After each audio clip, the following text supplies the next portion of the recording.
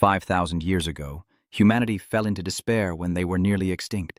To save the world from total collapse, the four great heroes appeared to confront Erebos, the source of evil. But in reality, the companions were also the ones who played the most important role in defeating evil. The hero of the beginning, Kyle. At that time, the four heroes had all fallen in battle. Only Kyle remained, carrying the souls of his four comrades and the deep-seated fury to fight the Lord Erebos. In that final battle, thanks to the wise king's ultimate sacrifice to obtain the dragon's heart, Kyle finally managed to defeat Eros and destroy evil, bringing peace back to humanity. Today, that story has become a legend told to every child from the moment they are born. In a happy family, there was a baby named Leo who had just been born. And since he was in his cradle, he had heard the story of the heroes who defeated Erebos hundreds of times. But no one knows that within Lo's body is the soul of the hero Kyle reincarnated. And what makes Kyle furious is that although he personally beheaded Eros, only his name was erased from history and the legend passed down to this day. While the four great heroes remain, more than 5,000 years have passed since the appearance of those first heroes, and the world has entered a new era. An era of heroes where many changes have taken place, most importantly, the emergence of superpowers in humans. That is why some schools were established to guide heroes, like the Royal Land School. This year, this school has been chosen to host the Lumen entrance exam.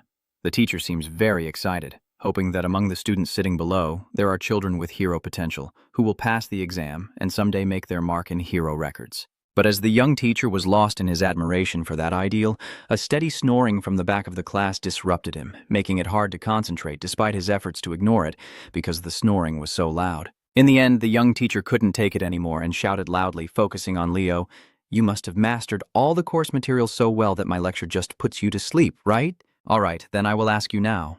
Yes, that sleepy teenager at the back of the class is the child with the soul of the hero Kyle. Leo is now 15 years old, a bright child from the Bob family, but he remains the same as ever. Inside his young body lies an old, worn-out soul that has seen too much of this world. Up there, the teacher is asking what ritual people had to perform 5,000 years ago to be called a hero. Leo lazily stands up, still yawning. If you've only just built your reputation, people will willingly worship you. Your answer seemed unrelated, which made the young teacher sigh in frustration and shake his head. In ancient times, there was no way to be recognized by the gods, and so only sacred rites are used to select heroes. A typical example of a sacred rite is the blood ritual, sir. Impressive, only then does a smile appear on the teacher's face. He keeps praising the young man. It's no surprise that his performance is so outstanding, because he is Gullivan from the Charton family, the greatest magic genius in the kingdom, and the one the teacher has the highest expectations for in the upcoming Lumen entrance exam. Leo didn't bother to notice Gullivan's provocative gaze. He looked at the magic history book in his hand, sneering contemptuously. Back then, he clearly met gods as easily as eating bread, organizing holy ceremonies like a damn monkey. Even after the battle with Erebos ended, the gods bestowed miracles upon the mortal world to celebrate these great heroes. But now, in history, only the concept of the four great heroes remains. And the one who delivers the final blow is Kyle's soul inside Leo's body. Yet he is the only one treated as if he never existed. This has been weighing on you ever since you were reborn. And even now during break time, the classroom suddenly becomes very noisy. The children in the class peek through the window at the appearance of the Zinger family. The teacher announced that all students must gather in the hall for an emergency meeting due to this event. As the announcement ended, Leo also stood up, prompting Gullivan to mockingly speak up. "Are you planning to go there to attract the Zinger family's attention? Why would they care about someone like you?" "I'm going home," Leo replied indifferently. "I'm not like you. I'm not interested in these things." After saying that, Leo just brushed past Gullivan, ignoring his furious face. "I'm not interested either. I just came to test him as a rival." "Well, up to you." Leo returned to his mansion. Although he always acts indifferent in class, he's actually not lazy at all in this life. As soon as he gets home, Leo starts training immediately. To be honest, this body is also better than the one in my previous life, so I can't waste this potential. Just as Leo was carrying his wooden sword out of the training room, he suddenly heard the sound of wind being cut in half right beside his ear. Along with that, a very familiar voice asked, "What's making you think so much?" Leo turned to see his mother wielding a sword at him. In an instant, he used his own sword to block, then stepped back just enough to stay safe. "Why did you suddenly ambush me, Mom? We haven't sparred in a long time." Lady Plop responded nonchalantly, despite just swinging her sword at her own child. "Ordinary talent won't be enough to pass Lumen. This is your final test, Leo. As soon as she finished speaking, Leo's mother charged at him with a sharp sword in hand. Although she is a woman, Leo is only a teenager now. The strength difference between them is significant, yet the lady still hasn't exerted her full power and seems to be planning to increase her strength further. Leo struggles to hold his ground against her, wondering if his mother might have picked him up from a garbage dump in the past. Mom, aren't you showing too much strict love for me? Even though I complain like this, I actually just managed to block a tough move from you. That only made her more excited, and she attacked even more fiercely, her speed skyrocketing and her force doubling compared to before. But at this moment, Lady Prop also panicked because she struck too hard. If Lee couldn't dodge, she would be guilty of accidentally killing her son. Yet in the end, her 15-year-old son managed to slip past her, causing his mother to stumble forward and her sword to clang loudly as it was knocked away. Are you still okay, Mom? Cold sweat began to pour down Lady Pop's forehead, but not from fear, rather from astonishment. Leo, do you still want to enter Lumen? She stood up and now asked, while Leo was now gasping for breath from exhaustion. The Lumen they keep mentioning is the most famous hero academy, but its fame isn't what drives Leo to succeed. It's because among the hero academies of the 4 races, Lumen is the most likely place to find relics of the forgotten hero Kyle. The reason Lo wants to go there is to find out why history has overlooked him, of course, Leo calmly replied. Lady Plop did not say anything further, only announcing that the Zinger family members visiting the Royal Academy would stay at the Bob estate. Since the 2 families aren't close, the lady originally didn't want them to stay overnight, but she asked Jay, the deputy head of the Zinger family, to teach her son the family's swordsmanship, so you'll become strong enough to join Lumen next year. Feeling cared for by your parents isn't bad, but Leo hasn't told his mother that he wants and is capable of entering the academy this year already. Not long after, the Zinger family carriage arrived. The first to step out was the young genius swordswoman princess from the Celia Zinger family, Leo's age. Aren't you curious about Leo, Celia? People say he doesn't care about our family at all. Seeing my face so downcast, Jay tried to start a conversation with her. Well, if he's a potential knight but can't use Oro, then he's not that impressive, Celia said in reply. I didn't think that way either, until I stepped into the hall and met the lord and lady of the castle. Jazz Blop and Jen Prop, Celia was still feeling resentful. But when she saw the lady's face clearly, the girl was stunned and understood why Jay insisted on staying here. The woman had red eyes, black hair, and a face that resembled her father and Uncle Celia. Nice to meet you, Celia. Vina extended her hand confidently. Say hello, Celia Jay reminds the girl. This is Jay, your child. After greeting Jay and Jenna, she went into a private room to talk. He kept complaining about the students at dance school rushing to see them, causing a chaotic scene. Only he left on his own accord. This is like a heavy blow to the great pride of the Zinger family. Sorry if your son's behavior seemed disrespectful. Rena laughed loudly.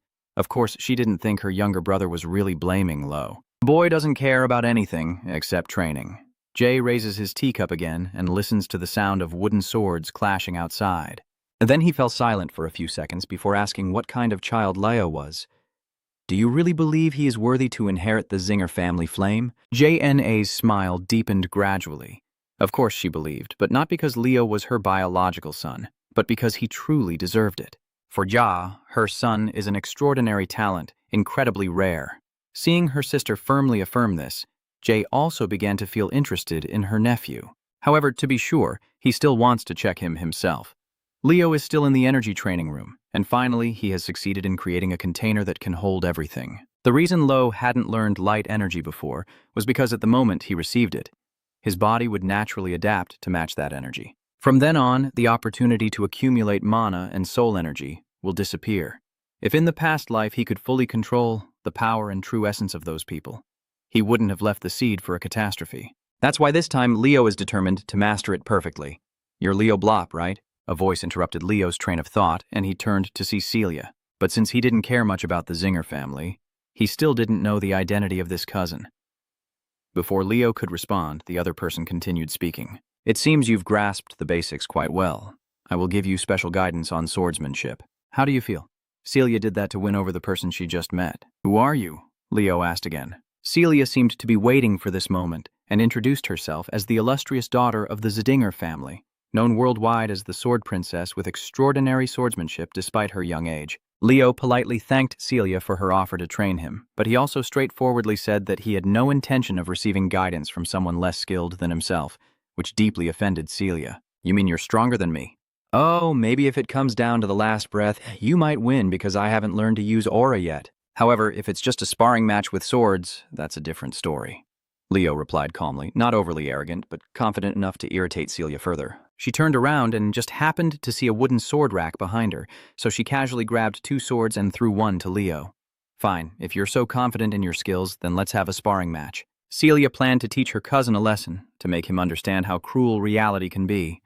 Of course, she didn't believe she would lose, so she proposed that if she won, Leo would serve her as a maid for a whole week while she was here. If Leo wins, Celia will voluntarily become his servant. This bet is very tempting for both of the aggressive children, so Leo immediately picked up his sword and took the initiative to attack. Before Leo's first strike, Celia couldn't help but break out in a cold sweat, although she comfortably blocked the attack. Honestly, Leo's speed was quite dangerous. However, in combat, speed alone is not enough. Celia was about to counterattack, but unexpectedly Leo was even faster, once again closing in on her and striking. This time, the strength he unleashed was much greater than before, enough to make that cousin of hers gasp in shock. Lo's eyes shone brightly. It's clear that in this battle just beginning, Celia is at a significant disadvantage, and even after only 2 strikes, Leo has already overwhelmed her. By Leo's third attack, Celia had no choice but to use her aura to create a protective armor around her head. Lo immediately stopped his action. Wasn't this supposed to be a sparring match focused only on swordsmanship? Celia felt a bit embarrassed and explained that she activated her aura armor as a reflex, but in reality Lo didn't pay much attention to that because he believed he would still win. At this moment, Lo paused for a moment, took off the bracelet in his hand and threw it to the ground.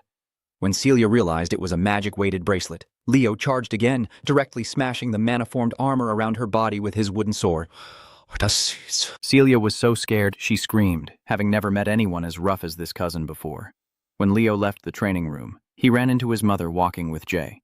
Reina called him back and told him to greet him. Leo also obediently and politely followed. Jay's eyes, when looking at this child, seemed to shine brightly. "I am Jay Dinger. Perhaps you already know I am your uncle. Nice to meet you." Leo reached out carefully to shake Jay's hand to end the social greeting. Only then did Jay remember something and ask if he had met Celia yet. At this point, Leo seemed confused, shyly glancing behind him. Reina and Jay also look in that direction. By coincidence, I saw Celia being taken out by 2 servants. One of them quickly approached Jay to report what had just happened. At this point, Jay's gaze towards him has changed somewhat. A child who can defeat Celia with a body that hasn't yet mastered aura can't possibly be an ordinary child. To beat Celia, you must possess an incredible ability. Jay sincerely praises. But what did the 2 of you bet on? The loser will become the servant of the winner. It seems that Celia Dinger will have to serve as your maid for the next week, Leo replied confidently. At this moment, Jay's eyes darkened as he told Lo that keeping one's word is very important. But Celia's status as the eldest daughter of the Zinger family, one of the most powerful clans in the kingdom, meant she could not become anyone's maid, not even her cousin's. At the same time, he tried to soothe Leo by promising to compensate him with another reward, but before Jay could even suggest what that generous reward might be, he heard Lo clearly say 3 words. "You are betting against me, Celia Dinger. As long as she still bears the Dinger name, she must be responsible for this promise, even if my alternative reward is to teach her the Dinger family's method of chi regulation," Jace asked again, expecting that mentioning the method of chi regulation would make Leo agree immediately. "I didn't expect you to stubbornly refuse once again. If you think the method offered as a trade to save your granddaughter from embarrassment has little value to learn, then I guess it really isn't worth much. Even if Leo is Jay's grandson, you can't deny that what you just said was too arrogant. This has completely ruined Jay's reputation." His face grew paler and his tone became so cold it was almost chilling. "Leo, just now you declared that you would use the direct heir of the Zinger family as a servant, and that the Zinger family's chi regulation method is worthless. Is that correct?" "Yes," Leo replied without hesitation, and quickly explained that he had no intention of insulting the Zinger family. However, if Jay's intention was to use that method as a reward for defeating Celia, he would have gladly accepted it. But he presented it as a gift to deny Celia's defeat. It means he thinks Celia's loss to Leo was just an unusual event.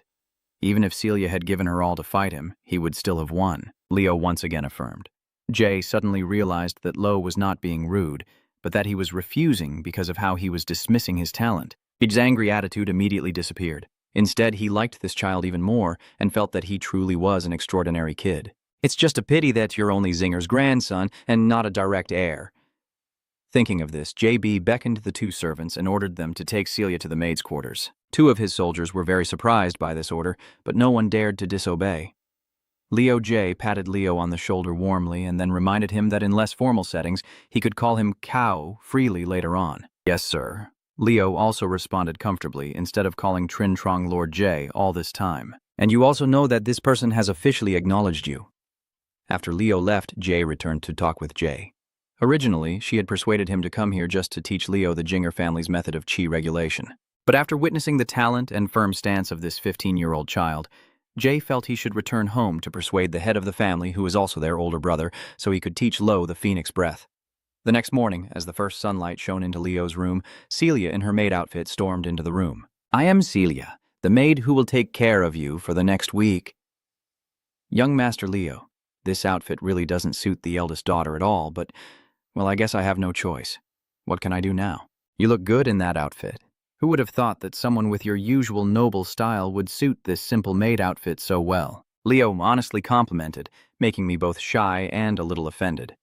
I know I look good, but if you keep saying that, she'll get so angry she'll start trembling. Oh, sorry about that. I didn't mean to upset you. I was just thinking of a few friends of mine. They really worship beauty, Leo casually replied. Actually, he's thinking of his 4 old friends, among whom Dueno is the most obsessed with beauty, always believing that eternal beauty is unmatched. Linus and Luna are 2 beautiful girls. So beautiful that Dueno once begged them to become his nude models. However, both of them beat him up badly. Celia didn't know what Leo was reminiscing about. She only focused on what was in his hand. She initially thought it was some special training manual, but it turned out to be a storybook titled The Great Hero of Beginnings. Celia was a bit disappointed because she hadn't read stories like this since she was 5 years old. She moved closer to Leo's bookshelf and noticed he had gathered a lot of books about the hero Kyle, the one who started it all. While she was on her tiptoes to pick up a book, she heard Lo say, "Many of the deeds performed by great heroes are hard to attribute to a specific hero.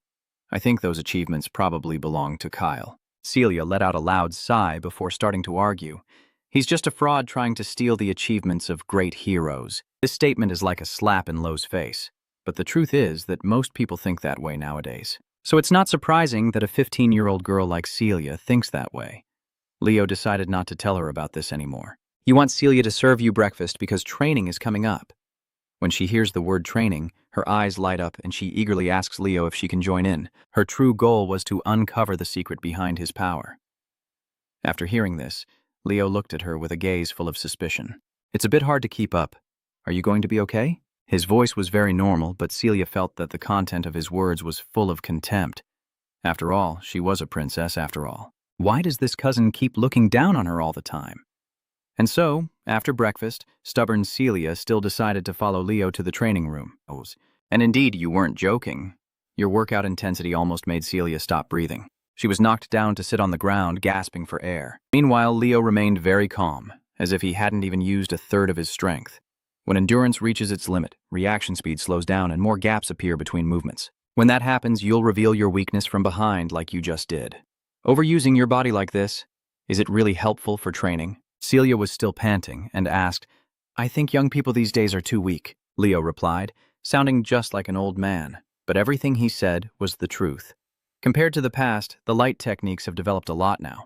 Maybe that's why people no longer care about physical training as much as before, because aura can help strengthen their bodies. But of course I couldn't say these words out loud. Who would believe that inside the body of a teenager is the forgotten hero from 5,000 years ago? Meanwhile, at Celia's side, a typical young woman, after being criticized for being too weak, becomes extremely prideful. Even though her whole body is trembling, she still stands up with her sword to save face. Don't underestimate me, Celia shouted. This damn white-haired bastard then charged at Leo with his sword, but this time the result wasn't much better. She was already exhausted, so her strikes became very weak. Before her sword even touched Leo, he knocked it away. Even Celia's body was beaten so badly that she staggered and fell backward. Her repeated failures against Lo severely damaged the princess's honor. Leo himself is not a malicious person.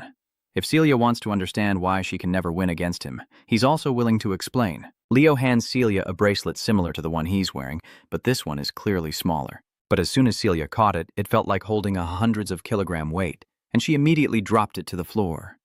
That's a magic bracelet with gravity. Leo explains with a devilish smile. From tomorrow on, Take it with you during training. To increase physical strength, there's nothing simpler than carrying something really heavy. Like that during training. That's how Lo usually does it.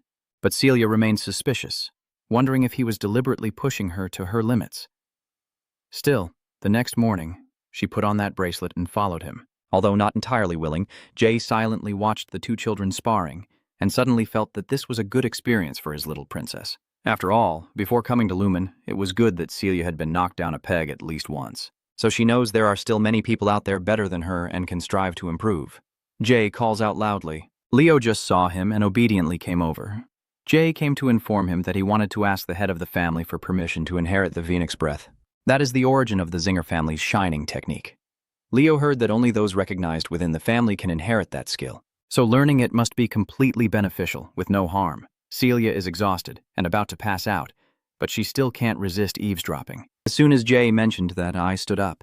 The father and son won't agree easily. Of course, Jay knew that, so he set a condition for Leo that he had to pass this year's Lumen entrance exam. Hearing this, Celia let out a loud sigh again. Because the entrance exam for Lumen is truly a battle, and Leo still can't use aura, throwing him into it would be too dangerous. But in my previous life, there was nothing truly dangerous I hadn't experienced. So I agreed without overthinking. Jay smiled contentedly. As expected, he had predicted all along that Leo would participate in the entrance exam this year, rather than next year, as J&A had mentioned. After discussing that issue, Leo immediately returned to his running practice while wearing the magic ring, and Celia hurried after him, not wanting to be left behind by her cousin. A tough week for her finally passed, and the day of the final Lumen entrance exam arrived, as mentioned before. The school Lo is attending is the Delan Royal Academy, where this exam is taking place. Celia's appearance here has caused a stir among the students around her. They see meeting the princess as an honor that not everyone can have, and also start whispering when they see a nobody Lo, always by her side. Are you worried, young master? Not at all, but it's been a week. Shouldn't you change the way you address me? Lo sneered at the remark, as if a week of being a maid had made Celia used to it. As they were about to start another argument, someone loudly called out Celia's name. Both of them turned around and realized that the speaker was Gullivan. He seemed surprised to see someone like Leo, who still couldn't use aura, appear here, but when he turned to Celia, he quickly changed his attitude just as fast as flipping a pancake. Celia, it's been a while. How have you been lately? This guy said last week that he only saw Celia as a rival, but now that they've met, he's trying to flatter her. However, both she and Lo ignore him. This made the other person so embarrassed they wanted to crawl into a hole, but after all, I was the one who started the conversation. Gullivan stubbornly tried to force himself in, so I introduced myself briefly. I am Given Chatton. I already greeted you last time you came to the school. I am called the greatest genius archmage of Delan. Hearing the opponent boast about themselves without shame, Celia began to feel impatient. I'm sorry, but I don't remember who you are. As she spoke, she grabbed Lee's hand and pulled him away, leaving Gullivan behind in disappointment. But before they could take many steps, Celia heard someone else calling her name. This time, it's really someone I know. They are two siblings from the Lee Wellen family. Abad is 16 and Chelsea is 14. It's been a long time, hasn't it? Celia. Although Abbott's tone seems friendly, Celia looks at them with a hostile gaze. Leo was completely clueless about who these two people were until Celia explained that they were the Lin siblings, a heroic family from the Leyan Empire. Those two will be coming with us, so we absolutely cannot lose to them. Leo, we can't let the Zinger family lose to the Lee Wellen family. Actually, I am from the Bob Leo Ding Chin family. At this moment, the Lee Wellen brothers have already approached in front of them. Out of basic courtesy to the descendants of heroes, Celia had to respond. Long time no see, about line. As expected, Abbott immediately asked who was standing next to Celia. She reluctantly introduced him as the son of the Bob family, a noble family of the Delan kingdom. Celia had already emphasized the word noble, but in Abbott's eyes, Leo was just an insignificant little shrimp. His arrogant attitude was like declaring war on those two children. The top position will definitely be mine, Celia. Now let's go. Chelsea.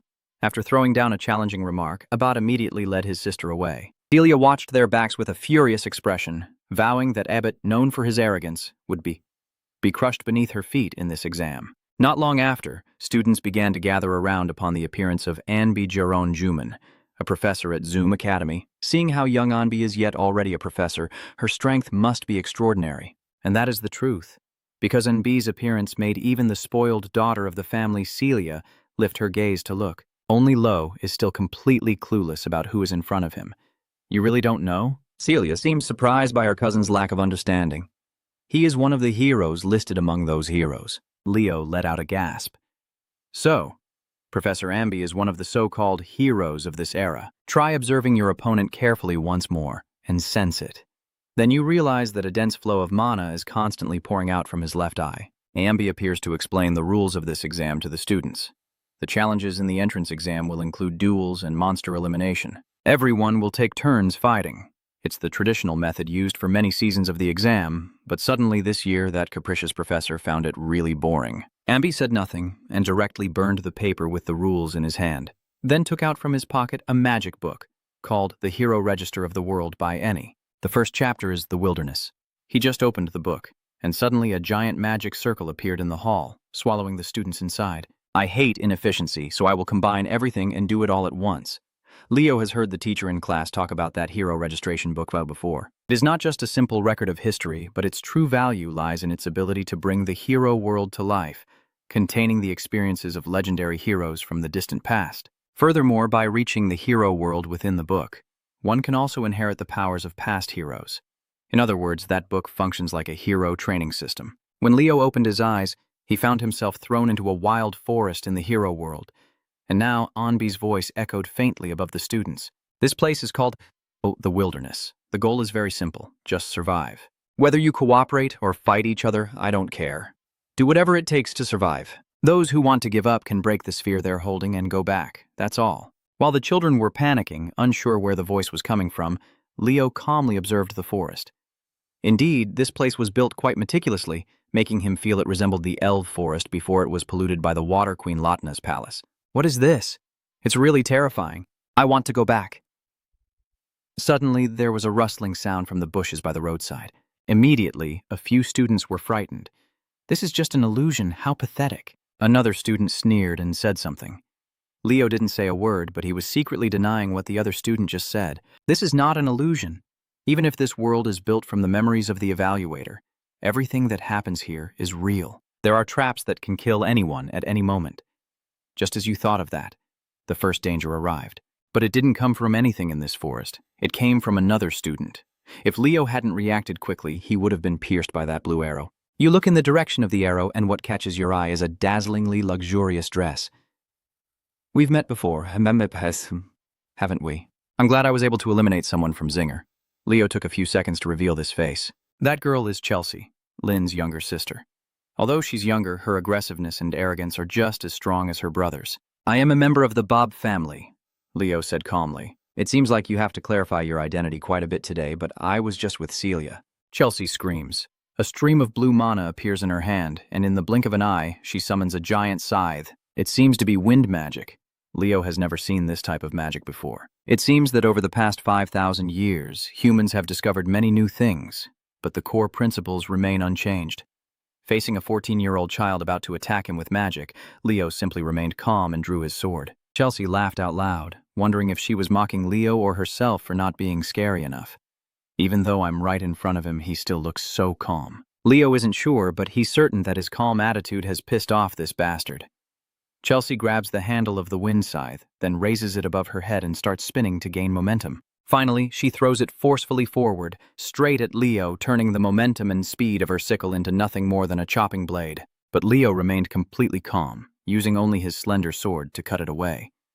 Throughout the process, Chelsea didn't sense any aura from him. This made her wonder if Leo has a rare attribute of aura, because that attack was too simple. Leo sighed. Why don't we team up instead of fighting each other? The person who survives the longest here will earn the most points. As a blood mage, shouldn't you at least pass one test? Leo sincerely asked, but was met with a mocking laugh from Chelsea. Unfortunately for him, I'm a battle mage. It seems that nowadays the concept of a wizard has also been updated. In the past, wizards were usually just behind strength, but now there are even wizards directly participating in battles. Are you saying my last attack was too simple? Did you hear that wrong? I mean, for wind magic, that attack was too simple. That's how it compares to its power. Even if the opponent seems about to get you really angry, Leo remains calm and responds, like an elder from over 5,000 years ago teaching a 14-year-old kid. But to Chelsea, his words sound like a scolding. Are you planning to teach me, a direct descendant of the Llewellyn family, about magic? Then let me crush you with these simple attacks. Chelsea fiercely swung her staff, simultaneously summoning multiple scythes of wind and gust arrows to attack. But upon closer inspection, Leo was no longer standing in the same spot, and Chelsea began to panic because of it. She didn't even sense any trace of mana, which means Leo simply left using only his physical strength. So how fast must you be? And how can you do that? When Chelsea saw Leo, you were only about a hand's length away from her, ready to throw another punch. With this speed and distance, Chelsea has no way to avoid it. Then, the birds in the corner of the forest were also scared away by Leo's shockwave punch and Chessa's deafening scream. So, should I politely ask you to cooperate with me once more, now that the live feed created by magic is connected so the judges outside can observe what's happening inside? But Leo managed to defeat a formidable opponent with his incredible speed. After taking a punch from him, Chelsea's insides were all mixed up. Leo then tied the girl tightly to a dry tree trunk in front of him, then calmly sat there lighting a fire with a smile that couldn't be more sinister. Not long after, Chelsea woke up from the heat beneath her feet. The girl panicked when she saw Leo intentionally setting a fire, and he took this opportunity to force Chelsea to cooperate with him, but she turned out to be much more stubborn than expected. For her, her brother is the best, and she doesn't need anyone's cooperation. Chelsea aggressively tries to summon the wind scythe to cut the ropes, but she finds she is completely powerless to do anything. It turns out Leo used a limited magic skill on her, and since he doesn't have much mana left, he can't prolong this situation. Before his mana ran out, Leo had to subdue this girl, and the fire he ignited grew ever stronger. Chelsea couldn't escape the ropes and was panicking, but in the end, she agreed to Leo's terms of cooperation, although he still forced her to swear on the honor of his family. Chelsea was pushed to tears, but protecting her life was the most important thing. So in the end, she was still subdued by Leo. I swear on the honor of the Llewellyn family that I will cooperate with you. Leo smiles contentedly. Kids are always this easy to fool. You loosen the ropes, and Chelsea immediately falls but is caught by you, or else she would have surely hurt her butt. Welcome to our collaboration, Llewellyn Wizard. Besides Leo and Chelsea, many other fights among students also broke out in the wilderness. The judges are still closely monitoring them via live feed, and it seems no one has yet met the criteria to catch their attention, because they believe that competing and fighting each other right from the very beginning is a foolish move. As expected, Celia is the most talked about figure, because she is one of the two who directly face the problem alongside Abad Llewellyn. Although they don't like each other, instead of fighting, they have started hunting monsters. The live feed shifts its focus to Leop. Unlike Celia, he has never been highly regarded. Even the judges found his moves childish, but with Chelsea cooperating, he still managed to secure the required score. In the eyes of the judges, he may not have overwhelming power or rank like Celia or Abad, but so far he is becoming an unexpected dark horse. That little girl Chelsea, though still young, is also a fierce beast. Although working with Leo made her very uncomfortable, since she had sworn on her family's honor, she still had to do her best. Chelsea kept thinking that she should have teamed up with a knight. Moreover, all along the way, the girl kept wondering about the type of aura Leo was using. They had been walking together for half a day. Finally, Chelsea couldn't stand the curiosity anymore and asked, "What kind of aura do you use? I can't detect any mana from it." "I don't know how to use aura," Lee replied nonchalantly, showing no embarrassment. "What? How can you do that without any aura? The foundation is still the most important thing. Let me give you an example with your wind magic. What do you think its foundation is?" But just then, Chelsea's gaze, which had been fixed on him, suddenly changed. Chelsea quickly summoned a wind arrow and shot it straight into the bushes on her left. It turns out that while the two of them were talking, a monster was planning to ambush. After it was over, the girl restored her arrogant attitude and replied to Lo, "How dare you talk about wind magic in front of Lynn's family? You're truly brave, Leo." He paid no mind to Chelsea's condescending attitude and patiently pointed out her mistakes instead. At the same time, he approached the remains of the monster Chelsea just defeated, but noticed a strange powdery substance with a peculiar scent surrounding them. It seems Leo has figured out the condition to pass this test, and just then his sharp instincts told him that danger was approaching. Instinctively, Leo quickly embraced Chelsea and rolled to the side. This action helped them avoid a life-threatening explosion. The two of them almost got hit. "We need to take down Chelsea Llewellyn first. The other guy is nothing special," a familiar voice called out nearby, along with the sound of footsteps getting closer. Turns out it's someone they know, Gullivan and his team. Leo didn't expect this stupid kid to be any smarter, but since he's come here on his own today, I won't hesitate to give them a good lesson. And so Gullivan's first teammate was knocked out on the spot by your punch. It was just a pure physical punch, and the opponent couldn't even dodge it. This left Gullivan and the others stunned. "Watch my back," Chelsea Leo advises. Somehow, after seeing all these cool and badass actions of yours, she suddenly feels like you're not that dislikable anymore. Chelsea quickly regained her composure, drawing her wind scythe to support her teammate, while Lee had already placed his hand on his sword, ready to strike any fool who dared. With his fighting skills not to be underestimated since 5,000 years ago, it's obvious that Leo or Gullivan will win this battle. So after a while, that red-haired kid ran away with all his might, hoping to find another team to join. At that moment, Gullivan happened to run past Celia and Abbas. Recognizing the kid, Celia then pulled Abbas to go in the opposite direction. The sight before them shocked both of them. They found Leo and Chelsea. Both of them are safe and sound, but around them is clearly a battlefield with monster corpses and students lying scattered everywhere. Chelsea immediately ran into his arms to report that he was safe when she saw her brother, while Celia looked at Leo and asked suspiciously, "Why are you and that girl together?" "I suggest we cooperate," Leo replied. "There's no way that stubborn girl would agree, but I managed to convince her."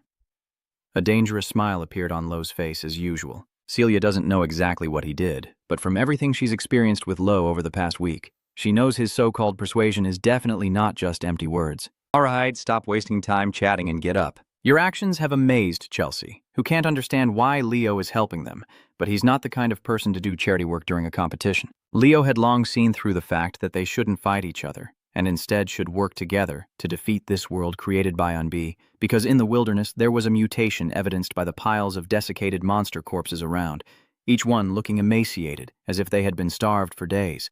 Furthermore, since they first entered here, they have encountered very few monsters, indicating that another high-level creature has appeared and is hunting the other monsters in the forest. The other three became more convinced the more they listened, and they also remembered hearing about Hero Anbi's first battle involving a high-level monster. Therefore, Lo's hypothesis is most likely true. As they were talking, a terrifying roar suddenly echoed deep in the forest. That terrifying sound made the children freeze in place. If what Lo said is true, then that high-level monster has finally appeared. Meanwhile, Guravan, being foolish, remains completely unaware of the danger ahead, wandering alone in the forest to find his teammates with the goal of defeating Leo at all costs. In the dim, misty darkness, Gullivan suddenly tripped over something and was so scared he fell backward when he realized it was a human corpse. Gullivan was extremely tense, sitting on the ground unable to stand up, clutching his staff tightly. Then suddenly, both his staff and his hair got covered in some slimy, disgusting liquid, and Gullivan felt that something was terribly wrong. And when he was finally alert enough to see clearly what was around him, he discovered a terrible thing. Behind his back was a giant monster, and the liquid on Gullivan's head was its saliva. The longer time passes, the more students fail and escape. Now, over 500 people. They are all bragging about how many they have defeated inside the wilderness. But in Professor Anbi's eyes, they are all failures. Seeing the situation doesn't look promising, another supervisor approached Anbi and whispered, "Even if the overall standard isn't great, shouldn't you still select the top 100 students like in other areas?" There are only 50 students left in the test now, but Anbi remains very determined. Even if no students meet the standards he set, he is willing to fail everyone. Principal Alien, knowing this personality, still entrusted Anbi with this responsibility. That's why Anbi is even more determined to be strict, because he believes a true hero can only be found in difficult times and cannot be chosen carelessly. Anbi has been keeping his eyes fixed on Leo, suspecting that he has already discovered the mutated monster in the forest, but discovering it is one thing, defeating it is another. So Anne is eagerly awaiting your next move. At this moment in the wilderness, Leo led the team he had just gathered, proactively searching for the monster. Gullivan's teammates weren't exactly happy about it, but staying behind to be torn apart by the creature was even worse, so they reluctantly followed.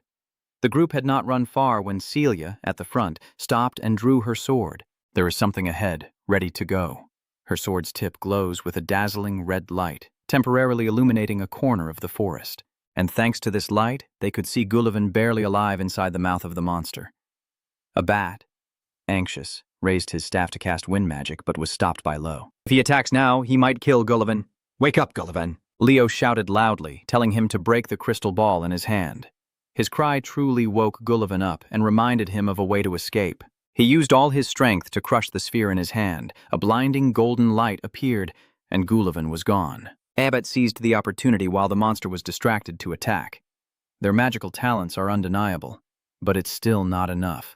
That spider-like monster has mutated and become much stronger than a normal creature. By now, Leo has also figured out its true identity. That is the proper name of the monster, Princess Spider Tarantulia. Another student, seeing this, eagerly rushed forward to attack Tarantulia in close combat, but before his weapon could even reach, he was thrown back by the spider's leg. That male student was slammed hard against the tree behind him. I don't even know if he's still breathing. Celia, as one of the strongest here, also wants to step forward.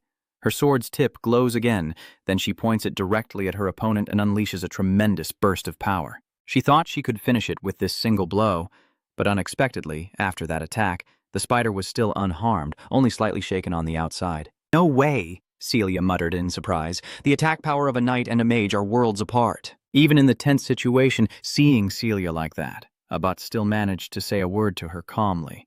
He took the lead again, using his staff to create a whirlwind. Abat's power was so great that it almost swept away the students in the team, with fierce and sharp gusts like blades surrounding that monster.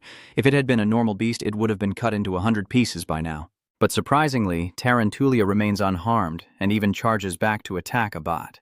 Chelsea is shocked by this and immediately steps in to save her brother. But Abat still got a deep gash on his right arm from the spider leg. Even though he's in pain, he has to pretend he's fine in front of his sister. Anyway, just being alive is already lucky. What kind of monster is this? Her healing ability is just too terrifying. The other students are starting to panic. Neither Celia nor the Lin brothers can do anything to it, so what can they do? It is the daughter of Siatna, the queen of Tartaros, a monster in Ebos's army that raised the fairy realm. Leo's explanation was also to answer the question from the student just now, but as he finished speaking, everyone's expressions, including Celia and the Wind Mage brothers, changed suddenly. At that moment, he was certain that the magic in Anby's left eye that he sensed earlier was the magic of the Spirit King. Tarantulia rules the cursed wilderness and has destroyed the fairy forest, devouring the right hand of the Spirit King, the one who bravely fought against it. Leo initially thought Luna had destroyed Tarantulia 5,000 years ago, but it seems the right hand of the Spirit King inside it saved its life. To be precise, it was the ring worn by the Spirit King on his right hand that saved it, as it is an endless source of life energy from the Ring of Life. If that monster is the key to passing the test, I will defeat it. Abat, despite being badly injured, is still very eager. Who gave you the right to do that? Celia also refuses to give up. And so, the two of them attacked that divine spider simultaneously. The strength of these two kids is among the best of their peers, if not the strongest. But even if they attack at the same time, that spider keeps healing non-stop, completely unharmed. It's useless. Leo said it will keep recovering until both of you run out of mana. So you have an idea now, right? Celia challenged back, saying they needed to cooperate. And as Leo finished speaking, Abat quickly refused, claiming he wanted to be the top scorer. And of course, Celia isn't interested either, because she doesn't like that guy. Don't be so childish anymore. If we can't defeat the hero world, everyone will fail. Being called childish by Levi, both Abat and Celia freeze stiff, but they can't deny that what he said isn't wrong. With the current situation, if they don't cooperate, they'll all fail together. But the problem is that now, even if both of them cooperate, they still need time to launch an attack strong enough to kill it. And besides Celia and Abbas, no one else is capable of holding the monster long enough for them to create that attack. But that was just what Abat thought. The truth is, there is someone here capable of doing it. It's Lee and you who are actively taking on the task of holding off this monster. What? Are you crazy? You can't even use light energy. Celia said urgently. I know, so I can only buy you 5 minutes. If Leo could use aura, he would have been able to handle Tarantulia himself. Abat was still very worried, fearing that this single attack would fail. But Leo was full of confidence and did not believe that such a worst-case scenario would happen. Because since ancient times, wind and fire have always been good friends. They have always been harmonious and complemented each other well. Therefore, the coordinated attack of Abat's wind and Celia's fire is sure to be extraordinary. After mentally preparing them, Leo randomly picked up a weapon from the ground and he moved forward. Standing before Tarantulia, he recalls the most brutal battles from the past. Feeling the hot blood surging through his body, Leo charges forward, taking the initiative to attack. It's been a long time, hasn't it? Tartaros's monster. 5,000 years ago, it may sound distant, but the old memories still remain clear in Leo's mind. Now you stand before Tarantulia once again, but your body still can't use light energy, as expected, causing many limitations. Chelsea! Leo shouted loudly. Make the wind magic you possess push the weapons around me over here. There are indeed many weapons scattered around Chelsea from other students, but she doesn't understand Leo's intention. Furthermore, to avoid the monster's attack while you keep jumping around, your constant movement could hurt yourself when Chelsea moves the weapons, so she still hasn't dared to strike. I can catch them, so don't worry and hurry up, Leo urged, and Chelsea had no choice but to follow his instructions. Based on the sound of metal, Leo guessed that she was sending two weapons, a curved sword and a mid-length sword. Using his sharp senses, he timed his jump perfectly and successfully caught both weapons. As he falls freely, Leo is completely in control, wielding two weapons that make him even more formidable. His continuous attacks until the broken middle section of the sword, then Leo shouted loudly, "This time Chelsea is more in sync with you." She quickly uses wind magic to equip Leo with a few more weapons. He attacks non-stop without a moment's rest. The scene of Leo fighting with all his might has kept Chelsea glued to her spot, because although the young man in front of her is around her age, his manner of fighting is like a martial god with decades of battlefield experience. Both Celia and Abbott also saw this scene. Only now did Abbott feel ashamed of the words he had spoken about Leo in the competition hall. It turns out you're not just an unknown nobody. Fighting like this with such frenzy isn't something everyone can do. On this side, Leo fought more fiercely. Even now, a bleeding wound was visible on his face. But he didn't feel pain. In fact, he felt more fired up. If you can't stop a spider like this, your old friends from the other world will laugh at you. Thinking of them, Leo once again filled with energy, raising his sword once more. You signal Chelsea to send more weapons, but she responds with a panicked voice saying that's the last one left. At this moment, Lo's heart feels like it skips a beat. Without weapons, how can he fight unarmed, especially against Tarantulia? But luckily, at the most critical moment, Celia and Abbas were also ready. Her whole body was enveloped in a blazing energy, even as Celia's arms trembled non-stop with tension. "Leo, I'm ready. Move aside." Immediately after, Celia used all her strength to unleash this devastating attack. The power of the attack truly exceeded her own imagination. Specifically, Celia unleashed a sea of flames that immediately engulfed Tarantulia. No matter how strong the monster's healing ability is, it can't recover when surrounded by such a large fire. As a result, it was burned to ashes. The life ring inside its belly also fell out, marking the end of Chuang's initial influence in An's world. Celia let out a sigh of relief and sank down to the ground. Luckily, they had succeeded. But what's occupying her mind now isn't the deadly move she just used, but that Leo actually held off that terrifying monster for over 5 minutes, even though he couldn't use aura like the others. Celia was about to praise him, but Chelsea cut her off loudly. "Wonderful, truly wonderful. You look like a hero straight out of those stories." The girl's eyes and tone are full of admiration, completely different from the first time they met. Even Chelsea proactively asked Leo to teach her close combat because she wanted to become a skilled battle mage. Hearing this, the terrifying memories at Celia's mansion come flooding back, and she can't help but laugh. "I really hope you get to experience Leo's training for at least a week." Chelsea was confused and didn't understand what Celia meant, nor did she intend to explain it to the girl. Meanwhile, Leo approached and picked up the life ring from the ground. As he touched the ring, a spirit appeared, and Leo immediately recognized it as the prince of the fairy tribe. Seeing an old acquaintance again in this new life is truly moving. "Sulit, do you remember me?" "I am Kai Li."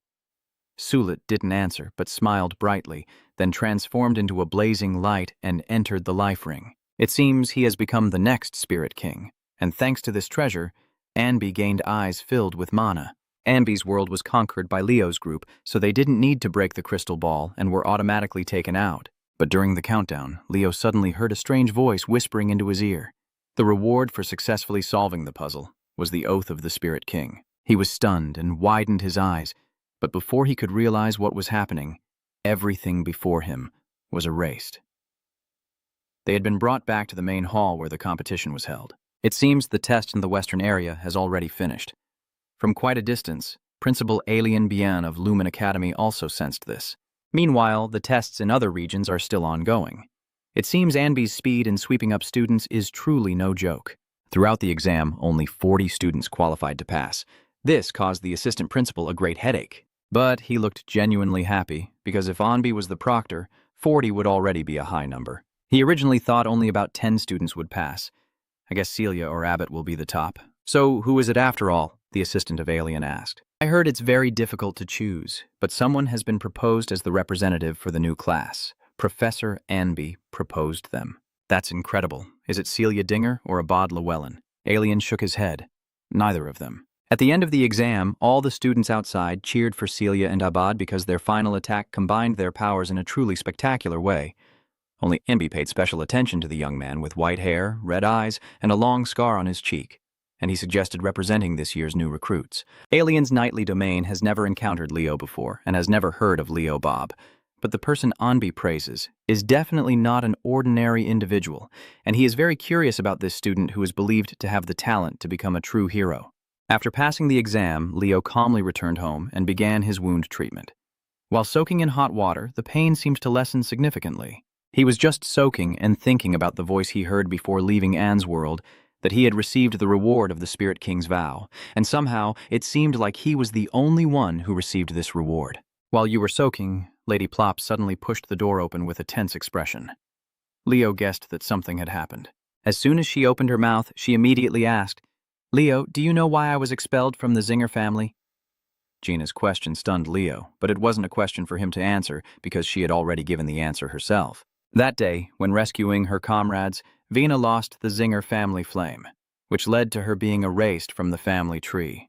But since then, she has never regretted that decision. And today, Vina suddenly told her son about this because she hopes Lo will use his strength and talent for justice.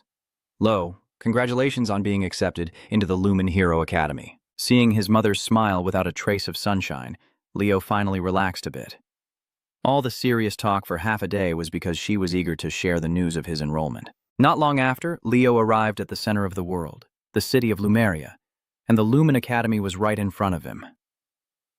It's undeniable that this place is much more bustling and lively than his hometown. As Leo stepped through the teleportation gate, he saw a familiar face. Jay had come to pick up his grandson and congratulated him on being accepted into the academy. From what he said, the Zdinger family has been caught up in an almost endless debate for the past month over whether Leo is qualified to inherit the Phoenix's breath, because Gina no longer bears the Dinger name and he is her son. But the elders were very impressed with how Leo passed the recent entrance exam, so the final result was still fairly promising, Jay said, while tossing a complex key into Leo's hand and telling him it was a subspace key. Leo tried to open it. As the key turned a full circle, a space immediately appeared before him, containing only a single book. Leo opened it, and from inside, a blazing fire suddenly burst forth, startling him. Jay guides his nephew to drip blood onto the page in the center. Immediately after, the characters in the book appeared, and Leo was able to read it. This is the secret technique of the Zinger family. Although learning it is not easy, Jay has a strong intuition that Leo can master it in a short time. Leo, congratulations on officially becoming a member of the Dinger family. After finishing things with your cousin, Leo heads to the street in the city center where Celia has arranged to meet him. But before he could wait, he was bumped by a four-eyed girl whose large stack of books in her hands blocked his view. The four-eyed girl hurriedly apologized and gathered her pile of books before running off, so rushed that she didn't notice she had dropped her student ID card. Leo curiously picked it up to take a look. Chloe Muller, it turns out, is also a new student at Lumen Academy. You temporarily put it in your pocket and then entered one of the biggest stores in the neighborhood. As soon as she entered, she heard Celia's sharp voice asking why she was so late. A bunch of uniforms, textbooks, and many other things. Plus, there are things T-Tai still need to buy. The girl is holding 7,749 shopping bags. Rich kids really do shop differently from ordinary people. Leo apologized for being late and told a story about meeting Jay on the way. As soon as she mentioned his name, Celia's eyes lit up. So they've made their decision? What was the outcome? Lo didn't answer simply, instead using an action to freak out. He raised his left hand and snapped his fingers. Immediately, Lo's entire body was engulfed in a blinding flame, and a pair of fiery phoenix wings appeared behind him. Oh, so this is how he uses it? Celia suddenly rushed so hard that she dropped everything in her hands and fell backward. Has it really been 2 hours since Leo met Jay? She used to take up to 3 weeks to master this secret technique, but he was able to become proficient in it in such a short time. Since the estate, she knew Leo was no ordinary person. But at this point, he's a monster who can't be beaten. It took Celia a while to recover from the shock and continue her shopping. The very next day, they arrived at the dock to prepare for the enrollment ceremony. A giant ship was riding the waves as it approached the harbor. At this moment, a rather young man named Alandier, the instructor in charge of the new night students, appeared. Compared to the charming Professor Ann Bai, he seemed more prickly, but in terms of strictness, he was probably on par. Hey, the new students quickly boarded the ship to Lumen. They enjoyed the beautiful scenery and delicious food on board, so everyone seemed very excited. Leo and Celia remained as cold as ever, but soon someone approached to start a conversation with them. The boy's name is K. Thomas, a new student from the kingdom of Moira, and he is an alchemist. This kid looks handsome and very talkative. Just after meeting them, he pressed his business card into their hands. I sell everything from potions to weapons. Don't hesitate to come to me if you need anything during your time at school. Celia still remained as proud as ever, but since she found her opponent quite interesting, Leo also politely introduced himself. When Tia heard him say he was from the kingdom of Delun, she was left gaping in amazement. Dan, so you passed the Western Regional exam set by the evil demon teacher, and by? That's impressive. Leo isn't used to flattery and praise, so he just nodded and changed the subject. By the way, am I the only one who finds the current situation strange? What do you mean? Tia asked. Luo felt that way because he sensed the boat was so peaceful it was almost strange. Having lived through battles before, he found this atmosphere a bit unnatural. It's just a normal welcome for new students who passed the exam. What's so unusual about that? You're just good at worrying too much. Celia sighed. Yes, they definitely won't treat the students harshly before the start of the semester. Additional information. But as he finished speaking, the boat suddenly shook violently. Even Celia couldn't keep her balance. Leo seemed to have anticipated this. He glanced to the side and immediately saw a giant tentacle rising from the water, smashing into the ship right in front of Seer. The kid who was still eating his cake had to jump out and shout for help. But the wind spirit, the central figure in the student's current cry for help, still remains calm to the point of indifference. The students ask for help? All the students are Lumen trainees and hero candidates. When danger comes, they must overcome it on their own. Now Leo has a clear view of what just attacked the ship. A giant octopus. He was the first to react by drawing his sword. After becoming part of the Zinger family, your impression of Celia also improved significantly, so I'm reminding you to stay alert. Take care of yourself here, Celia. She retorted stubbornly while also busy dealing with another tentacle, but the truth proved Leo's warning was not at all unnecessary. Because after Celia unleashed her firepower, she was soaked from head to toe by that monster's water spray. This is a natural behavior for a Kagan. It reacts to heat by spraying water. That's basic knowledge. Young lady, Leo muttered, as Celia was about to retort, but her words were cut off by the panicked scream of another student, who had been caught and lifted into the air by the tentacle of the white beast. Celia completely forgot about arguing with Leo, and they both rushed over to rescue their classmate. Although soaked from head to toe, she still fought fiercely. Their actions were watched by Xia without missing a single second. He was extremely surprised. Celia has been famous for a long time and even scored top in the entrance exam, so her decisive fighting style was not surprising at all. What surprised him was Leo's action, because he looked even more fierce than Celia. As he was staring in shock, he suddenly got hit by a frozen tentacle and almost got crushed. He was so angry he stood up abruptly and shouted, "Watch out a little!" Leo looked toward the person attacking the monster, then realized it was his four-eyed friend he had just bumped into on the street yesterday. Unlike her clumsy and silly appearance, now Chloe is using ice magic very skillfully, facing the white beast alone and looking very cool. If you can't protect yourself, then just step back and retreat. Chloe said, "This is to tell Xia that it looks like this girl is pretty tough too." Xia sighed and started grumbling again. Yeah, the strong ones never care about us being caught in the middle of their fight. As he finished speaking, more tentacles fell down. This time the author is the Lee Wellen siblings. It's also the first time Leo has seen them again after the exam. Abat just appeared and immediately challenged Celia as usual, but she, being too used to this, didn't bother to respond. Only Chelsea, the younger sister, now looked at Leo with a meaningful gaze, quite different from their first encounter. Unfortunately, he didn't notice because Lee was busy watching Professor N. In this situation, he still politely poured himself another glass of red wine, announcing that the large water reservoir leading to Lumen was filled with many monsters, not just this one. And it was the perfect greeting for the welcome party.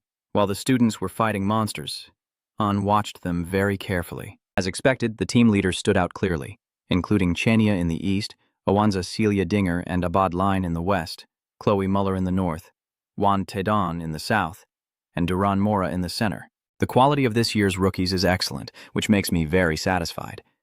However, the person who impressed me the most is not those names I just mentioned, but that seemingly insignificant kid, Leo Pops. His swordsmanship is precise, with no unnecessary movements, and his movements seem to anticipate the monster's actions.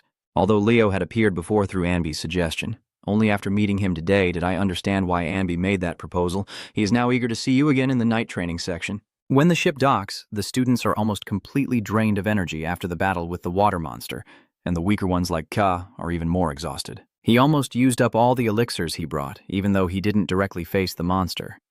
The students will have to cross that lake, so it's better to get used to it quickly. He jumps down from the airship and then guides the new students into the lobby. The Lumen Academy is bigger than Leo imagined. He guided the students to line up according to their areas. The top scorers will stand at the front of each row. The enrollment ceremony will be simple, with a few words from Principal Alien. Before becoming the principal, he was a swordsman, so his alien's sharp words were enough to make the new students swallow their saliva in tension. If your dream is to become a hero, then always risk your life and push beyond your limits. Those who cannot do that. At this point, Alien suddenly slammed the podium so hard that it immediately cracked in half and was no longer suitable for this place. After doing that, he even felt he was a bit over the top. The professors at the school are used to it already, so no one has any objections. Indeed, the longer they teach at Lumen, the more the majestic image of the Swordmaster Alien crumbles year by year. And after the principal's speech, it was the turn of the new recruit's representative to speak, which was the part that the new students had been looking forward to the most. The top contenders compete fiercely, while those lower down are eager to find out which of the outstanding students from the southern region was chosen. Not only Celia and Abbott, but all the other top students are holding their breath in anticipation. But in the end, the lucky first-year representative was Layup himself, which even he didn't expect to happen, making everyone else even more surprised. Leo instinctively looked at Anbi and saw him smiling encouragingly. He immediately understood that this strict professor had recommended him. Under the suspicious gazes of many students, Leo slowly stepped onto the podium with his speech in hand.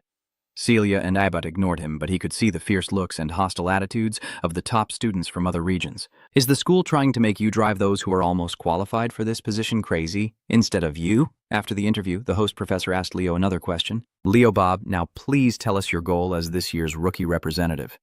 Leo smiled confidently, even though he knew many people below were staring at him with deadly eyes. Behind them, the professors who had met Lo for the first time were praising his speech as impressive and his conduct as exemplary, but then Leo confidently declared, "I am the rookie representative, Leo Bob. I know many people desire this position.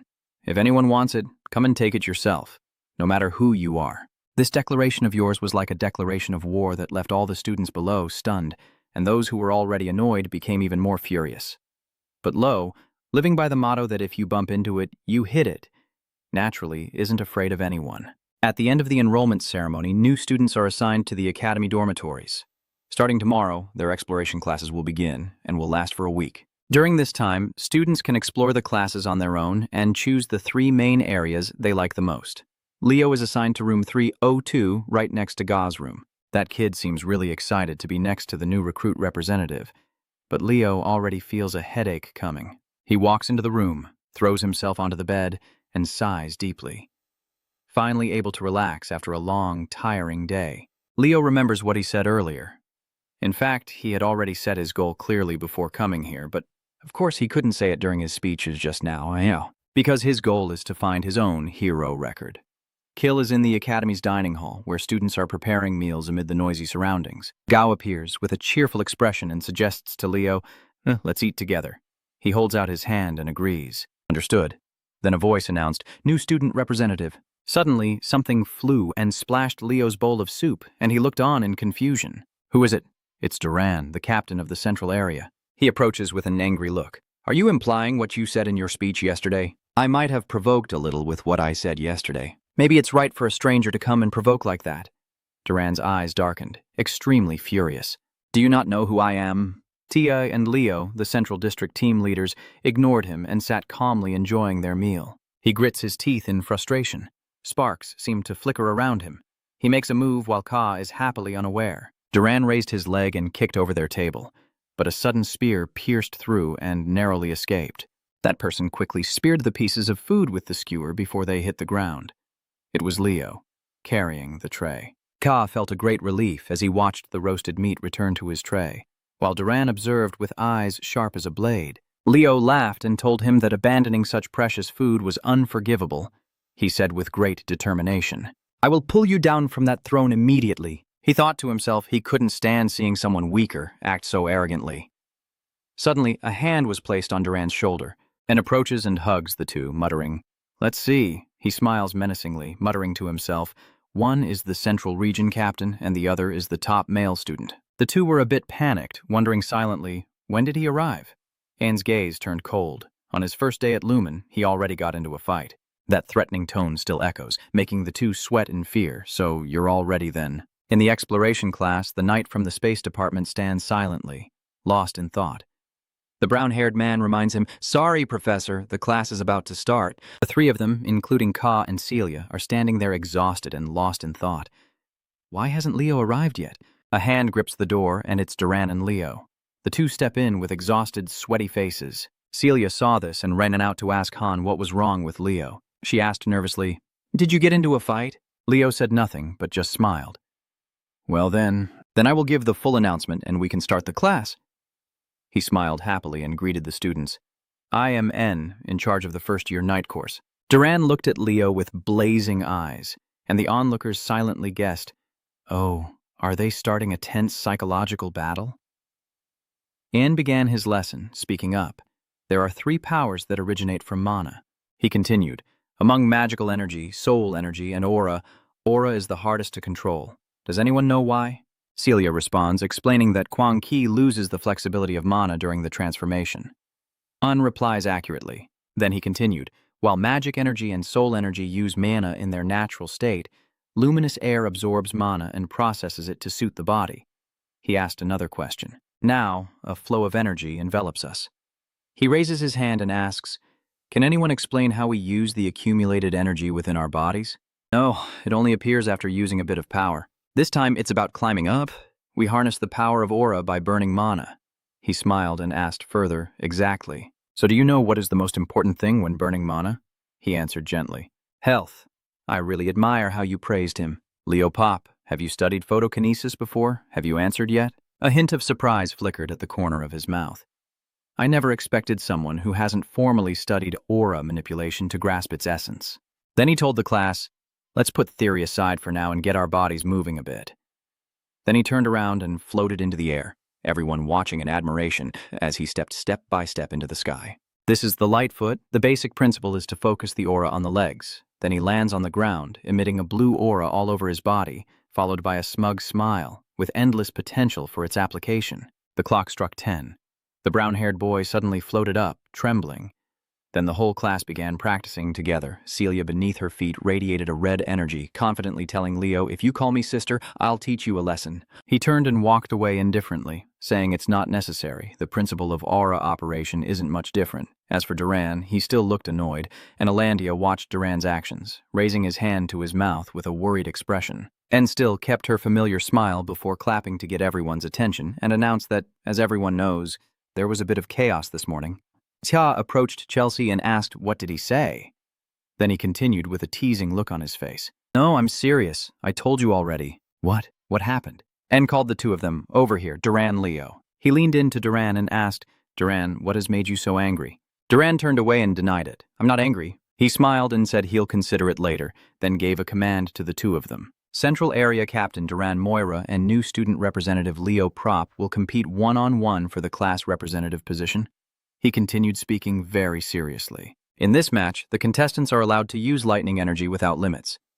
Duran was a bit surprised by this competition. After a while, the man holding the signboard smiled and told everyone, "Come on, place your bets." The first is Duran, a genius of the Moira family and descendant of a hero, a master of lightning magic. The second is Leo, an underdog from the suburbs and the mysterious figure who has subdued team captains from all regions and become the new student representative. Leo. Everyone around was whispering, implying that as a new recruit representative, he should show something, right? From what I saw earlier when he was talking to Celia, it seems like he can't even use the light skill, right? Did you hear what he did yesterday? I can't stand him. Not everyone can be the captain of the central area. Meanwhile, that rookie still hasn't proven anything, and announced the rules. All right, the first to cross the finish line wins, and whoever wins must accept the outcome. This is called the spirit of sportsmanship and readiness. Celia watched anxiously, thinking to herself that Leo couldn't win. She looked toward Duran, whose face was grim, but he always exceeded everyone's expectations. A loud cheer erupts as they start, both rushing forward at the same time. Duran glances down and sneers, "I will be number 1. Tanbing accelerates so much that golden lightning flashes around him, while Leo still closely follows, trying to surpass him. Outside the arena, the cheering voices of amazement continue to erupt. Duran is different, so cool, while on the other hand, he's a rookie representative. Flames flicker beneath his feet. The two students watched the match with sighs of disappointment, commenting that it's hard to believe he's a bit lacking. The person next to him is right. That bastard becoming the representative is a scam. I can't believe it. Ignoring the words, Chelsea now raises her hands like a megaphone and shouts loudly to cheer. Come on, push harder! As he accelerates on the track, Duran is getting faster and faster, with lightning surrounding him growing thicker. Tia watched from outside with a look of worry and horror in his eyes. Duran was already halfway there. He focused on a spot somewhere else, so he didn't concentrate enough for Duran to get ahead. Leo spun around, trying to stop at high speed, his shoes grinding strongly against the ground, creating a cloud of smoke. He ran headlong toward the wall, leaving the arena area. Celia shouted angrily, "Where did that fool go?" The flames beneath Leo's feet grew stronger. He stomped down to gather force, then leapt powerfully over the barrier with a sharp glint in his eyes. Standing above, watching as the flames beneath Leo grow stronger, he locates Duran in the distance. Using his strength to crack the ground, Leo jumps out again with force. Hearing a loud crash behind him, he looked down in panic at Duran. A figure shot forward like an arrow at high speed. Leo chuckled in response to Duran's initial contempt and said, "I will be the first, even if I crawl slowly." Not understanding what you were saying, he sweat as he watched a speed no ordinary person could reach. What is Duran afraid of? Leo lands with confidence and slowly approaches, hesitating as he looks at the young man in front of him, who has taken his victory. Leo turned back with a sneer at Duran. The ground after their race was left covered in smoke and shattered stones. The two who initially mocked and gawked muttered to their friend, "Did you see that? Your friend isn't in the mood to joke around anymore. Rumors about your strength are spreading. Duran should have been the fastest first year, but I didn't expect him to beat him. But I'm sure I heard that he hasn't learned the Kwangbo yet." Celia was stunned, internally protesting. "That's not Kwangbo, it's Fuang Huangbo. That's really the name." Celebrating joyfully, cheers. Leo has won. Chelsea clenched her fists happily and shouted congratulations. "Leo, you're amazing," he marvels. "Leo, you're so cool." Everyone in the field watched silently with their arms crossed. He remembered Duran using his ultimate skill, lightning aura, and boosting his speed. So was. I predicted it, but that speed is truly astonishing. He then remembered Leo's image when using his footwork. Meanwhile, although slower, Leo Plop applied it better. He gathered and focused his fiery energy into his legs, creating a formidable step. That was an excellent application. He extends his hand for a handshake in praise. That was a great match. Duran, if it had been a long-distance race, the outcome would have been different. Duran, angry and full of frustration over his defeat, quickly walks past Leo and tells him to get lost. An is delighted with the result, convinced that among this generation's disciples, a hero has finally been born. Chelsea excitedly opened her eyes and made a request. "Leo, that's amazing. I also want to train with you." Ka feels a little jealous as Ante points at Celia and asks, "Why does she keep focusing on him instead of me?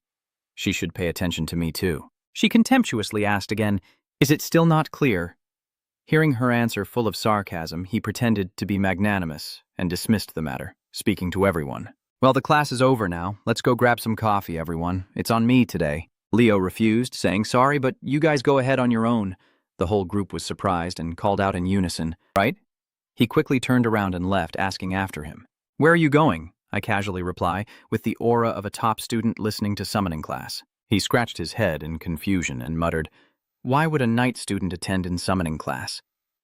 Celia sighed in confusion, unsure what he was thinking anymore. In a different part of the school, he walks under the shade of a tree, lost in thought, still puzzled by one thing.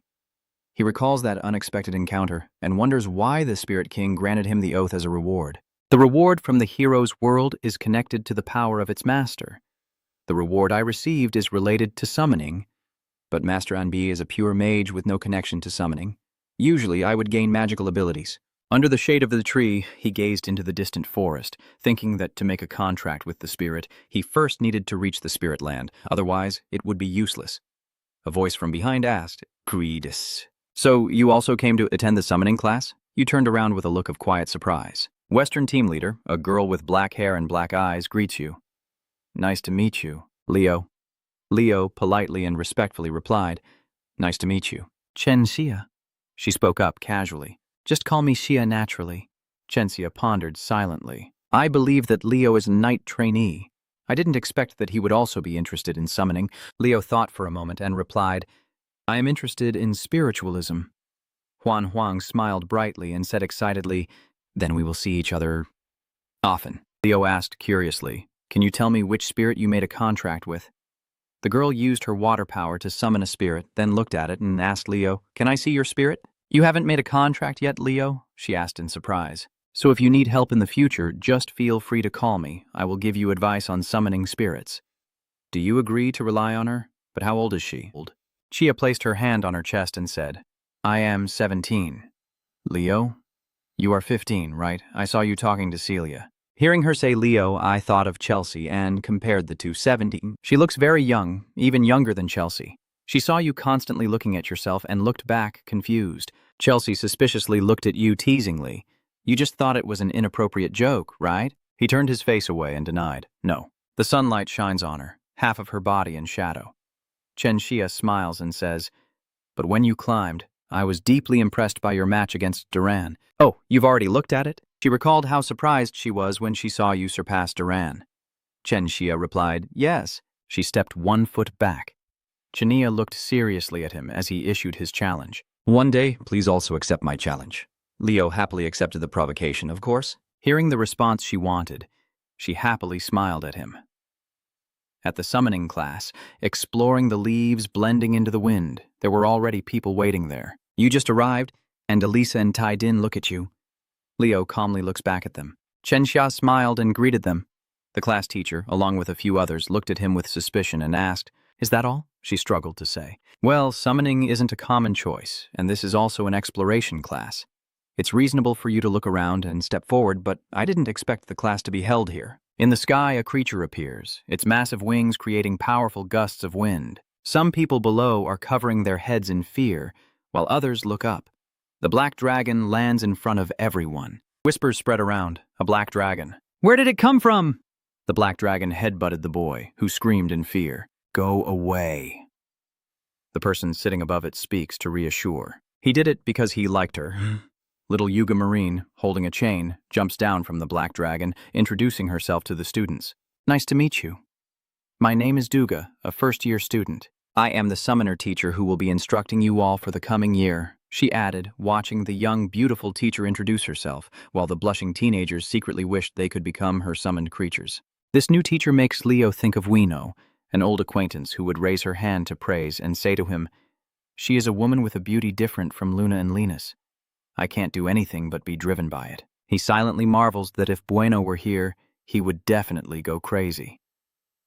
Under the blue sky with white clouds and golden sun, Yuga's dragon lies between the back and the roots of the tree. Marine is gathering the students. All right, you little rookies. So your presence here means all of you have some talent to become summoners, right? Everyone responded in unison. Yes. She continued. It's good to answer clearly like that. We will move immediately to the practice area. Caro Marine shouted loudly as a 3-toed foot stomped down on the green grass. He stroked the smooth feathers of the griffin and replied, Over here, Caro is the associate professor of the first-year summoning class. He began guiding the students, and they would fly together in pairs. Go ahead and ride the griffin. One student expressed their concern. This is the first time we've controlled a griffin, Professor. As soon as she finished speaking, Marine became angry. It seems like you don't want to hear me teach anymore. She is unhappy with his defeatist attitude. If you think you can't do it, then go back. The dragon also became excited and spread its wings as she did, roaring loudly and causing a shockwave in the air. Everyone was terrified by its actions. Only Leo remained as calm as ever. She tried to soothe the students' nerves. Come on, let's follow the professor quickly. Other students are also petting the griffin and chatting with the light blue-haired girl. It's gentler than I expected. Surprisingly, the griffin bit his shirt and lifted him up high. He struggles to break free and let me down. Meanwhile, Chen Xia approaches the climbing spot and makes a suggestion. Can I hold the reins of the griffin? The young master climbed up easily and replied, If you like, feel free to enjoy it. The calm sea reflects the gentle waves, and the sky is beautiful with a blue hue under the morning sunlight. The students are riding griffins together over the sea. Everyone is really excited and chatting happily. I didn't expect us to be allowed to ride griffins. Lumen really is different. Switch places, I want to ride too. Wait a moment. Chen Xia was very excited to hold the reins. I was a bit worried, but he was much gentler than I thought. Leo reminds her. Better to be careful. Griffins are difficult summoned creatures to control for first-time riders, even though it seems friendly like this. Is that really the case? Chensia wondered, then reached out to touch the bridle on the griffin's neck. That's because Leo the Forest said when he heard the siren from Yuga Marine, the griffins flying all stopped, their eyes wide open, claws stretching out and becoming sharp, and the griffins roared uncontrollably. This caused the students to panic and become frightened. They no longer obeyed. Why did it suddenly change like that? Professor, save us. This is also the answer to Chen Xia's question. They still follow the professor's orders even now. The professor then gives a command. Do you really think you can call yourselves students of the Lumen Academy when you can't even handle a griffin? Try controlling them yourself. Marine scolds everyone. She needs capable people, Xia shouted loudly as she still struggled to control the out-of-control griffin. Leo gently pulled her into his arms from behind, one hand supporting her waist and the other holding the reins to guide her. Griffin has a high sense of pride, so using force to dominate them will only make them struggle more. Chen Xia blushed in embarrassment. Young Master Leo, what are you doing? Both of your hands are touching each other, slipping under the reins and gripping tightly. Leo leaned close to Chen Xia's ear, his breath tickling her neck. Let's go. Xia closed her eyes tightly, not daring to look ahead. You calmly control Griffin as you wish. They fly past Marine and Associate Professor Carolo. Marine watches this performance and feels intrigued. Not bad at all. She turned to gather information from her colleagues. Kalo, the first-year representative, is a candidate for the knight profession, right? The law responded while checking their records. I need to find out if that's true. This answer makes Mary suspicious. Does he have his own griffin at home? How are you such a good rider? Kalo provided another piece of information. No, he's not from any noble family that could own a griffin. So, is it innate talent? She smiled. It looks like we found a hidden gem. At the summoning island, this is the practice area for the summoning class. Everyone is wandering along the beach while Leo, hands in his pockets, walks and observes the surroundings. You notice a strange yellow fruit on the tree about that size. Leo plucks a strand of hair from the fruit. Chanxia asked curiously, what's wrong? Young Master Leo? Avoiding this issue is nothing. Stop worrying and focus. Someone reminds you. Leo feeds the fruit to Griffin to cheer it up. Yuga Marine announces that from now on, you will all take part in a practical test. Everyone was surprised, yes. A practical exam on the very first day with a guy lazily complaining. We're still in the exploration class phase. Why has Marine become so serious? Compared to the other two fields, our path is much longer. Is there anyone here who doesn't know that? For summoners, controlling mana alone is not enough. To make a pact with a spirit, you need to have a good relationship with it, and to command summoned creatures, taming ability is essential. That is why summoned heroes are far fewer in number than those in the other two fields.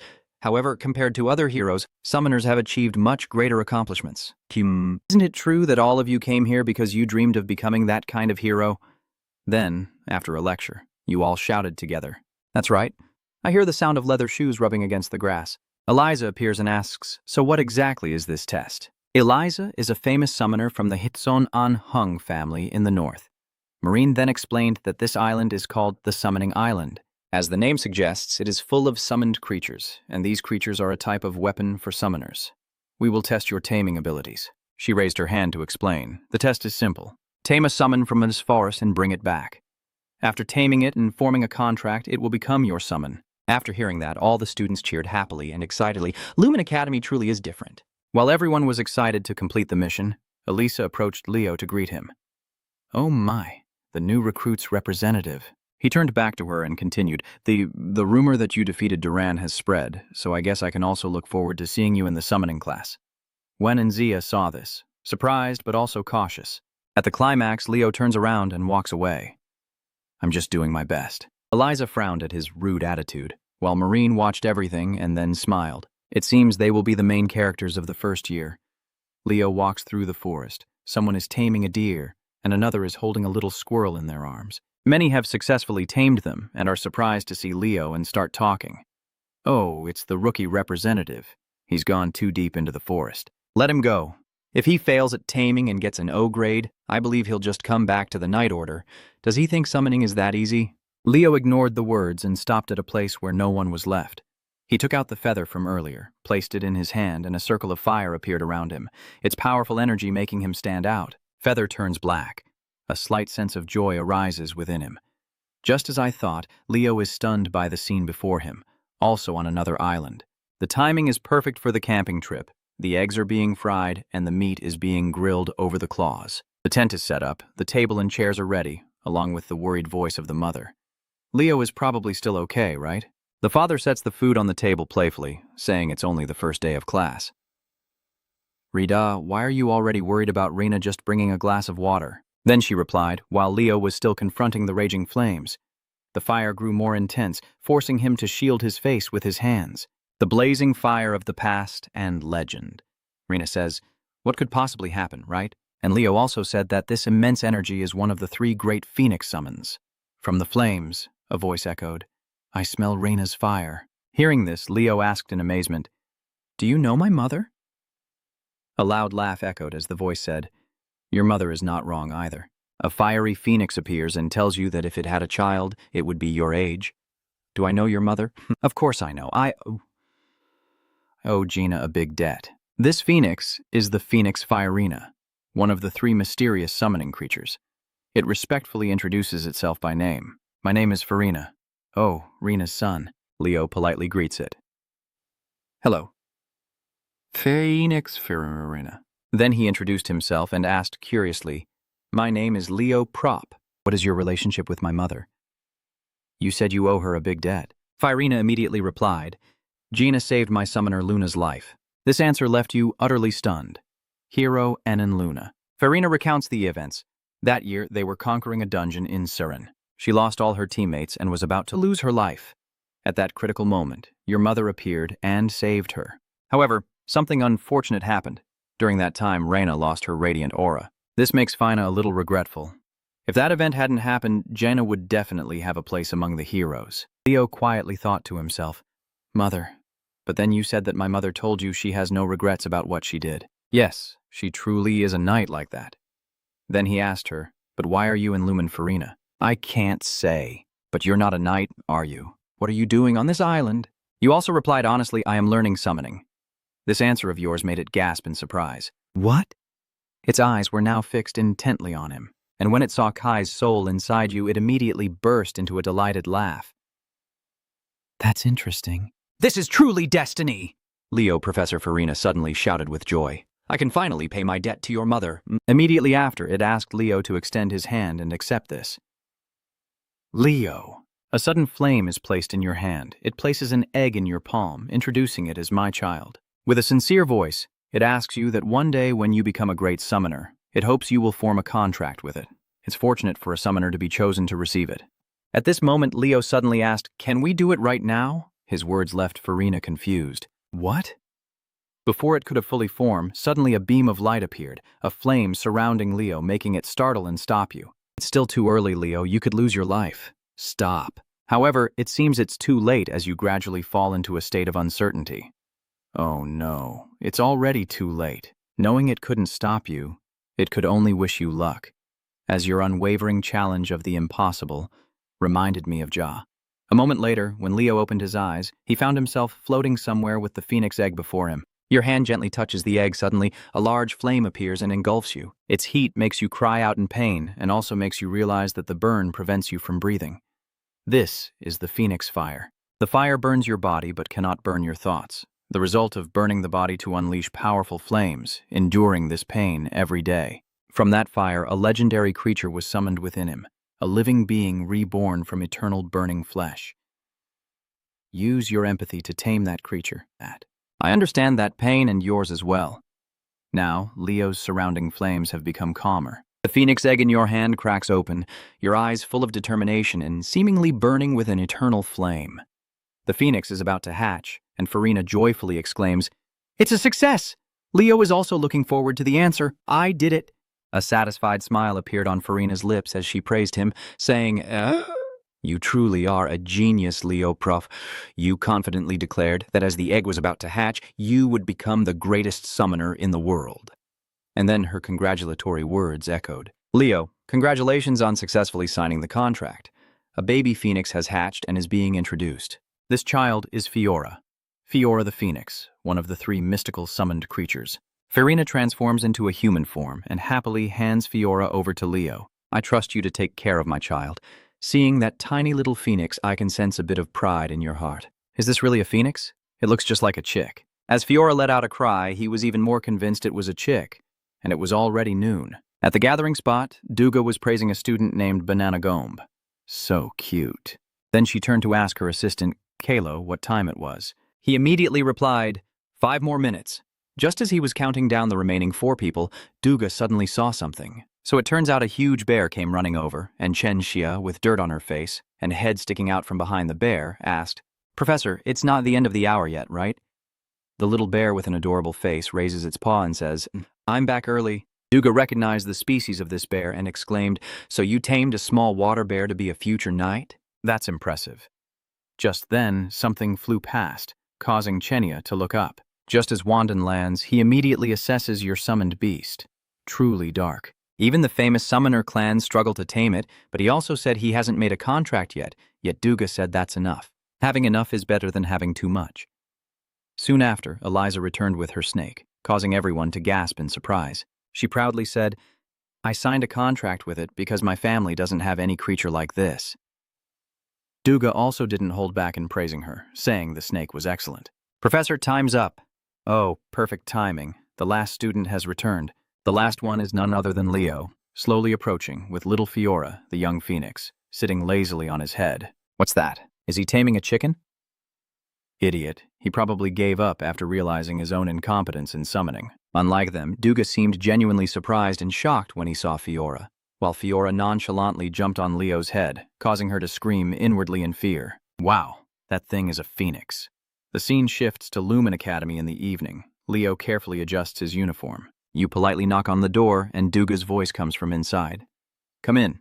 With a very cunning look, she calmly said, I hear you're looking for me. Please sit down. Then she said, Do you know Leo? This is the first time I've seen a young phoenix. And she also told Leo something else. Actually, I don't even know if there's a phoenix on the summoning island. Suddenly, she approached Leo with a very strange expression and an incomprehensible tone. A new student signing a contract with a phoenix? That has never happened in the history of the academy. Her attitude made him a bit scared, and he blurted out, Professor. And she then seriously declared to him, I know who you really are. Duga's words made Leo feel a bit uneasy, but suddenly she hugged him tightly and shouted with joy, I am a summoning genius. A once-in-a-lifetime genius. As she held him firmly, she said, I want to praise what you have achieved, but I think your temporary contract with a phoenix should stay a secret. She was worried that if it got revealed, everything would become very troublesome. Then, she gently placed her hand on his shoulder and emphasized that it was the day the exploration class ended. With a hopeful look, she affirmed, You must choose summoning as your major. You have the talent to become a legendary summoner hero. The next morning at Lumen Academy, a girl was walking down the hallway yawning loudly when suddenly Chloe was teased, causing her to startle and turn around, tears streaming down her face. 2 young men approached her step by step. One asked, You look tired? She honestly replied, I stayed up late reading magic books. Suddenly, Leo asked her, Are you Chloe Muller? Then he handed her the student ID card she had lost. The moment she saw this, she suddenly remembered she had dropped it when she bumped into him on the schoolyard. So she exclaimed and thanked him. So, it was you. Thanks. Representative of Tan Bin. Later, Chloe opened the door and entered the classroom while asking, But Leo, it seems like you also plan to attend the magic class. You openly shared your intention because you're still in the exploration phase. I want to attend as many classes as I can. Hearing that, she expressed her admiration. That's great. Since I'm only interested in magic, I just sit in on magic classes. At that moment, Ka whispered something to Leo while the icy girl aimed for the top spot in the magic class.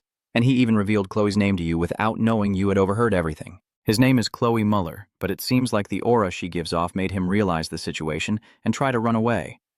I guess it's a bit cold here. While he was beating the village drum, I thought I should go behind, and out of nowhere a mountain of ice appeared in front of him. Startling him, Chloe stood up and then seriously demanded, Let's put me at the top. She dragged him along while complaining, It seems you're interested in this class. Let me help you. At this point, he could only look at Leo and call for help. Suddenly, a girl called out his name. Leo heard a familiar call that made him a bit startled. When he turned around, he saw Abed and Chelsea waving hello. At that moment, he suddenly saw something. The classroom door swung open unexpectedly, and someone's voice rang out. Nice to meet you all, the participants of the magic class. This person walks into the classroom step by step, approaching the podium while announcing, I will teach you magic in the coming school year. The female students blushed with delight at his handsome appearance, saying he's so good-looking. He confidently introduced himself, saying, "My name is Len Hose." His resume is as follows: Lumen Academy, first-year magic professor. After the introduction, he slowly spoke up before starting today's exploration class. Suddenly, he snapped his fingers, shocking the students. The test papers fluttered wildly around the classroom before settling on the desks in front of the students. As soon as it approached Leo, Len announced that the students would take a magic theory test, causing the students to groan at the start of the year. Right at the start of the exploration class, there's a test.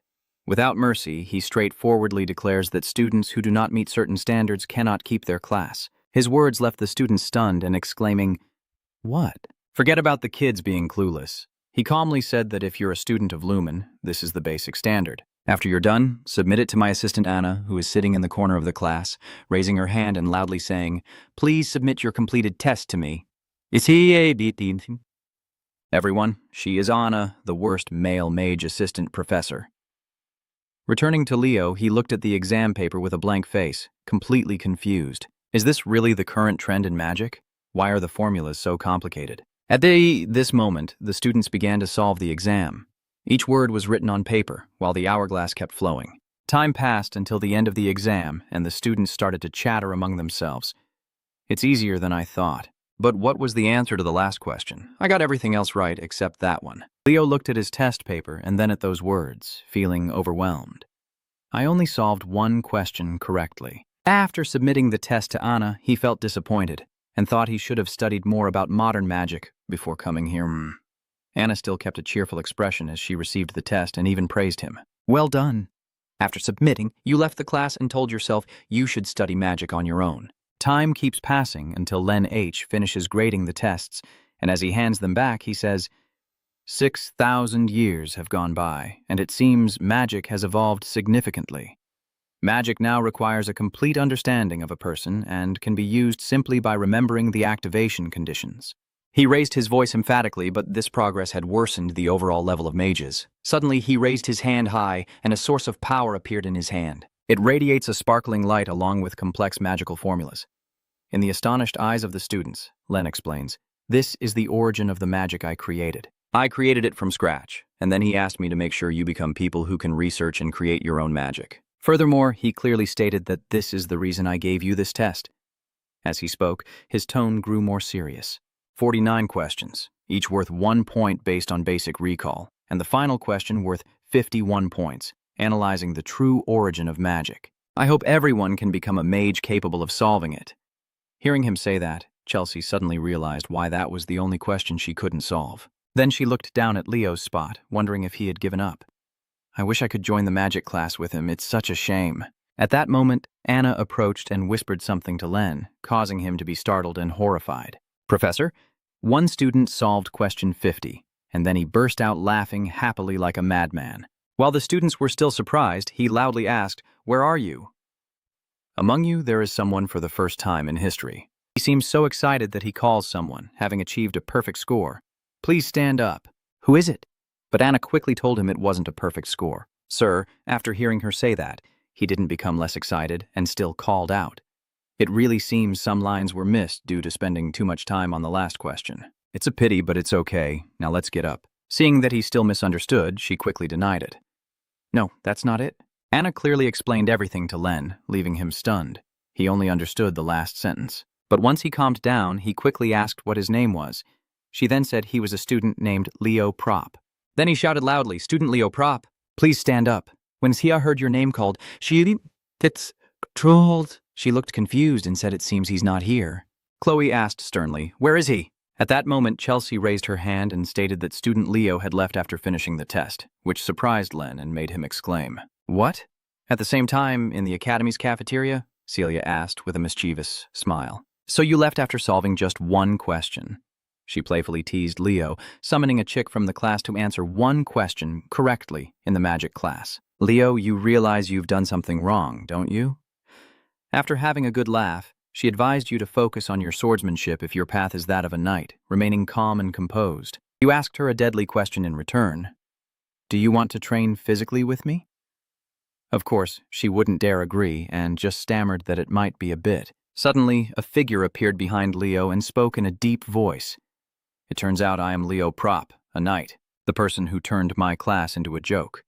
Len, with a devilish look, questions Leo. Why did you leave after only answering one question? Is it because they were too easy and you thought they weren't worth answering honestly? I answered honestly. Excuse me, Professor, I think there's been a misunderstanding. I think I won't pass the exam. Your explanation made him stunned and asked, really? Despite his amazement, you still insisted that all the questions except the last one were too difficult for you to solve, while he hesitated before speaking. I mean, you clearly stated that you taught yourself magic by reading ancient spells, so you don't understand any modern magic.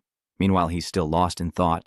Could it be that he's... Suddenly, Len picked him up like a cat, surprising both him and Celia, then set him down again, leaving him bewildered and confused. At this moment, his eyes lit up like car headlights, and he asked the boy to follow him for a moment. Len cheerfully dragged him somewhere, leaving Celia with a bewildered expression. Is that the arcane theory professor from Lumen Academy?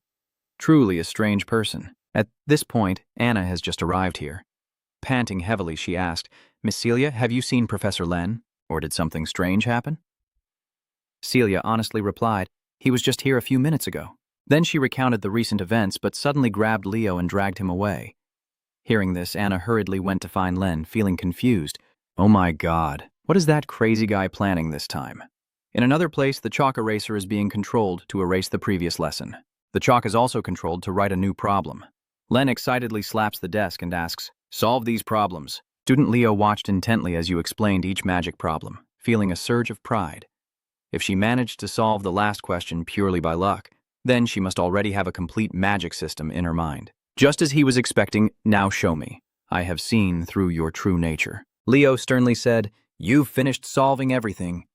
Looking at each answer written on the board, Len asked in amazement, so you only solved all these questions in your head? Of course, I honestly confirmed that, yes, that's roughly it. With a look of intense longing, Len hesitated before speaking.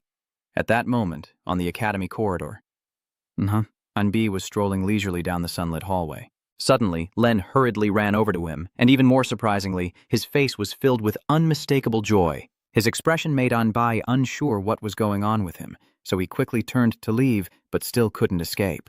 Len desperately grabbed his leg and said, Professor Anbi, thank you very much. Powerless against his actions, Anbi used magic to separate him from himself and said, this isn't the first time I've seen you act like this, but today you've gone too far. Without any frustration about being thrown to the ground, he happily states that she is a magical genius. Leo Blop, the first-year student he recommended, is a genius. His words made Anbi wonder. Magic. Isn't she a swordsman? Hearing him say that, Len suddenly shouted angrily, no, I absolutely must become a mage. I can't let her talent fade just because she's holding those iron sticks.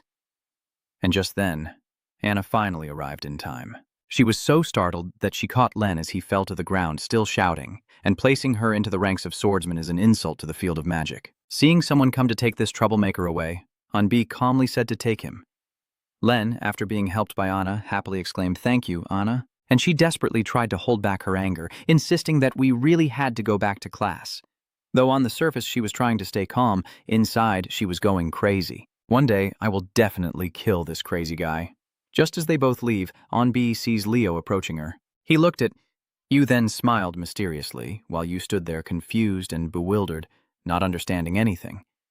Then he casually walked away with a thought in his mind. Sorcerers never change over time, they are all just crazy. A week later, after finishing the temporary classes, Leo was lying on the school rooftop, reading a book. After finishing Kai Nguyen's hero story, which turned out to be just a fraud, he closed it. Then he sat up and pondered something. Elsewhere in the hallway, the sounds of running footsteps echoed as if chased by ghosts. Alien sat in his office, startled by the noise, and looking up to see Len, Duga, and En rushing into his room, shouting in unison. This is unbelievable. Principal, he handed him the course registration form to look at. Please take a look at this. It lists Leo Prop, a first-year student undecided about his major for the first semester, Summoner Mage. Behind him, Len and Duga are fighting fiercely. Leo has to join our team, and he is confusedly explaining that, no, she must join the swordsman team. Wait, that's not what I meant to say. This has never happened at the Hero Military Academy. She must focus on a single specialty. After understanding everything, Alien laughed loudly and said, well, that really reminds me of that fictional hero. His words left the three of them stunned and exclaiming, what? So he calmly stood up and recounted that the fifth great hero, also known as the hero of the origin, was also the only ear to be a master of all classes in history. At the same time, at the stadium, Celia and Chelsea were racing each other fiercely. CA saw this and asked why they were training on the weekend. Leo replied calmly and leisurely that Chelsea had asked him to train her. CA wondered then, so why are they just running? Where are their weapons? Leo replied calmly. There's something more important than weapons, and that's right now Celia has stopped running, panting as she says on behalf of him, our stamina. Even Chelsea just caught her breath and clearly said that stamina is the most important factor for a fighting mage, which is why we are running. Step aside. After running like crazy for a while, the two girls finally got to rest and received water from Leo. With a bright smile like a flower, Chelsea suggested, running on weekends is wonderful. I missed this feeling. I want to run with you too. Leo's words made Celia gasp and spit out water, and Leo asked again, Really? Seeing Celia spitting water, she looked concerned and asked, Are you okay? What happened? Only Leo understands why Celia reacted like that, so he teased her. Anyway, I was planning to run with you. You have to do it properly. Of course she got annoyed because you provoked her, she firmly replied. And I already said I'm not running with you. Just now Tia asked what's going on between you two. Why are you so close? At first I thought you two were dating. Celia, hearing that, helplessly explained, Oh my God, he's my cousin, my biological brother's son. Her explanation made Chelsea and Ka startle. Chelsea quickly asked, Okay, are you Jinger? She didn't clarify the family relationship in detail, just mentioned some family matters vaguely, but let's skip that. Suddenly, Leo stood up and suggested, So let's do it for real. Chelsea was excited to see him join in. All right, let's go. Seeing that the situation was unstable, Xia decided to sneak away first, so I went to explore the city of Lumeria. Celia naturally wanted to follow, but unfortunately she had been caught by Leo, so all she could do was helplessly shout for me to come along. Seeing her being dragged away like a chicken, Ka sighed helplessly. Why is it that in my life I've never truly had a noble? On the day of class division, the students excitedly head to their classrooms. Leo approaches the first-year class, and as he enters, Ka calls out, Leo is here. He approached him and asked, Do you already know you're in 5th grade? With a smug look, he confidently replied, There's nothing I don't know. At this moment, you see Chelsea slumped over the desk, looking exhausted.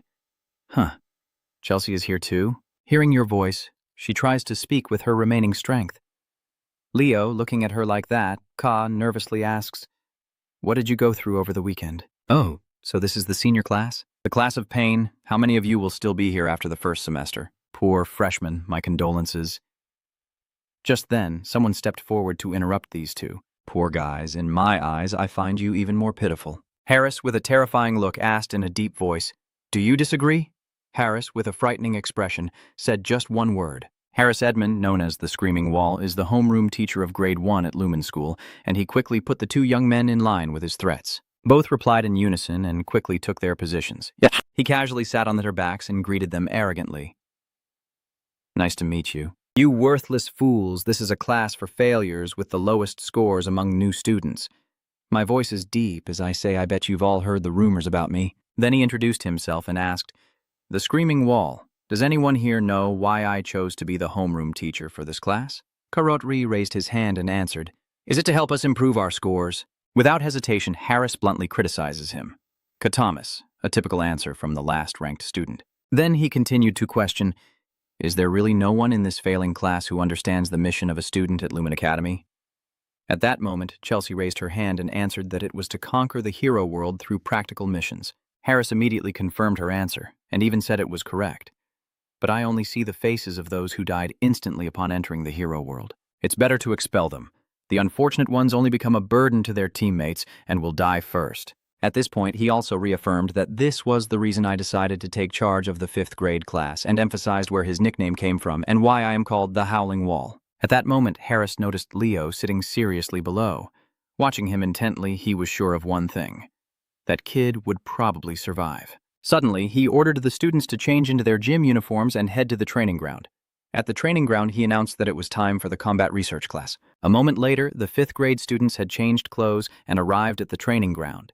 Suddenly, an umbrella opened up, followed by a preset folding chair. Harris sits casually on the chair, drinking water and explaining that this class is designed to correct the distorted thoughts formed since entering the Lumen Academy. Then he asked what each of you thinks will save your life in the real world, where life can come and go easily. A female student responded, It's not my teammates. Will you protect me by my side? Her name is Nella Coven, a knight. with a special note and healing aura. Hearing her answer like that, Harris spoke seriously and asked if it was because of her own abilities. Only when you hone your skills and make them shine through every danger can you help your teammates. But are you confident in your ability to protect them? As soon as he finished asking, a hand confidently raised and declared, "I am confident, Professor Harris." Seeing that, he immediately gave this student a challenge to test her abilities. Well then, let's assess your skills as a magic knight, creating a fireball. He knows this person's name is Eliana. The confident girl creating this fireball is Eliana Ladd, the dark mage knight class opponent. Just that? Then he wondered condescendingly if a fireball was enough to kill a mere ant, still maintaining his confident attitude. Eliana suggests adding more mana. At this moment, the fireball in her hand flares up, and she confidently asks Harris, "What do you think?" He naturally praised her, not only increasing the number of fireballs to 2, but also doubling their size, which was very impressive. Suddenly, he created something and asked, "Why not try hitting this little brat with your amazing fireball?" So a tiny, mischievous spirit was created by him. It quickly flew towards Eliana. Its tiny hand touched her nose with a teasing smile. Embarrassed by its laughter, she suddenly snapped and threw a fireball at it, but it calmly dodged easily. Seeing that, Harris pointed out the mistake and criticized, "What's the point of increasing the number to 2 if they still can't hit? Is that clear?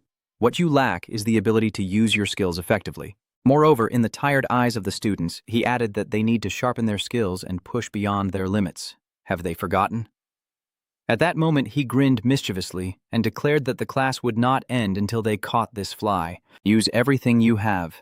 The descendants of Lumen Leo, after hearing Harris's words, also agree with him. His words are hard to hear, but he's right. So you quickly try to catch the spirit, and I'll give it a shot too. Watching you so eager to catch the spirit, he calmly muttered to himself, "Let's see." Professor Leo wondered if he was as chaotic as the fictional hero. Soon after, all the students tried to catch Harris's spirit, but failed. Suddenly, a figure full of energy appeared. This figure darted forward at lightning speed, with Leo using all his strength to chase after the spirit, puzzled by Harris. He is the first person truly born with all-around abilities. Seeing him run like crazy, Chelsea was amazed and exclaimed, "How is he so fast?" Sia, panting like a buffalo, asked, "Why can't we catch him?" No matter what anyone is doing, Leo keeps chasing the spirit. He runs at full speed, suddenly jumps high above the spirit, then dives down at it, startling it and making it turn around. With quick and light reactions, it quickly dodged to the side. Seeing it move aside, Leo smiled smugly. He raises his hand to catch it. Just as he's about to grab the spirit, Duran suddenly appears and grabs his hand. He quickly stopped after catching the sprite, while the sprite was still screaming and begging him to let go.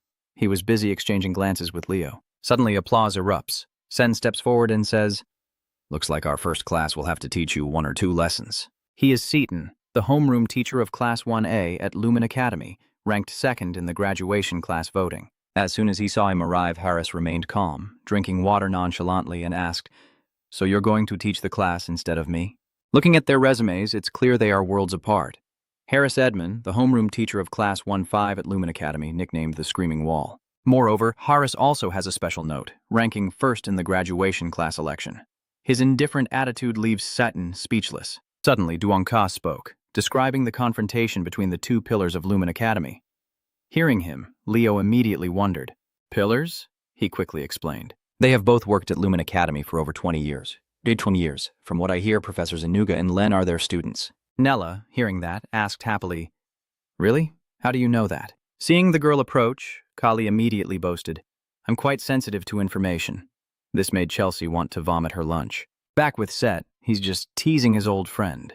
"Harris, I don't know what your teacher is plotting by taking on this failed class." He took out a ball and said, "I will find out soon." With a smug look, he suggested I arrange a competition between 1st and 5th grade. But the competition he suggested makes Harris a bit surprised. Why not try the historical ball sport of Lumen Bastera? Hearing him say that, Harris suddenly stood up and said, "You truly are a genius of genetics."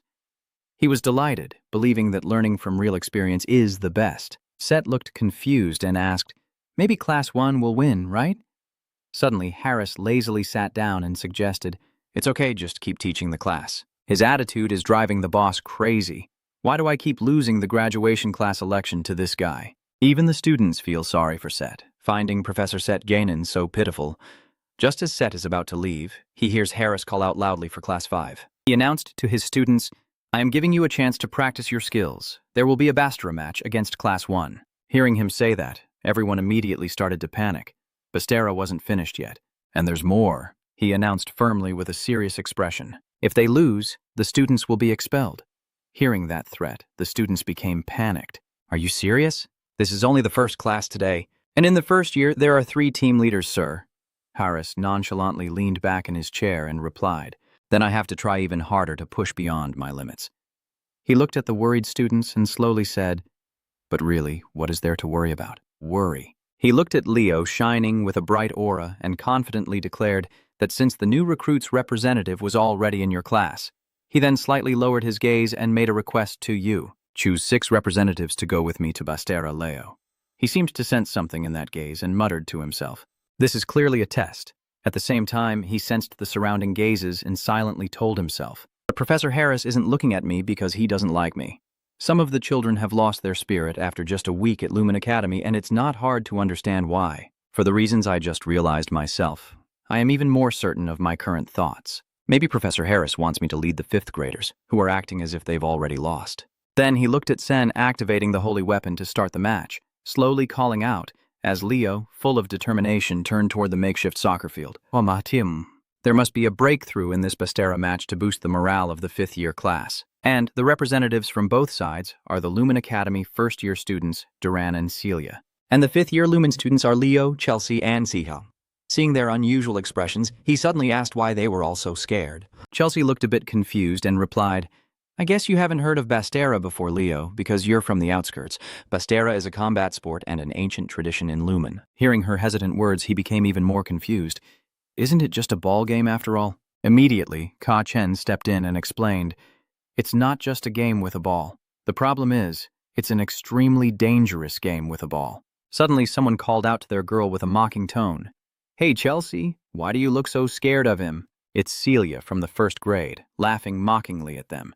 "Looks like you've already accepted that inevitable defeat." Hearing that, Chelsea angrily shouted back, "Who's afraid, huh? Do you really think I would give up for a Zinger family member?" Suddenly, a strong arm wraps around her angry shoulder. Leo hugged her with both arms and cheered her on, saying, "Don't worry, our class won't lose 1st place." At the same time, a figure appeared behind Celia, who was showing her displeasure and clicking her tongue. "Leo, too. I will show you the results of my special training." The person behind her is Chloe, with a cold and determined look. "This time I won't lose." A moment later, Sanan, acting on behalf of Horace, who was sleeping soundly on the other side, officiated the match. "Participants from each class, please proceed to the arena." Currently in Class 5, Leo emphasizes voluntary spirit. "Who will accompany me?" As your words finished, a brave pair of legs stepped onto the grass and moved forward, with Chelsea cracking her knuckles with determination. "I must make those people understand their place." Eliana stepped forward with her will burning. "If losing means being expelled, I will use malice to win. If necessary, I will show the professor what I am capable of." Following those two, Nella and Tai also stepped forward to fight, and immediately after, he loudly pointed out the person trying to hide. "You know the final position is yours, right?"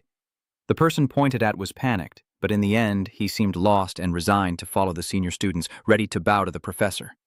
He gently nodded, and now the professor reached out to catch the falling ball, then with a strong force, he threw the ball into the sky. At this moment, the entire space seems to fall into silence, Chelsea frowning and biting her lips seriously, ready for the match. CA looks a bit stunned, mouth agape, staring at what is being thrown into the sky. Leo appears completely calm and untroubled on his face. Unlike him, Tai looks a bit worried and uneasy, secretly sweating cold beads, but this pressure seems nothing to Eliana, who is already in a ready stance. Nella is no exception, and the other watching students are just as tense. However, unlike their 5th-year class, 1st-year Duran looks surprisingly calm. Celia watches the ball carefully, ready to seize the moment.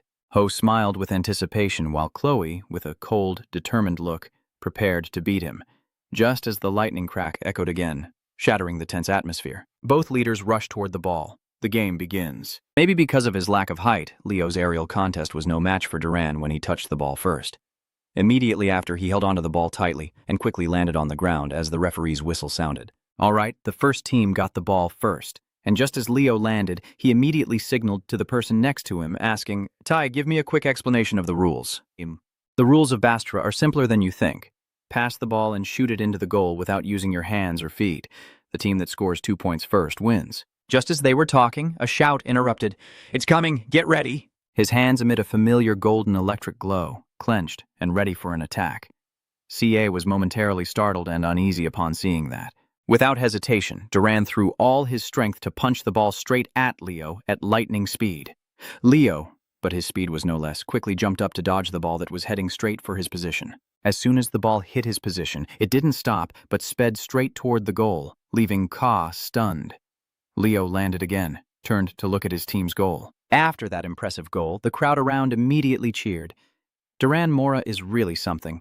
Only the fifth-year students remain silent with utter despair, and no hope left, sadly asking how we can take control of the ball, as it seems Professor Harris intends to expel us all. But Leo doesn't seem to care and asks instead how we can gain possession. Hearing you ask me, he suddenly calmed down and replied, "There are 3 ways." He immediately explained everything to you when the ball went out of bounds due to the opponent's force. As we caught the ball, just as he was about to reveal the final method, Nella's panicked voice shouted a warning to dodge. But that warning didn't seem to be for the 2 of them. They quickly turned their heads toward the direction of the warning sound. That ball hit hard and mercilessly knocked that person away. They hurriedly shouted Eliana's name. The one who just ruthlessly threw the ball is none other than Celia. She laughs mockingly, enjoying herself. "What are you standing there sulking for?" She looked at the ruined scene around and reminded those who cared about Eliana. "Don't worry, just focus on the match." Tai caught her as she was seriously injured and continued to explain. "You can't directly block both of the opponent's players' attacks. That was the 3rd way, after a team member was disabled by being hit by the ball. He watched the ball roll slowly toward him and said the only way for you to attack them is with the ball itself." As he finished speaking, a hand reached out and lightly touched the ball. "Thanks for explaining." Leo picks up the shining ball under the sunlight. Now it's our turn. Eliana Layden's match parameters are disabled. At this moment, from the external observation point of the 2 teachers of the Senzen classes, there is a brief moment of contemplation regarding the fire attribute player with high destruction power who holds an overwhelming advantage in Bestera. According to his thoughts, the powerful image of Celia appears as proof. And among the human clans, Jinger's fire is the most powerful of all. Thinking that, he signaled Torsiki to Hitsaharis, who was yawning beside him. "You still accept it even though you know our class has a Dinger series. I don't know what you plan to do, but it will be very difficult for your class to win." Seeing him look down on me, Sen showed his displeasure. "What's wrong? Just talk like a human." Suddenly, Harris called his name. "Sejen." He slightly lowered his glasses and glanced at the person beside him as a reminder. "Do you remember your first student? That little kid from Jinger's house?" Sejen recalled a calm figure replying, "Of course I can't forget Bestera's queen." Hearing that, Harris smirked with satisfaction. "That child of the queen is in the 5th grade. Hearing his words, Sen slightly frowned in surprise and looked at him. The atmosphere around the arena once again sank into tense silence. Back with the 5th-year students, they were full of despair and complaining. We're doomed no matter how hard we tried to get in. While they were still desperate, a flash of fire suddenly lit up in their eyes. It ended just like that. Seeing that flame, not only the 5th graders but even Celia grew worried and said, "Looks like you've finally made up your mind." In front of them stands Leo, radiating powerful energy, ready. As he gathers his strength and the ball is engulfed in flames ready to be thrown, others quickly shout, "Watch out, it's coming!" And without hesitation, he immediately throws the ball straight toward the opponent's goal. But Chloe quickly built an ice wall to block your attack right in front of the goal. The flames, the ball, and the oppressive atmosphere disappeared. It left a hole and cracks on the ice wall. Because I stopped that shot, I confidently declare, "Leo, as long as I'm here, scoring will be impossible." "Kathai, you mean that, right?" Then Leo jumped up to the same height as the ball stuck in the ice and delivered a powerful punch straight into the ball without any plastic covering. Under that intense force, the ball pierced through the ice and flew straight toward the goal, leaving the witnesses in shock and whispering in surprise. His fighting spirit is truly amazing. As for Harris, he smirked and smiled with satisfaction. After this point, the spirits of the 5th grade students were revived, cheering loudly, and Leo Prop moved up to 5th grade. Hearing these cheers, Sen seemed to understand something and let out a gentle breath. "I see now. This is where the real game begins." Then Celia's relentless attack raised the score to 2-1, and to prevent the other side from scoring again, Sia quickly created a dirt wall behind to block. A few minutes later, the score rose to 4-0 in their favor thanks to Chelsea's attack, But very soon after, with the elimination, the score was 7-6 in favor of Class 1. Soon after, Hull from Class 1 was eliminated by Leo's attack, and although Chloe tried to block it, the score still rose to 90 for Class 5. The next attack was none other than Duran, who clenched the ball tightly and poured all his strength into it. When enough forces gathered, he charges straight at the defender in front of the goal. In the spacious field, the electric ball streaks forward in a zigzag pattern, and a fearless hand reaches out to grasp the ball tightly in its palm. Seeing his brave and fearless effort to hold on to the ball, everyone around shouted in panic. And then, his weak legs made contact with the ground. He was exhausted, but still managed to smile calmly and say, "My mana has been drained, so I'll leave the rest to you." Leo said that and threw the ball forward. "Well done." The other students looked up at the scoreboard, anxiously discussing. The score was tied at 10. The decisive point was coming, but the opponent was 3 top students. A gentle hand reached out and touched the ball, resting quietly on the ground. Amidst the complaining voices of the students, only he remains calm and confident in the fight. And it's only Leo. "Leo, we are really at a disadvantage. Right now, Chloe from Class 1 is ready to unleash her power. I may have lost the magic theory exam, but this time I won't lose."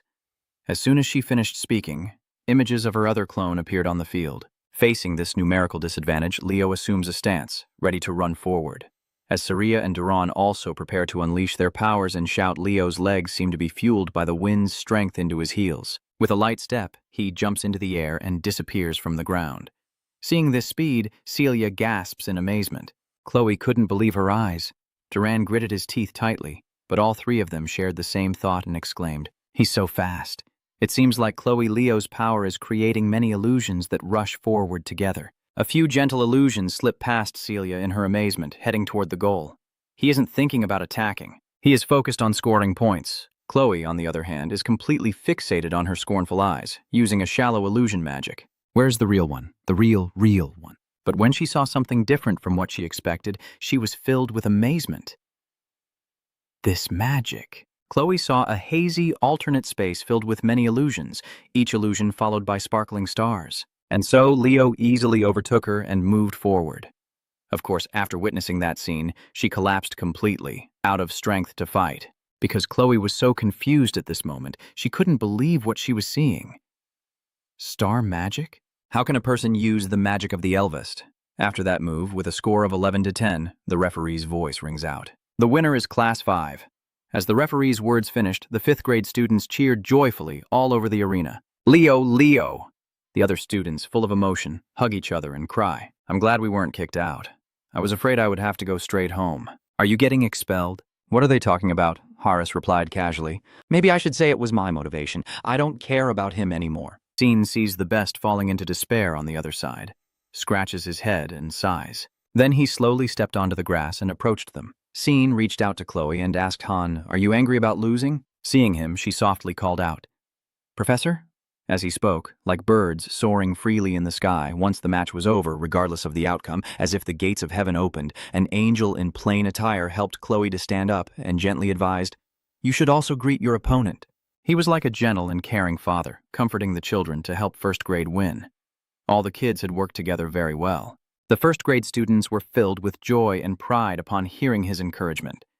They had learned to work together in the battle. Prepare a powerful speech like the one you wrote for the students, explaining why they must stay determined and confident. After hearing it, the 1st graders felt a renewed sense of strength and comfort, and they exclaimed. Professor Sen's joy was short-lived as Horace pushed him into the abyss. "Come here, loser," and ended. Sen angrily yelled at the bastard, and a moment later, the sound of applause echoed across the playground. Both classes did very well.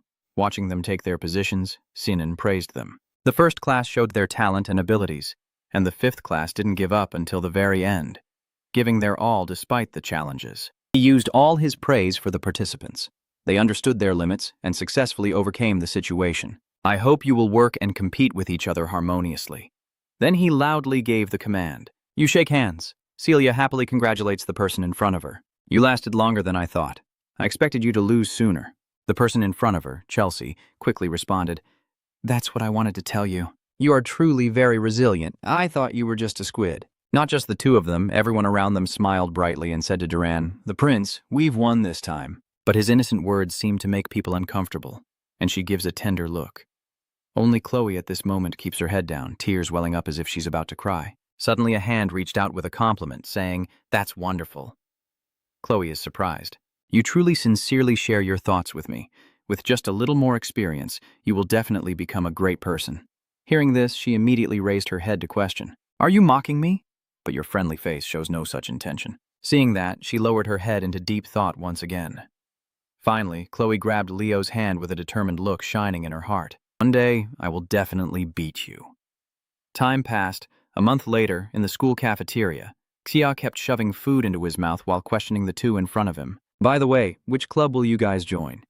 Leo calmly put down his glass and replied to him, "I'm thinking of starting a club." Hearing your words, he was startled and shouted so loudly that he spilled his food. "I'm thinking of starting a club." Watching this scene, Chelsea looks disgusted. He scolds him to eat properly. She shows disgust towards him, but her attitude towards you is different. "If Leo is planning to start a club, I want to join." Curious, Ka asked what kind of club it was. You casually revealed to them the Hero Research Society. Hearing this name, the two of them repeat in unison, "The Hero Research Society." Leo then explained it to them in more detail. "I want to learn more about the Forgotten Hero and the Hero of Origin," Kai confidently affirms. "That person isn't the Forgotten Hero, he's a fictional character, and it seems no one will join his club." Hearing that, Chelsea suddenly had an idea. "Does this mean I will be alone with Leo?" Thinking quickly, she raised her hand and volunteered, "I want to join." Suddenly, the students around the dining hall became chaotic. They had returned. Hearing the noise, Ka looked out the door and exclaimed, "Oh, right, today seeing him like that. Why would she be confused?" The three of them immediately stood up and followed the students rushing outside. Seeing the figures approaching, Sa excitedly reveals the day the fifth-year students return after conquering a hero dungeon. Hero fragments are scattered across the world. Over time, they ran wild and formed dungeons, which are called hero dungeons. Leo, from inside the glass window watching them, quietly thinks that Lumen's seniors will handle these hero dungeons and collect hero fragments, which will take at least 2 weeks, sometimes a month. Thinking of this, he suddenly remembers Gina and mutters to himself, "Maybe my mother also went through this." Seeing Chelsea in awe, Ka Chen sighed, "So they are the pinnacle of Lumen." After that cough, he began introducing the muscular Eastern person in front. Senior Lamua. The southern girl next to him is Senior Torowin. And I think the white person in the hooded cloak is Senior Unta. While explaining, he suddenly stopped and stared blankly, but couldn't see that person. While Leo was still confused and repeating himself, a hand reached out from behind him, that person. While he was explaining, the hand forcefully pulled you away. The person standing on top of Lumen, the student council president R. And just as he turned around to ask you something, he was gone. "Oh, right, Leo, you weren't there, were you?" Where is he? You were pulled out by that person and immediately questioned. It's outside the school. "Celia, what's going on? Is this a bit too much?" She immediately let go of your hand and interrupted, "You must go with me to a certain place." Leo, brushing dust off his shirt, asked, "Where?" "Lumeria City. The student council president said he wants to meet you." Hearing this, I became even more curious. The student council president? Why would he be looking for me? You really aren't interested in anything related to school, huh? Go there and you'll find out. A moment later, the scene shifts to the two of them inside a restaurant waiting for someone. I wonder why he's meeting here. What's going on? The smell is fine too. Suddenly, Celia's face brightened as she saw something. She immediately ran over and hugged him tightly, calling out. The person who just arrived was Reisinger, the Knight Ban and the president of the Lumen Student Council. In the 5th year, he gently patted Celia's head and welcomed you. "It's a pleasure to meet you. Leo Prop, I've heard a lot about you. You're aiming for the entire system, right?" After a moment, a skillful movement of the knife and fork cut into a delicious piece of steamed bun. He looked at the two of them eating and asked for their opinion. "Does everyone like the taste?" Leo quickly replied, "Yes." Hearing only your voice and not hers, he immediately wondered, "What's wrong?" When Celia saw him asking her, she quickly held up a piece of steamed bun to answer. "Oh, this is the first time you've eaten something like this." She carefully brings the piece of dough to her mouth to taste it. Her face immediately turned red and her eyes sparkled with praise for the food. "So good." Seeing her like that, Rai chuckled happily. "This is the restaurant I wanted to take you to when you entered Lumen." After saying that, he's casually asked about Leo, but unexpectedly it turned out he was her son. "Did you really meet my mother before?" He quickly added, "I met her a few times when I was young and she was very famous back in school." "You're really hard to believe. My mother, you know." Rai smiled happily, recalling Gina's gaze from back then as he spoke. Yes, she was the one who did so many things that she became a legend. For example, she said that the desserts at the dormitory restaurant were very bad. A few hours later, after finishing their meal, Celia and R turned to chat with each other because it seemed like they hadn't seen each other in a long time. Only Leo remained silent, watching them thoughtfully. Indeed, he deserves to be called the strongest person in Lumen. He looked at the handsome and charismatic person in front of him and thought it was only a matter of time before he became a hero. After finishing up, he stood up and suggested, "So shall we go have some dessert?" Celia happily accepted the invitation. Then he put his hand in his pocket and told the two of them, "I'll pay, go ahead." As he reached into his pocket to get the money, he suddenly bumped into something. He took out the shining box from his shirt pocket with surprise and looked at the glowing note in disbelief, exclaiming, "Why that?" The scene changes, as if we're back in the classroom with words all over the board. Suddenly, a voice echoes in the classroom, causing the legs swinging on the desk to stop. "Professor Harris, do you have a question?" He immediately called on the person with the opinion to stand up. "Eliana Laden, let me hear what this silly question of yours is this time." She raised her hand and stood up to give her opinion. "Why haven't we chosen a class representative yet?" "I heard that other classes have already chosen their representatives." Hearing her say that, I suddenly remembered. "Oh, right." Hearing this, Harris casually twirls his ear and responds, "Class representative. Yeah, that's right. I totally forgot." Then he looked at the standout person in the designated class and said, "Leo, you do it." Hearing his instruction to delay, Alien refused to complain. "Hey, so what's going on?" Tai also disagrees and quickly expressed, "Professor, shouldn't we choose democratically by voting?" Suddenly, a pile of papers as tall as a mountain was placed heavily on the table, and upon hearing Harris's request, she froze for a few seconds before the class representative took it and sorted it out. Immediately after, she obediently said nothing more and quietly sat down. Just then, the speaker on the wall emitted a few notification sounds. "In a little while, we will hold a combined hero research class." The noisy sound echoes steadily throughout the classroom. "All first-year students, please get ready to go to the auditorium." After a moment, when you hear the announcement, Leo, with a cold expression, suggests, "Professor, we should get ready to leave." Harris immediately snaps his fingers in approval, showing he's the class representative. A moment later, in the hallway, students were bustling everywhere. Sai and Leo suddenly noticed a figure passing by and immediately greeted the zombie-like person. "Hello, Chloe. You look so tired." Looking exhausted like a ghost, she asked him if he had any more fatigue recovery potions left. "Can you sell it to me?" He immediately took out 2 bottles of medicine and handed them to her. "I tried to rummage through my bag but couldn't find anything else. I only have those 2 bottles left now." After observing Chloe for a while, Leo finally spoke to Han. "The new school year has just started. Why are you pushing yourself so hard?" She didn't answer but immediately drank the entire potion she had just received. After finishing, she lightly wiped her lips. Then Chloe turned away coldly and decisively said, "I'm fine."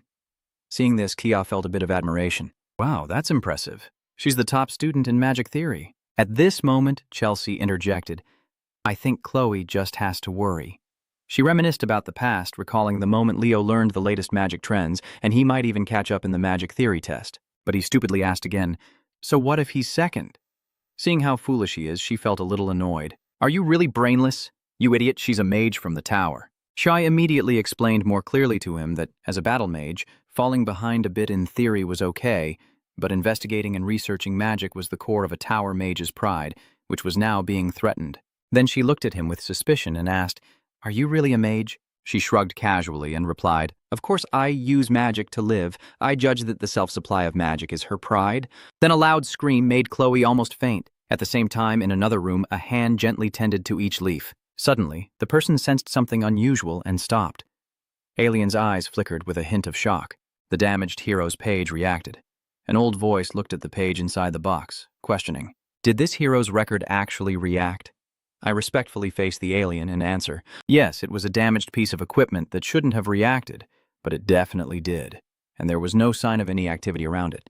He frowned slightly and continued to ask, "Did it react in any way afterward?" He suddenly broke out in a cold sweat and replied, "No, it didn't react." Hearing this, he took the box and looked contemplative. Alien covers his mouth with a mischievous look and mutters, "I will have to investigate this." Then Ra respectfully bows and leaves with his permission. "You just got back, you must be tired." "Well done." After he left, he closed the box and called someone else in. Elena stepped happily beside him, waiting for orders. Yes, Principal Alien handed her the box and ordered her to take this to the Kai Nguyen Hall. "The first-year general class will start soon." Elena quickly nodded and replied, "Yes, I understand." After she left, he approached the office window and sighed, thinking that sometimes these tiny fragments act like signals from the universe, with images of climbing and pages appearing as omens. If the person listed in the hero registry touches it, it will react. A moment later, the scene shifts to the lecture hall of Lumen Academy, where the first-year hero research class is in session. The lecturer at the podium is Atian, the professor in charge of Class 1G8, teaching first-year hero studies. She was confused, gently urging the students below to behave. "Please, everyone, please keep order." But the students seemed not to hear. They kept chatting excitedly with each other, which seemed to make her angry. Everyone could feel the oppressive aura emanating from her, and the students immediately fell silent. If they didn't want to be beaten, Atian summoned the angry demon inside him to threaten the students. "Shut up, you bastards! Do you want to die?" Because of this anger, the student in front quickly shook his head when she asked him the question. "I'll kill you first," she shouted wildly like a mad rock musician. "These bastards won't listen."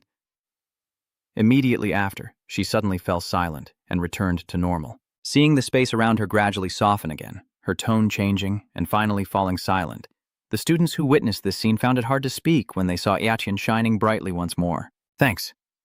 Among them, there was a trembling student crying his eyes out. "It's so scary. No matter how many times we see her, our professor is truly terrifying." Only Leo remains calm and assesses her. "So she is a spirit mage?" Even in the previous life, they were hard to find. After settling in, Atian took out a weapon and smiled, saying, "We will start the first-year joint hero research class." She raised the dagger in her hand and began the lecture. After the appearance of the hero registry book, this is the reason why hero clans emerge. She gently strokes the sharp blade and explains wisely that opening a hero's world requires an item deeply related to or connected with that hero. Therefore, the descendants of heroes will find it easier to access the hero's world. That is why the Lumen Academy, which preserves hero registration books, has a close relationship with these families. Although this is a political issue, should I say it's like the relationship between a key and a treasure vault?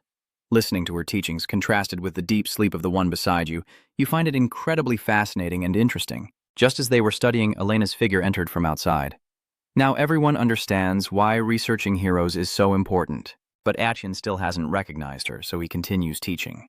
Studying heroes is very important because it helps us find clues to explore a hero's world or learn more about them. As she finished speaking, she only then noticed Elena standing right beside her with the box in her hand. She stepped forward to take the box and prepared to introduce it, saying, "This is a fragment of the hero registry book collected by Lumen's senior students." As she finished speaking, the students in the hall gasped in amazement. Then she gently lifts the lid of the box. The students seem to hold their breath as they watch her slow, deliberate movement. But suddenly, Atian changed his mind and closed the box. All right, then, before experiencing the fragment of the hero registration book. Her action left the students a bit disappointed. Then she suddenly asked them an unexpected question. "Can everyone say what they want to do when they become a hero?" Celia immediately volunteers to stand up and answer. "I want to become a knight who surpasses the previous generation of my family." Hearing that determination, Atian praised her. "Oh, that's a wonderful goal." Following Chloe, who wants to write a spellbook containing only her own invented spells, is another hesitant young man standing up behind her. Next up is Tia, who has been awake for a while, confidently stating her goal. "I want to become someone useful to the heroes." As soon as he sat down and heard the praise from the professor, the person next to him stood up. "It seems like the student wants to become someone who can support the heroes, right? That's amazing." Leo stands up with an imposing aura, his voice full of determination as he emphasizes each word. "My goal is to completely destroy the Aerobot." Hearing this, Atian froze in shock. Not only her, Sa was also stunned by his answer, and both homeroom teachers of classes 1 and 5 were equally amazed. Feeling the tense atmosphere as he sat down, Atian quickly spoke up to defend him. "That's a great goal. All right, what's next? But right now there are 2 people behind you sneering and mocking. Is he dreaming too much?" It seems like the first-year student representative's dreams are on a different scale. Jen at this moment also asked for the opinion of the person next to him. "What do you think?" Harris calmly replied, feeling chills because she's not the type to speak casually. On the surface he says that, but inside he is full of thoughts. It has been thousands of years since Erebos was shattered into many pieces and sealed away. But he has been resurrected many times over the years. Disaster struck simply because a fragment of him was revived. His gaze intently looked at the person below, filled with doubt and curiosity. But is her dream to completely destroy Erebos? After questioning this target for a while, Atian continued the lesson with the main topic. So today, we will read the hero's journal collected from the dungeon. After each class guesses which hero's record book it is, we will learn how to handle a hero's world just in case something unexpected happens. As she speaks, the lights shine on the elders in the back and the teachers also observe, so please don't cause trouble. The long-awaited moment has arrived and the students are filled with excitement, exclaiming. Finally, Nella looks radiant, full of hope. This is the first time I've touched the hero registration book. Unlike her relaxed demeanor, I feel a bit tense. I'm so worried. And Achin began to guide them according to the usual procedure. All right, first, the representatives from each class, please come forward. Among them are outstanding students like Celia from Class 1 and Leo from Class 5. It's not just the two of them. There's also a familiar face. Abat and Chen Xia, the top scorer in the Eastern exam. Atian holds the box, waiting for the first person to step forward, which is Leo, to explain. This time, both hero notebooks have been retrieved. Of course, for this lesson, we will only use one. She presented 2 boxes with different fragments. The remaining one was very small. But we brought it out to show you that pieces like these also exist.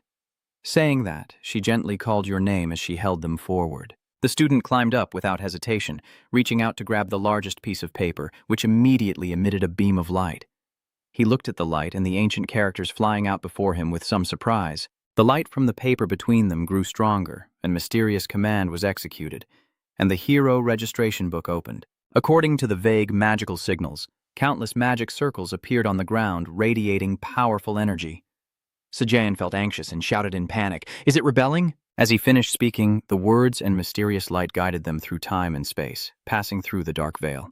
In the end, the 3 professors, Leo and other class representatives, were transported to a mysterious location. An unknown world, an unknown chapter.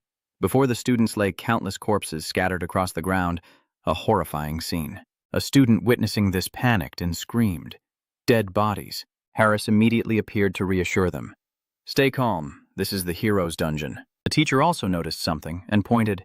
Harris, look at that wall over there. In front of them was a city wall that, although sturdy, was already damaged. During the age of disaster, the last line of defense is the final city. Leo suddenly recalls something and quietly says, "Back then, my wish was really stupid." Suddenly, a figure of a woman from afar stepped forward, attracting everyone's attention. It was Linus, the legendary ancient hero, confidently powerful. But we will save this world. Leo also watched with a blank expression, saying nothing. The two stand face to face in the chaos of the battlefield when suddenly he calls out her name, Linus, as a bright golden light surrounds her body. Linus smiled gently, then transformed into a burst of energy that filled the room, causing the students to panic and be confused. What the hell is going on? Hell? Chenxia anxiously asked. Teacher, what is happening? Harris raised his hand to signal and then announced. The class was canceled, and the students calmly left the classroom. Then, upon hearing the order, they immediately exited, leaving Leo standing behind, holding a small piece of paper and staring intently. He picked it up and thought to himself, "This is Kai's note." The mysterious teacher, puzzled why Leo hadn't left yet, approached and crossed his arms, watching. The scene shifts to a lecture hall, where a loud scream echoes through the room as 4 friends are discussing something. Elena excitedly kept asking, "You said you saw the King of Wisdom?" "Excellent. So that is Lord Linus's heroic record." She clenched her fists in regret and shouted, "I should have been the class president. Too bad." Seeing that, Callie sighed and pretended to mock, but then she suffered the consequences of Elena delivering a deadly blow. When did Mr. Harris appear and say from outside the door, "I was checking which class was the loudest, and it turns out to be here." He looked at them with a threatening, murderous gaze and said, "Study on your own or be expelled? Choose." Then he angrily slammed the door shut, leaving them staring in confusion. Leo crossed his arms, deep in thought, wondering why his hero records were in such chaos. "Even I don't recognize this world anymore. You remember that event and felt something was off, but we have to save the world, as if someone intentionally tried to destroy my hero records." Leo's eyes narrowed as he focused intently. The hero record is the item that inherits the hero's power. If there are those who do not want the birth of a new hero, Erebus needs to investigate why the hero records are in chaos. Time continued to pass at the academy during that period. A month later, the magic class. Len is still dedicated to teaching the students. In other words, that is the characteristic of magic. This is a practice exercise for your midterm exam.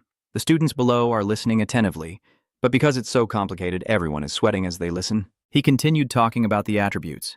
Primitive magic is a type of magic that clearly reflects the wizard's personality. In the present era, as summoning magic becomes more common, mages no longer pursue original magic. Original magic can become an ultimate skill to protect oneself in dangerous situations. The professor continued explaining the origin of what they were using. Is star magic the type of magic all spirits know? Actually, it's just a copy of the original magic. The only person in history to truly use star magic is Luna, The creator of star magic and the ancestor of the nebula. Suddenly, Chloe turned to look at Leo as he listened to the lesson. Memories of their previous battle with Leo flashed in her mind, and she looked at him with a defiant gaze. You are also drawn to the book beside you and turn to look. It seems Leo senses something, as he feels the dark aura emanating from the book. At that moment, Chloe immediately realized and hurriedly hid the book in a panic. Leo seemed to know and thought, "Teacher Camthu, please speak up and announce, I know you all are eager for your original magic. The class is over." After school, she stood up and left, blending into the crowd. But Leo quickly pulled her hand back and said, "Wait, Chloe." Realizing she had been caught off guard, she turned pale and couldn't speak. Leo smiled warmly and said, "Let's go eat together," but his main goal was to get the Glow Y book stored in her bag. He hid the forbidden book. She jerked her hand back coldly and said, "I don't have time for that. "I will definitely beat you in this practical exam. What's wrong with you?" Suddenly, a cheerful voice came from somewhere, calling out and slapping Leo on the shoulder. "Do you dare threaten the top mage position of the Ice Queen?" Remembering that fight, Chloe said, "I may have lost to Leo in battle, but I must be the best in magic studies." She clenched her hand with determination and looked at her opponent. "So this time I will definitely win." "A cold declaration of challenge will defeat you." Leo eagerly accepts. It would be shameful to avoid, so Chloe nodded immediately to accept the challenge. "You have no hostile intentions towards her and even happily extend your hand, so then be prepared." Chloe also didn't hesitate to accept this courtesy. Watching the scene, Sia looked at them with shining eyes full of admiration. They are shaking hands. Outside the academy, the sun peaks behind the mountains during a stunningly beautiful sunset. At this moment, Leo appears inside the hero's tower, climbing the stairs in search of something while lost in thought. Somewhere in this place, there is a forbidden library of Lumerin. If it's that place, there might be clues about the notes of my lost hero. Two upperclassmen walk by and immediately praise him. Isn't that a first-year student? What is he doing here? So adorable. Suddenly, a shout rang out. When Leo looked up, he saw a curly-haired girl named Tua. She blows up the balloon and looks at Leo, saying, "Professor Y has mentioned you many times." "Hello?" The boy politely bows his head. "Hello?" But she didn't let him leave easily and stepped in front of him to question him. "What is a first-year student doing at the hero's tower?" Leo also doesn't hide anything and answers, "I came to meet the student council president." Torua looked at him with an amused expression. Then she continued, "If you belong to the magic department, I will let you go. I heard you signed up for the magic class." Then she simply smiled contentedly. Leo politely replied, "Thank you." They passed by each other and Torua immediately reminded him, "Leo, I hope you will choose the magic department as your major." When he turned back, he saw her smiling expectantly and affirming, "I'm reminding you." Leo didn't rush to reply, only smiled as if considering. Then he climbed each step slowly, finally nearing the destination. The last step was just pressing the elevator to go to the 9th floor of the tower, but after struggling for a while, he couldn't control it and stood there confused, wondering why it wouldn't go up. Suddenly, a hand filled with energy pressed the elevator button and explained that mana needed to be transferred into it for it to move. When Leo turned around, he saw a friendly man greeting him. "Nice to meet you, Leo Bob." Jam smiles warmly and steps forward to introduce himself. "You must be the first-year representative from the rumors." Leo bowed his head to the person standing in front of him. "Hello, Jam. I was wondering why you're at the Hero Tower." He looked up and smiled, replying, "I have some business with the student council president." "Oh, look at that, A freshman who's not afraid of me, bold enough to walk straight into the student council president's office." Leo explained to him, "I wouldn't call it rushing in, but he still kept a cheerful face and told you that you should seriously consider joining the Knights department. What do you think?" At this point, Leo didn't know how to respond, only managing a forced two-word smile at him. After arriving at the student council president's door, he silently sighed in his mind. Am I already exhausted before the main topic even begins? Leo knocked on the door in front of him. "President Reese, I am Leo Prop. May I come in?" A voice from inside the room responded to him. "Come in." He pushed the door and stepped inside the room. As soon as he entered, he saw someone waiting. Rai was sitting behind the table, smiling as he looked at him and asked, "What's going on?" Leo was silent for a long time before responding. Then his eyes changed as he looked directly into the other person's eyes and said, I want to access the forbidden library. Leo, I know you're not the type to joke around. He began to explain, but there are only two ways for an ordinary student to enter the library. The first way is to conquer the hero's dungeon. As usual, the one who conquers the dungeon will personally return the pages they took to the hero's records. Leo looked at him with determined eyes, and R bowed his head and spoke intermittently. As for the second way, he propped his chin and smiled as he told you in condition. I will let you know once you join the student council. The clear blue sky and the blazing sun peeked through the clouds as students' excited voices echoed across the arena on the day of the Night Academy's practical exam. Finally, the day has come. The first practical exam day for the night department. Many people came to watch. CA pointed and discussed with other students, saying you can't watch a match like this without popcorn. Chelsea, observing his demeanor, began to marvel. It seems Ka is truly passionate about his work. Elena walks beside her, patting her on the shoulder, and just gives a faint smile. That's definitely Ka's style. He'll still make a lot of money, even if he's not with Lumen. At this moment, Leo was standing among the crowd, turning his head to look around, secretly thinking that Chloe probably wouldn't come. A loud shout rang in his ear. It's starting. N stands with arms crossed in front of a group of students lined up neatly. His face now looks serious as he announces to them the first match. The first name called is Honep from 1st grade, followed by Leo B from 5th grade. He steps outside the arena, then glances at someone who just appeared, before happily turning around and running over to call Professor Seaton. He paid no attention to him, still looking ahead and asking, "What's going on?" Both of Kie's hands are holding something, and he looks at you expectantly, asking, "Do you want to buy some popcorn and soda?" Then Enfi chuckled and asked him back, "Do you think I would buy that?" He asked Helene. He didn't leave but turned his head to glance at someone who nodded. Celia, on this side, as if she received a signal, also nodded in response to him. She ran over to Sen and looked at him with shining eyes. "Professor, did you buy popcorn for us? It looks delicious. It looks really very tasty." It also called on the other students to start shouting the name Seaton. Seaton. A group of students kept calling out to send Seaton, but he remained with his arms crossed, eyes closed, and stayed silent for a long time. Finally, Sen slightly parted his lips and spoke to him, giving each person one, and Ka immediately responded cheerfully. Yes, down on the arena, Leo is standing face to face with Heron, smiling and wishing him good luck. The first one, Hip from the Night Department, from the hero family of the Nip lineage. He licks his lips and stares intently at the boy. "It seems like you don't care about me. You'll regret that." Basic information about the midterm practical exams for the Night Department is that they are passed by winning 5 duels. A female student sitting in the stands wonders aloud, "I wonder how skilled the class representative is." The classmate sitting next to her watches her explain, knowing that Leo is focusing on 3 subjects, so there's definitely a gap compared to those who only concentrate on one. Don't forget Ho is the 3rd in Class 1, right after and Duran.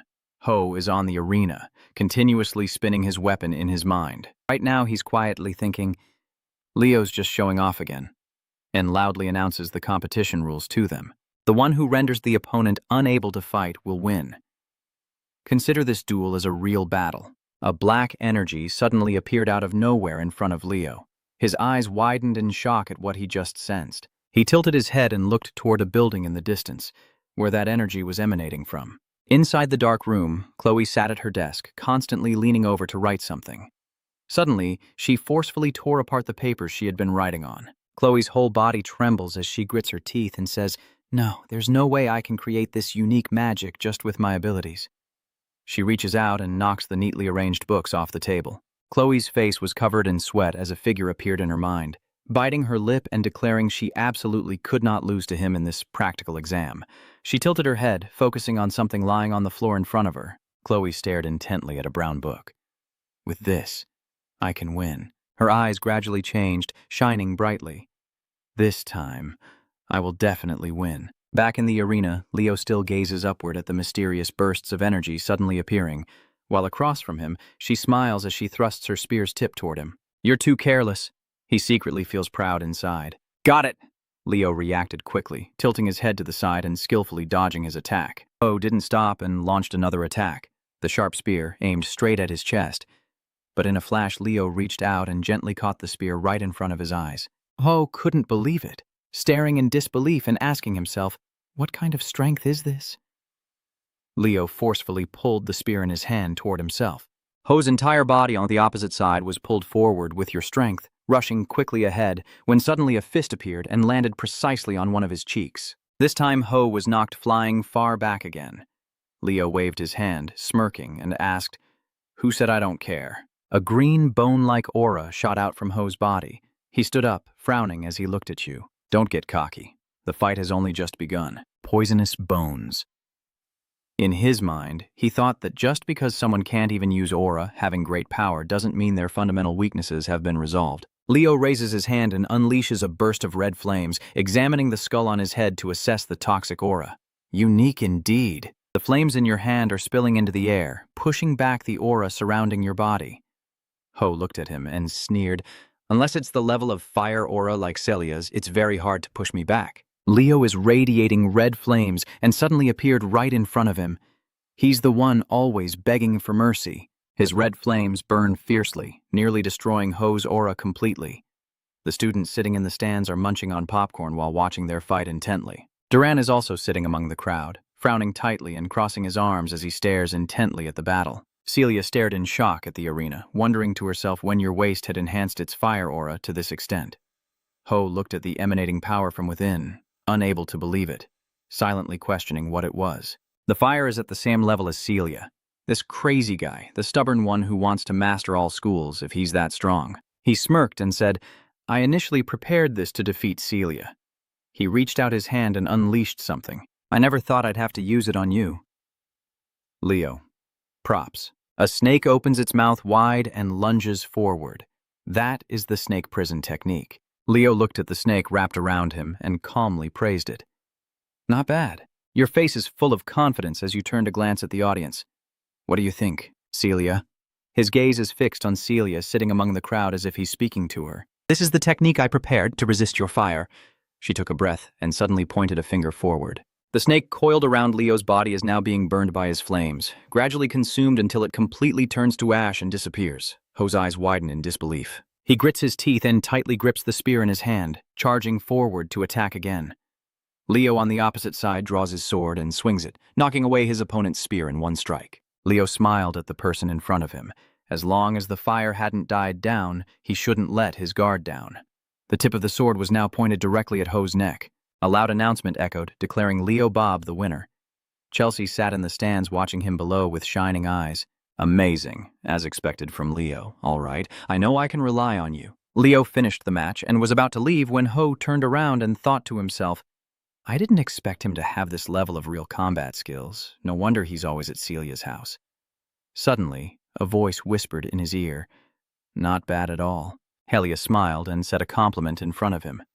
"You're amazing." "Really? Are you saying I'm amazing?" "Really? You're saying I'm great?" The announcement continued to echo in the arena. Next, Elena Lad-Den from the 5th grade faced off against her. Hearing my name called, I eagerly took my position. Who will my opponent be? The announcement sounded again, inviting the two competitors to step forward. Elena's whole body tensed up after hearing her opponent's name, and as she watched the person slowly step onto the arena, she couldn't help but marvel. Among everyone, only one from the top 3 of the star team could be chosen. The two girls stood silently on the field, looking at each other for a moment. Chensia clasped her hands and bowed politely, asking for guidance. Elena responded with a greeting in return. "You too!" The battle begins with a shout of command. A hand reaching out is controlling their own power. Chen Xia moves her hands, and many streams of water appear in the air. Elena activates her power. A magic circle appears beneath her feet, and flames erupt around her. She pointed her sword forward and charged quickly, launching herself into the attack. Leo crossed his arms behind the crowd, watching the battle unfold and silently assessing. It seems she is badly injured. Elena's sword appears to have hit an energy barrier, and her entire body is like being struck by an electric current. Then she was knocked back far away. Elena fell to the ground, still smoking all over her body. The announcement of the result rings out, declaring Chen Xia the winner. She clasped her hands and bowed again. Elena sat up, smiling and waving her hand. At least I didn't back down from Chen Xia. Leo watches her comment. Although their compatibility was poor from the start, it's a pity she couldn't do better if she had stayed calm. The voice calling her name echoed again, followed by Celia Zinger from Class 1. As soon as the announcement ended, everyone started whispering excitedly. Celia confidently stepped onto the competition field against Duran Mora from Class 1 and immediately turned around to see him standing behind her. Celia smiled and took a breath before speaking to him. It might be interesting because my opponent is you. Duran remains silent, his brows furrowed as he stares intently at her, while Ka, sitting in the stands holding a box of popcorn and wearing 3D glasses, watches the scene like a movie. Looks like it's going to be an exciting match. It's starting now. The other students are also watching the match with wide eyes, shouting, "Come on!" The sunlight blazes overhead as Celia looks across the arena to see who the top student of the night class is. Duran remains silent, only staring intently at her. A slash is swung, drawing a streak of golden light in the air. Celia and Duran both drew their swords and launched their attacks, beginning a direct confrontation with each other. One student narrowed his eyes at the overwhelming power they unleashed. "Is this the level of fighting ability of top students?" Cie asked, staring at the match in disbelief. "Really? Who do you think will win?" Leo put the popcorn in his mouth and answered him. On the surface, Celia looks like she will lose. He gapes in disbelief, turning his head to look at you. Leo thought to himself silently, but from Celia's gaze, he smiled. It seems she has a trump card to turn the tide. Duran is rushing forward at lightning speed, swinging his sword to slash across Elena's face, leaving a bloody cut on her cheek. She reacted quickly, swinging her sword to deflect his blade. Elena raised her sword straight up, flames blazing around the blade. A protective barrier has now appeared around both of them above their heads. The students outside the arena watching the scene erupt into exclamations of praise. They are serious now. Leo continues to look straight ahead and praises them. "You're really clever." Celia Ka, sitting beside her with a blank look, asked, "Huh? What's going on?" "Look, the first-year training ground is quite small. From now on, Duran's movements will be limited within that ring of fire. The heat also obstructs the view." Leo watched Celia's performance in the fight and praised her. She's always been amazing. But Celia has grown even stronger. Duran, trapped in a sea of flames, wipes sweat from his face, overwhelmed by the heat. Unaware, Celia had already appeared behind him. When she jumped up to attack, he finally looked up and suddenly realized. Duran gathers all his strength into his arm, swinging the sword to counterattack. But Celia doesn't give him that chance. She gently caught the sword pointed at her and smiled, lifting her head confidently. "Finished!" Celia used her head to deliver a powerful blow to Duran's head. His eyes rolled back and a large scratch appeared on his forehead. Duran lay motionless on the ground as the announcement sounded, declaring Celia Zinger the winner. Everyone around started cheering loudly. Celia twirled her hand, looked at him, and asked, "Why don't you try developing your physical strength more?" She reached out her hand in front of him. Duran rubbed his red forehead and looked at her without replying. Finally, he stood up and shook her hand to end the match. The spectators in the stands watched with shining eyes, fully in fan mode. "Wow, that victorious stance is so beautiful, I have to record it." Leo looked at her below and sighed. It seems the training has paid off. Ka next to me is also cheering. "Celia, you're amazing, Celia." Harris didn't know when he appeared behind them, chewing corn on the cob as he said, "So Celia really won." Then she turned around and walked away, as if nothing happened. "Thanks for the explanation." Class President Komat looked at his back and asked, "When you had been listening, sir?" The night's practical exam ended at the end of the day. The final results of the test are that the first student, Celia's Dinger, has 4 wins and 1 loss, and the second student, Duran Mora, also has 4 wins and 1 loss. The next student is Chania with 4 wins and 1 loss. The last student is Leo Prop with 1 win and 1 loss. A week after the language writing test, Harris, holding the stack of papers, said, "You've worked hard." He carried the stack of tests out the door, then turned to wave at them, saying, "Don't fail and get expelled." Study hard. The students in the class wondered if they should drop out before being expelled. The white classroom door just closed with a loud bang, and Elena sat inside, furious, shouting loudly, "Get out! Get out!" "Gee, let me see the answers too." She closed her eyes, hesitating as she thought, "Who should I let see it first?" The chatter and whispers inside the classroom continued. "Chelsea, I'll go first. Chelsea, please let me go first." At this moment, someone approached and asked the class president how Leo was doing on the test while lying across the desk. He looked up, rotated his neck, and replied, "I think it's not that bad." Nenla laughed out loud, looking at you. "The class monitor always seems to have everything under control, huh?" Leo looked blank and asked, "Do I really look like that?" She smiled and told you if you feel any pain somewhere to let her know. "I will heal you with my magic." Kea, sitting on the other side, starts to complain. "My shoulders and back are stiff too, help me as well." Before he could finish his sentence, Chelsea rushed over and punched him hard in the back. "You're not in pain anymore now, right?" She smiled warmly and asked the person in front of her. "Leo, how is the summoning practice going?" Tai said you rarely go to the summoning training room. "I train hard in places where no one can see." Chelsea's face now is full of admiration. It's really Leo. So, what rank do you think you'll get on the summoning exam?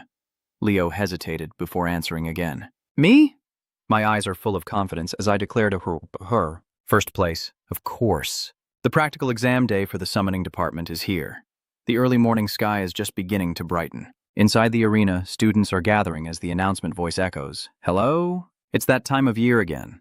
The biggest event of the first semester for the new recruits. Welcome to the summoning race. A student sitting in the stands introduces himself. Nice to work with you all. I am Ba Test, a third-year summoner at Lumen Academy. Sia crossed her arms and asked the person sitting next to her, is this really a test? R explained to her that the summoning race is a long-standing tradition at the Summoning Academy, making it very famous. Moreover, since it is one of the events selected during interdepartmental exchanges, it is always a hot topic. She still has a cheerful smile, one arm holding popcorn, the other holding a drink, just like the previous competition. The other students are just like him, eating popcorn and watching the competition. Tai looked up, observing the situation around him with a sigh. Why is everyone crowding and making noise like that? It really distracts me and is so annoying. The other students also started frowning and complaining. It's really annoying. Leo remained silent, standing still on the field, with Eliza's gaze fixed intently on him. Wen and Chenia also kept a normal attitude like you, waiting for the race to start. Eliza suddenly said, "You have demonstrated exceptional skills during the night practical exam." She looked at Leo and asked, "Have you prepared well for the summoning practical exam?" He warmed up and replied, "Of course," but Eliza still remained suspicious. "I've never seen someone so well prepared as you claim to be during training." "Yes, that's right." Suddenly, the others became agitated and told him if he underestimated this, he should give up. "We haven't even seen you form a real bond with an summoned object yet."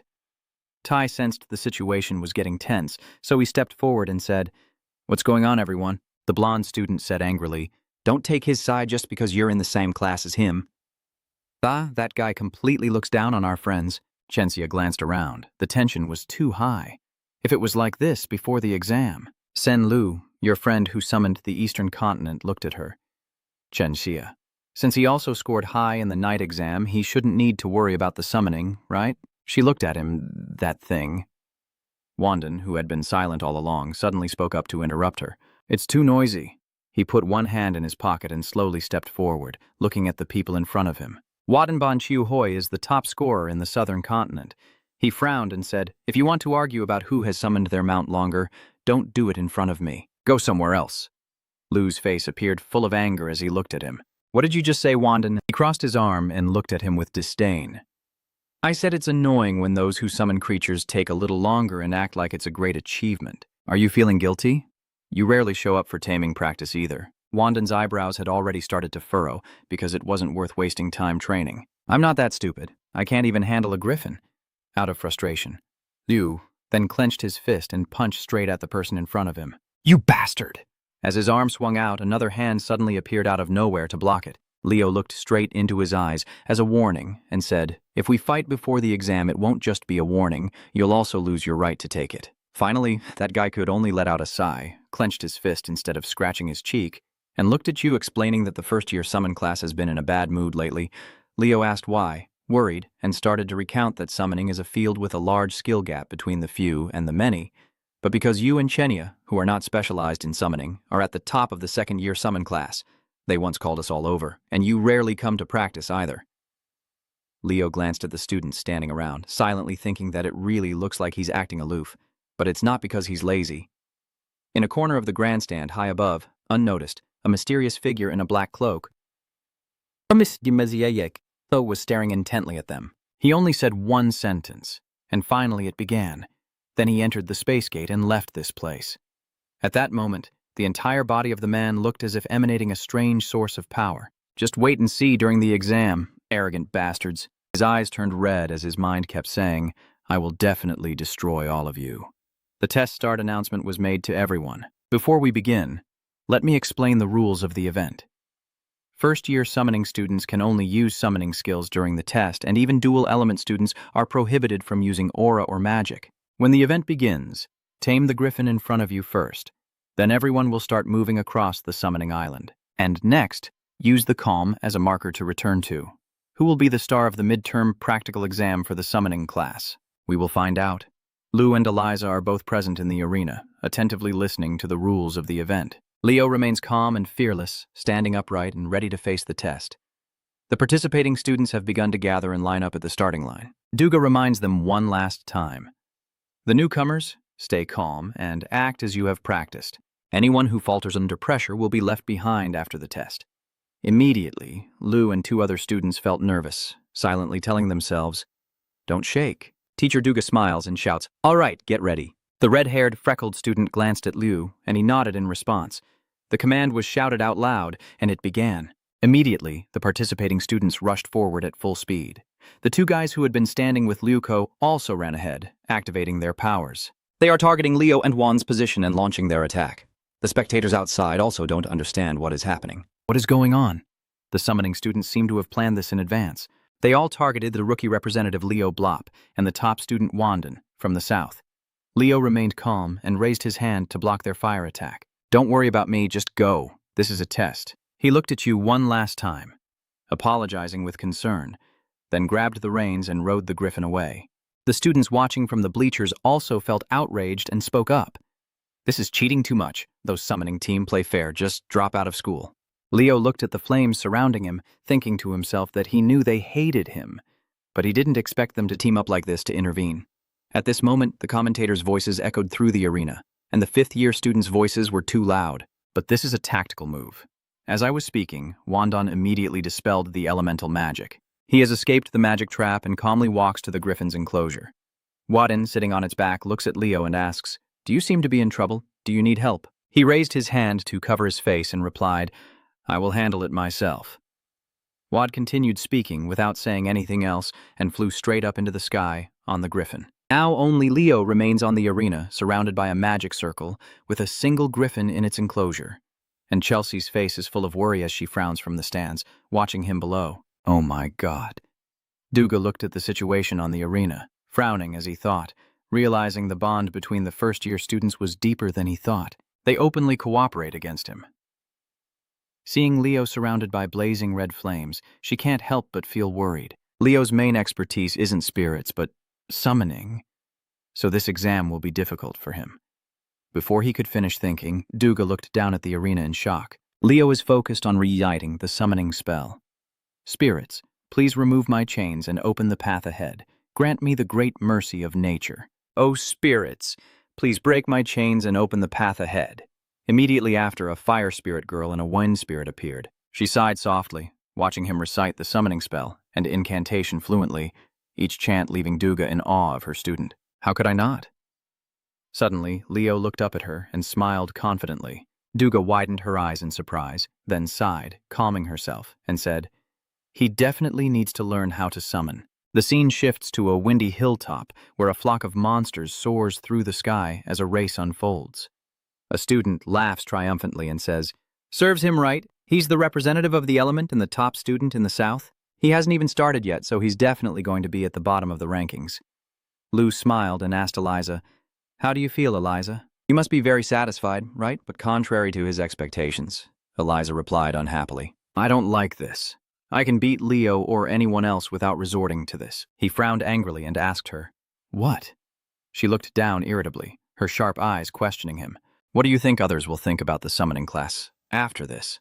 Leo still kept his arrogant attitude, laughing loudly, saying, "Who cares? Those people might have to face shame."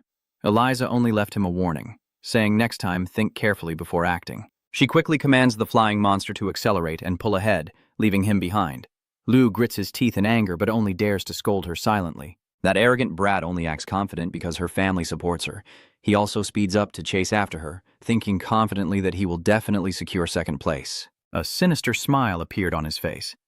"Besides Eliza, I am the best at controlling flying monsters." This time, a scream suddenly interrupted Leo's thoughts. Leo looked behind him, and Chen Xia was controlling her monster to keep close behind. Liu stared in amazement at the girl standing on the back of the monster, unable to hide his shock. What kind of pose is that? He panicked and thought, not even needing to use the spirit's power to strengthen the beast. This speed is impossible. Quickly order your companions. "Everyone, let's take her down." The girl with orange hair immediately summoned a spirit. "All right, take this." The small spirit flew to attack Chen Xia. But at this moment, she smoothly controls the beast to fly high, avoiding the attack of the spirit, and then Chen Xia suddenly appears above her, wearing a terrifying smile. The girl with orange hair was stunned and couldn't believe it. "What do you mean?" A scream of terror echoes as Chen Xia jumps down from the beast's back and lands a precise kick on her. The girl with orange hair falls to the ground, screaming in fear. "This is cheating." When Chen Xia regained her position on the back of the beast, she looked down at her and calmly said, "I haven't even used my aura yet." Then she quickly accelerated, riding the wind to catch up with Liu. Chen Xia put on a friendly face and enthusiastically greeted him. "Hello, Liu." He angrily threatened her. "You made a mistake by turning us into enemies." Chen Xia thought for a moment and then reminded him, "I have to admit, I'm not good at aerial combat, but I'm not your only opponent." Liu's mysterious name asked back, "What do you mean?" She smiled brightly at him, but her words carried an unnamed, terrifying anger. "Someone is very angry about your petty tricks." Just as an explosion erupted right behind him, Liu suddenly became alert. Chen Xia watched the continuous explosions targeting the summoned group. He said, "Wandan seems to be the kind of person who repays kindness with enmity." Wen sat on the beast's back, looking at Liu, conjuring a fireball in his hand and cursing him harshly. Then his giant fireball, summoned by his spirit, flew straight at him. "Catch it and return fire!" Liu Huo hurriedly summoned his spirit. Sketter quickly stepped in front of him to protect him, but the explosion still occurred, with fireballs hitting one after another and exploding, causing the monsters and Liu's allies to panic. The scene shifts back to the starting point at the arena where the host is speaking, representing the first-year students, with Leo Plot, famous throughout Lumen for his ambition to join the ranks of the top students at the academy. But today, he seems to be trying very hard to take all the spotlight in this competition. Could it be that summoning is Leo's fatal weakness? A tense and dark atmosphere surrounds Leo and the beast, their eyes constantly locked in a fierce stare-down. Suddenly, he notices the wound on its wing. Leo, with a dark expression, looked at it and said that as a hero candidate, participating in such pranks was truly shameful. He grabbed the reins around its neck. The beast roared in pain as the host said, "Leo is trying to tame the griffin. My advice is not to try riding one when it's so alert." Celia worries from the stands. "Oh no, why does Leo have to try so hard?" Ree responded more calmly nearby. "He must have had a reason." Leo nervously pulled the reins to stop the agitated beast. He tightly holds the reins and says seriously, "I understand how you feel, but you have to listen to me now." He furrows his brow, a threatening aura emanating as he commands it, then kneels down. The monster immediately fell silent in fear and froze. Then you loosened the reins. The monster also obeyed and knelt down. Leo decisively pulls out the shard embedded in its wing and then smoothly climbs onto the back of the beast. It roars and spreads its wings to fly up. On the screen, the image of Leo starting to take off begins to play. The host comments, "Leo's Rin has joined the flight path. It started with difficulties and a string of bad luck, and it seems the final position is unavoidable." Sitting on its back, he said, "It might be very painful, but you've endured very well, very bravely." A flame appeared in his eyes, and Leo began to chant, "In the name of the one who made the pact, I command you, appear before me." Fiora appears summoned, followed by flames bursting up and spreading out, engulfing the monster's body and making it roar loudly. Celia in the stands watches the screen with curiosity. "What is that flame?" Ray ponders silently. "Jinger's fire?" "No, this isn't the fire of aura, so what is it really?" In another place, while the race is still ongoing, the two summoner students attacked by Wandan earlier are exhausted. The girl says, "The injuries are very serious. At this rate, we won't be able to reach maximum speed." The boy in front replied, "But at least we can avoid last place. Just relax a bit." At this moment, sensing something, the boy turned around. Leo and his monster were surrounded by a blazing fire rushing forward, making them scream in terror. He smiled smugly, thinking, "Now, let's see if I can speed up a bit," followed by an intense chase scene. Leo immediately sensed something was wrong and became alert as a black dragon roared in front of him. Leo was terrified, eyes wide open, staring at it, staring. "You can't believe your eyes. That's Fapnea." A huge, ferocious black dragon boldly blocked the path of the contestants' race. A few minutes before the incident, Eliza was right behind it. Wandan said loudly, "This is where your Wandan ends. I can't give up my first place." He still remained calm and just snapped his fingers lightly. A small flame appeared in front of her. Eliza was terrified and immediately pulled the reins to avoid the flames in front of her. Just as she changed direction, an explosion erupted, and she was surprised to realize it was a powerful strike using fire and wind spirits. Surprised thoughts suddenly flashed through her mind. Eliza doubted that this move was just a display of spiritual controllability. She had never heard that he studied magic. Wandan's sharp gaze shot toward her. Her vigilance involuntarily made her think of him. Wandan. A smug smile appeared on Eliza's face, but no matter how powerful the attack was, if it didn't hit, it was meaningless. With her flying beast control technique, she easily dodged the explosions he created. One looked at her with a commanding presence and said, "Let's see if you can dodge this move." He cast ice magic, and a series of sharp ice crystals immediately formed. With just a wave of his hand, they quickly surrounded by reinforced magic and flew toward Eliza, who was stunned. Eliza looked at the attack and only uttered one word. "Huh?" She pulled on the reins to stop, then turned to attack again, gathering a surge of magic on the creature's body. It roared, then spat out a burst of fire toward the approaching ice crystals. Eliza coldly looked at Wandan with equal determination, the flames completely nullifying his attack. Wandan frowned in thought, boosting his summoned beast, while the host at the starting point excitedly commented on the rapid battle. It was indeed an incredible battle. Wandan used 3 spirit entities for his attack, while Eliza responded with beast summoning enhancement. Seizing the opportunity, a figure swiftly passes by the two and moves ahead. The host quickly follows up with commentary. And at that moment, Chen Xia seized the opportunity to take the lead, smugly watching the two behind her. "Then thank you." Before she could finish speaking, a purple rope wrapped around Chen Xia's neck, causing her to panic and fall backward. Eliza uses her weapon to hold Chen Xia back and loudly declares, "I won't allow that to happen." Chen Xia's attention is diverted as a sudden small flame appears in front of her. Sensing the danger, she immediately leapt onto the back of the beast and jumped out, barely escaping Wandan's massive explosion. Chen Xia forcefully tears the rope around her neck and then gently lands on her monster's back to continue the game. Her face, a mix of surprise and excitement, said the top students of the summoning department are not ordinary. Suddenly, a deafening scream cut through the moment, and all 3 looked ahead. That's Lu sitting on Black Dragon's back, yelling at their group. "Damn it." The 3 of them exclaimed in surprise together. Black Dragon. Lu's face was so angry his veins bulged as he growled, "I will kill every last one of you." "You bastards." Chen Xia was alarmed and quickly warned him that riding anything other than a unicorn beast was against the rules, but he seems blinded by rage and shouting. "Shut up. I don't care about that stuff." Then he commanded the Black Dragon to attack and said, "I will kill all of you who only rely on talent." The crowd quickly dodged the attack. Switching back to the present, the giant Black Dragon is blocking in front of the 3. Wen, unable to believe, asks, "Did that fool make a contract with a Black Dragon?" Chen Xia replied, "That's not a Black Dragon. It looks more like a mutation." A loud cry rang out, and everyone turned around together to see Leo catching up. "Seeing you rushing towards me, all 3 of us called your name in surprise."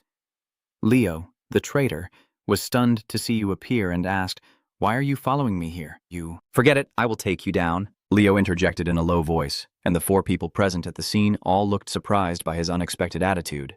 Leo's face darkened with a sinister expression as he sharply asked Lu, "Where did you get that lizard from?" He still foolishly smiled proudly, saying, "Are you jealous?" "This is my power. I signed a contract using my summoning magic." "You seem jealous of my summoning beast, huh?" Leo muttered darkly, judging him. "Mistaking that thing for a summoning beast? It's ridiculous. That was a mutated monster, a beast controlled by the sorcerers of Tartaros. You can't help but remember the images from the past when you fought against them. He got that monster from somewhere, one of the mighty beasts of the Tartaros army we destroyed during the Age of Catastrophe." Lu ordered Hak Long to attack. Immediately, a massive dark energy shot towards him. Leo and the other 2 quickly dodged its attack. Only Chen Xia remained standing there, watching the attack come toward her. He shouted a warning for her to dodge. Chen Xia immediately condensed her shield in front of her. She thought in fear that it was already too late. The dark energy directly pierced through her fragile shield. The shield begins to break apart. Chen Xia closes her eyes in fear and screams. The next moment, she and her monster both fall freely downward. Leo timed his move and rushed over, precisely catching her as she fainted into his arms, thinking she lost consciousness from the fall. "First, we need to ensure Chen Xia's safety," he loudly told the other 2. "Everyone get down to the ground now." Eliza nodded in response. The 3 of them took turns landing on the nearby hill. "So this is what it feels like to look down from above? Not bad at all, then." After saying that, he directly charged down with the Black Dragon. The race commentator is still very enthusiastic in their commentary. The contestants have left the designated track and are outside the broadcast area. "Too many things are happening at once." He keeps talking. Sen Liu had summoned the Black Fury Dragon and was attacking the other leaders. But before he could finish his sentence, Duga kicked him away and scolded him. "Hey, you idiot! Are you still commenting right now?" Duga quickly grabs the mic from the table and orders the assistant to summon the flying beast immediately. The match is paused as Jen and Len quickly arrive at her location upon learning the current situation. He hurriedly asks what is happening. She turned off the mic and responded to him. It seems that Sen Lu has made a contract with a high-level demon beast instead of a regular summoning beast. Both of them were startled. Sen exclaimed in shock. "What?" Seeing Lu's overly excited state and his bloodshot eyes, he said, "She won't be able to withstand its influence for much longer." "Is Lu really controlling that high-level demon beast himself?" Harris suddenly asked from behind the two. "Are you saying that someone else is controlling it?" "I'm not sure, but it's possible." Harris then gave orders to everyone in the room. "All right, Duga, bring the summoning assistants and block Sen's retreat. If necessary, control and eliminate the monsters." The other instructors spread out to protect the students. Everyone responds in unison. "Yes," Harris continued. "And Satan, you will go with me?" Xian Zhen nodded firmly in agreement. The two of them, standing tall and serious, leave the room. The scene shifts back to the hill where they just landed, as he gently lays Chen Xia, injured and unconscious, down on the grass. The other two also landed shortly after. One looked up at the sky covered by a shadow and said, "It's coming." That Liu guy also brought his black dragon down to this hill and looked at you standing in front of him with disdain, saying, "If you're planning to run away, you should have hidden better, right? Are you all gathering here in this open space again?" Contrary to his expectations, Leo calmly replied, "I am not hiding." He looked at you in surprise and asked again, "What?" And you calmly stepped closer and continued, saying, "And the creature you're riding isn't a summoning beast or a black dragon." Lu sneered mockingly, saying, "You're from the summoning department. I said it's a black dragon, so why do you act like you know better than me?" Cutting him off, Leo coldly replied, "It's a demon beast." After hearing that, Liu Ju froze, speechless. The two people behind him also tensed up and frowned. Scenes from this life and the past life of yours appear side by side, showing the time from the past when you fought and died. The will of both lives is combined. Leo firmly says, "I am waiting here to destroy that disgusting demon beast." That statement seems to express the feelings of your past self when facing this black dragon. Liu, sitting on the black dragon's back, suddenly lost control and burst into loud laughter in front of the three people. "Oh my God, he's activated. He widened his eyes, the bloodshot veins bulging in his eyes as he looked at Leo and asked, "What did you say?" Then he shouted, "Do you think you can tell me what to do?" His black dragon is gathering energy inside its body. Liu roars loudly, "Die!" A huge red energy blast is fired forward, and a giant stone hand rises from the ground right in front of the attack. Eliza concludes that he is clearly insane. A stone golem appears to block Lu's attack, protecting the climbers behind. Wandan summoned it. "He told you, I agree with removing something so disgusting." Leo, Professor, Mr. Lu gritted his teeth, pulling on the reins and sweating, thinking in amazement. "Are you guys planning to look cool on your own?" "I'll join too." The three of us stand tall and proud. "First, we need to get that fool out of the enemy's reach." Wandan, holding his magic, replied, "The summoned golem is about to fall. Get ready." She irritably questions him. "You can't do anything worthwhile." Wandan Leo watched the argument in front of him and couldn't help but smile. The golem, under increasing assault, was cracking apart. Lu confidently smiled and said, "Golem is nothing special to me. As expected, my summoned monster is too powerful." After a fierce struggle, the golem finally shattered. He shouted loudly again, "Where are you all?" The rat swarm retreats as the black dragon under his control roars loudly in a terrifying voice. Eliza angrily swings the whip at Lu. He quickly dodges, scowling in frustration. "How dare you attack me, you bastard!" It's that familiar snap of Wandan's fingers again. A small flame appeared on the black dragon's head as it prepared to unleash another energy beam. Then the flame suddenly exploded right at the dragon's head. Wandan, holding the flame in his hand, stood there watching and softly said, "Now, Leo, seize the opening and receive the signal." Lu Qinhuang looked at them without saying a word. Before they could finish speaking, Leo rushed in front of him like a gust of wind. Then, with a cold expression, he delivered a straight kick to Lu's face, causing him to cry out in pain. He gently steps onto the back of this black dragon. Lu's body suddenly trembles as if something is controlling him. A strange voice echoes, trying to pull this kid away from the enemy, but that's all. "You brats?" His face distorted from the kick just now. Wide-eyed, Leo looked at him in surprise and said, "Wait, why are you going alone? Are you scared now, young hero candidate?" Leo looked at him with sharp eyes and said, "You are a monster mage, Tartarus. Where is your real body? It can't be far away." He laughed excitedly, a shadow appearing behind Lu, and he eagerly replied, "Did you figure out my true identity? Interesting. Very interesting. Staying calm in this situation shows you truly have the makings of a perfect hero." He presses close to you and continues, "You will have to die here." He swings his hand, releasing a gust of wind to push Leo back. The attack pushed you to the edge of the black dragon's back, causing Leo to lose his balance and fall off. Lu Ten still stood there smugly, unshaken, calmly summoning a fireball as little Fiora appeared, flapping her tiny wings and flying up continuously. He smiled brightly and said, "Fiora, is finally time to shine." Remembering his past life, Leo explained his own abilities. "I am a universal mage, but I have never reached the peak in any specific school. You mentioned your team members back then, and Aaron and Dueno were more proficient in aura. Regarding magic, you introduced Luna as the last and Linus as the summoner, and returning to the present with that thought, Leo said he chose to combine these abilities. At this moment, your eyes are covered with blazing red flames like your current excited state. A series of powerful energies are being channeled into Fiora's body. It begins the evolution process.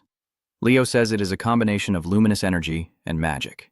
As it continues to evolve, it becomes a combination of magic and spiritual power. Fiora's large wings appear. He continues to talk about the final combination, spirit power and luminous energy. After evolving, Fiora used her claws to grab Leo and lift him into the air, happily admiring her new form and teasing him. Now it looks more like a phoenix. As soon as Fiora finished transforming, Leo's black dragon roared loudly. Leo silently wondered if it was reacting to the phoenix's energy, which was opposite to that of the monster, and he asked suspiciously while riding on the black dragon's back, "Phoenix Master, what is your true identity?" Leo calmly made a deal with him. "If you tell me where you caught that spell, I will tell you." He desperately wants to kill you and says, "You even know about the disaster beast, you can't survive." Then he commands the black dragon to gather energy, preparing to attack you. Leo drew the sword from his side and pointed it directly at Lu. A fireball gradually formed, facing the dark energy from the black dragon head-on. You stay alert and say, "Fiora, it's coming. I will use my skills quickly." Jinger's secret sword technique chants a summoning spell, the Phoenix Breath, a secret skill, a shining point.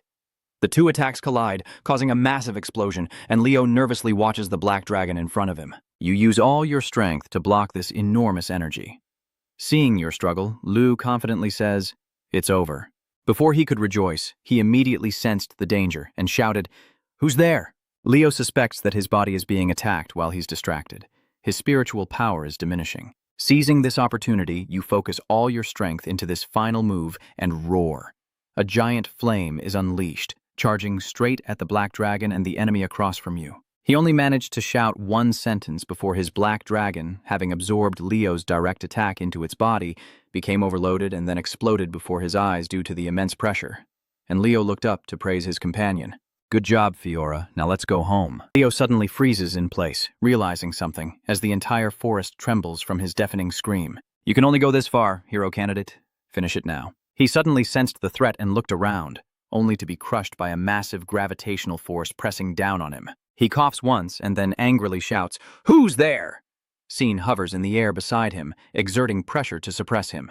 This is for the original beastly mage Tartarus. A wave of dark energy bursts from his body. The wizard with a sinister laugh said, "So you're the two pillars of Lumen." Seeing his strange movement, Harris also stepped in to trap him along with Seton. The wizard's body continued to transform as the black smoke completely escaped from him. It said, "Unfortunately, we'll have to meet again next time." After speaking, it slammed hard into the ground, shaking everything around, leaving only a black smoke fading away with the fragments of its broken body. Sen says, "Looks like he's run away." Harris replies, "It seems they've started to get active again." He began gathering the scraps of the wizard's body and replied softly, "That's right." In the wind-blown forest with falling leaves, Scene said pensively, "Lumen is no longer safe." Back with Leo, he and Fiora are still falling freely down the hill. He holds on to her, trying to give commands. "Fiora, return to the monster summoning world." At this moment, a call echoes out as a giant dragon wing appears, blocking the sun. The dragon quickly grabbed onto your collar to hold you back. Duga let out a sigh of relief and asked, "Are you okay?" "Professor Duga." She softly smiled and sighed. "Thank goodness we weren't too late." The dragon gently landed while holding you in its mouth, At this moment, Leo is safe. In a dark cave, a masked person is badly injured after a fierce battle. A mysterious girl steps beside him, mocking him how embarrassing to be defeated by a novice hero. He angrily clutches his still bleeding arm and retorts, he is not an ordinary hero candidate. He continued to explain in detail that he has a contract with a phoenix. This information of his made the girl gasp in surprise. Wow. The man continued to add, and he learned the true identity of Fapnea. She licks her lips, feeling very excited. This seems to be getting interesting. Meanwhile, Leo was strolling down a crowded hallway, deep in thought about the new information he had just received. The midterm summoning exam has been cancelled. Not long after, during the magic class practical exam, Len stood seriously on the podium. Suddenly, all the students turned in surprise to the classroom door as Chloe entered with her unusually shiny blonde hair. They were stunned and asked about it. Huh, Chloe, your hair. Chloe ignored their questions and silently walked into the classroom. She slowly approached her desk, surprising her classmates. Leo also noticed and looked at her thoughtfully, then scanned the classroom to check the attendance. Leo looked at Chloe's dark circles with concern and asked, "Did you stay up all night studying? You don't look well?" Len suddenly spoke from the podium. "It looks like everyone has arrived. Now let's focus. I hope you have prepared your original magic that contains your personality." The attentive students listened carefully to him. "It would be a shame for only me to witness your marvelous magic." So Len paused for a moment before speaking again. "I will invite 3 people to join. These 3 are your seniors." Someone was waiting outside the classroom for Len's invitation. Len turned to the door and introduced. They graduated in magic studies 3 years ago. The first to enter was a proud girl named Rielda Feed. The second person is a chubby-looking boy named Aiden Slack. The last to enter the class is a petite girl with a confident smile named Sin. H will officially announce in a serious tone once they all appear. They will be the judges for your exam today. The newcomers greeted the students warmly, saying, "Hello, juniors." "Hello," Ka whispered to Leo. "It seems like they'll give us a high score this time." Leo doubts that what he said is correct. Huh. Is it really that easy? Len quickly begins the exam, his gaze fixed on a student. Eliana loudly steps forward. Eliana cheerfully replied, "Yes." The little girl quickly stepped onto the stage, her eyes shining with excitement as she greeted the 3 judges below. "Hello, elders." The elegant girl continues to introduce herself. "I am Eliana Lawton, 5th grade. It's a great honor to meet you all." Immediately after, Eliana quickly cast her spell, a burst of bright light shooting up like a spectacular fireworks display in a classroom. She happily explains her trait. Her main trait is light. Hearing that, Ruda seemed excited to praise. It truly is a rare trait. Eliana continued to showcase her abilities, snapping her fingers to summon a blazing fire. If you add fire attributes to light magic like this, the flames in her hand quickly flare up, forming a powerful whirlpool around her that is incredibly strong. You can unleash a powerful heat ray spell. Witnessing Eliana's ability, I was briefly amazed and exclaimed, "Oh," but her next words were a bit critical. They weren't much different from basic light magic. This makes Eliana stunned, and she exclaims in disbelief, "Yeah." After the first student finished showcasing their skill, the judges quickly recorded their scores. Aiden diligently wrote down his score without uttering a word of comment on the performance just now. A while later, the 3 of them handed the scoring results back to Len. Len looked at the score sheet he just received. "Please give a C grade." Aiden gave a C. Ruda gave a C. Len quickly summarized and announced the scores. Eliana Layden got a C. He spoke coldly and seriously. Then the other students were shocked by the unexpected scores. "What's with this C grade? I want to drop out." Soon after, the other students took turns showcasing their abilities. The strict judges gave unfavorable scores. Smith Rott B a C marked each result with very low scores being sent out. Nick Aben C deducted. Kay also steps forward to take the test, showcasing his water control ability, which is highly praised by the judges compared to the other students. Kay Thomas begins. Chelsea also steps up to practice her ice magic. A cold, luminous sphere was summoned. Chelsea, Lou Wellen, and Aiden both achieved high results, making them happy and jumping for joy. At this point, the judges were a bit bored with what they had just seen, squinting in dissatisfaction and quietly remarking that it was not bad, but missing something. Ruda also thinks the same way. She silently considers that Professor Len said this year's students are truly talented, but so far, Aiden is different. He still has some hope for the remaining students to see what they can do. He looks at the names on the score sheet and smiles to himself, thinking these 3 are the real deal. Len continues calling the next student to the stage. Then, Abat steps forward coldly with an unusually calm expression. Abat justly. The The female students below all cheered in unison at his outstanding appearance. So cool. Are you judging based on looks now? The judges and Abbat ignored their gossip and focused on the performance. Abbat turned around and jotted something down on the large board. After a while, he paused and announced, "I will perform a storm." The judges were amazed by this skill and smiled proudly at their student. Abbat Kyuhan confidently affirmed that once completed, it is expected to rank highly. He lightly taps the chalk on the large board with a serious expression. Not long ago, in the magnificent castle of the Lee Wellen family, on a spacious courtyard, a large magic box was summoned to protect Abbas as he performed his magic. Abbat quickly summons his magic, a surge of power radiating fiercely around him, and a gust of wind lifts him into the air. He clenched his fists and shouted as his magic erupted.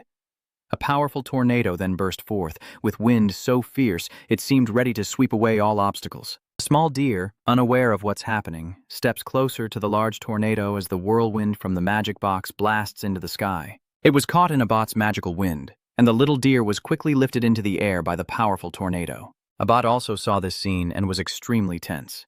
He quickly cast a spell, creating small gusts of wind to lift the poor young deer. Abbat held it securely in his arms and gently asked, "Are you okay?" The memory ends. Abbat withdraws his magic and continues his presentation, saying that wind enhancement magic may seem simple, but it is a complex, advanced system of spells. After a moment, the judges hand Len a report card praising Abbat's abilities, and Len excitedly announces, "Abad Lee Wellen. Ang Chelsea is very proud of him and says, 'My brother should be like that.'" Len also feels very happy with his students. The previously cold face has disappeared and is replaced by a bright, satisfied smile. Next up, Leo stepped onto the stage as instructed, calmly introducing the advanced magic he would demonstrate, reflecting on the previous summon of powerful, colorful, magical streams. "It's a non-attribute magic system," the students all exclaimed in confusion. "What is that? I have never heard of it before." Leo spoke up to explain his skills. "All existing magic techniques have attribute expression techniques. Is that right? I have to admit it." "Of course, that's the basic requirement to activate any magic, isn't it?" Leo suddenly chuckled softly with a hint of meaning, then firmly stated, "My special magic formula system can be compatible with all those techniques." This statement made Rai pause in surprise. "What?" Aide frowned in confusion and questioned him. "What are you talking nonsense about?" Shin also couldn't help but ask suspiciously. "So, you mean you want to create a new magic system?" Leo confirmed straightforwardly. "Yes." Len glanced at him with a bright, proud look, secretly thinking this kid has to become a mage. Aiden tapped his pen on the table in disappointment. This was truly disappointing. "Leo, we're not here to hear nonsense like that." Unlike him, Len was very excited and impatiently urged Leo to hurry up. "Write down that technique quickly." Aiden let out a sigh, still not quite convinced by Leo. "All right, let's see what you've got." Leo quickly grabs the chalk and writes down the techniques he just explained, slowly jotting each line as everyone in the room remained silent. Rida impatiently advised, "Junior, in history, only one mage has a magic formula that is their own special magic." Leo indifferently replied, his hand still writing on the board, "Yes, that is the person who discovered Nebula Luna."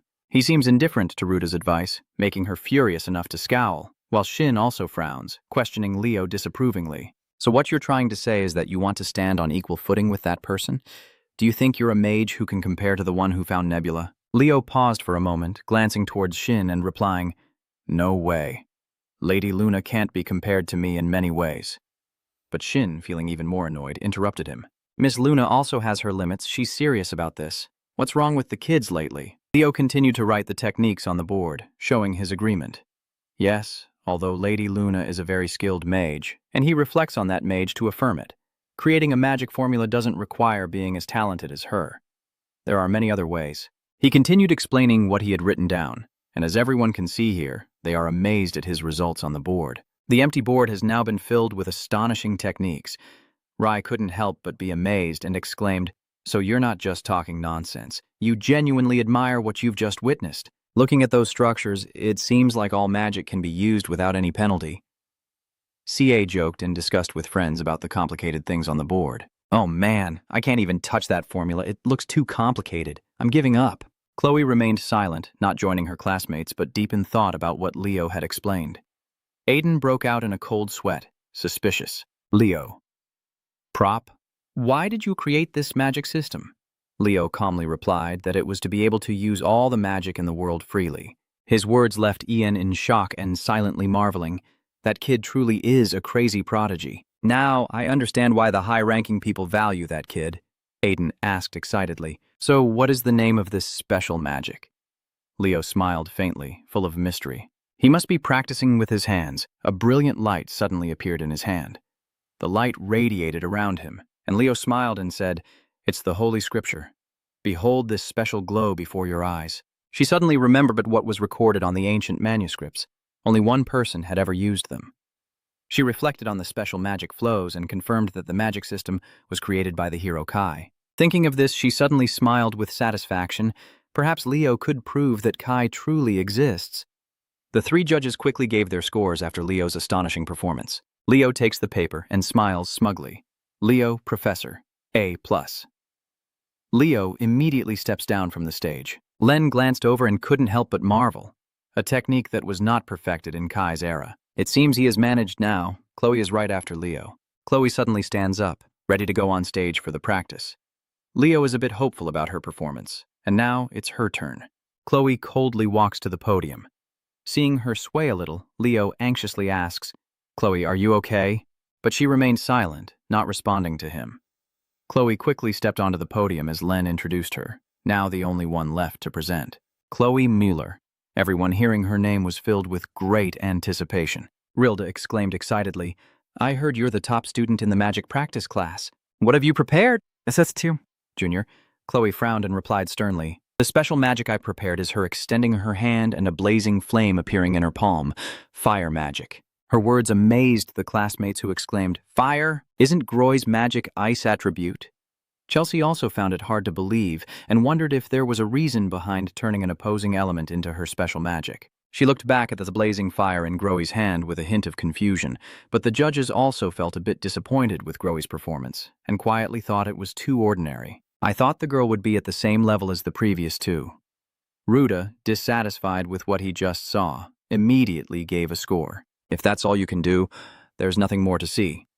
"Chloe, your score has continued to reflect your ongoing abilities." She reached out her hand and a cold, icy wind spiraled into a small sphere. "Now let me show everyone the true power of this magic." From that sphere, a powerful stream of water poured directly onto the flames in her hand, but the fire continued to burn fiercely within the water without being affected. This makes all the students gasp in amazement. "It doesn't go out?" The judges were also stunned and exclaimed, "You really used eternal magic in your spell?" Chloe's fire on her hand burned even more fiercely. "That's right. Unless she cancels it, this flame will never go out." She quickly pulls her hand back and the large fire gradually disappears completely. Chloe turned around and carefully recorded the technique she just performed on the board. Everyone in the room was amazed. Magic is a law created by formulas. All magic will eventually disappear if not supplied with energy. The students sweat nervously as they watch what Chloe is presenting. She proudly presented her technique while writing on the board, but Chloe had created an invariant in the formula. Aiden couldn't stay calm and secretly wondered how she did it. After taking notes for a while, Chloe finally stopped and spoke up. "The name of this special type of magic is..." She turned around, looked around the room confidently, and declared, "Eternal fire." What Chloe just demonstrated left Leo in constant amazement. No way. Sometime later, Leo received the judges' scores and calmly announced Chloe Mueller A+. Chloe smiled, very satisfied with the result. Leo pondered, unable to believe what he had just witnessed. Eternal fire, even Luna failed with it. He thought of the sworn enemies. Only a new being could create an everlasting flame. Erebus. Time passes quickly, and the evening hue has turned the sky red all over. Leo suddenly entered the classroom lost in thought. He walked slowly, his mind constantly replaying what had happened. When Leo went to find Chloe, Celia told him, "Do you want me to call Chloe? She might be sleeping." He said he would go to bed early because he couldn't get any sleep during exam prep. Hearing that, Leo also had to turn around and leave. "All right, then I guess there's nothing I can do. I'll leave now." Suddenly, Celia's curiosity made him pause.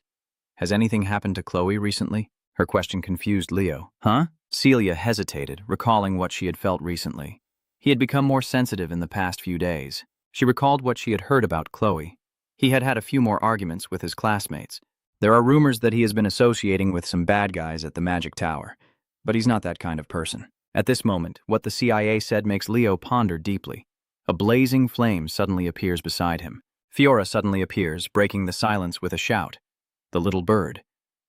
Chip flies over and nuzzles Leo, making him snap out of his thoughts and happily stroke it. Suddenly, another voice echoed, "Drawing your attention, do you summon me?" Firina appears amidst the blazing flames. Leo, surprised, asks about her sudden appearance. "All right, Leo, why did you summon me through Fiora?" I'm curious why Firina stayed in Lumen. Leo looked at her and thought to himself that summoning spiritual beasts like the Phoenix and monsters were natural enemies. He frowned and stared intently at Firina, scrutinizing her. Surely there was a reason for her to stay here. Firina fell silent, pondering his question. After a moment, she finally spoke in detail. 5 years ago, there was an attack in Lumen. She remembers the brutality of that attack. 2 students and 3 teachers from the academy died at that time, and the culprit was never found. Farina reflected on the principal's request and continued. Finally, Principal Kalia Bidan asked me to investigate Lumen, and since then, I have been searching for their traces. Hearing this, Leo suddenly asked suspiciously, "Do you know that a summoner monster appeared during the summoning exam?" "Yes, I heard that a student was killed." Leo suspiciously suggested the possibility. "Do you think Tartaros is behind this?" Farina catches Fiora and responds, "I only suspect for now. I can't confirm anything yet." Leo suddenly advised her. "So perhaps Principal Kalia Senlu is not the only student Tartaros has approached." Hearing that, Fina was stunned and clenched her hand so tightly that she accidentally hurt Fiora, causing her to scream. The next day, the sun shone brightly and brilliantly. The students gather in a spacious, shaded courtyard of the 5th grade as Harris casually announces that everyone is present and the class president will explain the exam. Following his instructions, he carefully gathered all the important information. The joint exam between the hero and combat departments requires forming groups to conquer the hero's world. The world you will conquer is the Mare Death Incident. Hearing about this world, the students all turned pale. They were stunned, repeating his words. The Mare Death Event. Eliana is the only one who doesn't understand this world. She said it with confusion. "Huh? What is the Mare Death Incident?" Nella looked at her in shock. "Eliana, do you really not know?" Suddenly, Harris shouted loudly, causing them all to fall silent in fear. He warned sternly, "Listen carefully." The class president continued walking. Leo kept staring at the detailed paper. 30 years ago, a giant monster violently attacked the cadets. First-year cadets from Lumen carried out a mission in the haunted dead forest in the central continent area. They were attacked by Tartaros. At that time, Professor Anbai, known by the nickname Shadow Image, was still a second-year student and was sent along with the rescue team. A young person persistently fought to protect the other students. They nearly wiped out completely. Harris explains in detail the information recorded on that paper. The goal of this mission is to rescue the injured and eliminate the monsters. You will also support Professor Ann B., who was then still a 5th-year student. He sternly reminded them that this exam is not just an ordinary midterm test. This exam is meant to raise your awareness and vigilance, so stay focused. If anyone is deemed to have no potential in this exam, they will be expelled immediately. His words made the students lower their heads in worry. Suddenly, Harris gave a faint smile to comfort them, trusting in his students and encouraging them further. "Believe in yourselves. You are all strong enough already." His words of encouragement moved all the students deeply. They gazed affectionately at their teacher, Eliana's eyes shining brightly. Professor Harris found her voice extremely annoying and waved her away, telling her to be quiet. Not long after, Atienne stood on the podium to announce to the students, "Now we will start the team section." One by one, starting from Class 1, Chelsea stepped up, feeling unhappy and complained. "Don't we get to choose our own teams?" Leo also couldn't stop worrying. "Oh no, we might have to work with people we've never met before." The students then lined up to pick the balls to form their teams, each receiving a number for their team. Leo also took his turn to step forward and receive a number. He drew the ball with the number 11. Team 11. He silently thought they would be the last team. After everyone had been assigned to their teams, a magic circle appeared near them. The formation was established. Team 1, please stand in front of the summoning gate. Chelsea happily looks over at Celia, who is very pleased. "I'm teaming up with Princess Zinger? That's great. Then I can rest assured." Celia is also very eager for the upcoming challenge. "We will show them the power of the Layan Empire." Anne activates the summoning circle magic and records everything here. He frowned and continued. And Bai's world opened with the prelude to the death event. A powerful stream of a golden magic spiraled around the students, pulling them into the destined world. Soon after, a large screen appeared in midair. The professors are watching the students' performances closely, with Chelsea and Celia confidently using their skills to overcome the obstacles, earning the professor's praise. Although they just arrived, they move very quickly. The descendants of noble families are indeed different. Senin is very proud of her students and marvels at them. The descendants of heroic clans are indeed different. Eris sighed and admitted that the first team's speed in completing the mission was truly excellent. Hearing that, Set-Gen frowned angrily at him. Suddenly, someone approached them, causing both to be surprised, truly worthy of being the rising stars of the first year. "What brings you all the way here, Your Excellency?" Callie approached, surprising the two headmasters. Callian casually pulled the device beside them and replied, "I just want to see how much the first-year students have grown." He suddenly looked at NB with genuine remorse. "Professor Anbai, I apologize for using your not-so-pleasant memories for the exam every year." Anbai didn't really mind and replied to him, "I guess I will never forget that incident. So I should thank you for reminding me every year." Not long after, Team 1 successfully dealt with the monster in the World Challenge. Team 1 completed the attack. Kalina couldn't help but praise Chelsea and Celia after witnessing their abilities. The two girls from Zinger and Lee Wellen are truly impressive. Although they often face each other, this time they work together very well. Maybe because both come from the same moon country. Time passes, and each team gradually enters the world. Team 3 completes their attack. Team 3's performance also made Kalina very satisfied. They let the two strongest members volunteer while the others took supporting roles. He happily stroked his chin at the outstanding performance of the students, which led to their victory. Next, Team 4 completed the attack.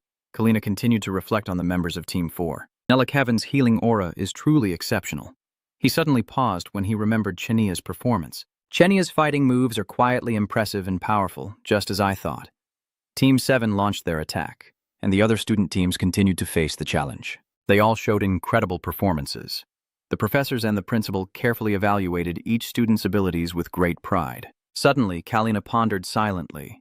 Many students were outstanding, but the most promising was the last team called forward. Team 11, step forward. Chloe and Leo's team calmly step into the magic circle, while Kalina eagerly awaits Leo's performance, silently thinking. Leo somehow plopped down, and looking at him, I felt a sense of nostalgia. When the last two students stepped forward, the professor asked if they were ready. Leo nodded in confirmation. Chloe also nodded to show she was ready. Anbai quickly activates the teleportation gate and begins recording here. Anbai's world opens with the prologue of the bird incident. The magic circle spins, surrounding them with streams of light, but something strange within the glow makes Leo hesitate. Wait, something's not right. Something's not. A strange red-orange light erupts around Chloe and Leo, and they both vanish suddenly, leaving everyone in shock. The students looked around confused. What the heck is going on? Nothing happened? Sejen stood up in panic. Where are Leo and Chloe? Kalina also doesn't understand what just happened. What is wrong with Professor Anbi? Anbi said seriously, "Our principal must stop the exam immediately." He produced a page from which a strange shape suddenly appeared. Kalina recognized this shape and was horrified, as if a nightmare was happening. This is something he couldn't believe. It's the presence of a hero's dungeon. At this moment, Leo and Chloe have been teleported to a mysterious place with echoing, ominous sounds. The suspicious Chloe asks, "Wait a minute, is this the hero's dungeon? How is that possible?" This isn't a lost page. I've never heard of a chapter in a hero's story going out of control. Leo didn't respond and tried to contact the outside. "Professor, I can't find the other team members anywhere. What should we do now?" "But you waited for a long time and still received no response." He sighed and muttered to himself. No one answered. Chloe's face immediately turned grim. She pursed her lips and said, "No way. I'm sure they will finish the test and get us out of here soon." Leo responded more calmly, explaining slowly, "If they could have paused the test earlier, it's because of the hero-level dungeon. We have no choice but to storm this dungeon." Chloe was horrified and exclaimed, "Are you kidding me? Surpassing this obstacle with only 10 team members is already difficult. Don't you remember how many people lost their lives here 30 years ago?" Leo looked up at the dungeon sky and calmly spoke. "If we want to get out of this dungeon, we have no other choice. Chloe Tataros caused the deadly incident earlier to eliminate brave cadets like us from the water school." Upon hearing this, Chloe immediately became terrified, kneeling on the ground and trembling as she muttered, "The entire forest is a trap." At this moment, Chloe's usually proud face turned pale and bloodless. Leo saw that and sat down facing her. He slowly spoke, "Chloe, you're the strongest first-year student, right? We can easily overcome this challenge if we work together." Then Leo reached out his hand to Chloe. "This is clearly a proposal for cooperation." Chloe bit her lip fiercely, unable to understand how Leo could be so calm. She thought she could finally catch up with him here. After a moment of hesitation, Chloe stood up and spoke. "Do you have a plan?" Leo calmly replied, We need to meet two conditions to get through this crisis. First, rescue the first-year students, and second, ensure their safety. You said this to fulfill both conditions, but first they need to find reinforcements. As Leo explained, he drew the strategy on the ground for Chloe to understand easily.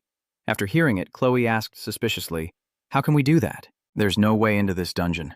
Leo pointed to a spot he had just drawn on the ground and then smiled, saying, "Don't forget, we're not the only Lumen Academy students in this forest." Hearing that, Chloe suddenly realized the people who were killed earlier must still be alive. At that moment, Leo suddenly turned his back to Chloe, making her ask in shock, "What are you planning to do?" He replied slowly, "Climb on my back." Chloe was even more confused and asked anxiously, "Why?" Leo calmly said, "We can't let those students into Tartarus before us. You're a mage, so go ahead slowly." Chloe huffily snorted in displeasure, but the truth was clear. She could only follow his lead.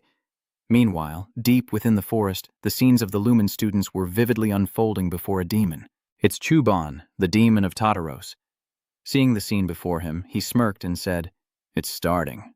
But before long, Chuban saw another scene of Leo and Chloe speeding away. He couldn't help frowning and muttering, "Rescue team?" But Lumen's previous group of students had already been cornered by Chuban. He didn't care much, sneering in disdain. "Let them be our target. It is only those young hero cadets who will become dangerous in the future." The others hadn't even finished speaking when his hand suddenly clenched tightly. Because another screen behind Chuban flickered, he quickly turned his head to look back and saw Leo and Chloe attacking together. Their skills amazed him so much that he clenched his sword tighter, and it was all elements. Chuban's eyes instantly turned cruel. It seems Leo and Chloe have already fallen into his sights. Outside, Leo carries Chloe deeper into the forest. The closer they get to the center, the darker it becomes. He is thinking about whether to borrow Aaron's skill. Leo will fine-tune and control his aura to push his senses to the limit.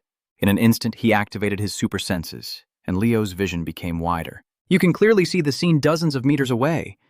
Then Leo lifts his foot and rushes forward. Before speeding up, he warned, "Get ready. There's a group of Tron-Tin ahead." Chloe was stunned, but she quickly nodded and replied, "Okay." Leo's speed was very fast. Before long, they reached the place where the Tron-Tin were. Without hesitation, both of them activated their skills. Leo shouted loudly, "Chloe!" Chloe understood immediately and swung her staff, sending a barrage of ice spikes rushing forward at incredible speed, leaving the Tron-Tin no time to dodge. So they were pierced by the ice thorns, falling one after another very quickly. Leo carried Chloe on his back, gradually approaching the crowd of Tron-Tin, as if sensing the danger. Tron-Tin retreated step by step. But before long, Chloe's eyes suddenly narrowed because one of the Tron-Tin was about to use the signal horn to call for reinforcements, and she was instantly alarmed. Oh no, if it blows that whistle, all the other Tron-Tin will be filled with it. In an instant, a flash of sword light suddenly strikes. The whistle in Tron-Tin's hand immediately fell to the ground and shattered. The one who made the move was none other than Leo. He also realized this, so he acted first. Chloe was terrified by this scene. How could the gap in strength between them be so huge? She will never be able to defeat Leo?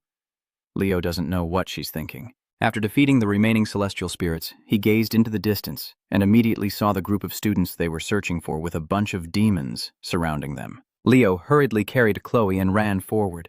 Seeing the demons, Chloe exclaimed in panic, "Are they demons?" Leo didn't answer but led her down to the ground, then shot forward like a lightning bolt, shouting loudly, "Why, help me!" Chloe obeyed immediately and activated the formation. In just a moment, a formation appeared. On this side, the first-year students were still trying to hold their ground. The female student leading the group quickly said, "Get ready, they're coming here." At the same time, a demon rushed madly toward them. But at this moment, Leo appeared suddenly, swinging his sword, causing the demon to be stunned. The students also stared in shock. Under their bewildered eyes, the demon knelt on the ground before vanishing into dust in front of Leo. The leading girl of the students quickly regained her composure and asked nervously, "Are you here to help us?" "Exactly." Leo casually nodded in response. Meanwhile, another demon summoned magic, and countless leeches rushed toward him. But Leo remained calm, summoning flames around his sword and striking without hesitation. The sword light and flames struck together, burying all the deadly leeches in a sea of fire. This spectacular scene left the students wide-eyed, some unable to hold back their awe, calling it extraordinary. The girl in front, a bit more composed, quickly spoke up. "Now is the time to act." As soon as she finished, she swung her staff and began muttering a spell. In an instant, the staff in the girl's hand was enveloped by the city light. Without hesitation, she struck directly at Tartarus's demons. The demons were buried under the holy light, dying instantly. Chloe was stunned with wide eyes when she saw this move. Is she a star mage? Could this girl be the person she's thinking of? After a while, after defeating the demons, a corner of the forest returned to peace. The girl gratefully said, "Thank you very much for helping us. We were very panicked after a group of demons appeared, but I felt very reassured because the rescue team arrived to help." The girl also didn't think much and nodded, saying, "Okay." Then Chloe pulled Leo to another corner. The girl just stood there, not interrupting your conversation. "Over here." Chloe leaned close to Leo's ear and whispered that the girl was Zerone. "So you mean she is Professor Anbi's sister? Chuban killed her right here in this forest 30 years ago. She said you must have noticed it too, but they couldn't save Aaliyah Zaren's team in that deadly incident." As soon as those words were spoken, the atmosphere fell into silence. Among so many people, no one expected to encounter Aya's team. Chuban is a level-knighted dark knight from Tartarus. Their team is famous for being the first to be attacked by him. Chloe now sighed softly and muttered, "Tartarus initiated the deadly event from the very beginning to eliminate the talented mage Aaliyah Zaren, a promising hero candidate. As a result, after being killed 30 years ago, their names were recorded in the hero history. Chloe thinks that with their current strength, they need to quickly find another team." Leo frowned and asked, "So you're saying we should just leave them?" Chloe grew more anxious and shouted, "I don't want it to be like this, but Leo, this is the hero world." In fact, they had already reached this point, and a trace of sorrow appeared in Chloe's eyes. She whispered softly, "They died 30 years ago." Leo also knew that. He nodded and replied, "Yes, they are dead." "But you said you couldn't just abandon I's group." That made Chloe grit her teeth in anger, and she shouted out in frustration, "Get a grip." Her voice was so loud that I's group was startled and all looked over, but Chloe kept shouting, "You're great, you're excellent, I admit that, but this is not the time to act recklessly. Don't act like a hero anymore." That last sentence made Leo pause for a moment, but at this point Chloe was already crying, tears streaming down her face. "Acting like a hero. Chloe, you shouldn't say things like that casually, right?" Chloe snorted coldly in defiance. "Why not?" Leo replied calmly. "You are a hero candidate. We are not just pretending to be heroes. This is also part of the process of becoming a hero." Hearing this, Chloe was startled and looked up at him, a hint of hesitation flickering in her eyes as Leo continued speaking. "History has already been changed," Leo calmly explained. "Look around, Chloe. When we meet Aaliyah's team, the forest will be shrouded in darkness." Only then does Chloe seem to realize. Usually, Aaliyah's group should have been killed by Chuban a long time ago. She still thought it was unreasonable, but in the end, she nodded and agreed. "I'll let you decide." Hearing this, Leo smiled contentedly. Then he suggested, "All right, let's retreat with Aaliyah's team." Chloe looked at Leo's back, her eyes full of thoughts, as if she had guessed he would go up there alone again, without her. Thinking about this, she couldn't help but clench her fists. At the same time, Aaliyah's group was whispering and gossiping. Tayat, a first-year magic student, hesitated before speaking. "Isn't this a bit strange?" Only 2 people from the rescue team came. Dina and Belalak, first-year students in the cavalry department, nodded in agreement. "Yes, they seem to be around our age as well." "Could this be a trap set by Tartarus?" Aya shook her head in denial. "What are you talking about? If they were enemies, they wouldn't be fighting demons with us." "That guy looks pretty cool, too." As she said this, her smile was bright and unaware. But Dina's group could see clearly. They were stunned, eyes wide open. Dina couldn't believe it and muttered, "Are you joking with me?" "Elia, in front of so many people." "Did you really say that?" Aya asked nervously. "Is there something wrong with me?" Dina chuckled and replied, "I thought Senior Anne would be your standard." While they were talking, Leo and the other returned, startling Elia's group. Leo didn't waste words and got straight to the point. "Listen up, everyone. We need to leave the forest as quickly as possible." "Does it need to be killed? Since reinforcements are coming, let's take our time to eliminate the monsters on the way." Leo shook his head and argued, "We can't do that. A level knight, level demon is targeting you." Dinah broke out in a cold sweat when she heard this. B couldn't believe it and muttered, "A level knight demon is as strong as an entire army group." Even Tay-At, who just suggested staying behind, was wide-eyed in shock. Leo knew they understood, and he slowly spoke again. "Our goal is to avoid direct confrontation and return safely." Leah quietly listened to Leo's words, unable to help but feel a sense of admiration.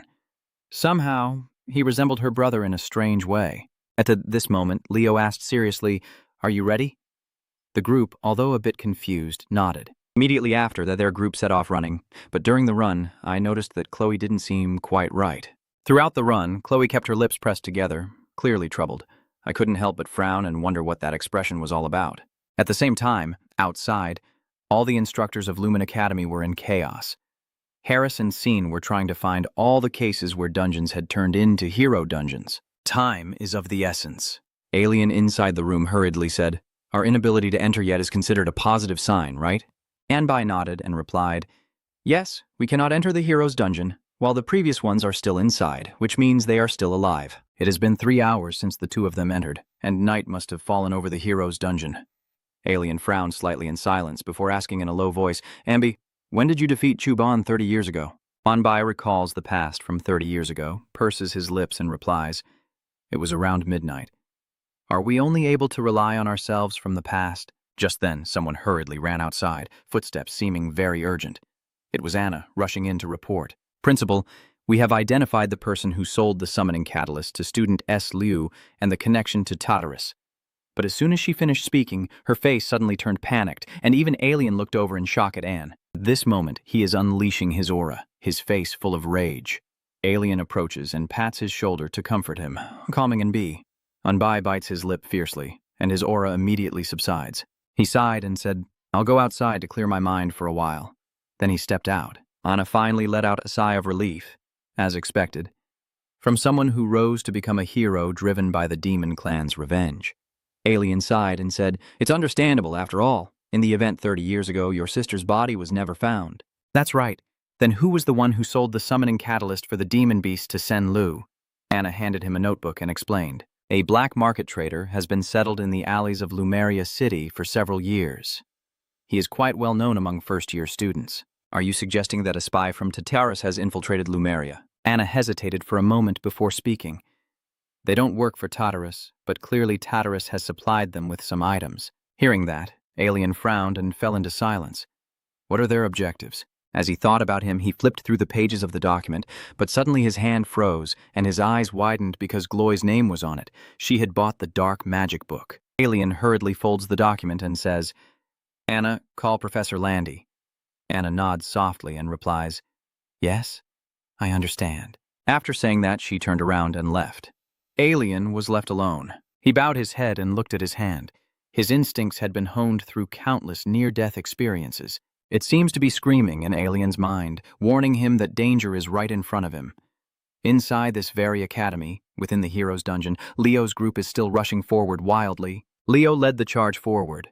The night now covered the entire forest, and there were many monsters, but he had slain them all. With his super senses, Leo could clearly see what was appearing in front of him, but he had been using his heightened perception for too long, and everyone else was reaching their limit as well. After a long moment of silence, Leo finally suggested they rest for a bit and replenish their energy. Belak's group gasped for breath, wondering how he could be so completely unexhausted. They're exhausted. They just find a spot in the forest to rest. Chloe was reading a book on the side, still needing to strengthen her magic skills when suddenly, a voice suddenly rang out. Chloe startled her and turned around. The person approaching, suspicious, asked, "What's going on?" "I have a question. What is your relationship with Leo, Chloe? Are you two lovers?" She kept asking, making Chloe annoyed and snapped back. "Of course not." Leah burst into laughter upon seeing her reaction. "I believe you." Chloe sighed reluctantly upon hearing that. She felt like this was a distant memory. Even for the seniors who entered the school 30 years ago, the first year was still just the first year. They were only like children. So she hesitated and asked again, but why did she ask that? "Are you interested in Leo?" At this moment, Leo was leaning against the tree, eyes closed to relax, completely unaware that two girls were talking about him. Aya was a bit stunned after hearing Chloe's words, and it took her a while before she stammered out that her heart was pounding fast. Chloe asked softly, "Is it love at first sight?" "Leah, the genius mage, you're still being talked about even after 30 years. Does Leo see you as still being as amazing as that?" Chloe couldn't understand this. Aya didn't know what was going on inside Chloe's mind. She smiled and said, "I still don't know if I like him or not. My heart is just pounding, like when your brother is being awkward, or when she achieves something." Chloe gasped in surprise and asked, "Do you really see the evil lawyer as that bad?" "What?" Realizing she had spoken out of turn, Chloe quickly corrected herself. "Oh, I mean Anby Zarone." Aya smiled and said he is someone who always challenges the impossible. This remark made Chloe frown silently. After a long moment, she slowly spoke. "Challenging the impossible?" Leo also likes that. Leo and I are friends. But now she feels jealous of you. Leah doesn't think there's anything wrong with that. She chuckled softly and said, "So we are the same, Chloe." For a moment, Chloe was stunned, her eyes filled with confusion. In the dark shadows of the forest, an intimate conversation was unfolding. Actually, I'm also extremely jealous of my brother. It might sound stupid, but I still think that no matter how hard he tries, he seems to lack talent. At this point, she chuckled softly and whispered, "This is a secret. But the fundamental nature of my magic was actually created by my brother. I'm good at using existing magic, but terrible at creating new magic myself." I failed the Lumen exam twice. There was a time when she hated her brother intensely. She sensed some feelings of power, but her jealousy turned into admiration. After hearing this, Chloe suddenly saw herself right behind, and she quickly put the book into her bag. On this side, Leo was closing his eyes to rest, but suddenly opened them wide, his face full of alertness. He quickly shouted, "Everyone get ready, change the plan, we can't escape anymore." As soon as Leo finished speaking, rustling sounds came from the distant forest, making Dina and the others stand up alert. Even Ia and Chloe on this side also stopped their conversation, attentively looking over there. Leo then shouted loudly to reassure everyone, "Remember this, everyone has the potential to become a hero." This seems like a boost of confidence for the first-year students. They all gripped their weapons tightly, their eyes full of determination. Before long, a steady pair of legs emerged from the woods. That was Chuban. He roared wildly, "I found you, you damn bastard, descendant of the great hero." As he finished, Chuban struck his weapon fiercely, and Leo quickly dodged. He frowned silently. The order Chuba received was to eliminate the seed of the hero at that time, but now he was showing hostility towards him. Moreover, he mentioned the descendant of the great hero. This made Leo feel something was wrong, but he didn't have time to think. He quickly shouted, "Chloe, it's coming!" Chloe immediately summons a magic circle. Chuban on the other side refuses to back down and attacks again with deadly force. At this moment, a wall of ice suddenly appeared, blocking in front of Leo's group, as Leo also summoned mana into his sword. He didn't hesitate and charged forward. Leo swung his sword down, a powerful blade light streaking through. Chuban's neck was instantly cut, and fresh blood sprayed out like rain. Leo frowned slightly and quickly stepped back. Sai's group behind them saw this and couldn't help but cheer out, "He's cut it!" But their joy was short-lived as Chloe's eyes involuntarily narrowed.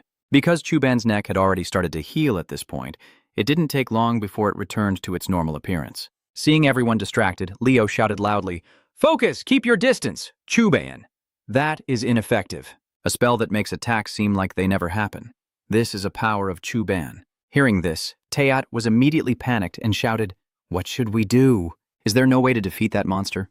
Leo slowly explained, "The nullifying spell isn't all-powerful and it's not something he can use endlessly. So that magic has its limits." Even though Leo had caught him off guard, Chuban remained calm and coldly said, "Do you think you stand a chance, the descendants of the great hero?" Leo also refused to back down and coldly replied, "You are the one afraid of the emergence of new great heroes, aren't you?" As soon as he finished speaking, he clenched his sword tightly and charged straight at Chuban without hesitation. The others also rushed forward together. Leah from behind used her magic to support everyone, a fierce beam of holy light rushing madly toward Chuban. This is the light magic he hates most in the world. Just as Lord Atuna said, Chuban should kill them here. So he began to attack Leo's group fiercely. Chuban's massive axe swung down forcefully, making Leo frown in alarm before quickly dodging away. With a loud crash, the axe struck the ground, sending dust and smoke into the air. But Chuban refused to back down and continued to attack. This time, Beolak and Dina couldn't dodge in time and were hit. Leo hurriedly ran over to support Bela, who was badly injured. Dina also quickly stepped back. Seeing the situation was unstable, Ia ran over to check on everyone and anxiously asked if they were okay. Dina quickly replied, "I can recover, but Beo is shaking." Leo calmly said, "Don't worry, his vital organs haven't been affected, so you should stop the bleeding and recover quickly." Then he looked back at Chloe and suggested, "Chloe, we need a big explosion to hit hard." Chloe nodded softly and said, "All right, wait for me a moment." As soon as she finished, she quickly went to set up the formation while Leo rushed outside. While Leo gives her some time, she should quickly cast the spell. She needs a big explosion to break Chuban's defensive spell. Thinking quickly, she immediately took out the black demon book from her pocket. Suddenly, a dark eye appeared from within, accompanied by a deep, ominous sound echoing from hell. "If that is the magic you need to cast, I will help you." While Chloe was thinking, Leo charged forward fiercely, slashing with his sword, causing the ground to crack apart. Taeat and Dina watched this scene with wide-eyed amazement. Even I, holding Bellic, couldn't believe what he was seeing. Leo fights with incredible skill, his figure swiftly darting away at a speed Chuban cannot catch. Of course, being cut by Leo was unavoidable. T couldn't help but mutter, "Do you think we could fight like that someday?" Dina shook her head slightly. "I don't know either. Maybe someday we will." At the same time, Elia's expression grew a bit serious. That must be star magic. But who is the one casting it? Just as she finished thinking, she seemed to sense something, and her eyes involuntarily narrowed. Elia glanced back and saw Chloe casting magic, her eyes now filled with murderous intent. She spoke coldly, "I will kill you." That filthy bastard. "Leo, you're being pulled in. Dodge now." You quickly look over at Chloe.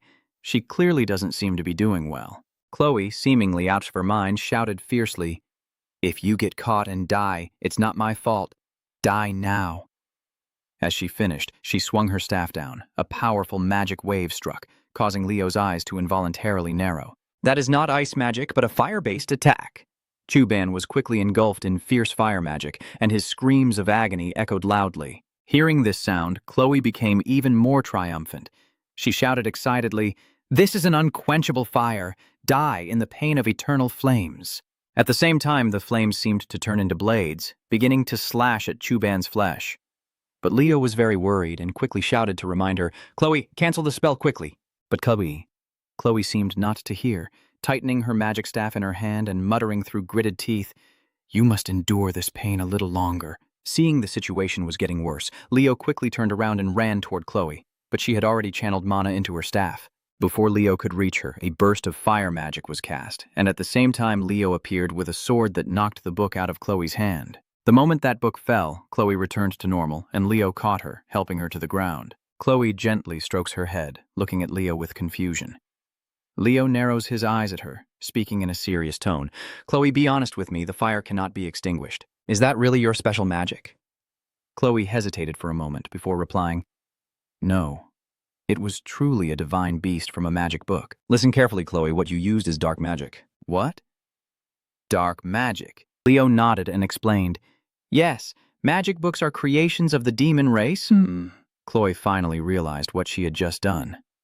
Trembling, she muttered, "What have I done, Leo? I don't deserve to be a hero." As she said these words, her eyes filled with despair. Leo saw that and patted Chloe's shoulder to comfort her, saying, "Stay calm. No place says warriors are without mistakes. That means they can always atone, stand up and fight back against the enemy. Do you understand now? You said that 30 years ago Elia's group was also afraid of the demon race, but no one gave up. They fought to the end in this impossible battle, so Leo told Chloe to push beyond her limits, just like how Elia's group overcame it 30 years ago."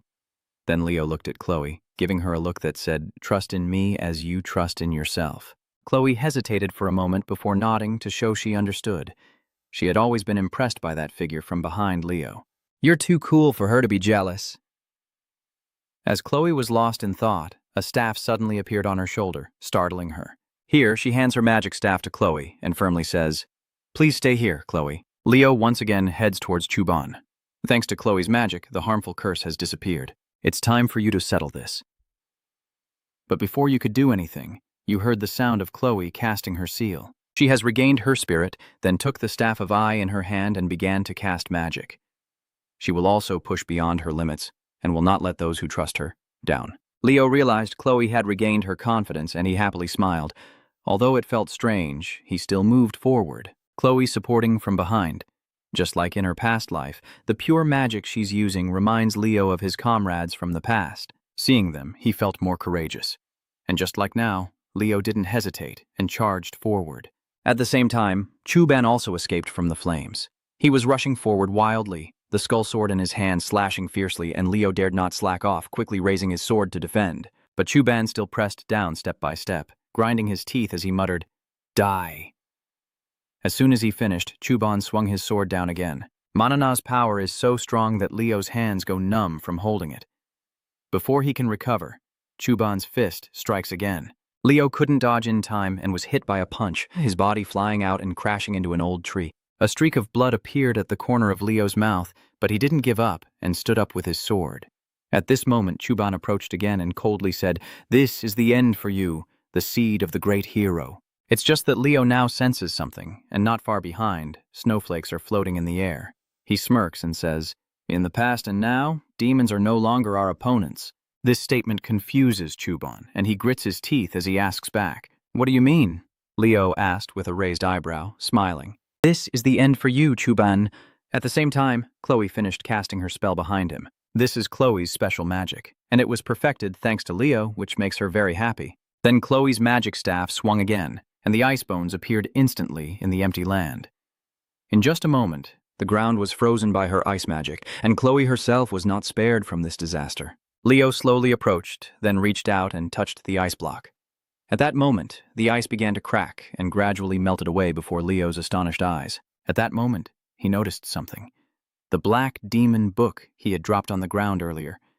Leo frowned in thought for a moment, then immediately swung his sword and directly pierced through the black demon book. At this moment, the announcement sound also appears, stating that the achievement of rescuing first-year students from the crisis has been unlocked, the highest reward. There is also the achievement of defeating Chuban. Everything has finally come to an end. Chloe quickly landed on the ground. Seeing her, Leo couldn't help but praise her. "Your unique magic is truly impressive. I've never been able to cast field magic, not even if I died and came back to life. It's just that Chloe is a bit embarrassed right now." She hesitantly mutters, "Leo, I plan to confess everything I've done to the academy. I might get expelled." Leo shook his head to reassure, "You as a hero candidate would never be expelled. I am sure you will become a hero." At the same time, Ai's group also rushed to their location. Excited, he exclaimed, "You two are really amazing. Just now you looked like true heroes." Leo sheathed his sword and nodded gently, saying, "Everyone has worked hard. Chloe also returned the magic staff to Ia. We used it well. Thanks to it, we were able to defeat them. But I didn't take it." Pushing Chloe's hand away, she happily smiled and said, "Miss Chloe, you should keep it." Dinah also nodded in agreement. "Yes, you saved us." "Leo, you should take it too." And with that, Dina also hands her sword to Leo. Leo also didn't hesitate, reaching out to accept it and saying thank you. Before long, a sudden shout echoed through the forest. "There is a survivor here." Soon after, a young teenager quickly ran over. If you look closely, it's quite similar to Ann B. Sure enough, when Aaliyah saw the other person, she happily called out, "Brother Ann B." Chloe couldn't help but be surprised. "Master on by. He looks about our age." Leo sighed with emotion. "Wow, it's been 30 years already, huh?" At this moment, a scene that never appeared 30 years ago is unfolding. Ann has met his younger sister. She is still there, happily talking with him. That's why Anby the hero's world has been completed. Chloe genuinely feels happy now, and thanks everyone for still being alive. Aya was talking to Anby when she turned around, intending to introduce Leo to him, but all she saw was an endless darkness, and Leo and Chloe also sensed something. Chloe frowned and muttered, "It seems like the hero's world is collapsing." Leo, on the other hand, remained very calm. It seems he has guessed that the reward in this hero dungeon is a keepsake. A few hours later, Leo wakes up groggily in the medical building of Lumen Academy after a long sleep. You look around suspiciously and mutter, "Is this the right place?" Suddenly, a deep voice suddenly echoes, "You're awake, huh?" Making you startle and turn around. You then see Nbai standing not far away. After a moment of hesitation, he finally spoke. "Leo, thank you for saving them." "Thank you for..." Andy asked Leo to pass on his regards to Chloe, who was still resting. Then he turned coldly and walked away.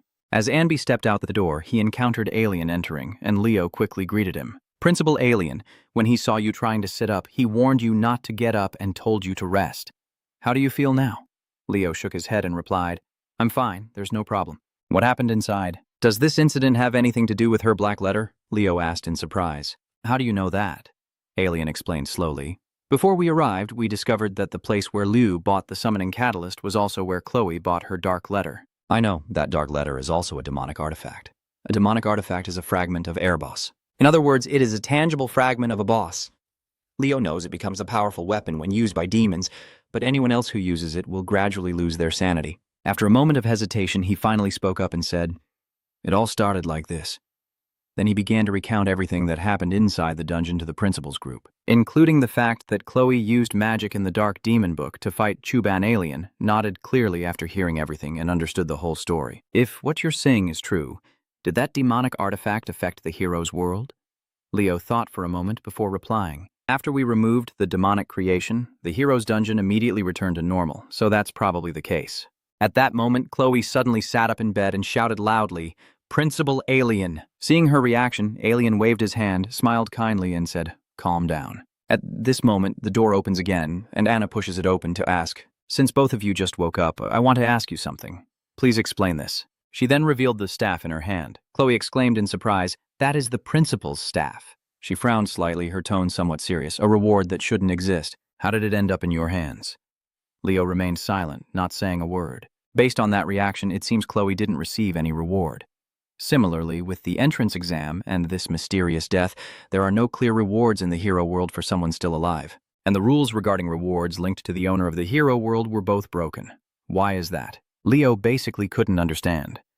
The reward was the vow of the Heavenly King, so how could it be him instead? After a long silence, Leo finally spoke slowly. It was a strategic reward. Hearing this, Alien exclaimed in surprise, "So the reward was given in NB's hero world?" Leo nodded slightly and replied, "Yes, maybe so. I think something unusual happened during the hero world restoration. Ms. Muller seems to know nothing at all, but why am I the only one?" "Leo?" Without waiting for his response, Chloe hurriedly replied, "Maybe it's because Leo contributed the most to the strategy? I heard that whether or not you receive a reward depends a lot on your contribution." "I understand." Then he stood up from his chair and calmly said, "We will investigate this phenomenon discreetly. The relic will be returned to the family after the inspection, and Alien warned everyone not to reveal anything about the cursed artifact." "Huh? Why not?" She hadn't finished speaking when Alien coldly interrupted. "The enemy isn't just outside." Then he chuckled and said, "You two have really worked hard. Rest well now," and quickly left, leaving Leo and Chloe behind. Now Chloe finally spoke cautiously. "Leo, I have something to say." Leo paid no attention and nodded faintly. Chloe sat there for a long time, unable to say a word. Just as she was about to speak, the door was pushed open. Chelsea and the others hurried in, and even Alien suddenly turned back. He smiled and said, "Right, hero candidates, there will be a party tomorrow night. So if you don't have formal wear, come to Lumeria City first."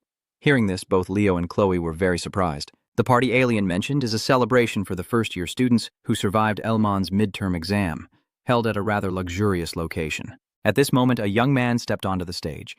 Today, this young man is the MC of the party. He loudly announced, "First, the heroes who fought in our battle are beginning to enter.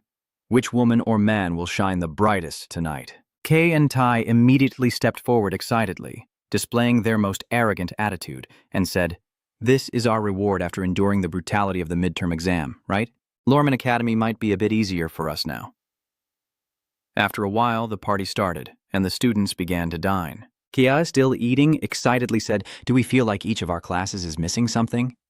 At that moment, the host's voice rang out, and in that instant, another group of heroes was entering. Hearing this, Ka turned around and saw Nella and Eliana entering. Their appearance today was different from usual, looking very beautiful, causing Ka and Tai to spit out their food in surprise. But it wasn't long before Eliana came over to mock them. "Are you two stealing your dad's suit?" Hearing that, Ka sighed helplessly. What was I so excited about just now? While they were talking, the host continued to shout loudly. Then came the pride of the Roder Empire, the Llewellyn brothers. As soon as he finished speaking, the Abbott brothers and Chelsea immediately stepped in.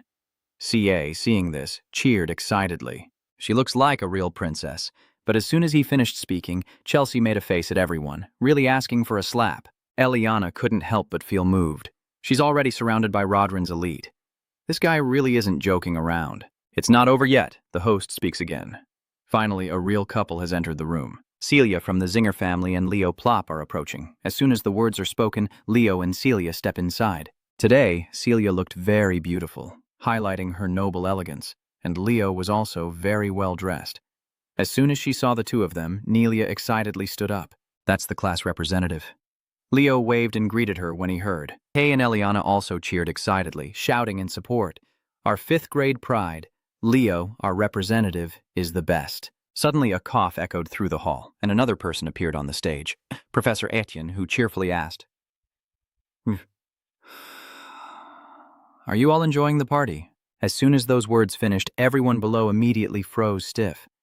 They realized Etienne was showing a different personality, and they could only pretend to raise their hands and cheer. Seeing that, Etienne nodded in satisfaction, happy that everyone was still enjoying it. As she waved her hand, fireworks shot across the sky, and she excitedly shouted, "So please enjoy and listen to the results of this midterm competition." "How are we supposed to enjoy this now?"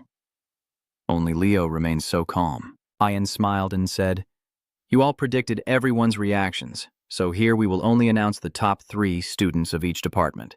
The remaining scores will be announced by the homeroom teachers tomorrow, so don't worry too much." Hearing this, the students below finally let out a sigh of relief, then immediately started to ask questions.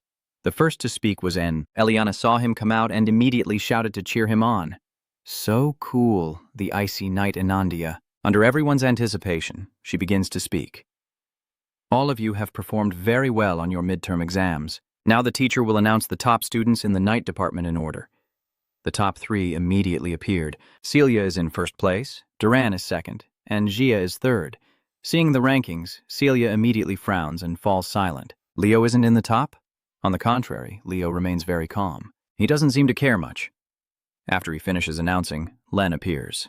The teacher steps up happily and announces the rankings for the Abad Llewellyn Magic Department, Chelsea Llewellyn and Emmy Luan. The rankings just came out, and Chelsea nervously spoke up. "Why didn't Leo?" Without waiting for her to finish, Leo calmly interrupted. "That could happen." Also feels awkward and hesitates to speak. "I can understand Leo, but why does even Chloe and Celia think that way?" She glanced at Chloe sitting beside her, but Chloe remained very calm, as if she knew exactly why she wasn't on the list. Of course, Len knew that, because of the appearance of the Dark Magic book, Chloe's test scores had to be reset to 0, but even so, what she showed them, her passion for studying to become a mage, was truly admirable. "Even set," Jen boldly declared it, "but in my heart, the top student in magic has always been Chloe." So Len didn't pay much attention to whether Chloe was on the ranking or not.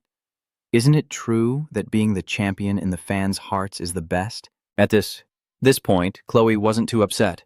After the magic department announced the results, it was the summoning department's turn. Duga excitedly said, "All right now, you kids do well in the next semester too." As she finished speaking, the rankings appeared again.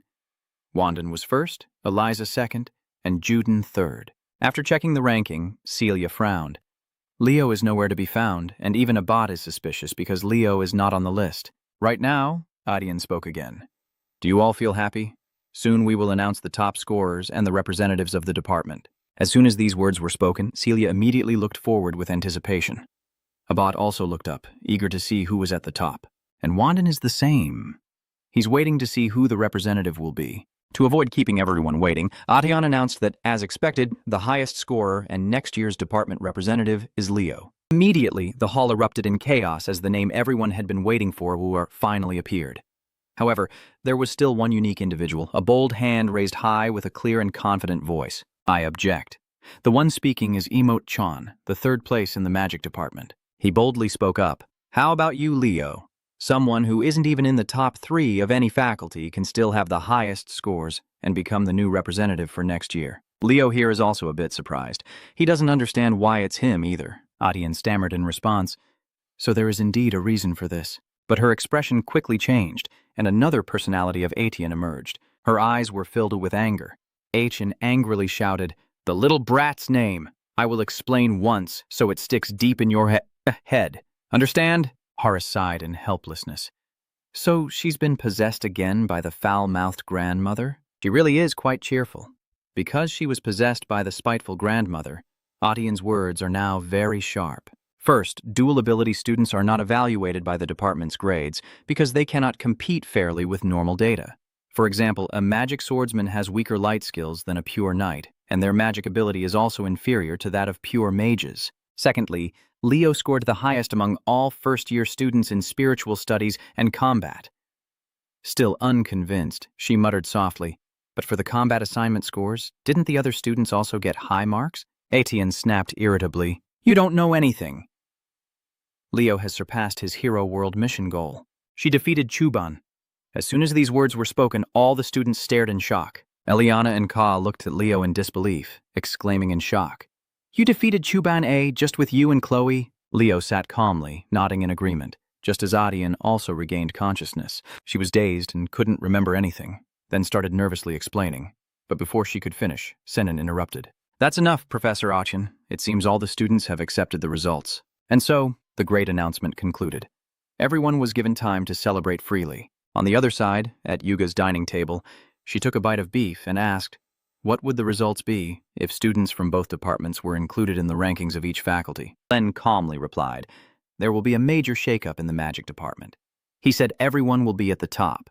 Hearing that, Duga asked in shock, "You're telling me the top of the magic department is—" Without waiting for her to finish, Len nodded affirmatively. "Yes, Leo is the head of the magic department." Duga looked at him in disbelief. "It's the same in the summoning department." En sitting beside also added, "The night department is the same. Leo is number 1. Hearing this, Duga couldn't help but marvel.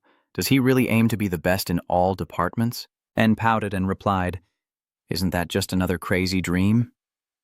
But as soon as those words left his mouth, Len slammed the table passionately and spoke up. "Still, Leo will be trained to become a mage." Duga also refused to give up and shouted, "Do you think talents related to summoning are easy to find?" And interrupted and said, "Hey, Leo is the best with a sword, understand?" The three of them argued back and forth, while Professors Ko and Anna shook their heads in disapproval. The next day in the first-year class, Kia was lying on the desk complaining, "I think I drank a bit too much yesterday." Chelsea scoffs disdainfully and says, "You're the first person I've seen drink 2 liters of orange juice." Just then, the professor entered carrying a large roll of fabric. Harris hung it on the board before speaking. "Quiet down. This is a notice about the school trip. You all know that we will be visiting the territory of the fairy race this time. That's right?" Eliana nodded and replied yes. "I heard each class gets to choose a location." Tai also chimed in. "Our suggestion is the Duin Forest, also known as the Warm Forest, but Harris just pointed to a spot on the map. He coldly spoke, "We will go to Elsa Belkia."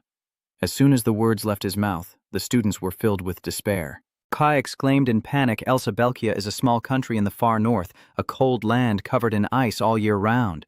Eliana retorted defiantly, "What can we do in such a freezing place?" Kai also cried and complained, feeling that this was all wrong. Harris, hearing their noise, pouted and spoke, blaming the class president. That boy had chosen him. As soon as he said that, all eyes turned to Leo. Eliana and Ka exclaimed in disbelief, "What? Class president, Leo, why you?" Leo calmly replied, "It would be better if we bought what we needed from Lumen first, right?" Although they didn't want to, they couldn't change it. Eliana muttered unhappily, "I will take the gloves." Chelsea giggled excitedly and said, "It's time to wear all the jackets I have." Leo remained very calm.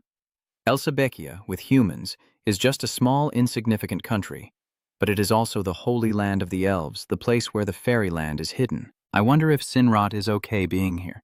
After class, Leo and Nella met up on the school grounds. Leo calmly suggested, "I will handle the food and items. Nella, you take care of the medicines." Nella nodded softly and said, "All right." After giving the instructions, Leo headed down the street to buy some things. With his bargaining skills, he quickly bought many things he wanted at good prices. After a busy afternoon, Leo finally could breathe a sigh of relief, but on the way back, his eyes caught sight of a place. He paused and looked ahead carefully. In front of Leo is Alley 13 in Karazu district. After a moment of hesitation, he steps in. After a while, he saw a sign that said, "Loot." Leo stood silently in front of the door for a long time. This is probably the place where Love and Chloe bought the demon artifact. After some thought, he decided to leave his bag outside. Leo's eyes also grew sharp. He quickly pushed the door open and stepped inside. Lumen investigation team has thoroughly searched this place, so there probably isn't much left. All that's remaining is a teddy bear. But it didn't take long for Leo to realize there was something wrong with this teddy bear. Everything should have been taken away by Lumen for investigation. The door was definitely locked when you entered. Don't tell me it's a curse that's impairing your awareness. Thinking this, Leo drew his sword without hesitation and swung it down. As expected, the teddy bear suddenly changed, its eyes turning bloodshot, then continuously shooting black energy beams at Leo. You quickly dodge, but still feel the malicious eyes watching you. Leo is sure this is an unusual demon. It not only dulls your senses, but also curses everything imaginable onto your opponent. As he was thinking, the demon suddenly let out a loud laugh, causing Leo's eyes to flicker in an instant. "You seem to recognize that voice." At this moment, the demon snorts coldly and says, "You really are a clever little kid. You recognize my curse? But this isn't the true form, just a copy created by a curse spell." Seeing that you remain silent, Silatuna coldly chuckles and says, "Aura and magic, huh? A magic swordsman? Truly a rare talent. I will admit that." As she said this, she suddenly paused, making Leo feel a surge of suspicion. Then Silatuna charged forward fiercely and shouted, "But blame your useless sharp senses." Leo couldn't afford to be careless. He hurriedly raised his sword to defend but was still struck by her dark energy. He bit his lip fiercely, thinking he couldn't win now. He had to escape first. But Silatuna wouldn't give Leo that chance. She charged forward, laughing triumphantly, grateful for the hero's raw snack. Immediately after, Silatuna opened her wide mouth, ready to bite Leo. But at this moment, Leo suddenly curled his lips into a smile, because the person had appeared here, and Anbi had just arrived to attack. A powerful beam of light suddenly strikes down, forcing Silatuna's body to be pressed to the ground, unable to move.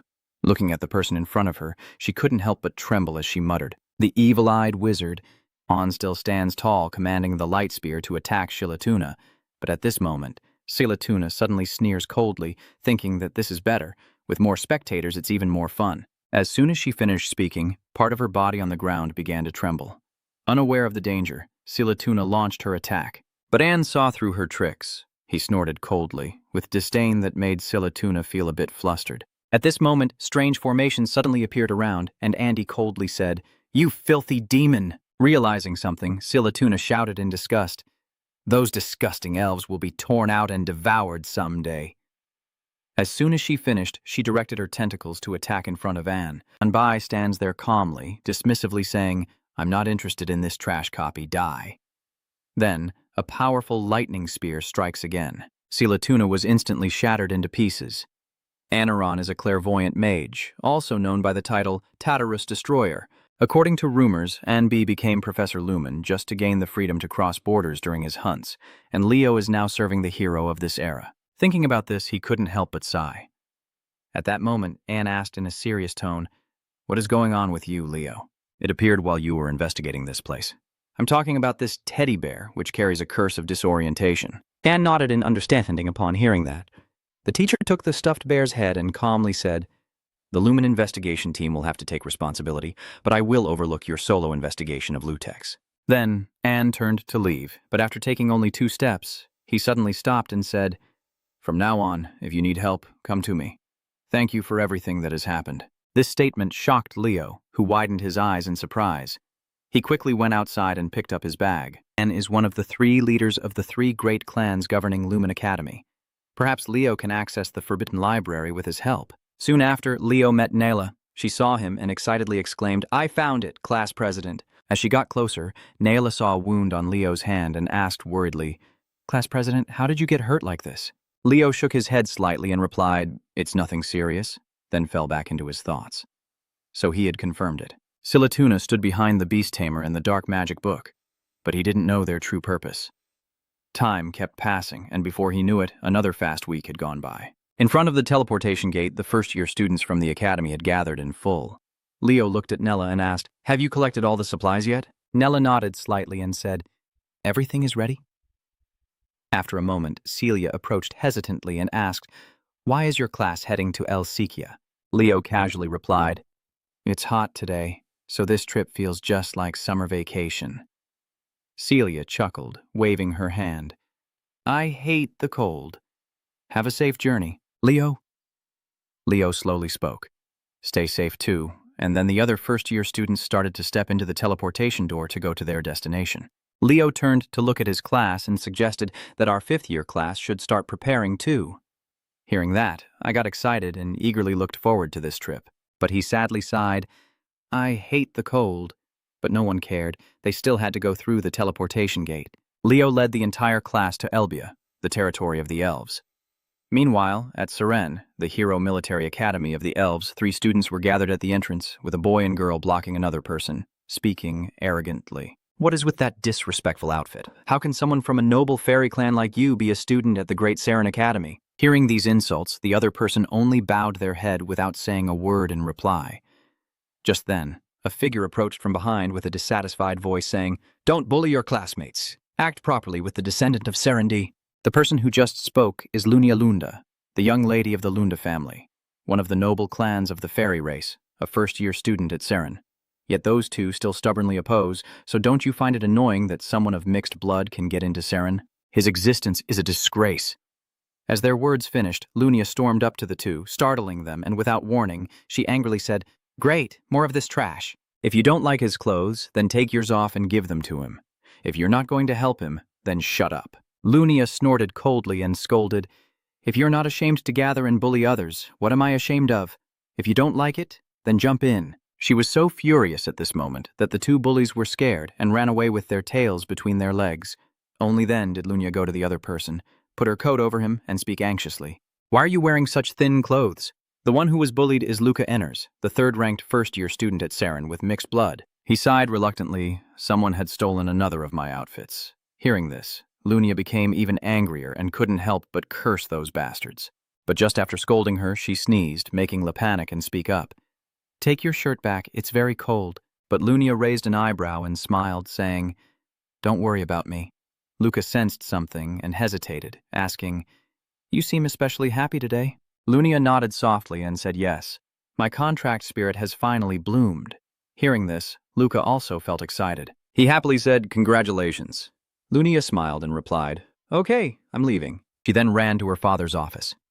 Excitedly, she exclaimed, "Dad, my contract has blossomed, right? I told you to call me professor at school." Lunia, however, paid no attention and ran to sit at the table opposite Alan.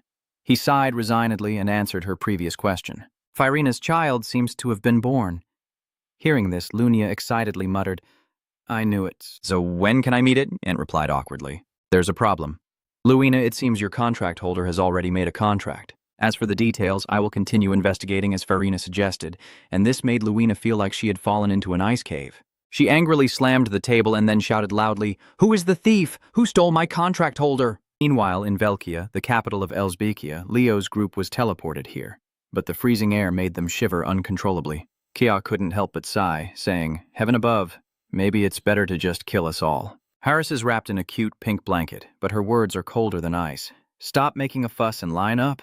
The group of students immediately obeyed, then he slowly spoke again. "This is Velkia, the capital of Elsbekia. Does anyone here know its history?" Chelsea immediately raised her hand to speak. Velkia was established and named after the knight Velkia, one of Luna's disciples, a star poet. More precisely, he was a disciple of both Luna and Aeon. Leo remembered that person and couldn't help but smile. That proud name Velkia is now known as a great knight. Haris then spoke up. "That's right. And additionally, the Saya family, descendants of the Celestial Knights, hold the top position here." As they were talking, suddenly footsteps echoed from behind. Harris immediately turned around. Ka looked on in confusion, as a group of people was approaching from within the snowdrifts. Even in the Fairy Clan's territory, there are thieves. But before long, a voice rang out. "How have you been lately?" Professor Harris was stunned. The footsteps of those people were getting closer, and their vague figures were beginning to become clearer. The leader was a white-haired man with an extremely handsome appearance, causing the female students to gasp in admiration. "So, they are the fairy race?" "This man is Runsa, the spokesperson of Elsabekia and the head of the Asa clan." Harris recognizes him and smirks with a playful smile. "You are still the same as ever, aren't you? I think I've found my future partner." Leo looked suspicious and asked, "Is age not an issue for you?" This made Eliana confused, but she quickly winked and said, "Don't tell me you're jealous." Leo sneered dismissively. "Who cares? You know that the elves live long and don't age much." "How old do you think he is now?" Eliana was stunned and didn't know how to respond. At the same time, Run heard their noise from afar. He couldn't help but feel moved. The students are so full of vitality, and the students guided by Professor Harris are always very disciplined. At this moment, Eliana approached the two and politely asked, "May I ask your name and age?" Run was stunned, but quickly realized he hadn't introduced himself, and hurriedly said, "I apologize for the late introduction. My name is Runsa, and I am 97 years old." This made Eliana freeze stiff. Tia happily ran over and asked, "Will you be our guide?" Run smiled and replied, "I am the head of the SA family and a member of the Elsa Sabia Council." This time I just froze and shook hands with him, my smile like a stone statue as I spoke. "It's a great honor to meet you." Harris saw that and reminded us, "Let's talk later." Kean Thomas. A while later, at the accommodation area of the field trip, this place is a rather small building that seems to have been abandoned for a long time. Even mice have made nests there. Looking around at the scene, Ka couldn't help but murmur in confusion, "Are we really staying here?" Chelsea also shook her head in despair. "I can't do this." "Really? Then I guess you'll have to sleep somewhere else, huh?" "I knew it, class president. You had a plan all along, right?" Leo nonchalantly shrugged and pointed to the snowy outside, suggesting, "I guess you already prepared a place to sleep out there. Do you want to stay there?" "Are you all crazy to agree to sleep outside in the snow?" Tia immediately urged everyone, "Hurry up and get into our place and start unpacking." Soon, the house was filled with noise and commotion. Everyone quickly tidied up, chose their rooms, and packed their luggage neatly. At the same time, a figure was sneaking up the stairs. So it turns out Ka and Tai are planning something. Ka whispers excitedly. Do you know what the real charm of this trip is? It's sneaking into that girl's room. As I was just crawling up the stairs, I saw a pair of legs. Chelsea, dressed in her pajamas, glared at the two of them. And then a fierce gust of wind appeared, knocking the two people down below and causing a shock to the first floor, leaving everyone extremely confused. Seeing this scene, Leo couldn't help but laugh. It seems everyone is really enjoying the trip. Maybe I should go for a walk too. He then opened the door to go out, but after taking 2 steps, someone called out to Lord Leo Prop from behind, causing him to stop. The visitor is a blonde fairy girl who respectfully speaks. The owner wants to see you, Lord Leo, brother. A moment later, Leo and the others entered this place at the Salio estate, as guided by the girl. Seeing the boy, he hurriedly spoke up. Leo, upon hearing this, slowly stepped inside. He apologized again, saying, I'm sorry for calling you here and making you wait a bit because I'm a little busy. Can you wait a moment? Leo shook his head gently and replied, No problem. It seems there are many interesting things here. Can I take a look? June calmly replied, Go ahead, you're allowed. Leo immediately looked around and observed. There are quite a few old items here, but one thing caught his attention. A dagger placed in a corner of the wall. He recognized it and exclaimed in surprise, It's Queen. His body trembled uncontrollably with shock. How do you know about Queen? Its history is only passed down to the heads of the family far away. Hearing this, Leo couldn't help but feel guilty and realized he had slipped up. I quickly looked for an excuse to explain. I read about Queen in an ancient text at the Lumen Grand Library. Run also had no doubts and nodded, saying, I see. Leo said nothing else and reached out to touch the dagger. It is infused with starry mana, but it is not the original. In the past, when he was Kaio and resting after a battle, a voice echoed in his ear. Luna, a dagger for your self-defense. How do you feel about it? Leo was awakened by the noise. You just looked up and saw the elves rushing towards you with a dagger.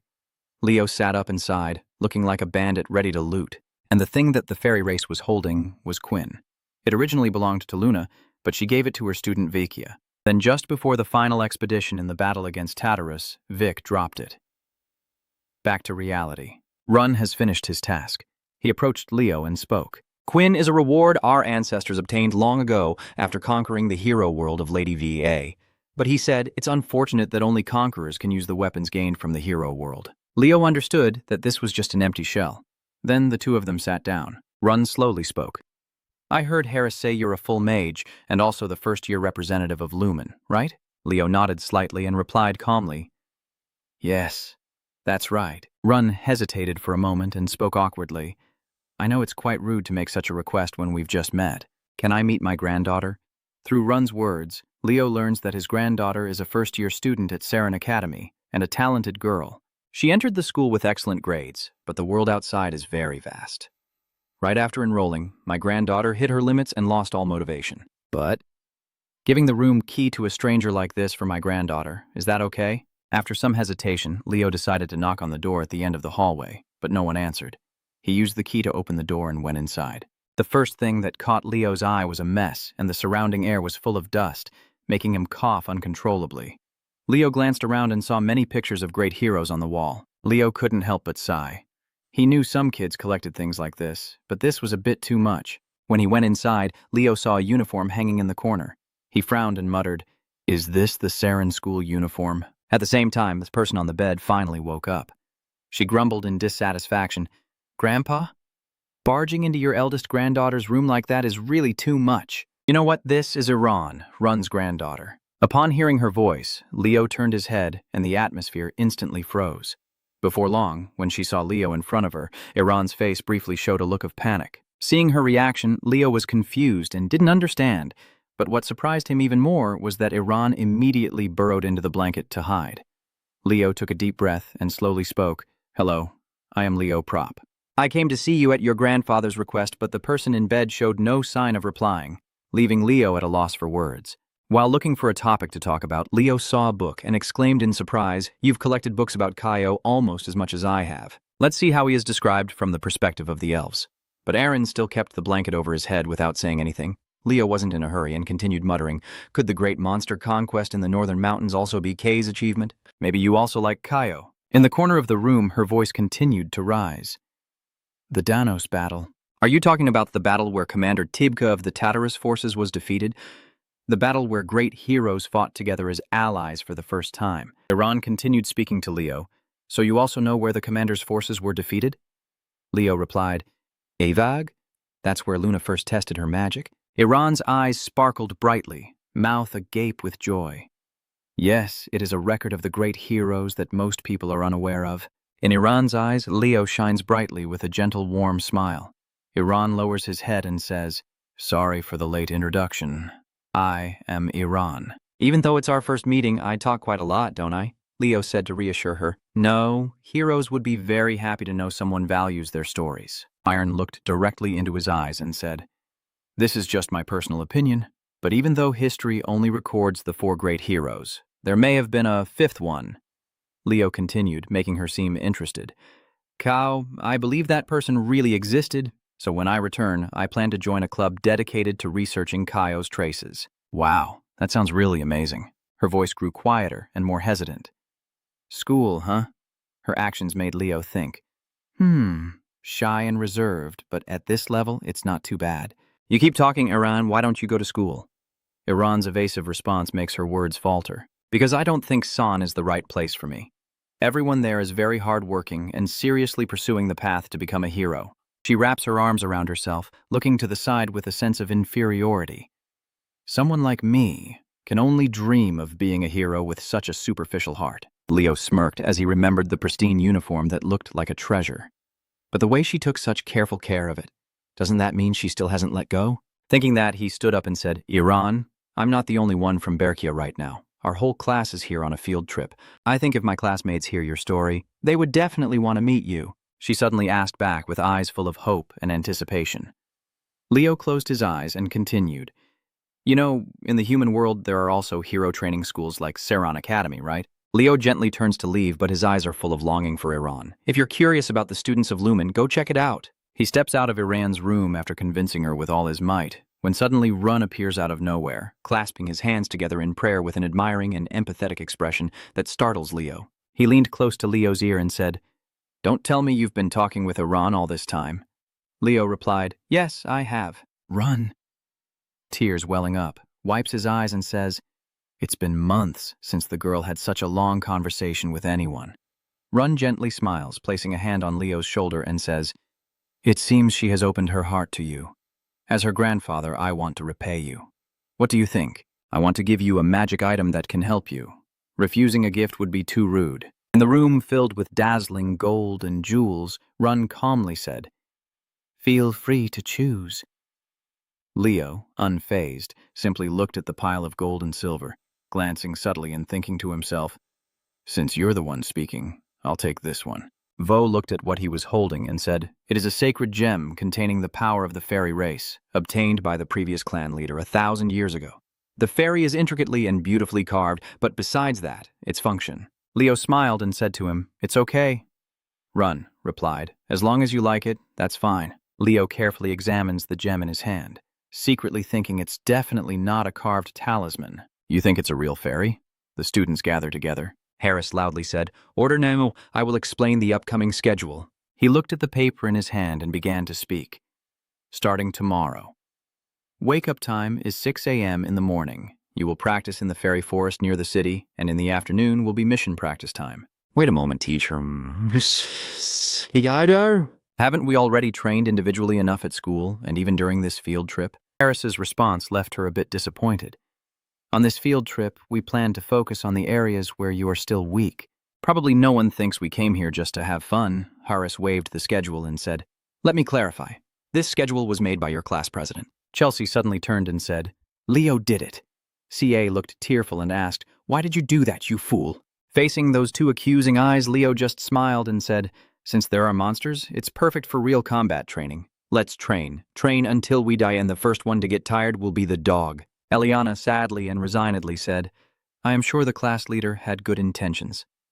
Harris finally spoke, and then let everyone go back to their rooms as it got dark. It's over, enjoy it, this will be your last free moment.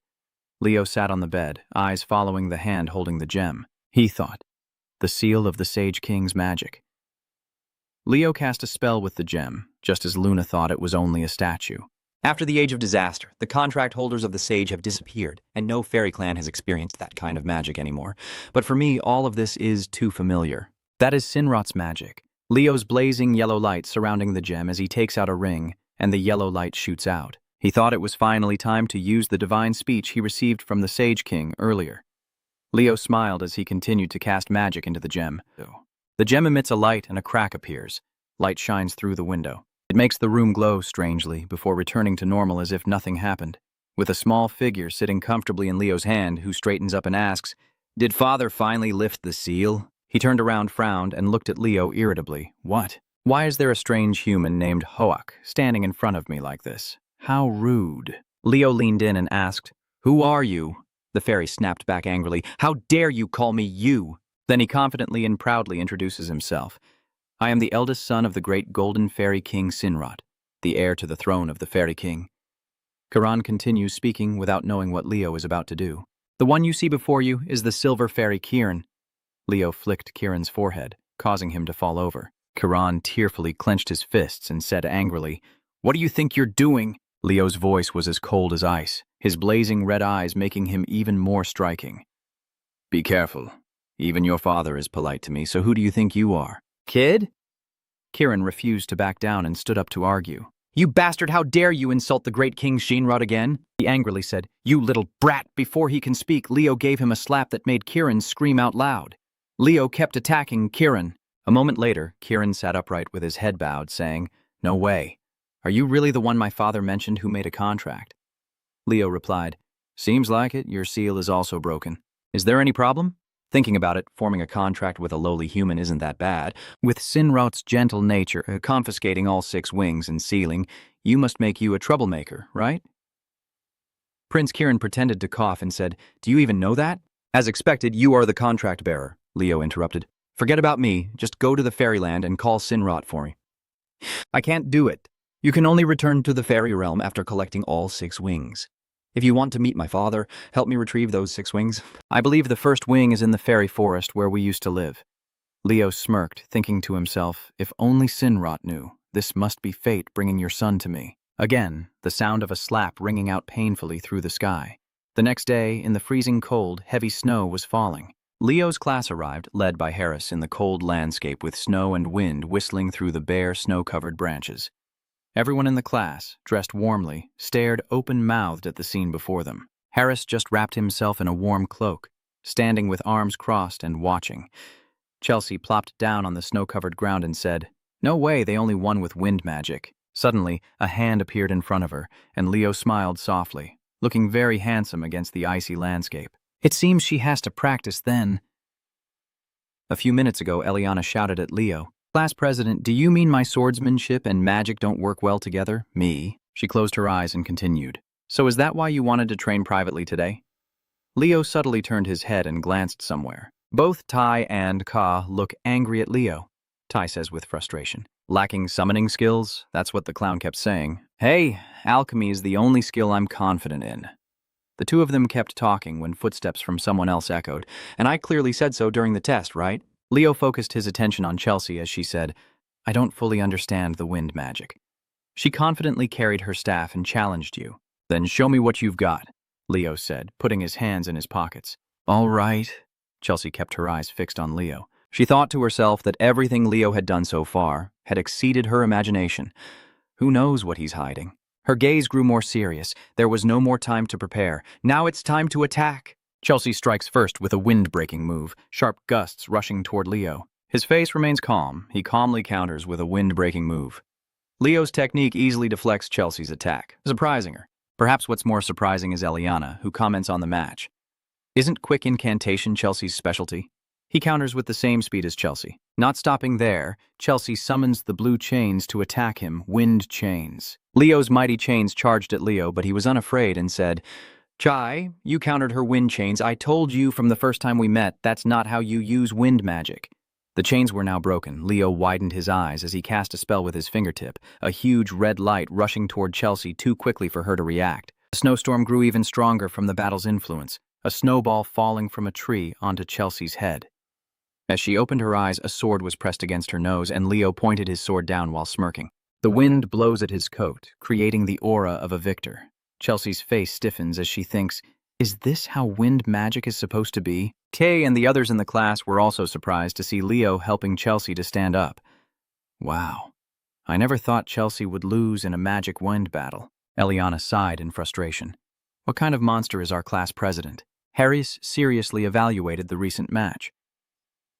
As a pure mage, Chelsea was not inferior to Leo at all, but a significant gap in understanding and using wind magic, and that decided the winner. When he spoke, Leo patted Chelsea's head as she sulked, refusing to accept the result, because when she moves up a grade, she'll learn new techniques, so mastering what she's already learned is very important. All right, let's review the basics together under the class leader's guidance, and good luck with today's training mission. The whole class responds in unison. Yes, I am so hungry and cold. The snowy landscape stretches before me, with only Leo standing there. You are picking herbs one by one and putting them into the Leo prop bag. The training mission is to collect herbs. Recalling that in that room most people were exhausted, while Leo still stood tall listening to Kia's plea. Soon, I will continue training. Leo helplessly smiled and said, finally, they are taking action. Look, I've collected this much, see? Leo doesn't hold back his words about him. Impressive indeed, he's truly from the fairy race. Kiran arrogantly said, I am not an ordinary fairy. Leo put his herb pouch into his storage space and said, I think that's enough herbs. Now we should start a thorough investigation of the fairy forest. Kiran, the journey to find your wings has finally begun. Leo walks into the forest step by step, with Kiran sitting neatly on his shoulder. Suddenly, he stops, and Kiran asks, why did you stop? Leo sternly asked, Kiran, when did you disappear from the fairy realm? Kiran thought for a moment and replied, about 100 years ago, Leo said as he reached out and touched the illusion magic wall in front of him. Upon closer inspection, it was an illusion spell. Kiran Lone was stunned and said, this is the magic of the Sage King, right? But it doesn't seem like my father's magic. Leo begins to seriously deduce that it is the magic of Sinrot Roan, the ancient king of the Age of Calamity.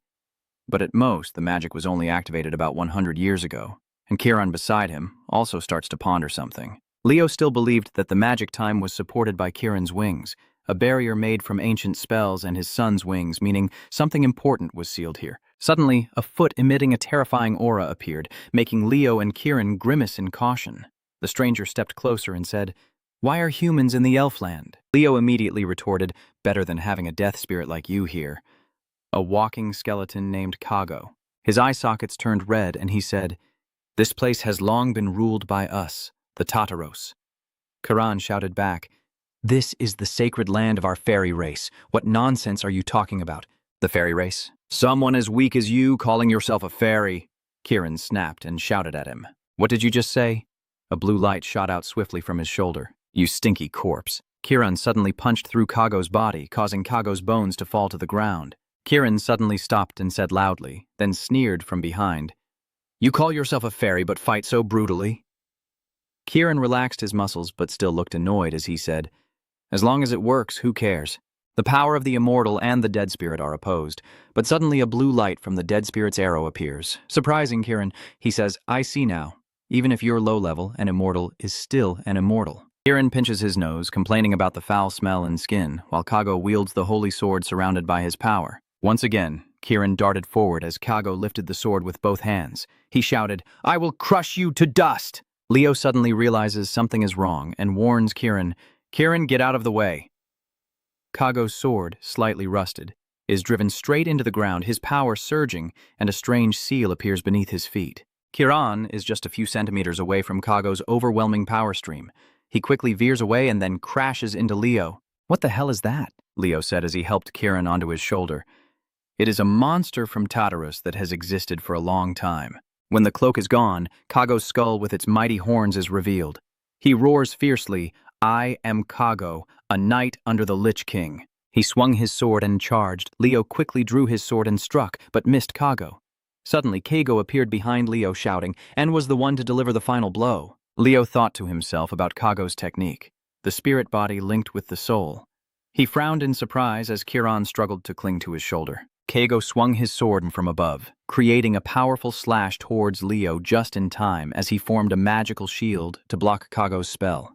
His red-footed foot stepped forward, and he glared as he said, Did he manage to activate the Heavenly Gate Chi in such a short time? Once again, Kago said as he charged forward with his sword. Not bad. In a flash, Kago approaches Leo and swiftly blocks his sword with his own. Kago gains the upper hand and says, All resistance is useless now. Human. Kiran jumps down from Leo's shoulder and says, Leo, I will help you. But he is quickly pushed back and headbutted to the ground by Kago's sturdy coat, leaving both him and Leo stunned. He sat up, rubbing his chin and complaining, Am I out of energy already? I wish I had wings. Where is that blazing fire coming from? Leo says, In the name of the one who bears the contract, answer my summoning. The wind from Leo's side rises like a storm, leaving Kago stunned. A pair of blazing fire wings appeared behind Leo, along with a strange seal forming beneath his feet. Kago, disbelief in his voice, said, What? Besides that, is there another person who made a contract? The sword slash reveals a fiery dragon's apparition as Leo shouts, Phoenix! The direct attack strike hits Kago.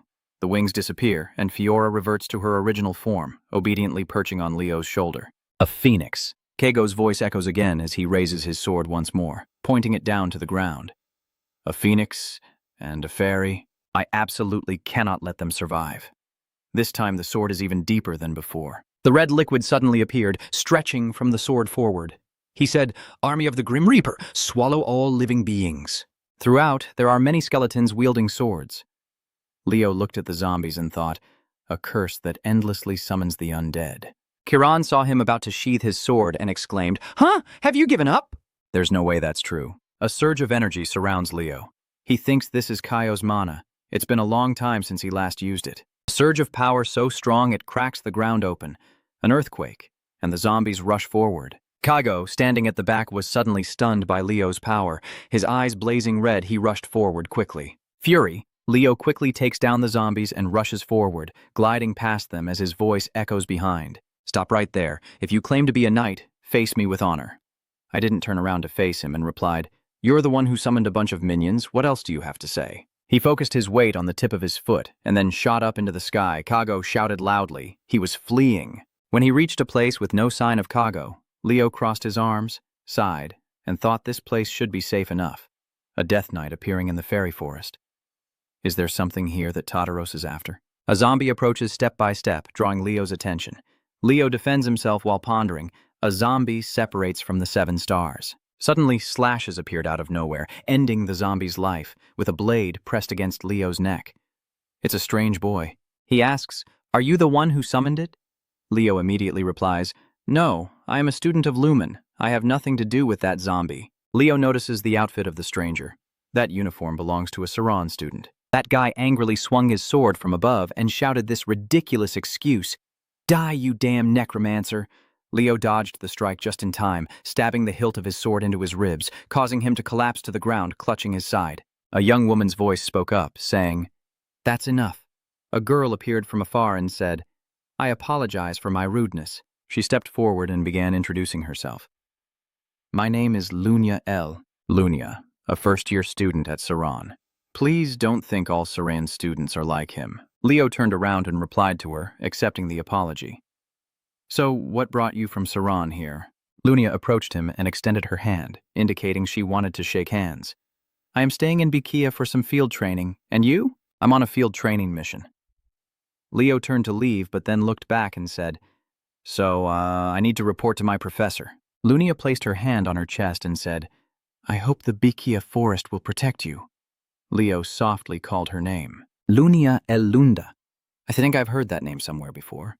Meanwhile, at that very moment, Lunia seemed to transform into someone else, repeatedly hitting the other person and shouting, The worst student in the top class messing up while trying to show off. You idiot, you're so embarrassing.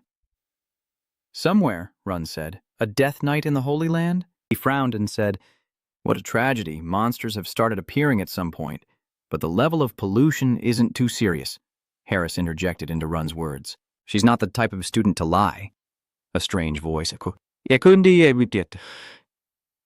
catching Leo's attention. Misunderstandings born from ignorance are also lies. Hayum appeared and continued, a first-year hero candidate who had just begun his journey claiming he had encountered a death knight. He said, I am Professor Herdium Winter, the homeroom teacher for Saren's first-year advanced class. Please continue. Under his gaze, Leo looked up as Hume continued speaking. Surely he saw a bone knight and got confused.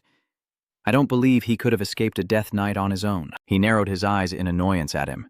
You're only a first-year student. Gio Suhalan, do you believe this student's story? Of course, Harris calmly replied. She may only be a first-year student, but she is the representative of the entire faculty. Hai squinted uncomfortably at Leo and thought that if what he said was true, it could broaden the horizons of the Saran students. He looked at Leo's calm face and said, if she is the representative of the entire faculty, she must be confident in her magic as well. Hai suggested seriously, let's have a joint class between Saran's senior class and Lumen. At the lavish party, everyone was whispering and gossiping. He marvels at the party and says, isn't it amazing they hold such a grand exchange event? Saran truly is a wealthy school. Chelsea also added, this must be on par with a banquet hosted by His Majesty the Emperor. Eliana couldn't hide her excitement and said, I heard that tomorrow we will get to experience Sanan's teaching style. Nella smiled and replied, I am so excited. HDM and Harris are talking, and Hamni is eating. Not far away, Leo sat at another table and glanced over at the two teachers, thinking that such an impromptu joint class must be something only someone who needs to see it firsthand would believe. A voice from someone else caught Leo's attention. We've met before, haven't we? It's Lunia. She reached out her hand to invite him to dance a dance under the sparkling and elegant chandelier lights. Down below, Leo and Lunia are dancing together. Lunia, looking delighted, asks Leo, do you know how to dance the waltz? Leo answers briefly, I've been learning it for a long time. Lunia's face flushed. She asked herself, I still don't even know your name. What should I call you? When Leo answered, Lunia suddenly froze in surprise. Just call me Leo. Then suddenly she grabbed your collar and shouted, so it was you. The thief stole someone else's contract. Her fierce face was completely different from her elegant look earlier. I will kill you. Leo suddenly remembered the words of the woman. Raina is my contract bearer and the savior of Alan Lander's life. I'm sorry, the child who was supposed to be Fiora's original contract holder. Leo realized and wondered if this girl was Fiora's original contract holder. Leo chuckled softly, took a short breath that made Lunia frustrated. The shameless thief. Leo smiled brightly and said to her, Fiora is fine. She gritted her teeth in anger at him. Lunia lunged at him, causing Leo to step back. Everyone around was surprised as she shouted, Die!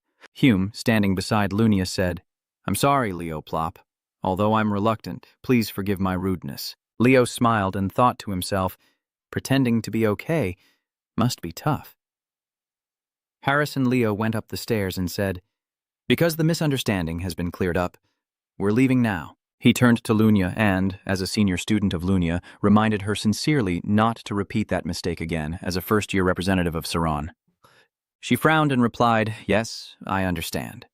Hume continued, we have to prove it in tomorrow's class. He suddenly grabbed her shoulders and shouted, Saran is better than Lumen. Hume, full of energy, shouted back, no, we are the best academy among hero academies. He regained his composure and thought he had pushed too hard. Hume said, so from now on, Lunia interrupts, she's even more determined than her teacher. She shouted loudly, her fiery spirit burning bright, I will never forget that bastard's name. I will crush him completely, don't worry. For Saran's honor. Hyam slightly panicked at her fierce spirit. Lunia students are in the joint class of Lumen and Saran in the lecture hall. Harris loudly says, I am pleased to meet the first-year students of Saran Academy. Professor Han, who is currently teaching at Lumen Academy, excitedly announced that today he will be experiencing a class at Lumen. He called the 3 students from Lumen one by one, surprising all 3. Ty and Eliana step up and lead the class. Harris then said, show what you've learned. As the top survivor at Lumen, Eliana, Ty, and Ka were all stunned and exclaimed. Professor Chelsea said with interest, so that's why she called one student from each faculty. Leo sitting nearby seems like he doesn't want to care. First, Eliana steps up to speak about her strength. Next was the performance with a confident demeanor. Although a bit shy, Ty still tried his best when speaking. All the students at Saran are enjoying themselves and taking careful notes. Hai smiles softly and thinks that by observing the perspectives of other races, you can awaken new methods. He returned with a serious expression, thinking but feeling a bit strange that the class president hadn't appeared yet. Leo didn't care about the teacher's gaze, only focusing on listening to his friend's speeches. On the other side of the seat, Lunia is trembling with anger, while only Chelsea remains cheerful and cheering. Everyone is amazing. Eliana, Tai, and Ka each bowed their heads to thank everyone. The sound of footsteps and the praise for all three was truly wonderful. Lumen students are jealous. He modestly says that the teacher can sense each of them has developed their abilities deeply in their own field. He approached the board and picked up a piece of chalk. Shdiem pointed to the board and explained that they are pursuing a different method from Lumen. He still says that when writing on the board, Saran students learn magic as a foundation. That's why we aim for a balanced teaching method, so we don't focus too much on magic. Leo seemed interested and listened carefully. He thought their pursuit of balance was truly ironic. They teach very broadly, but all the theories are infused with magic. You look serious, already understanding everything clearly. Ellen, their bragging, are still the same as always. While Hyum continues speaking, Leo just yawns repeatedly.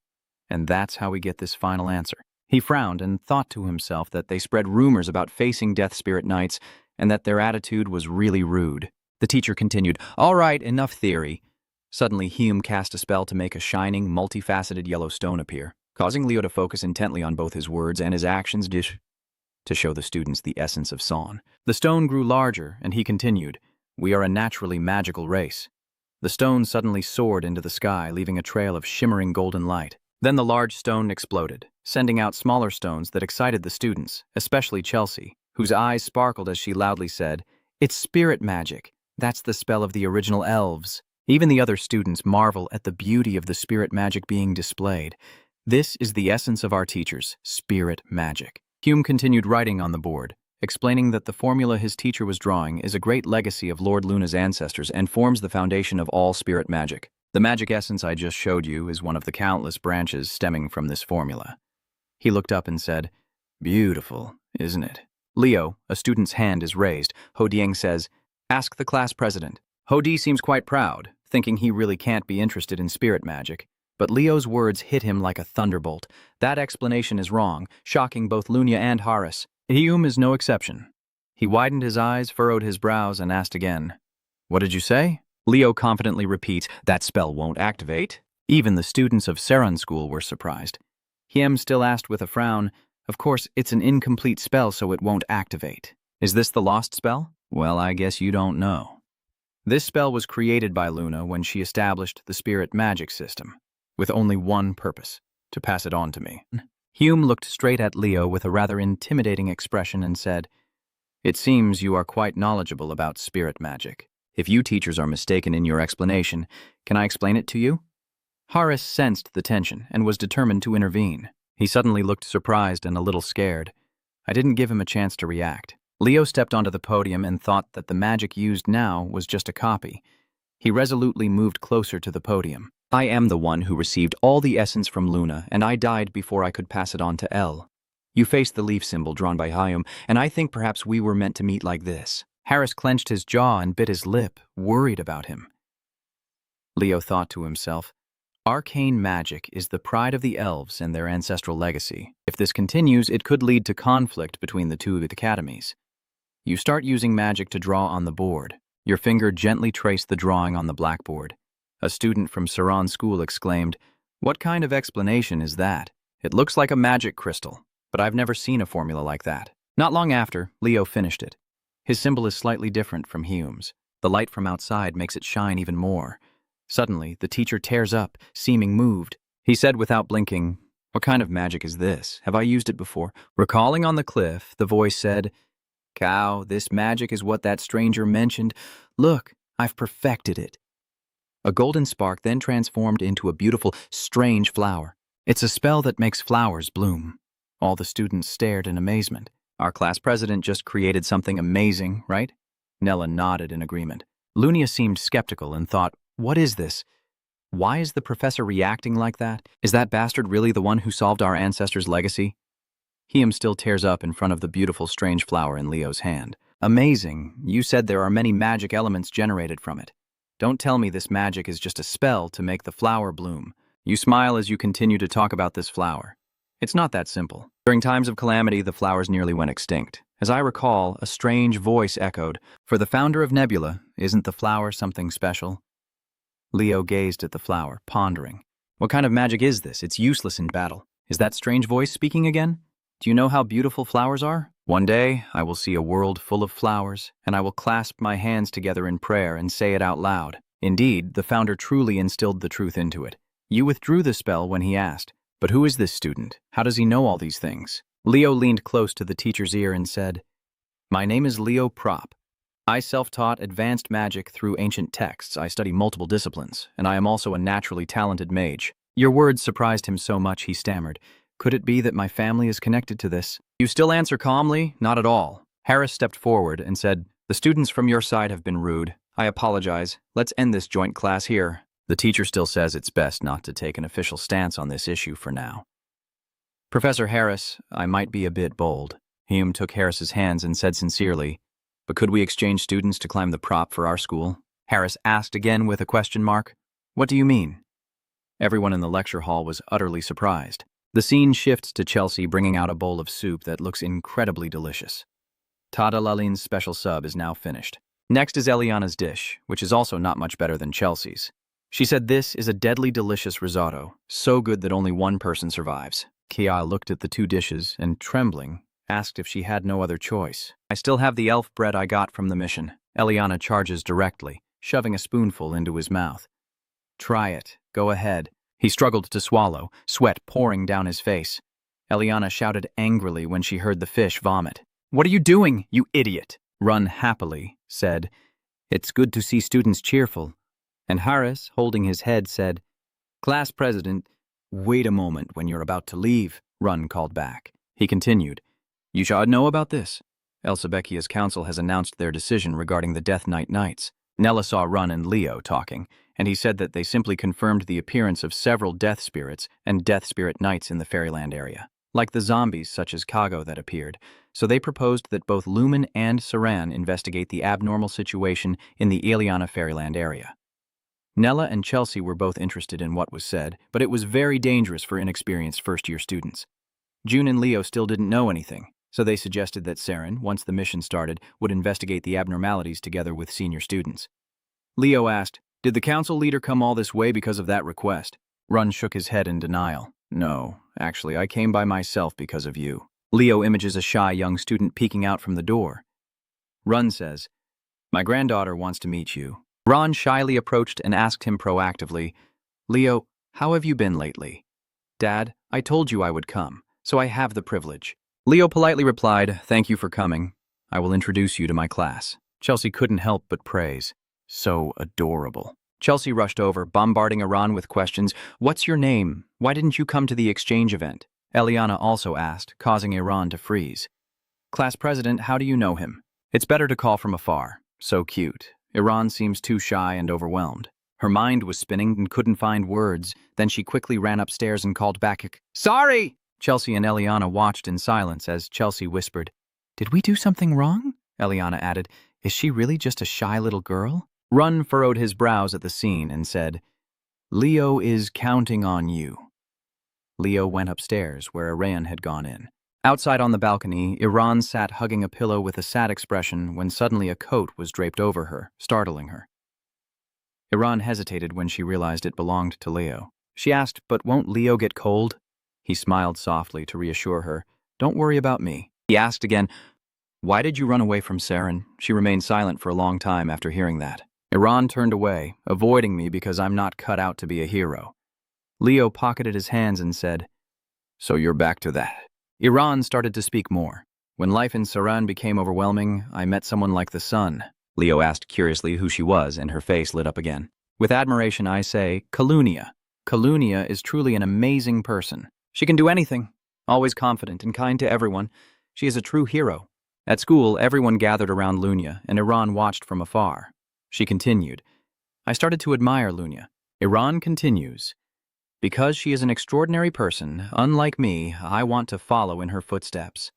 She began to recount, "I climbed up to the advanced class on my own, but during the evaluation match, I probably made a big mistake." As she spoke, Iran started to tear up as if she was about to cry, and I thought she must have begun to hate me after that. Leo just looked on silently, thinking to himself, she's not the kind of person who deserves to be hated. Lunia isn't the type to hate someone over trivial matters. I should ask her someday. When you look at Iron, you think of someone else. You wonder if, for some reason, you see a hint of Bikia inside her. Do you want to ask if she likes the story about Bikia? Iroan didn't hesitate and answered immediately, yes. It's a story about ancestors. So you probably know that Bakia admires the great heroes who led her and followed in their footsteps. That's how she became a hero, right? Leo's subsequent words seemed to awaken Iran. Don't worry about others' opinions, just follow the path you want. You reach out your hand in front of her and say, let's go down. My class is great and fun. At Snow Mountain, everyone is gathered together. Lunia whispered to Leo. How did you manage to convince Iran? Leo replied calmly. I told her there's nothing to be afraid of from you. But contrary to her calm demeanor, Lunia suddenly turned around and asked, Is Iran afraid of me? Why?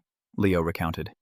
She said she was very intimidating in the evaluation match, so she thought you hated her. Lunia, surprised, explains, Well, it's just because Iran is too strong, so I had to focus on the match. Leo continues, Take care of her, she might need you. A strange voice echoed, drawing everyone's attention. I have arrived. He is Rauta Angra, with short, light purple hair, a third-year representative of Saran.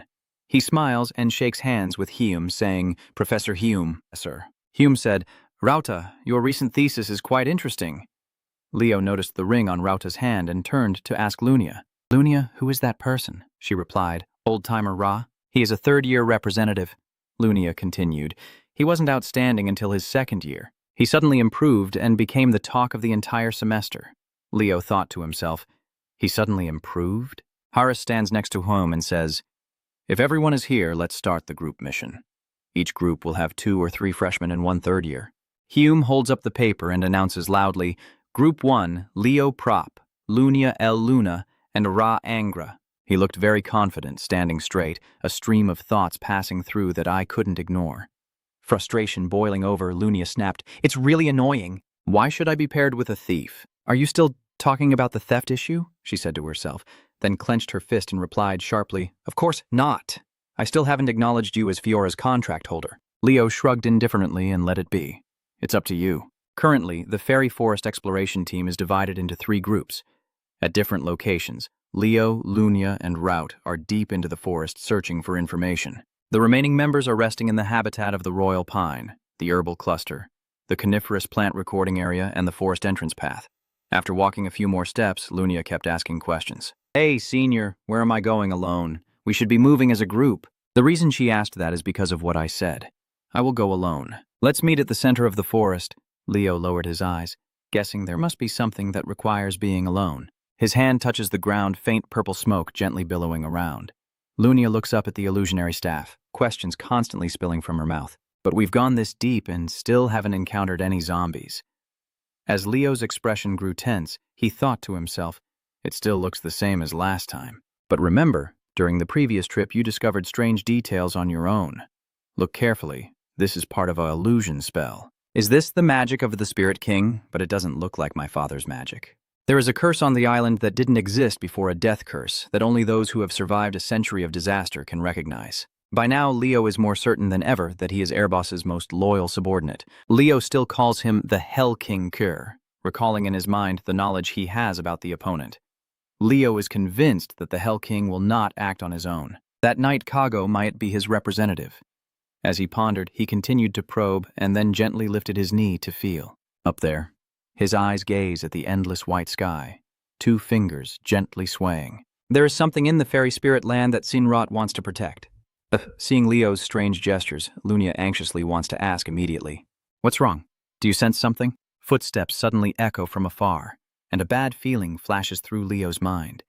He looks toward the path, hidden by bushes, and mutters that something is coming. Lunia was stunned, unable to take her eyes away. She was completely tense. And Leo had already drawn his sword, readying himself, as the opponent stepped forward with a greeting. How is the investigation going? The first-year representatives, familiar faces right in front of her in this situation, surprised Lunia. Senior Rot Tai. The friendly guy asks about the situation. So, did you 2 encounter any zombies? Lunia shook her head in frustration. No, I didn't see any of them. Keep going. Rhoda squinted and smiled at Leo, proactively reaching out his hand. You're the first to find the Death Knight, right? He politely reached out to shake his hand and responded confidently, but inside he was filled with a different thought. This black ring is just as I thought. It sounds like it's mocking, but unfortunately, it's true. Maybe you are mistaken. He insisted there are no zombies at all, let alone high-level ones like Death Knights. But it's okay. It's normal for freshmen to be too enthusiastic. I'll steer the conversation. Do you know that high-level zombies like the Death Knight will be desummoned if their necromancer doesn't keep supplying enough mana? No. That's why demon summoners are always near high-level knights. Lunia automatically deduced that means there must be a demon inside this forest. She tries to deny it, but this is Bakia, the capital of Elsabikia. Go and stand in front of her and use mind control on Lunia. If you are a student of Saran, you should know, right? Regarding the great zodiac magic applied around Bikia, she knew she should automatically follow his lead. It is a spell created by the veteran founder. Young Lady Luna, no demon can enter. That is correct. But while she hesitated, Leo drove past. There's no rule saying that a death spirit must be a demon. Other beings besides demons can also wield dark powers. For example, even your fairy friend's words seem to catch the opponent's trail. R grins mischievously, indeed a fascinating idea. His eyes fixed on Leo, revealing a clearly wicked intent. It seems you don't realize how proud the fairy race truly is. He only hinted at that before turning away and saying, "Finish the investigation and meet me at the forest entrance." Leo can't be more certain about what he's looking for. Lunia stares at him intently, also knowing for sure that this guy knows something. That night, the team gathered at the wooden house to discuss. Kai, your team also couldn't find the Death Knight? Tia sat cross-legged on the table, hands behind his head, reassuring Chelsea, "Forget about the Death Knight. We haven't even seen any zombies." Unexpectedly, his words only made her more excited, which made it even more suspicious. The principal must have said that zombies had been found here, so how could they have disappeared the moment we arrived to investigate? Seeing his extremely excited expression and fiery determination, Sa forced a stiff smile. He decided to put this conversation aside, find an excuse to leave, and go to sleep. Chelsea insists on tugging at Kang's sleeve, not so quickly. Meanwhile, Leo just landed on his knees after jumping straight down from the upper floor of the building. Leo stands in front of the dormitory building of the Zailan Academy. He enters a room, walking quietly and opening the door carefully. After entering, he quickly scanned the room, then looked at the book with the name on it lying still on the table before whispering to himself. As expected, he had already left the dormitory. Leo continued to look at the map marked with a large red X nearby. Feeling suspicious, he moved closer to examine it and realized it was the entrance to the fairy spirit land. "I thought you were acting in secret." But suddenly Lunia was right behind you, shouting loudly at the windowsill. "What are you doing here?" Leo frantically covered her mouth with his hand. Lunia understood, and Hatong asked softly, "You acted strangely earlier. What are you doing here now?" Leo openly admitted I was looking for him, but he had slipped away. He must have gone to the fairy forest. Leo's sharp ears suddenly pick up something, and his eyelids lift. Someone is eavesdropping outside the door. "Didn't you say we were sleeping?" "I hear voices talking," Lunia stammers in fear. "Why are you so tense, senior?" Leo suddenly yanks her shoulder. Quick and precise movement. He lifts Lunia like a prince carrying a princess. Both of them escape through the window and exit the same way. Leo uses his long legs to leap out swiftly. In another room, someone seems to sense the hurried movement of the boy. It's Iran. She hasn't slept yet. Sitting on the bed with an open book, the recent commotion urged her to quickly leave the bed and move toward the window. Iran listened carefully with her eyes, watching for any sign of trouble. When she saw Leo carrying Lunia standing below the dormitory, she was so surprised that she exclaimed, "Leo, you and Miss Lunia!" The book in her hands falls to the ground in shock, Iran's lips trembling as she clutches her blushing cheeks, her head imagining the romantic atmosphere between Leo and Lunia. Following that imagination, she wondered, a secret romantic date? The night sky remains dark. Only the branches covered in snow reflect a bit of white light. Leo, feeling uncomfortable, had to ask, "How long do you plan to follow me?" "Let's just go back to the dormitory," Lunia snapped, listing her reasons. "Do you think the senior is involved in all this because of me? He just arrived this morning, and you've already seen the Templar from days ago." While talking, she suddenly recalled the question Leo and Kwang just asked. "But you guys?" "So Iran has been running after them frantically for how long now?" She gasped for breath as she shouted, "Stop right there. That's far enough for both of you." Lunia was startled and turned around. "Iran, when did you get here?" Leo knew all along, so he stayed calm. "He has been following us since earlier." Iran suddenly screamed, "Oh my God, students shouldn't have unhealthy romantic relationships." Lunia's face stiffened after hearing that. "What?" Leo also looked confused, not understanding what he was talking about. Iran suddenly burst into emotion. "I saw everything, including when you two sneaked out of the dorm together." She insisted her reasoning was correct, so she kept talking non-stop. "Of course, Lady Lunia is very beautiful, and Leo, you're also quite handsome." Leo twirls a lock of hair with a bored expression. Iran, you misunderstood. You're calling out to Lunia, say something too. Lunia's whole body trembled violently. Her lips pressed together as she made a sound. What? When she turned her face, her expression clearly showed confusion.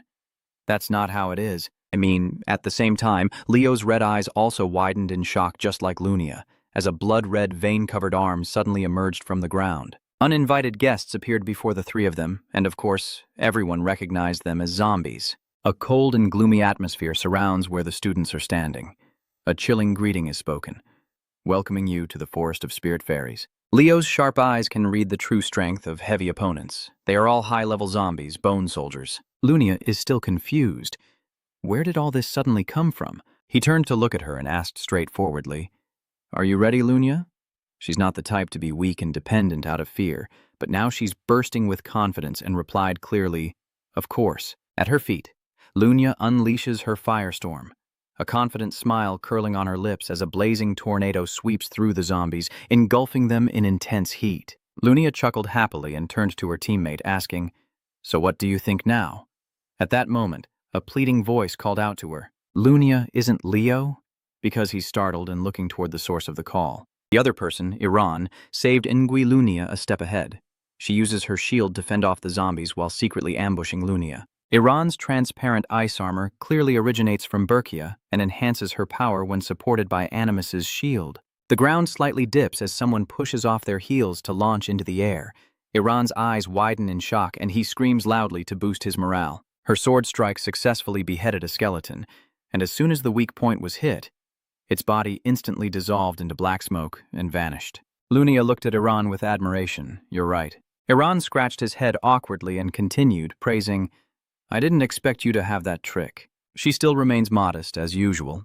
Now let's get back to what Zhang was asking earlier about Iran's decision to investigate further. "Then why are you two out here so late at night?" Leo emphasized, his tone firm. "Lunia and I are not that kind of relationship, you know, Iran." Now that Lunia has no more obstacles, she clears her throat and explains, "Yes, we only stopped by the seniors' dormitory 53 to investigate." Iran still couldn't believe it, his eyes wide as he asked again, "Really?" "That's right, isn't it better for you if these love-related issues distract me and I can't focus on my studies?" "That means fewer opponents for you," Iran calmly denied. "That's not true."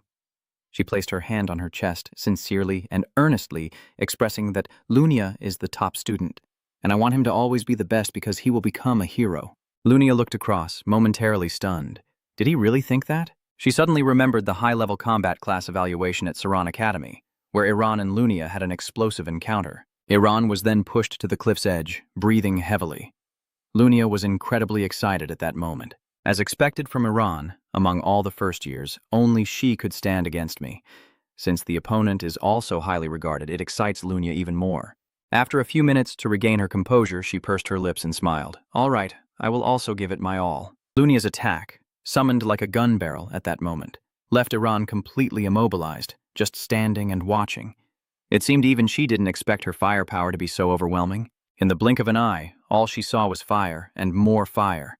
Only then did Lunia realize and feel she had been too reckless. Now I finally understand what the expression on his face back then meant, and why he didn't go to school afterward. She honestly states her wish. "Iran." Lunia approaches, holding his hand with a gentle gaze. "I want you to keep going to school because you're my friend." Iran is confused. "Wait, Lunia and I are friends. Weren't you supposed to hate me?" Lunia squinted and smiled happily. "We're friends, don't you know?" Iran listens attentively as a friend and also as a rival. "I hope you can continue to face me." Her innocent confession also made her happy. "You and your opponent." Suddenly, Iran's face fell, and his tone was full of hesitation. But she didn't speak loudly anymore and leaned in close to Lunia to ask quietly, her eyes still directed toward Leo. "Are they really not related?" Lunia struggled, her voice ringing out to the heavens.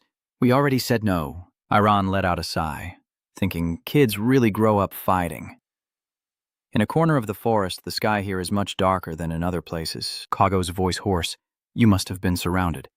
Sorcerer, from his dark eyes, a murderous aura radiates. "We have uninvited guests." "What do you mean? Isn't that what your warriors are supposed to handle?" The hooded cloak is drawn back, revealing the expressionless face of the Lord. He snarled, "Death Warrior!" Kago shouted directly into his face, calling him by those two cursed words. His steps deliberately stomped as he commanded the soldiers of the Death King.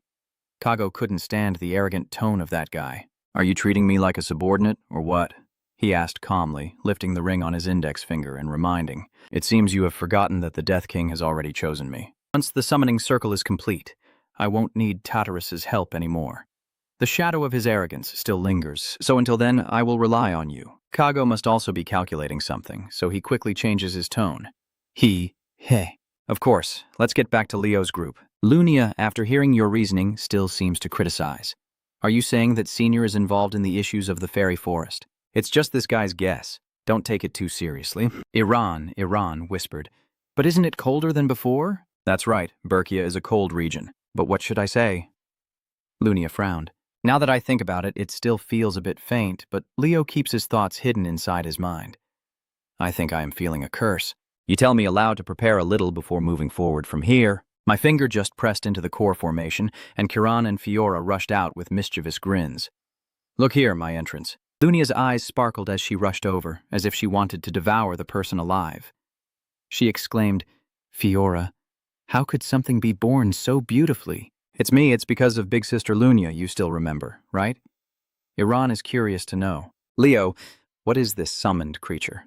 Please take a moment to introduce it. This is a small phoenix, Fiora. Lunia is like a fanatic, praising her while tears stream down her face. Fiora, she's so beautiful, Leo continued. And this is the prince of the fairy spirits. Kiran is a contract holder of both a phoenix and a fairy spirit. Truly impressive. All right, you bring them back to the important matter. No more small talk and get ready to go. We are heading towards the center of the forest. We're not there yet, but Leo needs to warn his friends in advance. From now on, things will become more brutal. As you said, after a short distance, they face the reanimated skeletons again. Lunia fights alongside to resolve the situation, bravely using all her most vicious moves. The red arms that appeared earlier re-emerge. The skeleton soldiers all rose up at once, as if awakened by someone. Iran was stunned, mouth agape, saying, the dead. Lunia tries to stay calm and deduce that there must be a death spirit master nearby. Leo doesn't bother to think about anything. He coldly slashed through each one and gave a few sword strikes as a greeting. They couldn't bear the pain and kept dying amid terrifying screams. After clearing a bunch, Leo gasped and confirmed, no, there are no enemies. But Lunia insisted, Leo, you saw it too. A crow suddenly turns into a skeleton. Leo explains to her that it is not a zombie created by the death spirit. So, what is it then? He lowered his voice and said, a curse of death. Lunia was stunned, partly out of fear and partly in amazement. A curse of death? I've never heard of it before, but Iran seems to be involved in this. She continued Leo's words, saying it would keep summoning zombies around and turn this area into a death zone. Leo proactively interrupted, and the one who cast the spell was a cold, gloomy glare from the eyes of Tartarus's commander, from the underworld Kaiser. Lunia immediately realized the current danger. Oh no, that means Tartarus is planning a major attack on El Sabekia. This is not the time. We need to inform the professors immediately. A sudden gust of wind swirling snow dust made the two girls raise their hands to shield their eyes. What just happened? A hoarse voice echoes out. Hero candidates. Hello? Kago lunged out from the dust storm. Before the opening words were finished, the sword was already raised, rushing toward the land of death. His sword decisively swung down, clashing directly with Leo's blade. He strikes first with threats. You won't escape today. Kago radiates an intimidating power, continuously uttering words that make his opponents hesitate. Be desperate and tremble in fear. I will make you regret stepping into this forest. Leo looked directly at him and told the two girls, I will handle this black night. You organize the tasks for both of them. Iran, handle the zombie cleanup, and Lunia, prepare the strongest magic you can cast. The two girls obeyed and replied in unison, Yes, understood. Oh, this time you've chosen to fight? I will face you head on no matter what. He still speaks with contempt. You stupid kid, do you think I will let things go your way? Suffocate in the darkness as the two swords clash with a deafening screech, sparks flying from the friction. To deal with this stubborn and arrogant guy, Leo immediately pulls out Jinger's secret sword technique. Sword against sword, Kago's weapon is pushed aside by the ordinary metal of a human. A wave of panic washed over him. Was that a fire phoenix? Leo's toes gently brushed the ground as he turned in the opposite direction. A body only half the size of Leo's charges forward powerfully, with a voice that surpasses Kago's. It's not just a phoenix. Jinger's fiery aura has also merged into it. Kago was momentarily stunned, then lowered his gaze to what he held in his hand, a sword melting away. Leo had nothing to stop him, so he charged forward. He is overwhelming me with his combat experience. His eyes are unbelievable. His mind refuses to accept that a first-year kid could do this. What is that look in his eyes? A burst of light suddenly blocked Kago's view, and when he looked again, he saw a raging inferno swirling right in front of him. The fighter changes turns, and now it's Lunia's move, a mischievous smile appearing each time she summons flames, as a torrent of fire crashes down directly on Kago and his henchmen. Resentfully, Lunia's voice echoes inside. Die, you damn bonehead. The screen returns to calmness and clarity. Lunia is so proud of herself, her hand adjusting her jaw and nodding in satisfaction. This is what happens when you dare to mess with me. It feels so good. Behind her, Aaron couldn't be happy. He shouted loudly, "The forest." Kiran, hiding her face behind Leo's thick hair, finally dares to crawl out. Is she really a spirit? Why is it so violent? He blurted out. Jai is right. Leo isn't happy yet. He hasn't finished warning. Let's go after them. What the hell is going on? The two girls nervously worried. Is this the curse of the dead? That's really powerful. A strange voice echoed in my ear. First year? I glare at them and ask who gave them permission to investigate the forest at night. Even the first-year representative of Lumen is like this. It's a disgrace to discipline. Lunia was stunned and asked, Senior, why are you here? He replied calmly that zombies are now appearing in this forest. I am investigating the cause. Lunia automatically hands over a clue to him. The cause is a curse. An ancient curse that is incredibly powerful. Rhoda turned his head back and looked. A curse? Are you saying that right now? Is there a curse here? Lunia suddenly asked herself if he didn't realize how serious it was, given that she was the only one feeling it. My facial muscles tense up when I hear the accusation. Some first-year students from Lumen accidentally touched objects leaking from Tartarus. Leo walked slowly. Those students accidentally used the power of darkness. When the curtain behind Rout was lifted, Lunia and Iran were immediately stunned. The bones scattered in the pool of red blood caught their eyes, making Lunia, who once trusted him, question everything. But he looked as if he had willingly cooperated with Tartarus. Only dark magic, or death spirit magic, use monster flesh and blood as catalysts. With his blood-stained hand, he begins to reveal his true face. Cooperation? You're truly both incredibly annoying and astonishingly stupid. He ruffles his hair, his tone teasing but still sinister. The first-year students over there are right here. The next words from him leave everyone stunned and speechless. Lady Luna's heroic deeds are peacefully asleep. Rhoda states the obvious, but the incompetent Elsebeckia Council doesn't even know it exists. What's wrong with using Tartaros to reclaim our inheritance? Iran couldn't contain his excited emotions and immediately argued with him. It was an insult to a great hero, and he only wanted that legacy for himself. Lunia no longer shows any respect. She straightforwardly tells Leo to handle him, smash that annoying face, and bring him in to the instructor. Leo placed his hand on the sword hilt and said coldly, Lunia, Iran, from now on, fight as if you're ready to kill your senior. The two girls, still stunned, hurriedly asked what. So I just activated a lightning trap that pushed towards them. Leo stood in front of them and took the first hit. His body wavered, then a blinding light filled the space, obscuring the reality. Luckily, Leo was unharmed. You move faster by a step to expand the barrier and keep the members safe. Calm down. Facing Tartaros like that, Rhoda watched your swift and precise moves with a hint of pleasure. How can a human use primal core magic? What are you? He seems to be smiling outwardly, but deep down he's definitely cautious. Did you really cast and cancel the spell in that brief moment? Your ability to recognize me as an enemy and your combat intuition are both top-notch. He's calculating in his mind how to benefit himself the most when looking at Lunia and Iran. If those two also join the fight, this will become really troublesome. Rhoda flicks his hand, and a faint purple smoke escapes from the ring. He clicks his tongue. Then a bolt of lightning shot through the gap between Leo and the two girls. The guy excitedly shouted and bent down. Another spell echoed loudly through the disturbed space. Iran summoned his shield and armor to defend himself, also saving Lunia, who had nothing to protect herself with. Lunia choked and sat up immediately once she was safe. Did he just say that was Air Tiaga? Iran was stunned. It was just a basic spell, but it was incredibly powerful. Suddenly, Lunia froze, eyes wide open, eyebrows furrowed.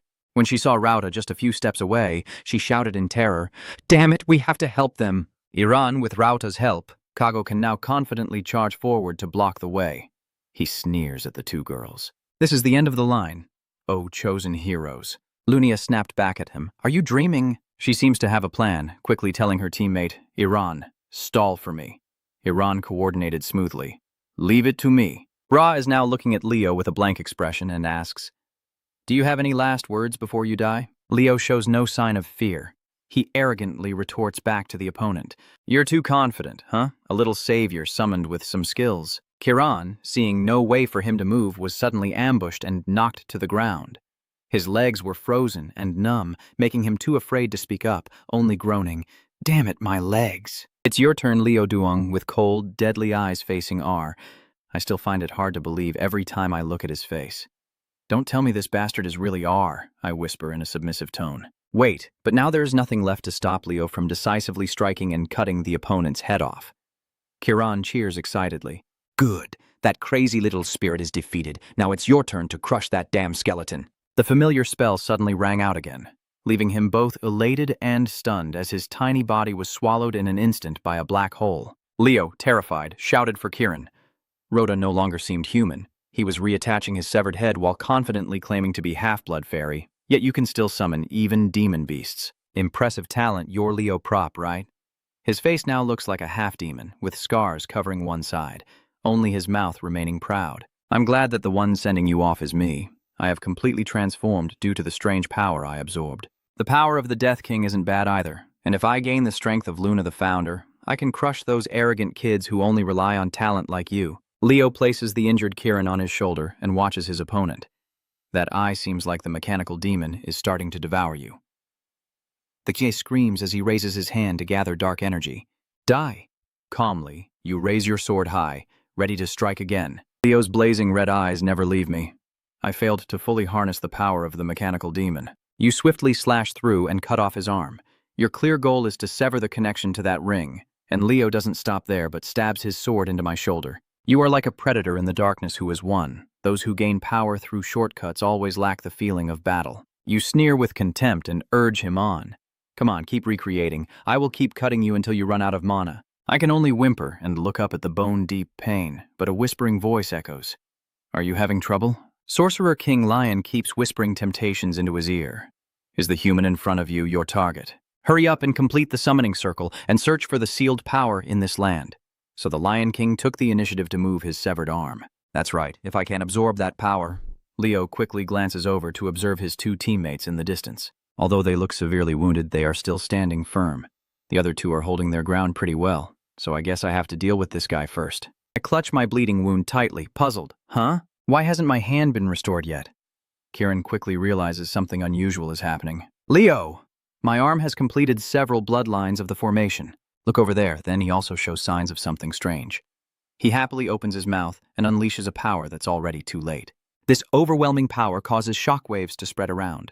The fiery red formation suddenly illuminates with a strange, eerie glow. Kago also stopped and, drawn by the commotion, and turned around. The burst of demonic energy forced them to step back, as if the entire ground was trembling in anticipation of what was about to appear. The ground suddenly turned into small fragments as a huge hand rose up from beneath the earth. Kiran's face turned pale as that thing just appeared. Oh my God, what is that? Leo also learned about the giant skeleton in front of the Lord of Decay. He slightly furrowed his brow, as this is called, one of the strongest death spirits still alive. All the bubbles gather together to form a complete shape. I can now restore my original form completely. I am overflowing with power. So this is the power of the Founder? Leo knew he could no longer stop him. By completing the summoning circle, he had fully embraced dark magic. You only have to charge forward and confront the Lord of Decay. You grip your sword tightly, denying my reasoning. That filthy power can't belong to Lunya. At this moment, he just smirks in response. Is that so? Ko Lao Vuong's massive hand swings out under his control, and Leo swiftly kicks up to avoid it. You land with a shockwave that kicks up dust all around, and then you laugh loudly in triumph. I don't care if that's the power of the King of Bones. This power is already mine. Kiran quickly warned as the incoming energy blast approached. Leo should retreat. That skeleton is too strong, you calmly replied. Number, look carefully. That skeleton king wasn't summoned in the usual way. Leo dodged and continued speaking. It seems he hurriedly summoned Skeleton King by making a pact with the underworld with Kai's help. He only just met the summoning requirements and can't sustain it for long. A thought crossed his mind. The basic requirement for summoning is having enough mental strength to sustain the existence of the summoned creature, Leo quickly dodged the attack and expressed his intention. We just need to hold out until his mana runs out to sustain the skeleton. All right, let's do this. Turn to Kieran and ask, hurry up and support me. He immediately uses his power on Leo. Leave it to me. A formation appears in Leo's hand, and he unleashes a brilliant beam that causes a massive explosion. The attack made the King of Bones' head smoke, his eyes blazing with deadly light. The King of Bones raised his sword aiming at Leo, who quickly dodged the strike. I secretly thought that, as expected, the gap in strength is huge, but we just need to buy time. And if we can do that, it's just at this moment. Rhoda sneered coldly with a calculating look, immediately using stored energy as Leo lands to launch a counterattack. At this moment, Lunia appears in front of him, using the Phoenix Shield to block the evil spirit's power. She turns back and says to him, Leo, focus on the Skeleton King. I'll handle that crazy senior. Just like that, Leo replied. Then the Death Knight will be left all alone with Iran. Lunia smiled and said, Don't tell me you don't trust Iran. She added that Iran was one of the people who volunteered to fight one-on-one against the Death Knight. Meanwhile, Kago unleashed a powerful slash but was blocked by Iran's shield. Although she was pushed back a bit, she was unharmed. His voice rang out. You are so arrogant. You think you can face me alone? Great Kago, just by yourself? He then swung a horizontal slash aimed at Iron, and she crouched down, shield in hand, wondering if she could really do it. Iran shouted loudly to prepare to fight back, secretly thinking that if she couldn't hold him back, others might be in danger. She stabbed fiercely at Kago's body, but all she got in return was his mocking smile. Kago sharply threw a punch directly at Iran's chest, causing her immense pain. Iran was knocked to the ground, her shield falling from her hand. She silently thought she never wanted to become a hero, but at least I can't be the one holding them back. Kago stepped forward, breaking her shield with his sword, dismissively sneering. Compared to those two, you're just an inexperienced kid. An bluntly replied, Yes, those two will someday walk the same path as great heroes. I'm certain of that. Kago said briefly, I should take your head and go help the summoner. You have no chance to win. But, do you know? Great heroes always have disciples following them. My ancestor, Lord Bikia, once walked in the footsteps of great heroes, and I will never doubt them no matter what. Then I will trust as well. Kago looked at the emanating light and then asked, Is this the power of the gods?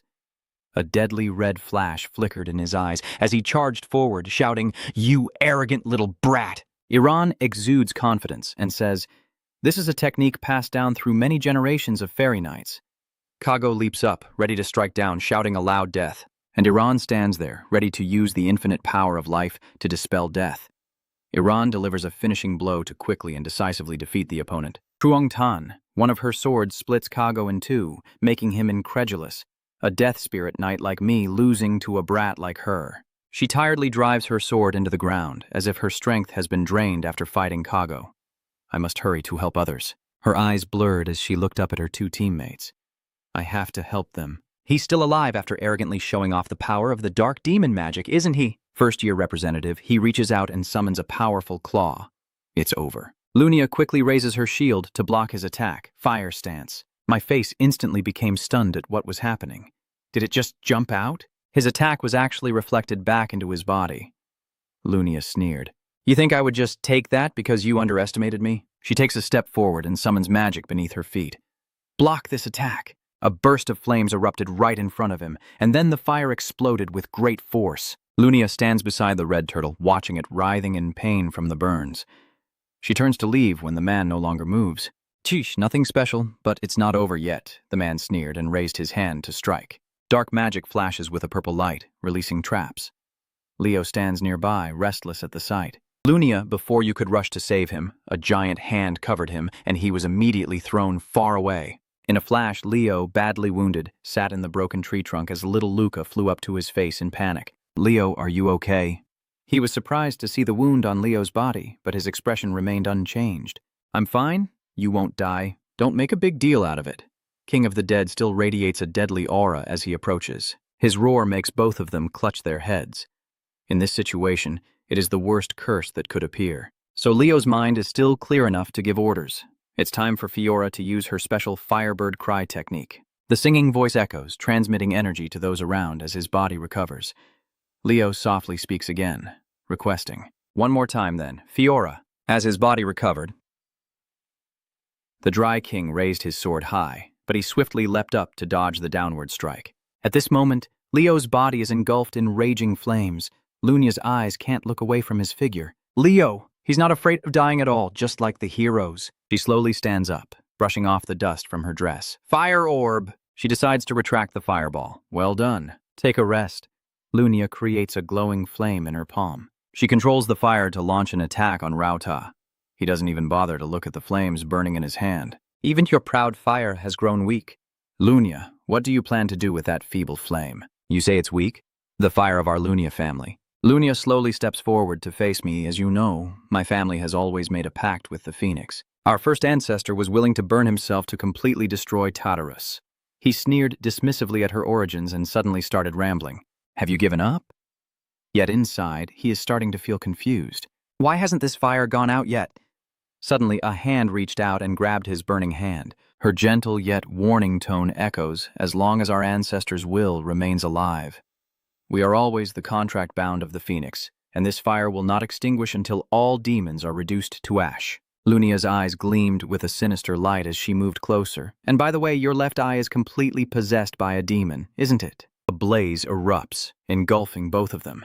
This spell is called Sanctification, a forbidden technique of the Lunda family, and even the caster can be burned to ashes. His face turned incredulous at her reckless act. You're crazy. Her eyes are full of determination and no regret. I won't let you escape. Suddenly, a blazing fire engulfs the two of them in an instant. Ra immediately turns around, adopting her arrogant demeanor. Is your mana gone? He continues to plan using the ring that casts dark magic. Then it's my turn, but my power didn't activate as I intended. What the hell? The dark magic suddenly swirling from my arm stops. His entire body suddenly got pulled into the small ring. Unstoppable. Lunia backed away in fear, collapsing to the ground. Is he being absorbed by the ring? What on earth is still happening? She was confused to see King Dryad still attacking Leo. If the Death Spirit Master is dead, the source of energy should have been cut off. Why does the King of the Dry Bones still exist? The fiery red ring suddenly emits a strange dark aura, and his movement suddenly halts. His calm expression flickered slightly as he sensed this energy from a dark, deep place far beneath the ground, where a mysterious figure rested his head on his hand on the throne, his single red eye trembling as he ordered to advance. So the transformation occurs right at the blade of the King of Bones. His body moves like a puppet, following orders and completing the task you were assigned. Leo was just observing when he firmly grasped his flame sword. Indeed, this is the power of the Hell Flag. He is channeling his power through the devilish machine, still as cunning as ever. You must anticipate his next move, and that it is heading toward the main gate of the fairy realm. The scene shifts to the fairyland, where everything looks desolate and ruined. In the silent scene, a voice echoes out. Leo? He lies motionless on the ground as Fiora and a beam of light approach to signal and wake Leo. Seeing them, he was startled awake, looked at his muddy hands, and muttered, "Damn it!" He clenched his fists, secretly thinking that his magic and energy had been completely drained. Leo stands up and looks around, then says, "The Divine Immortal Palace." As he walks, he marvels, "I didn't expect this place to become so desolate." Suddenly, Leo turned his head in a direction and shouted as if he saw something. He froze and muttered, "This is the flood of memories returning along with the voice echoing. Are you going to throw it away?" Guai then softly replied, "Yes, Bakia. Take it." Bakia held it in his hand and asked, "What's wrong? Not your style?" She pouted and said, "No, it looks silly and useless." "What is this? Do you know how many life and death battles this item has been through with me? It's time to go now." Then he gently placed his hand on her head. Berkia watched Ko's figure gradually walk away, accompanied by a farewell. "I'm leaving now, kid." She stood silently, watching his team disappear into the sunset, then returned to reality. Leo picks up the knife and mutters, "That arrogant kid." He looks at it and then takes a deep breath before continuing. Back then, it said it didn't need it itself. Suddenly, the dagger emitted a surge of magic, with streams of energy roaring, startling Leo. Then, streams of magic force were gradually absorbed into his body, erupting powerfully enough to shake the entire space. Leo silently thought that the magic was sealed within this dagger for thousands of years. Beneath his feet, streams of spiritual energy poured out as if his entire body was embracing the divine power. He silently affirmed that it was truly responding to its rightful owner, himself. Leo opened his cold eyes, quietly questioning in his mind with all this magic, then turned his gaze toward the skeleton monster, pondering which spell to use next. Suddenly, a force struck the monster's head so hard that it was about to crack open. Leo closed his eyes, calmly contemplating. Those kids, if that's the case. Then over here, Lunia summoned a battle formation and said, "Stand back, you skeleton thing." Iran struggled to support her and shouted, "Miss Lunia, over there!" Suddenly, Iran opened her eyes wide, marveling at how incredible that magical power was. From the distant city walls, a surge of magical energy radiated with blinding light, shooting straight out. Lunia was pleased and said, "If he is the one who made a contract with the Phoenix, then this is the minimum he should do now." Leo, who was walking with a surge of spiritual power, muttered, "Even if not the true form, the sky is filled with shining stars and planets," making the two girls gasp in amazement. Leo affirmed, "But for those kids, this will be an invaluable gift." As Lunia and Irain stand silently watching them, Leo's voice echoed, "I once read in an ancient book that a star spell can dye the entire world with the light of the stars it bestows. Now, in Iran's eyes, there are shining stars." She exclaimed, "That is the most powerful spell!" The stars rushed toward the skeleton. He shouted the final blow, a surge of power striking the Bone King and making it vanish. The entire space trembled violently as a result. The scene shifts back to the fairyland where Leo is standing. He summons a magic array with his hand, and a beam of light shoots out accompanied by a voice saying, "Kiran!" Kiran ran off shouting, "I will be the one to end you, King of Bones." Seeing him wave his hands and move his feet, Leo speaks in a deep voice. "It's over," Kiran asked in surprise. "Huh? When? How could that be?" He didn't answer, only calmly said, "Find your wings first." Kiran quickly rushed off after hearing that. "Yes." Suddenly a voice rang out. Leo turned to ask everyone if they were okay. At this moment, Lunia is helped by Aaron. She asks if he's worried about us. "You're the one who's truly miserable," Iran replied softly. "I believe you two will get through this," Lunia asked with concern. "But seriously, what kind of magic was that just now?" "It's like something straight out of legend."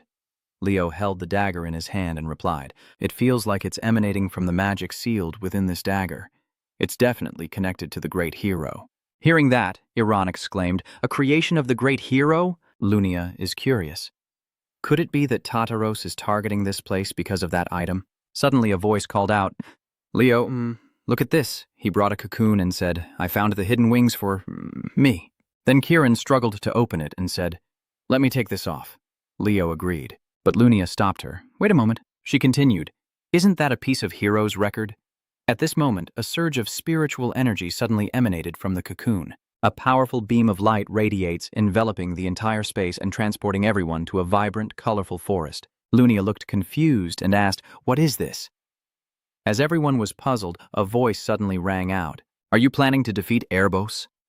Hearing that, Leo thought to himself, that voice, taking a step forward, the person said, "Are you crazy?" "Oh well, whatever. Hunting Erebos is the perfect goal for me. I like it." Seeing that, both Lunia and Aaron stared in shock. The person continued, "I told you so, didn't I?" Leo quietly confirms, "I now understand what Tartaros's Luna is. I will become someone who shines like the stars in the night sky. So be proud to have me in your team." What exactly is Tartaros truly seeking? The girl with white hair introduces herself in a calm voice, saying, "I am Luna."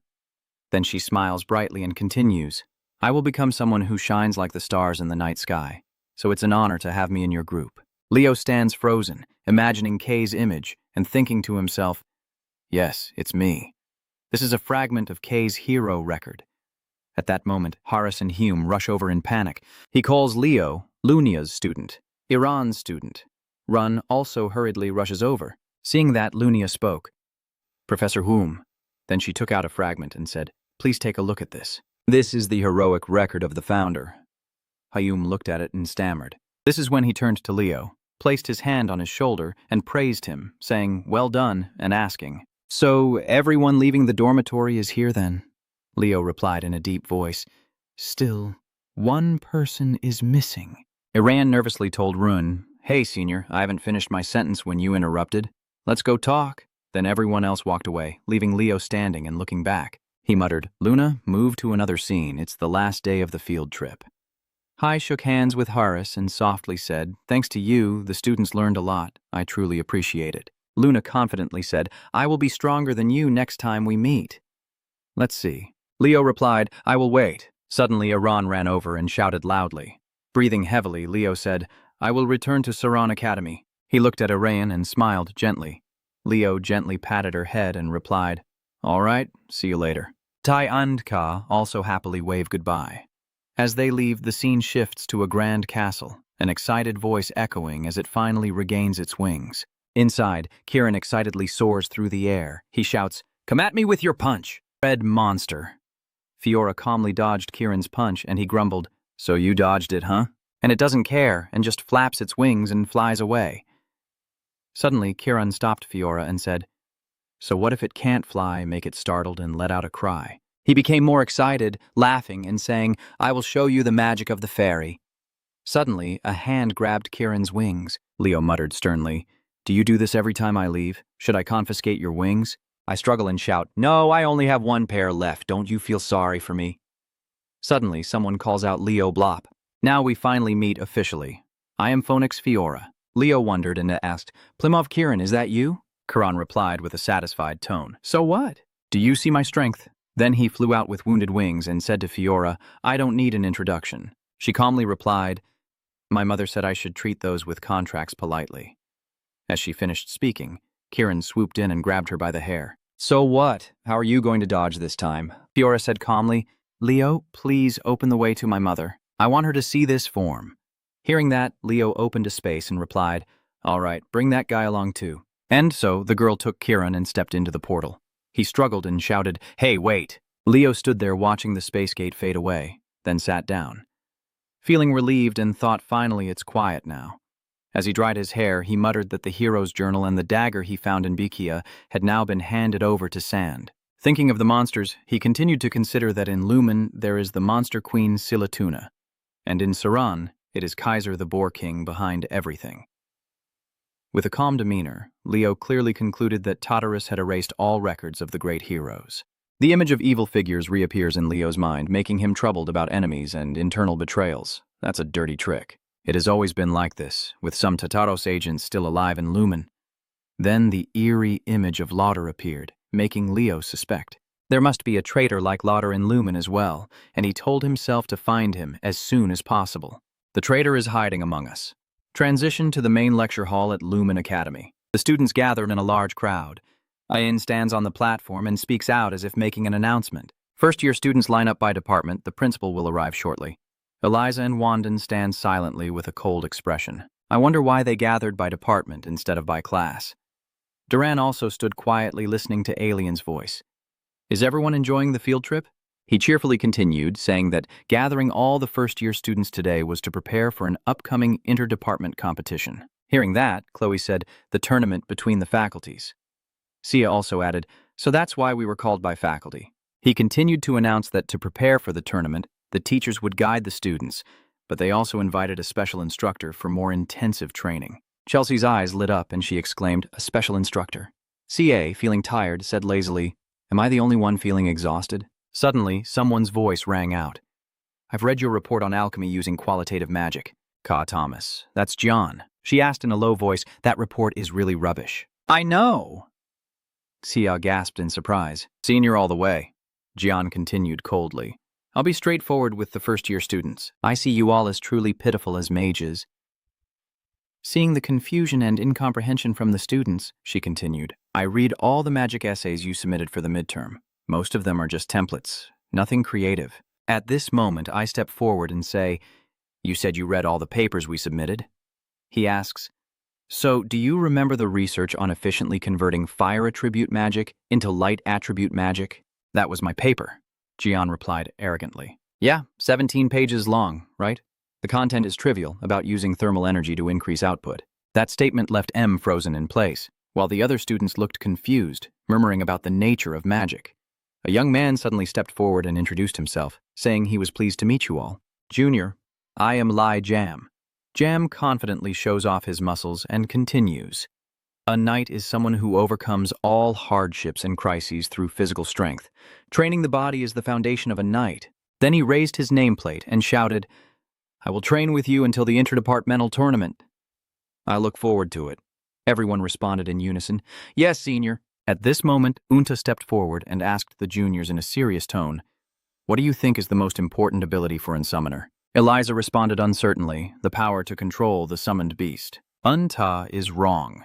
One also responds. Overwhelming power. She doesn't respond either. Munta gently touched her fingers together, hesitating as she said, "The most important ability of Insummoner is love."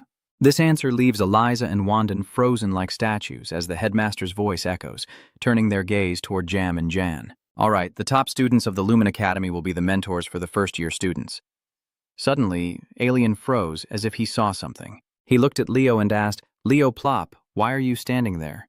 That's not part of any area." In front of the students' surprise, he spoke up. Leo smiled confidently and continued, "The entire class area." As soon as those words finished, the entire lecture hall fell silent. John exhaled and asked, "What? Is this the entire department?" Alien asked. "Leo, are you crazy?" But his eyes remained determined. "Don't you see how many people are here? This is a competition between the faculties." Unta, Elisa, and Wandon also fell silent upon hearing that. "Hurry up and go back to the Knights Guild. Leo, remember you're in the magic department too." At this moment, Alien chuckled and said, "The entire area is full of departments. Leo Prof is right." The teacher asked, "But it's a rare opportunity to be guided by a Lumen senior. You don't plan to waste this precious chance, do you?" Leo calmly replied, "I don't mean to say I don't need the guidance of my senior. I just plan to attend all the classes as usual." Alien laughed heartily, and the space seemed to fall into an illusion of power. He said, "Well then, let me ask you one more thing. If you don't change your mind, you understand that you'll have to face them alone, right?" He replied, "Of course." Both Leo and Alien look at each other with determined eyes. He says, "Give me some time to think." Right now, Len is deep in thought, recalling Leo's words when John, feeling annoyed, speaks up. "John, we should still focus on studying magic. Didn't she analyze a spell left by the founder of the Zodiac during the field trip?" He nodded and replied, "I agree." "John, it's obviously the magic department. They're observing Leo from afar." Looking at the aura emanating from him, he thought to himself, "Standing so straight." Jamua held up her perfect score report and quietly admired, "You truly have the qualities of a true knight." Right now, Duga is choking Unta, making her tremble and foam at the mouth, then angrily says, "I need to train my juniors more because I've been a student for 5 years. Alien continues, "I've made my decision." Hearing that, Duga released Unta. He announced clearly that this year's inter-department event for freshmen would be a survival competition. Then everyone left the classroom, and a voice echoed from the room, "Principal, I don't understand this. I thought the competition was to strengthen the bonds between the flowers and develop through fighting each other."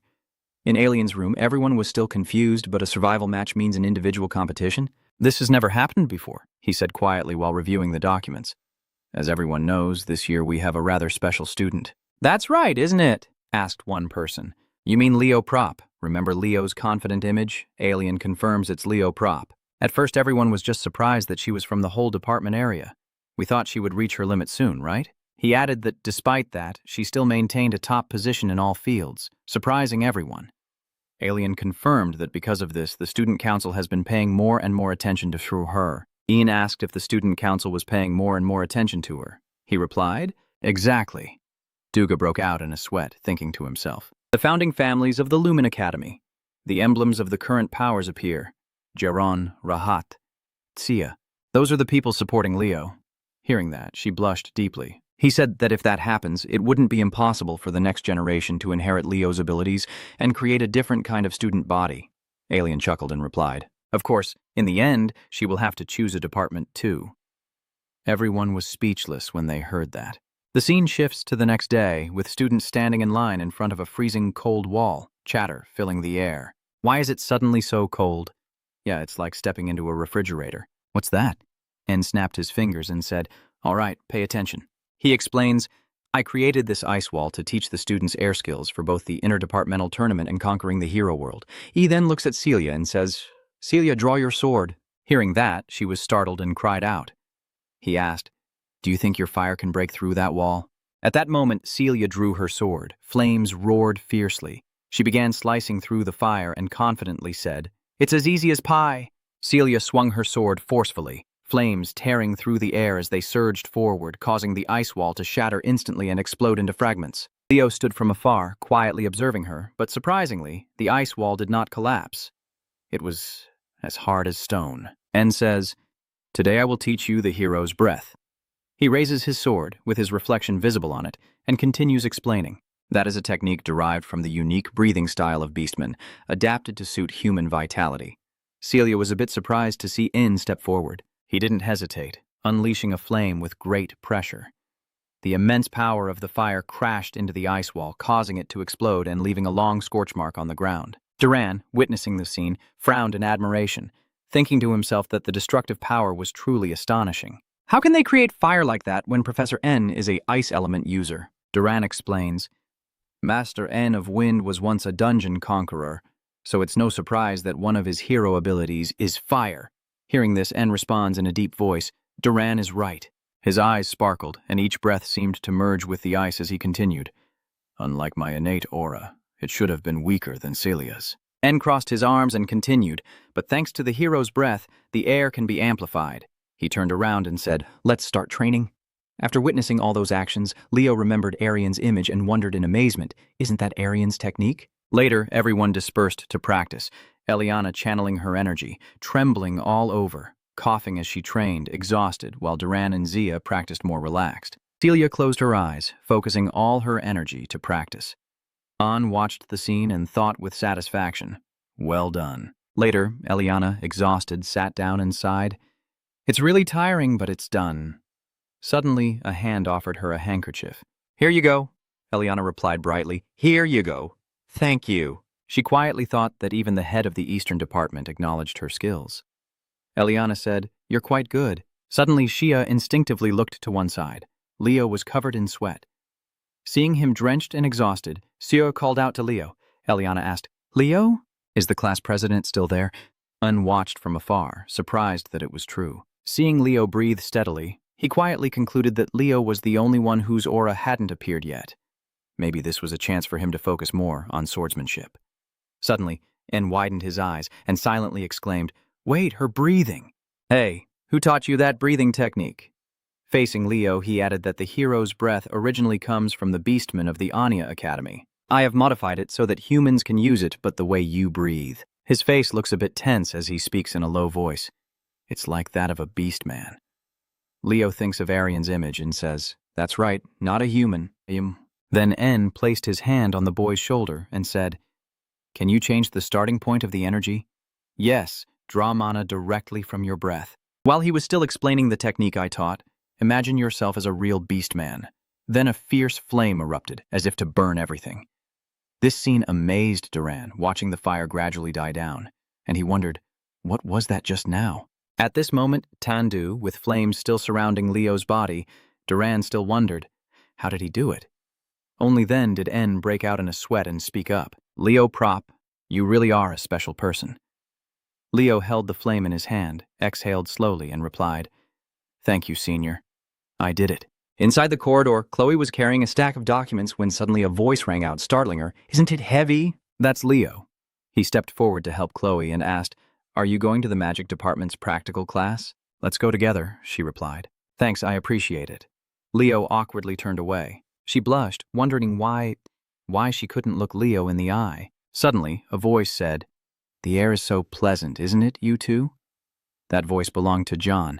She folded her arms and said in a deep voice, Hello, Chloe Moore. Chloe was surprised and asked, What?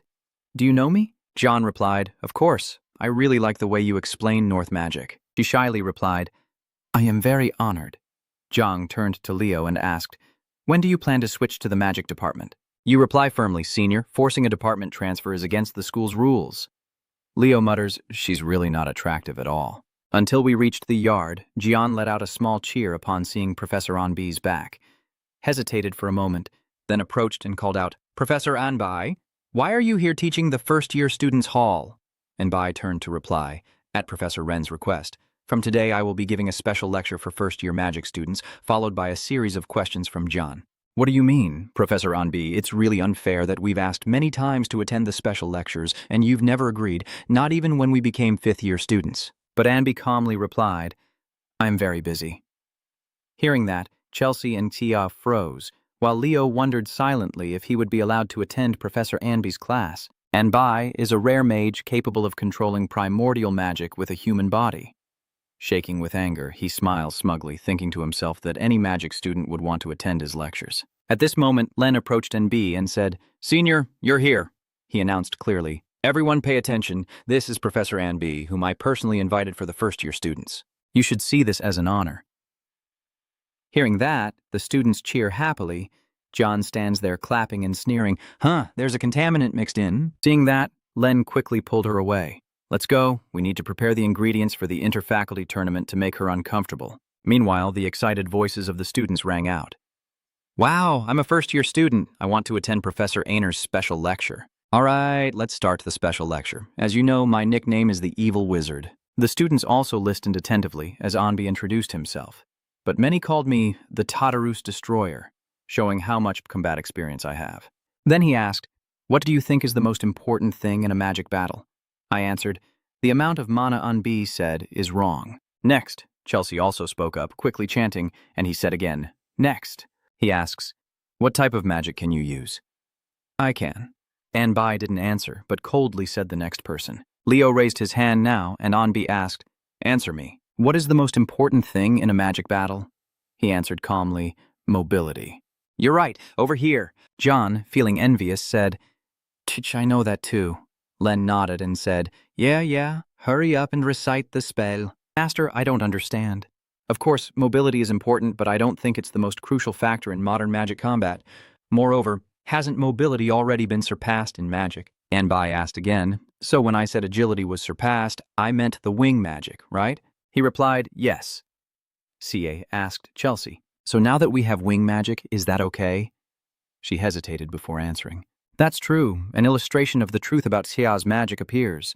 The truth about the magic of the case is that wing magic is a levitation spell invented 10 years ago, much easier to learn than traditional flying spells and allowing much faster movement. A superior version, with the biggest feature allowing objects to fly. Anbi speaks. Luchin Leo Prop, go ahead. Both of you step forward. He was furious, as if on fire, thinking that someone didn't even belong to the magic department. It's really troublesome. And you, confused, are thinking, have I been living the wrong way at school? And asked in a calm voice, Leo, do you agree to my invitation? Leo calmly replied, no. I was surprised and exclaimed, what do you mean? Hearing that, he drew a line and said, then both of you check your agility, and we'll see who is right. Anbi asked, do you both have your own magic wing devices? I replied, yes, and Leo has the opposite. Are you going to answer or not? He softly said, then do it in the way that suits you. Leo calmly replied, I agree. Anbi set the rule that the turning point would be at the Monster Island, and whoever arrives there first would win this debate. He excitedly took out the skateboard and shouted, really? Then after that, get on it and command, become my subordinate. With that, Emo dashed forward at lightning speed. Let's go. He looked back smugly and said, ha, a non-magic tool user dares to. Lightning strike. Suddenly, a bolt of lightning struck, destroying Emo's device. A lightning strike. Seeing that, Ka exclaimed, hey Leo, what are you doing? Leo didn't answer, but turned to ask Anbi, since this match is to understand why mobility is important for a mage. Reducing the opponent's mobility is also reasonable, right? Of course I will. A surge of spiritual energy roared wildly beneath your feet. Ka was amazed and said, that can't be. Leo jumped high using the Phoenix step skill. When you left, the ground was soaked with water, and Ka shouted in shock, is that aura? Is that allowed in the magic class? Seeing that, Anbi asked, Katamas, who do you think you'll face in the tournament? Thinking about your classmates, Kaya feels a bit scared. Right now he's gliding away with his broken prop. And he's furious, cursing loudly. Leo is crazy. A surprise attack? I won't forgive the first move. I froze when I saw Leo. He shouted, have you arrived? Leo coldly charged forward, bringing overwhelming magic power. I panic and shout, ice crystal. As soon as I finish speaking, he is struck by Leo with a blow before he can react. I helplessly fell down below, screaming out loud. Leo also rushed down at full speed. You see? Anbi's voice echoes. Luan, the one who relied on wing magic, has lost. As soon as her device broke, she immediately lost her mobility, as if she had just gone through a nightmare, and he was panting heavily. He continued explaining, while Leo Plop flew across the lake using the simplest flying spell. Remembering the fall, Anne added, wing magic is based on flying spells, but since it focuses only on convenience, it lacks fine control. He softly reminded the, so from now on, what you need to train is flying magic. Understood?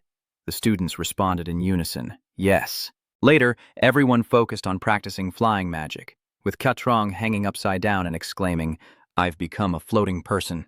Anbi's voice echoed. For a first-year student who already uses flying magic so well, even the teacher wasn't sure what to teach next. Do you have any questions? Leo spoke up. I have a question. What question did you ask? The boy replied, Can I enter the Forbidden Lumen Library? Onbai says, entering the Forbidden Library is beyond a teacher's authority. Leo calmly replies, I didn't ask a professor, I asked a member of the Jurin family. While Chelsea was celebrating her successful training, the conversation continued. And Bai asked, Why do you want to enter the Forbidden Library? He replied, I am looking for a document, a history of heroes unknown to the public.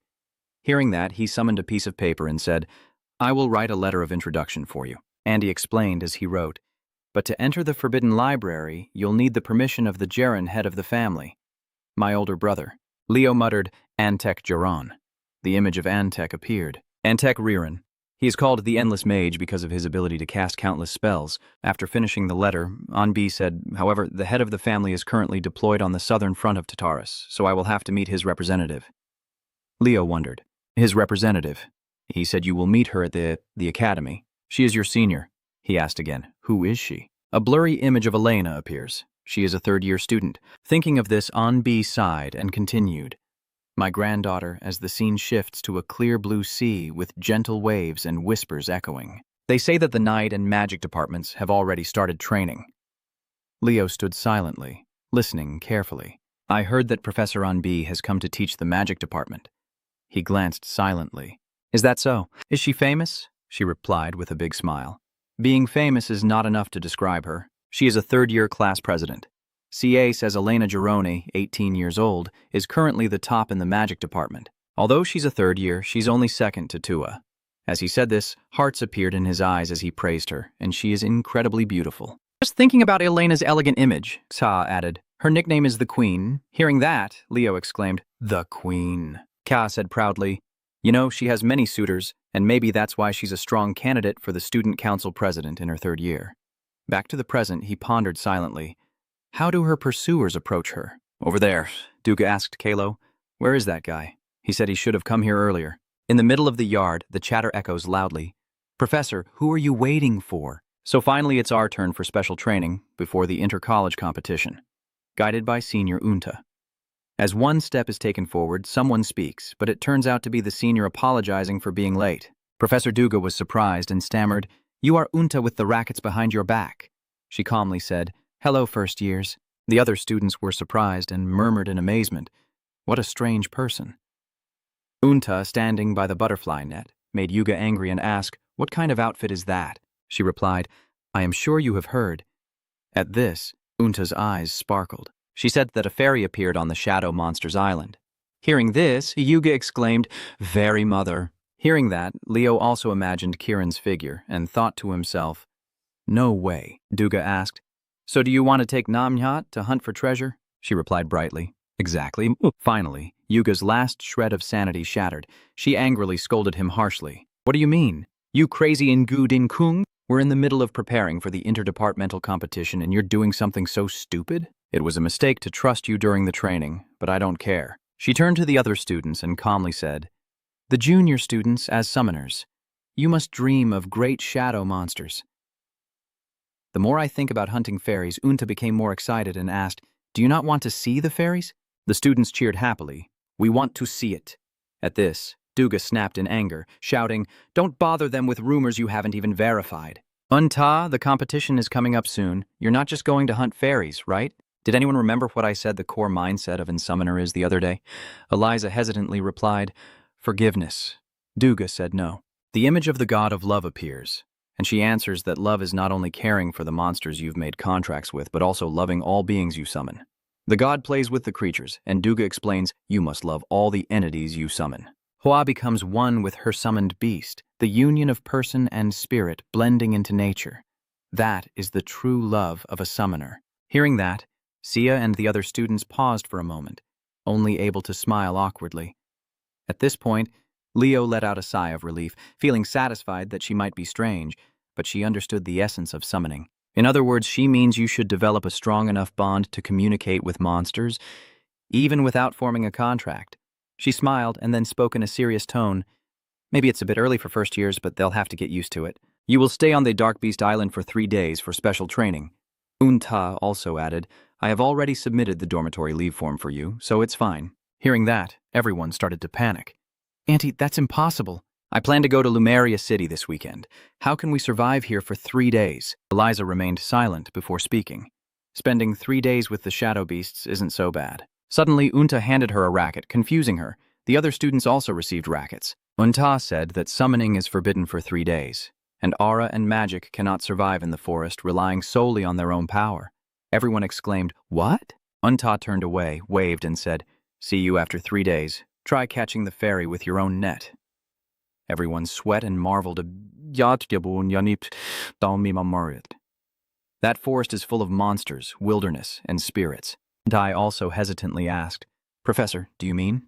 Duga replied, "I've said it from the very beginning. We are not like students in other departments." The summoner quietly added, "We are humans who communicate with beings wielding the power of nature, so we must adapt and command nature." In the face of everyone's confusion, Duga asked, "That is why Unta spoke of tolerance? How many of you have truly witnessed the essence of summoning?" Tai nodded as she listened, asking, "Have you seen their true forms and made contracts with them yourselves? Most of you only use methods passed down within your families, or those learned during class, right?" After saying that, Duga chuckled softly and then said, "See you all in 3 days." In the evening, Tai sat quietly by the fire as the rain began to pour down. Eliza stood under the leaves for cover. The next morning, Enap was under the rushing waterfall while Zia diligently caught the raindrops on the leaves, climbing to pick up sweet fruits, some edible, which he carefully stored in his bag while muttering to himself. The summoner class is unexpectedly difficult. A sound echoes, startling Leo. He quickly stores his items away and turns his head to look. Leo slowly approached, finding a student trapped by a carnivorous plant. The boy struggled to escape as someone asked, "Do you not realize it's a plant-type monster?" Eliza sighed in frustration, saying, "That was so stupid to rush in blindly." At this moment, Leo was deep in thought, observing the situation above the branch.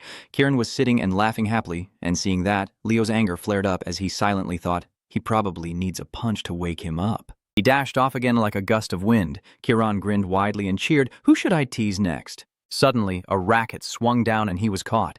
Kieran shouted in panic, "What the hell? No way I got caught by a badminton racket." Leo calmly reached out and reminded him to behave properly, then grabbed Kieran by the shirt and asked, "Do you think I came here to cause trouble?" He explained, "I was just investigating the strange phenomena on this island." Leo asked, "Strange phenomena?" "That's right. Something strange is happening here." As the fire crackles and the skewer sizzles, the sound of conversation fills the air. "So you're saying that the monsters on the island have become aggressive?" Leo asked as he handed a skewer to Kieran. "And you're investigating why?" He brightened up and replied, "Exactly." He continued, "I saw some students, decided to tease them a little, and suddenly Ta became famous." "Do you think I would believe that?" Leo confirmed, "This is Purina's area. There's no way she would ignore something like that." Kieran tries to explain, "The phoenix Purina is not even on the island right now. It's true." He exclaimed in surprise. "What?" Kieran says. "It was like that when we arrived here." Kieran remembered the place where Fiora was, and the image of her mother's letter appeared. He said it was like the letter, that she only left that piece of paper, saying she would be gone for a while. "I was hoping to see a fully grown phoenix, standing in the dark forest." Fiora thought to herself that the monster forest was acting strangely. She released him and said, "There's definitely something going on. Let's go check it out," Kieran called out as he chased after. "Hey, wait a minute, back to reality." Leo stands looking into the distance, secretly pondering. Fiora, Pyrina's daughter and second in command on the monster island, must have sensed something suspicious. She closed her eyes and wondered if the strange events happening in Pyrina's absence were just a coincidence. The girl sitting by the stream muttered, "If you hear me, answer me." Fiora also sat quietly by the stream, her mind heavy with thoughts, wondering if perhaps he was too distracted to notice her calling out. On this side, Leo suddenly clenched Kieran tightly, startling him. He placed Kieran on his shoulder and decisively said, "Let's go find Fiora. I sense an aura from the west side of the island." He sighed in frustration and called out, "Why me?" In the forest near Fiora's place, the clear stream and sparkling gemstones, Fiora sat alone by the stream, holding a crystal in her hand, gazing at her reflection, and exclaimed, "So beautiful." Fiora picks up a mana stone from the ground, opens her mouth wide, and puts it in. She cups her face with her hands, happily swallowing it when suddenly a loud shout echoes. "What are you doing?" The girl kept chewing and exclaimed, "Huh? Leo, is it true you've been eating mana stones here all this time?" Leo's gaze fixed on the water ahead, contemplating the place where spirits and elements reside, where natural mana stones gather energy. He remained still, pondering as young spirits and elements absorb these stones to grow, which is why the entrance is sealed to prevent overexploitation. I was told that children who eat more grow faster. Kieran immediately raised an eyebrow and exclaimed, "For high-level spirit beasts like us, we don't need stones." Leo glanced around and called out, "They must be quite sophisticated. But Fiora, don't tell me you've chased away all the other spirits and elements to keep them for yourself." The girl was startled and looked down at the ground. "It's not that serious." I was planning to share properly, but seeing Fiora's expression, Kieran covered his mouth and sneered. "Are you a phoenix or a pig? You've chased everyone away and hoarded everything for yourself. Who are you calling a pig?" Leo's voice interrupts. Both of them stop walking. Then he casually put his hand in his pocket and glanced over, asking, "Fiora, you said something strange happened in the forest, right?" The girl was startled and replied, "Yes, that's right. I sensed an uncomfortable energy coming from this island." Suddenly, a white bone blast passed, causing both of them to look on in shock. Leo immediately widened his eyes, thinking of that person, and guessed whether this energy was from the beast mage earlier. He quickly drew his sword back, his face full of caution as he looked straight ahead. "Kieran, Fiora, get ready to go." Leo stands still, slightly crouching as he senses the rushing energy. A warning sound rings out, and he quickly leaps up, stepping back to dodge. "It's coming!" The man in the black cloak with half of his body made of giant tentacles looks at Lato and says, "I was wondering why the mana stones were decreasing so rapidly. It turns out it was your young phoenix doing this." He smirked with a malicious grin. "It seems we are now bound by a cruel thread of fate." Leo nodded when he heard that, then smiled faintly, raising his hand to gather protective energy.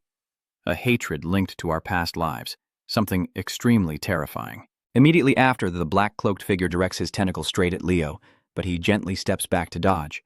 It seems like this is the moment to end it forever. Leo leans to the side, his tentacle sweeping past and stabbing into the nearby tree trunk, while the man in the black cloak uses his tentacle to lift the entire tree into the air. "I will crush you here."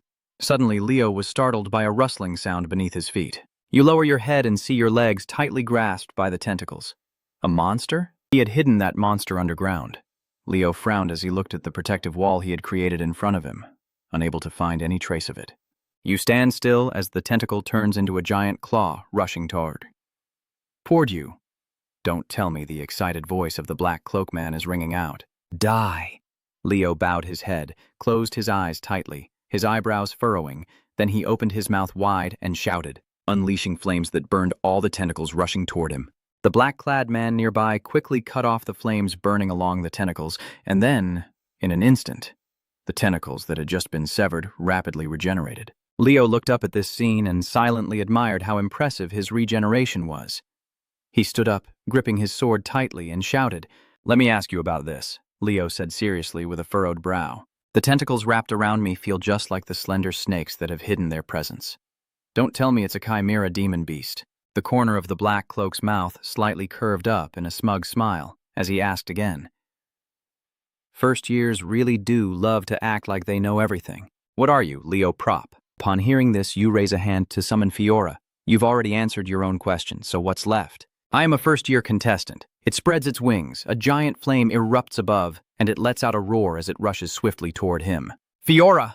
A powerful explosion erupts, flames quickly rise high, and debris scatters everywhere. Kiran crossed his arms and glanced over, saying, "It's not bad for a chicken." Fiora shrank back and landed on his shoulder, letting out a cry in response. You look at the flashing purple light on the opposite side and say, "Not yet."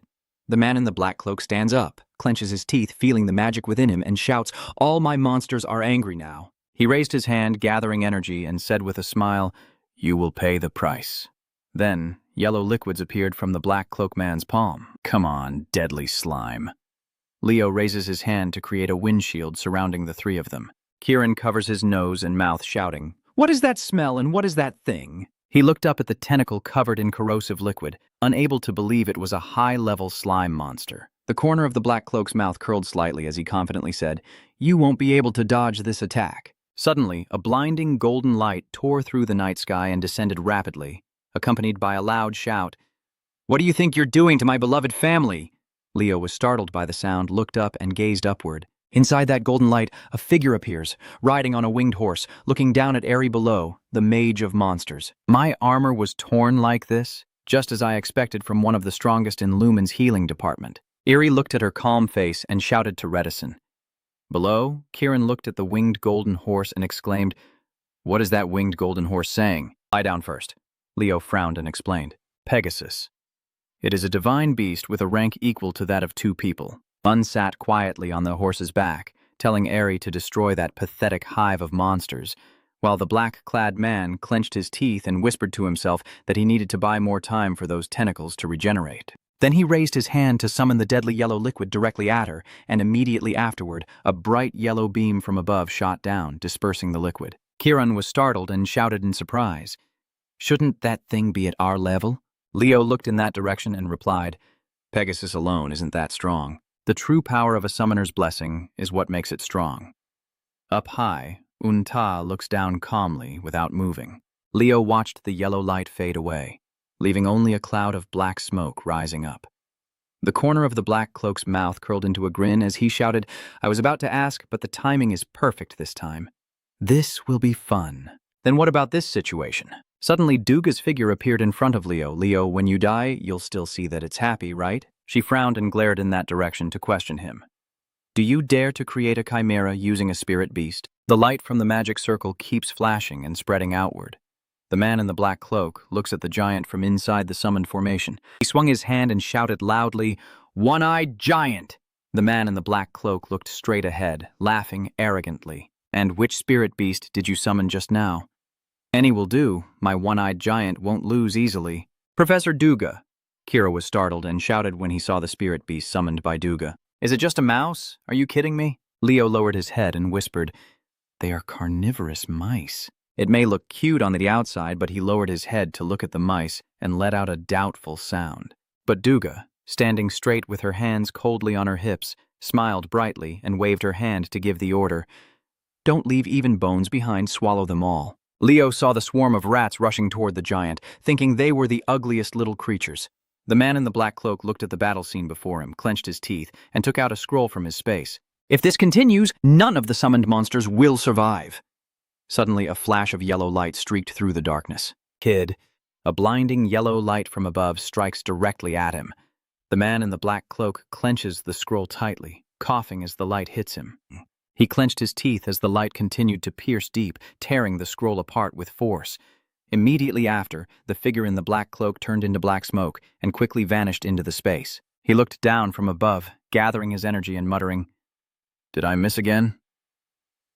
In the quiet space, Leo stood still facing the 2 women and Duga. Then she angrily shouted at you, Why did you dare to enter the forbidden area on your own? Yes, because Fiora was swallowing a magic stone at the pond. Duga immediately changed his expression, smiling brightly and praising, For our Fiora. Oh dear, it's so adorable. Unta beside her was so moved that tears welled up, and her love for the summoning beast was so great she was willing to break into the forbidden area. After a moment, Duga took the reins and softly guessed that the beast tamer was deliberately trying to defile the magic stone. She calmly rode the dragon and said, I will report this incident to Principal Callie immediately. Leo and she looked up as the figure walked away, hearing a faint voice in her ear saying, Unta, take care and continue your special training. Unta immediately responded, Yes. She immediately bowed her head, her face full of excitement as she asked, Leo, are you the one who made the contract with the Phoenix? As expected, he stared at it intently and asked, Is that the senior's Pegasus? Unta, with a big smile on its face, exclaimed, Era, please introduce yourself to Leo. It closed its eyes, took a few steps forward, and said, I am Era, very pleased to meet you, the one who has the Phoenix contract. Leo stroked Era's head and smiled, saying, I'm also glad to meet you. I am Leo Prop. Hearing it gently rubbing the palm of its hand as it stroked its head, Unta let out a surprised cry. Pegasus never liked strangers touching them. She looked at you and asked, Leo, have you ever ridden a Pegasus before? I haven't before. Suddenly, a memory from his past flashed through his mind. When he was Ko, the mythical beast he made a contract with was Lee Pegasus. This incident accidentally reminded me of past events. After a moment, Unta's voice sounded, and he didn't appear to have any serious injuries. Keep participating in the special training. I will temporarily overlook the fact that you used your supernatural power in this battle. Leo looked there with a serious expression. Yes, I understand. The boy gazes thoughtfully at the butterfly caught in the web. Considering the actual strength of that beast tamer at this moment, Leo straightened up and looked at the spider that appeared, biting the unlucky butterfly's wing hard, thinking that the enemy hiding inside Lumen Academy is not just an ordinary student, but most likely a master. A few days later, Kimmy, seems at Eric's training ground, a voice rang out asking, "Is this the first time all the students have gathered like this since the enrollment ceremony?" Leo replied with a weary tone, "Not a single day has been peaceful. As BSc." Tia glanced over and asked how the special training course for summoning students has been lately. "I'm so exhausted, I haven't even had time to wash up." "Hey, where's our class monitor? "Don't you know that the class representatives are being summoned separately?" she said angrily, hitting Kya hard on the head. As he lifted the curtain and stepped in, a voice asked, "Kidyin, you're here?" Now that all the class representatives are here, Lin blushes and covers her mouth, secretly thinking that the legendary all-round junior is even more impressive in real life, and suddenly she wants to do something other than therapy. Over there, Hai was lying on the table sleeping soundly. Leo looked away, wondering where that person was now. Suddenly, a finger poked his face and he exclaimed, "Oh, you're so adorable." Leo glanced at Elena in front of him, thinking suspiciously, "Is it this person?" She looked at him and asked, "Are you the famous first-year representative?" Leo looked at her and thought to himself, "The one who managed to open the forbidden Lumen library." Elena twirled her hair and asked with a smile, "Do you want to be my boyfriend?" He closed his eyes and straightforwardly replied, "I must decline." She leaned in and looked at Leo with curiosity, asking why she would indulge you completely. Immediately after, she was startled and widened her eyes upon hearing his reply because she was much older. Then Elena covered her mouth with her hand and burst into loud laughter. "You really are quite a funny little guy." Lai sat to one side, blushing as she looked over, thinking, "Wow, he's not at all inferior to Senior Elena. Truly deserving of being the first-year representative as rumored. Leo Prop is definitely not ordinary." "I want to take advantage of this." R, with a big smile on his face, greets Elena. "It's been a while since I saw Elena. How is her mission going?" She closed her eyes and let out a long, bored sigh. He smiled brightly and said, "I knew it." Then Rai quickly approached the bed in the corner and called out, "It's time to wake up." Hack. Hearing the sound, he immediately opened his eyes and woke up. Hack looked excited, raising his head to look up at Lato. "Senior, let's fight right now." Ri politely declines by bowing. "Let's fight another time when we meet again, Elena." Hearing this from afar, she couldn't help but feel emotional, saying, "That was too brutal to want to fight right after just waking up." He sneered and looked over, letting out a sarcastic breath. Someone leading a bunch of powerhouses like her, how could she understand the true battle of the real fighters? Elena Giron. She narrowed her eyes, filled with danger, and asked again, "Are you saying I am not a true master?" He also didn't want to fall behind and looked back, asking, "Is there another Elena Giron here?" Lin, seeing this, was terrified and exclaimed, "Professors, if the seniors fight here, something serious will happen. Someone could get hurt." "So, what do you think? How do you feel after meeting the representatives from the other departments?" In another place, Ra, with a big smile on his face, spoke. Everyone seemed to be very close to each other. "I'm glad we could all meet together like this. It's truly wonderful. Now, I'll briefly explain the reason for gathering the representatives of each department." His eyes narrow slightly as he solemnly declares, "From today on, all students and teachers of Lumen, Horus, and Scene Academy stand quietly to listen as Alien explains. Until the first-year interdepartmental competition ends, all communication with the outside world will be cut off, and the lockdown order will be officially enforced across the entire academy." Leo raised his head and looked forward, pondering that this was aimed at catching the traitor. He lowered his head, thinking about everyone at the academy, ignoring the competition, just hoping the lockdown would end soon. Inside the classroom, Eliana rested her head on her arms, leaning back in her noisy chair. "How can I go to Lemuria City to buy sweets now?" That's right, studying like this without snacks means there's no point in learning anymore. Chelsea, hearing that, glanced over and shouted at these aristocrats.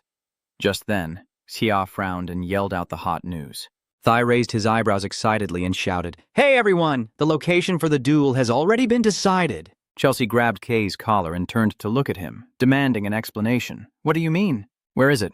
Tai placed the book on the table, reached out to pull out the chair, and responded, "Negam." She was startled and, unable to believe, asked again, "Nigam, isn't that a restricted area?" Xia also reached out to touch his neck, gently looked at the book, and called out, "Nigam." The shattered city appeared in his mind. It is famous as the city that was destroyed in a single morning by the explosion of the hero's dungeon, which was later conquered. Kay looks at the drawing of the desolate scene, but due to the lingering effects of the hero dungeon, it has become a cursed land where humans can no longer survive. Nella, looking worried, raised her eyebrows and asked, "Do you think it's really safe to go to a place like that?" Chelsea, smiling brightly, softly reassured her. I heard that even though it's a forbidden zone, it's not too dangerous. She raised her hand and asked again, "It's just some mid- and low-level monsters appearing and a curse covering everything, right?" Tai frowned and looked over, saying it sounds very dangerous, but you speak so casually. Leo glanced at the book, pondering, it sounds familiar. He suddenly froze, memories flooding back of the first time he and Linus defeated the Dark Legion in this place. Inside the library, Leo sat quietly alone at the table, constantly searching for documents. He furrowed his brow as he looked at the information about it. Negum City has all 5 large lakes. Leo carefully examines the map of the area, wondering which one contains Lake Diana. In his mind, the figure of his past life kept appearing. Somewhere among these lakes is the one who forgot the vow to Linus and is the great spirit of light. In that dark space, Leo suddenly thought that Luminous might be resting. Sunlight shone everywhere, and a voice announced that today was the interdepartmental competition, witnessing the first steps of future heroes. Furthermore, this lock seems to have many promising candidates. A worried woman with a full face looks down, her hands clasped together. The competition hasn't started yet? Our daughter. The neighboring farmer immediately spoke to comfort her, saying, "The girl will know how to do well on her own. You don't need to worry." Up on the high platform, Duga stood beside Alien, looking down at the square, and exclaimed, "If we keep letting so many outsiders in at once, I'm afraid strangers might sneak in." She calmly asked, "Maybe we should continue to extend the lockdown for a while longer?" He closed his eyes and softly said, "A force of the people's power has returned." Alien looked at Phoenix, who was glowing with a blazing red fire, adding that the same incident as before would not happen again. Duga, sweating cold, sensed her fearful and uneasy figure. Phoenix was right behind her, and she felt that something was not quite right. Below the square, Sven raises one hand high and loudly welcomes everyone attending, as an introduction voice echoes through the space. "I am Seaton, the person in charge of overseeing today's intercollegiate competition." All the students around patiently look towards him. The students, as announced, know that this interdepartmental competition is a life-and-death battle. Abat crosses his arms and listens to the crackling sound of the generator. Show your strength, tactics, and survival skills. If you become the last survivor and claim victory, this interdepartmental competition will end. Eliza and Wandon frown as they glance around. The department with the last person standing will be the winning department. They bowed their heads and looked at the silver bracelet on their wrists. When they heard the set gen sound, the bracelet was now an artifact that monitored their physical condition. The sound continues to explain the rules, and if the bracelet detects that your life is in danger, you will be instantly transported back here through the mechanism set on the bracelet. Sen's lips curled slightly as he announced and added, "I also want to share one more thing. This interdepartmental competition is also the final practical exam." Chelsea and Kay look pale and wide-eyed, shouting out loud. Seton's voice continues to echo. "The interdepartmental competition is about survival, but the final exam is different. If you keep running just to survive, your final practical exam score could be the lowest." He looked at the bracelet and added, "All actions will be recorded in detail by the bracelet given to you." The sound of lightning echoes throughout the area.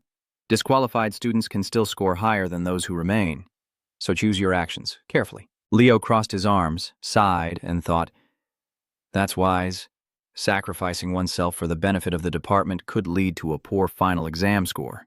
Then, a flash of yellow light appeared. Then, the interdepartmental competition officially begins. CA and the others, startled, squint their eyes at the light beneath their feet, and immediately, the figure of the lightning Jin surrounded by light gradually fades away and disappears. After a moment, Ka finally opened his eyes, squinting to the side and letting out a cry of shock.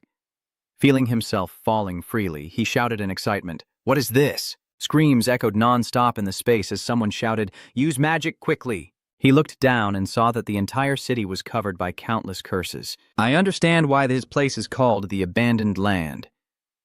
Leo gazes at the energy strands spreading out, and the cycle of curses being activated and lifted again is repeating without pattern.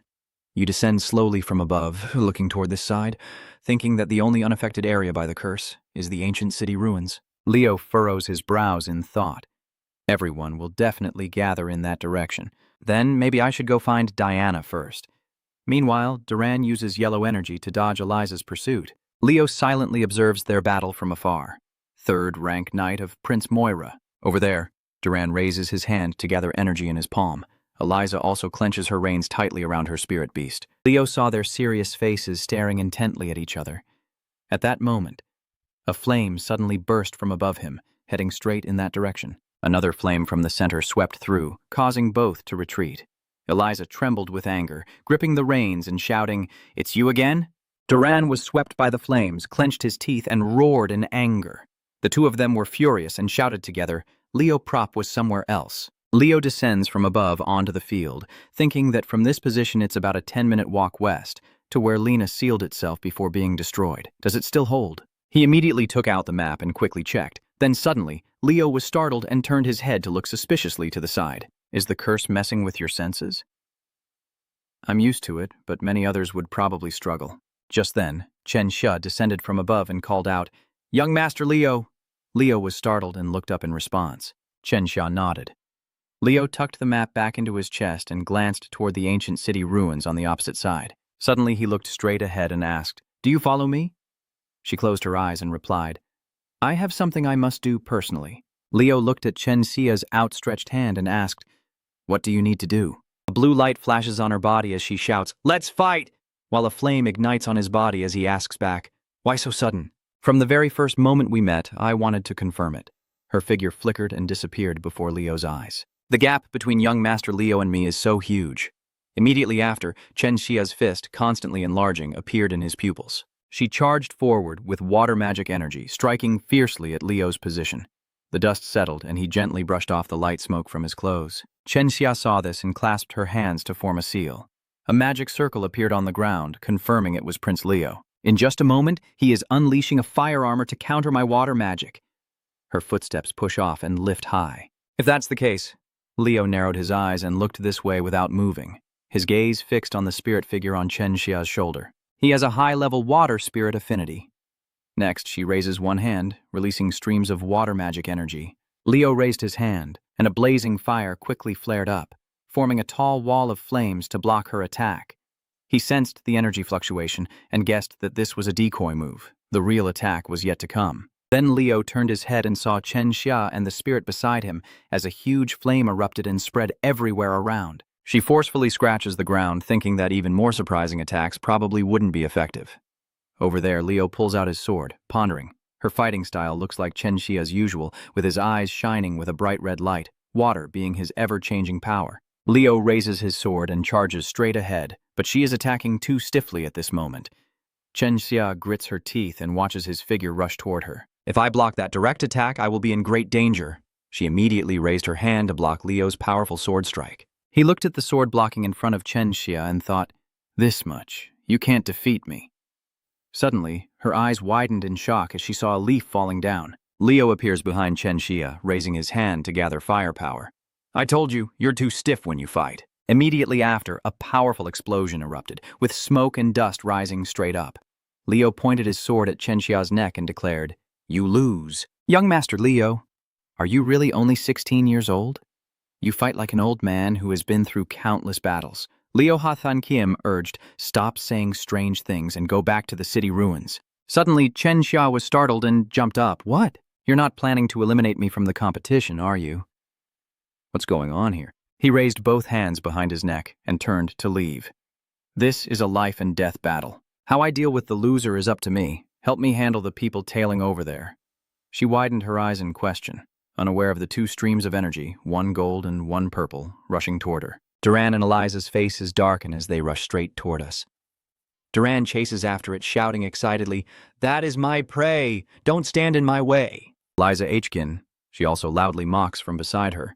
"It's funny, Leo Prop is actually my target," Chen Xia shouted as she saw the two streams of energy rushing toward her. "Mr. Duran, Miss L." She looked at the two of them, forcing a smile as she asked about the ancient city ruins over there. "Why are you both wandering around here?" Duran gently lands on the ground and asks, "Looks like you're also after Leo Prop. Did he lose? Which way did he run?" Chenia looked across and replied, "I have failed. Also, Duran, I am injured. Can you take me to Miss Villa?" "Do I have any reason to do that?" She smiled brightly and calmly said, "Right now is the interdepartmental exam, and Duran and I are in the same department. Could Duran really abandon his teammates and department for a personal duel?" Duran's face immediately darkened, and he clenched his teeth, unable to speak. Then Chen Xia, still smiling, looked to the side and said, Can you carry me, Eliza, since I can't walk properly? She crossed her arms and let out a cold snort. Huh. If you're from the summoning department, I might consider, but you know full well that we are rivals right now, don't you? Oh my God. She immediately repeats what I usually say. I used to teach you every day. You said that borrowing my notebook every day would be your way of repaying me.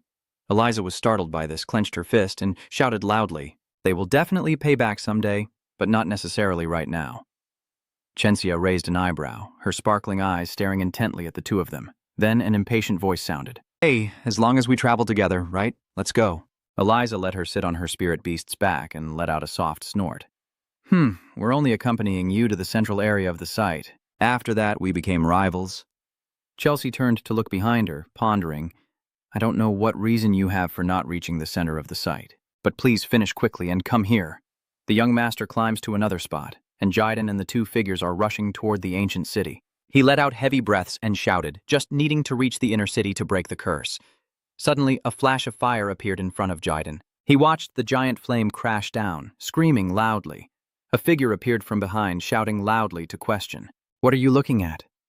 Juridan looked toward the north gate, startled, and said, Celia Jordan? She hurriedly ran forward and muttered, Damn it, just a little more, and I would have made it. Then we grit our teeth and run in another direction. There's no other way. We all moved to a different gate. But on the other side, Chloe raised her staff high, summoning ice to attack the crowd. Seeing that, he angrily shouted, Damn it. He looked at the gate guarded by her and shouted loudly, Chloe Muir. Jiden silently calculated in his mind that now only the south gate and the east gate remain. Eliza has followed Leop. He felt the ground tremble and thought to himself that he only hoped Warren could take at least one gate and that they needed to quickly enter the city before the curse began. Suddenly, everyone was startled as the earth shook violently. The crowd was panicked, mouths agape, shouting, Black Dragon! No, that's the creature from the summoning exam! Jiden looked up in that direction and shouted, It's the variant that Sen Liu rode into battle. His eyes gazed at the distant sunset, wondering why it suddenly appeared here. Inside the square, a giant screen is broadcasting that match. In the stands, Jis crossed his arms and thought to himself, Celia is handling everything very well. Has Leo not yet infiltrated the ancient city ruins? As soon as her image appears on the screen, excited sounds ring out. Ah, he's here, Chelsea. Rosette looked on happily, raising one hand. It seems the girl has truly become a battle mage of the Leckel family. Jis crosses his arms and smiles brightly, looking over. Roder's emperor will probably be very pleased. He remembered Chelsea crying and wailing at the age of 1. Has she really grown up so fast? Suddenly, Jay looked in shock and said, That is him looking at the image of the monster, opening its mouth and roaring.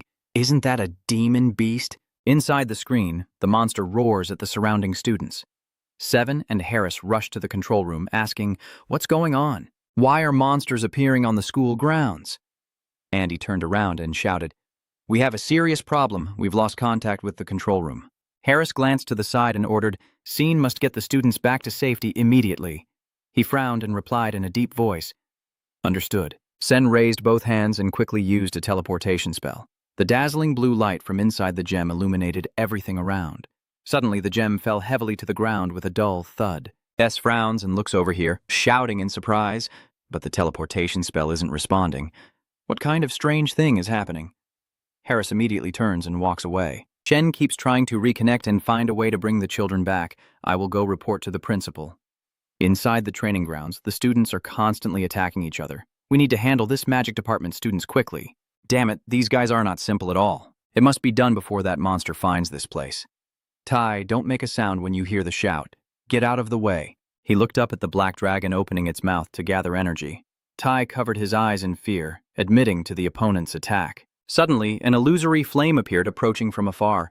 Wandon raised his hand to use the fire spirit's energy to block it. A suspicious voice asks, Hey Warren, why are you helping us? He turns around and orders, opening the city gate to let everyone in. What nonsense are you talking about? They are students from a different department. And moreover, why should we obey you? Winan grabbed the collar of the new speaker and lifted him up. I don't have time to explain to you anymore. Then he threw the person to the ground and said, Sleep for a while. From now on, I will take command here. Then, his face darkened, he frowned and looked up to give the order to open the city gate. Meanwhile, Leo held a map in his hand, looking up. This place was nothing special. He looked at his reflection in the water bottle and asked, Is the pond at the ancient city Ruins the final destination? Leo, hands in his pockets, calmly walked ahead. Everyone must be fighting fiercely right now. Can we move over there at a relaxed pace? Suddenly, he froze, his eyes wide with surprise as he let out a puzzled cry upon seeing a flash of purple light in the sky. He looked at the bright red moon above, pondering. A wide-range curse. This isn't residual curse from Nagam, but a completely new curse. It's an isolating curse. Leo raised his head to look at the monsters relentlessly closing in, narrowed his eyes, and shouted in anger, the curse-type Tartarus often used in full-scale battles. Immediately after, flames enveloped his entire body and shot straight toward them. Damn it, the curse itself doesn't harm people. You grit your teeth, face full of anger, thinking that its main effect is to cut off all communication with the outside world. Leo looked at the purple light of the barrier covering the entire ancient city and pondered. It was a powerful curse barrier completely sealing off the area. He crossed the field and rushed toward it, thinking, has the traitor in Lumen already started to act? We need to gather with the others as quickly as possible. At the center of the ancient ruins, Nella is healing him, trying to hold on a little longer. Father's body trembles all over, his face covered in cold sweat as he mutters, why can't I activate it? Why is that? At the east gate, Chelsea raised her staff high and attacked the minotaur-headed monster. She saw the enormous energy heading toward her and shouted, breaking the barrier. Suddenly, a stream of blue energy appeared in front of her, dispelling the barrier. A bat stepped forward and asked Chelsea, did you forget the spell-weaving exercise to break the enchantments? Chelsea looked up and shouted, Big brother, what exactly is going on? She reached out and placed her hand on his to ask. The competition between the faculties. A bat looked up at the high sky in amazement. He clenched his staff tightly, gathering blue energy in response. The competition between the faculties has been cancelled due to an unusual incident in this area. Now is the time for everyone to cooperate.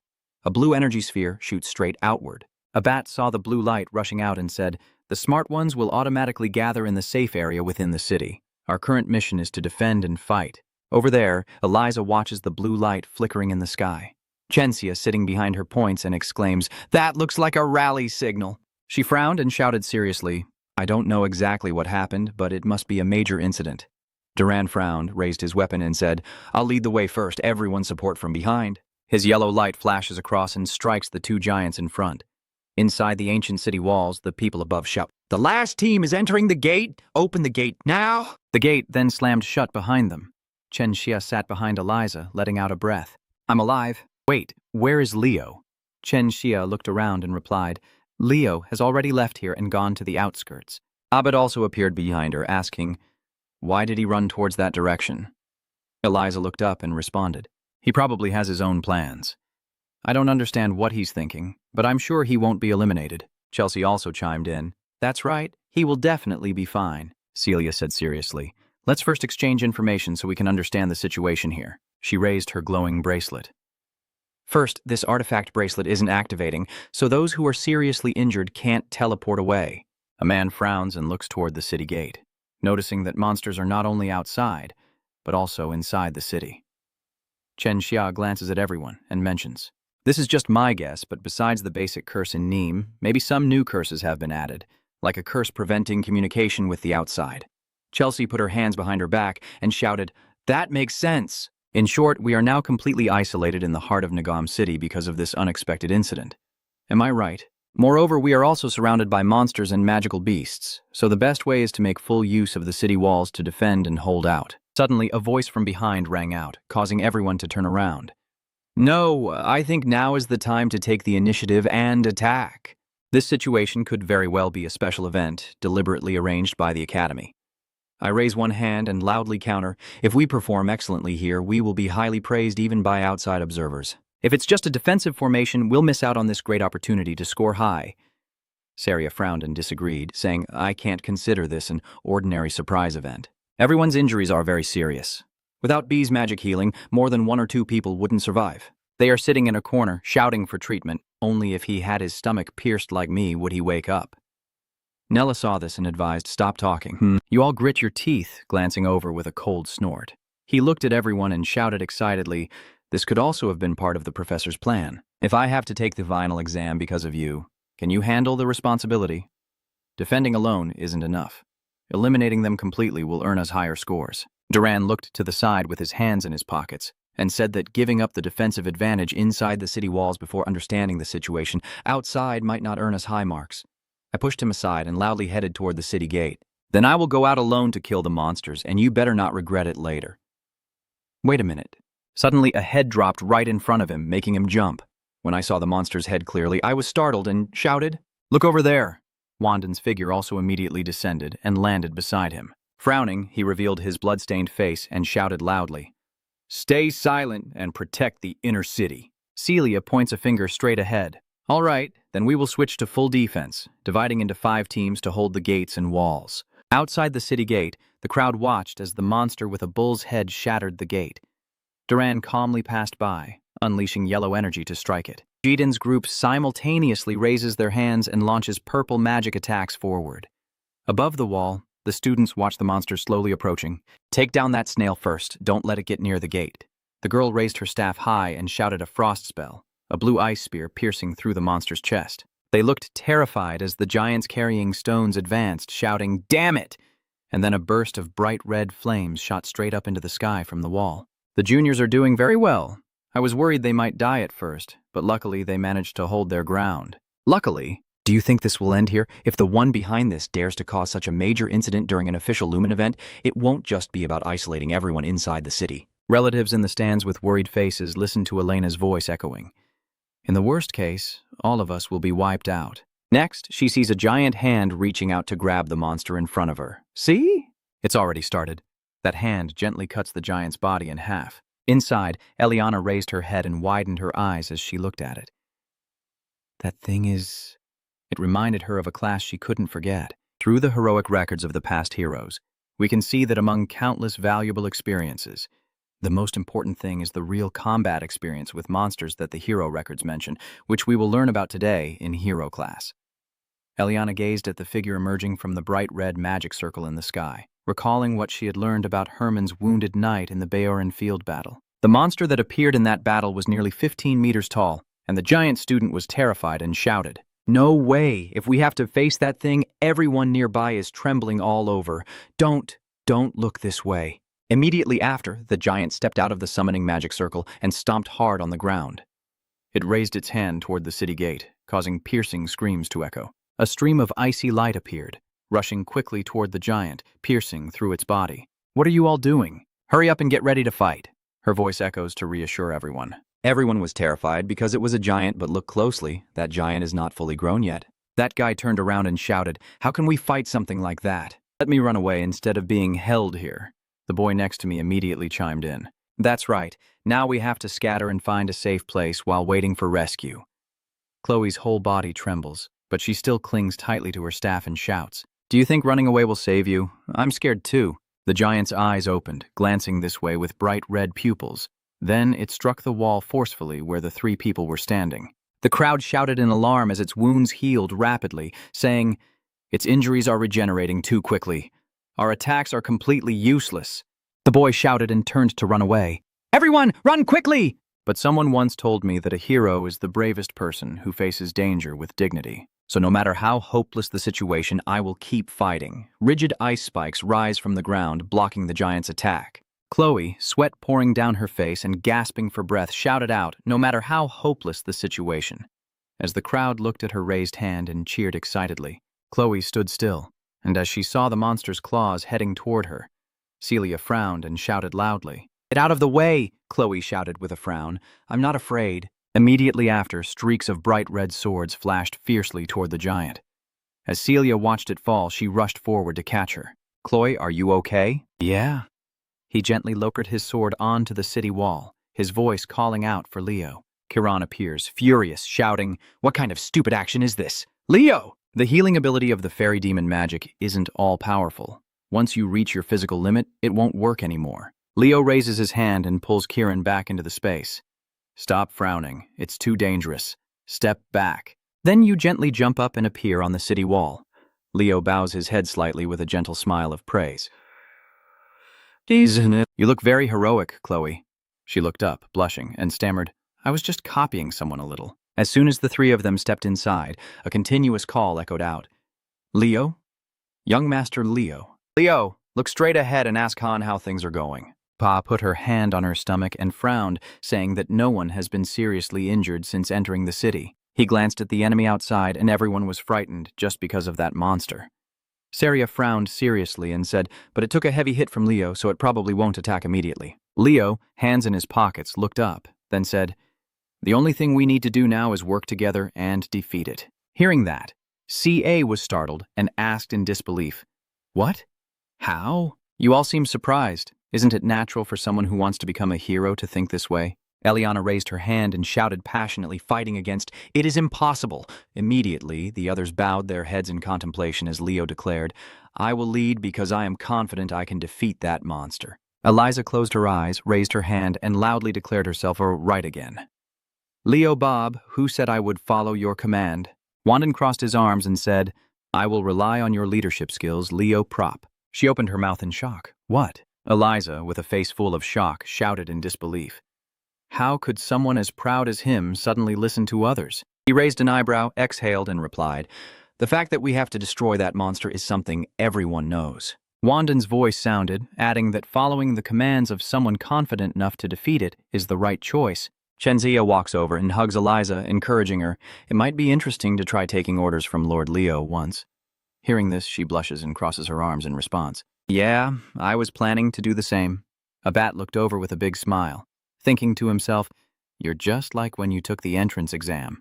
At that moment, I also didn't hesitate to jump into an impossible battle, then asked if I'd closed the gap a little, but it still seemed far away, right? Celia frowned and shouted loudly, shut up, you talkative bastard! Then Leo raised a hand toward Duran and asked, oh, do you want to help out? He turned around, shoulder-bumping you, and said I would be the one to deal with that monster. Leo responded with a gentle, bright smile. Inside the square, the audience watched the screen and cheered excitedly. Those freshmen are amazing. With that lineup, maybe they can actually beat it. Lai asked about Elena's pale face. Senior, are you okay? Her gaze sharpened as she stared at the screen in thought. The moment that boy appeared, the atmosphere changed. Elena kept pondering. In this world, there are many great heroes, but that boy is on a completely different level, turning despair into hope. She was stunned, silently thinking, a presence that illuminates the path in darkness. Elena stared intently at the boy, pondering. Yes, the great hero. Inside the ruins, the ogre reached out to hold his injured shoulder. It let out a soft growl when it saw Eliza and Abbott approaching on the spirit beast, then swung its claws fiercely forward, but she skillfully guided the beast to dodge. Abbott smiled in approval and said, that was great. Eliza, looking serious, replied, not yet. Meanwhile, the monster opens its mouth and shoots out a stream of purple energy forward. Chloe, riding another beast, raises her staff from her side to attack the giant. The storm-named energy rushes straight toward it. The giant opens its mouth, and its body quickly recovers. Eliza frowned in worry and shouted, what do I have to do to kill that monster? From above, a stream of yellow energy gathers. Duran's voice echoes a warning. Get out of the way.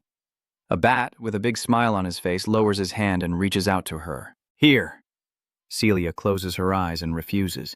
I don't want to. Her whole body was surrounded by flames as she rushed to embrace Eliza, saying sorry. I can't let that Lycal guy hug her if there are 3 or more people. Her face darkened as she shouted, wait a minute. The wind dragon's mobility will be reduced. Leo told you to regroup here. She closed her eyes and let out a sigh. Before the magic was complete, give that big brute a hard hit. Abba immediately poked his head over, smiling and saying, that's right. Fire and wind work very well together. Eliza's face darkened as she shouted, I don't know what it is, but let me know when you're ready. Below, Chloe steps forward and stands in front of the giant. She tightly grips her staff, closes her eyes, and begins to chant the incantation. The ogre, completely red, howled towards the sky, shards of ice spirits appearing around Chloe, targeting the ogre. Duran frowned and asked seriously, are you ready? Of course I will. I'll lead the way. That blue energy stream shoots straight at the giant, quickly wrapping around its ankle to block its attack. Duran's eyes flashed with a golden light as he concentrated all his energy and then swung his hand, slicing through Zia's water energy. The 2 energy streams entwined and surged forward as the phantom of the feathered water spirit appeared, unleashing its fierce energy to attack the giant. Its claws forcefully stomp down, tearing the wet ground apart as 4 chains from all sides quickly wrap around the giant's neck. One looked serious, clenched her teeth, and held onto the chain tightly as the three Celia on the spiritual beast's back simultaneously looked towards the charging ogre. Leo clenched her sword and looked up, asking, "Are we next? Chelsea, are you ready?" She tightly gripped her staff in response. "Yes." The ogre tilts his head back and opens his mouth to gather a purple energy sphere. Immediately after, it opened its mouth to attack forward, then Chelsea raised her staff to gather swirling blue energy. She looked at the bright red energy rushing toward her and shouted, "You climb!" He jumped from the city wall toward the ogre, raising his sword high, his eyes shining with a bright red light, using the whirl of the luru tree, the phoenix breath slicing through the bones. That powerful energy quickly sliced the ogre in half.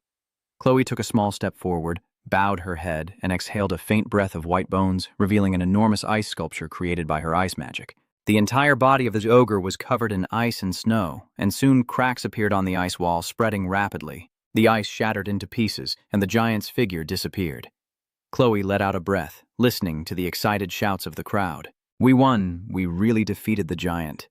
Kie raised a bottle of magic potion and touched her cheek, shouting, "Chloe!" he shouted excitedly, looking like a hero straight out of a novel. "That's wonderful," Chloe replied shyly. "Thank you."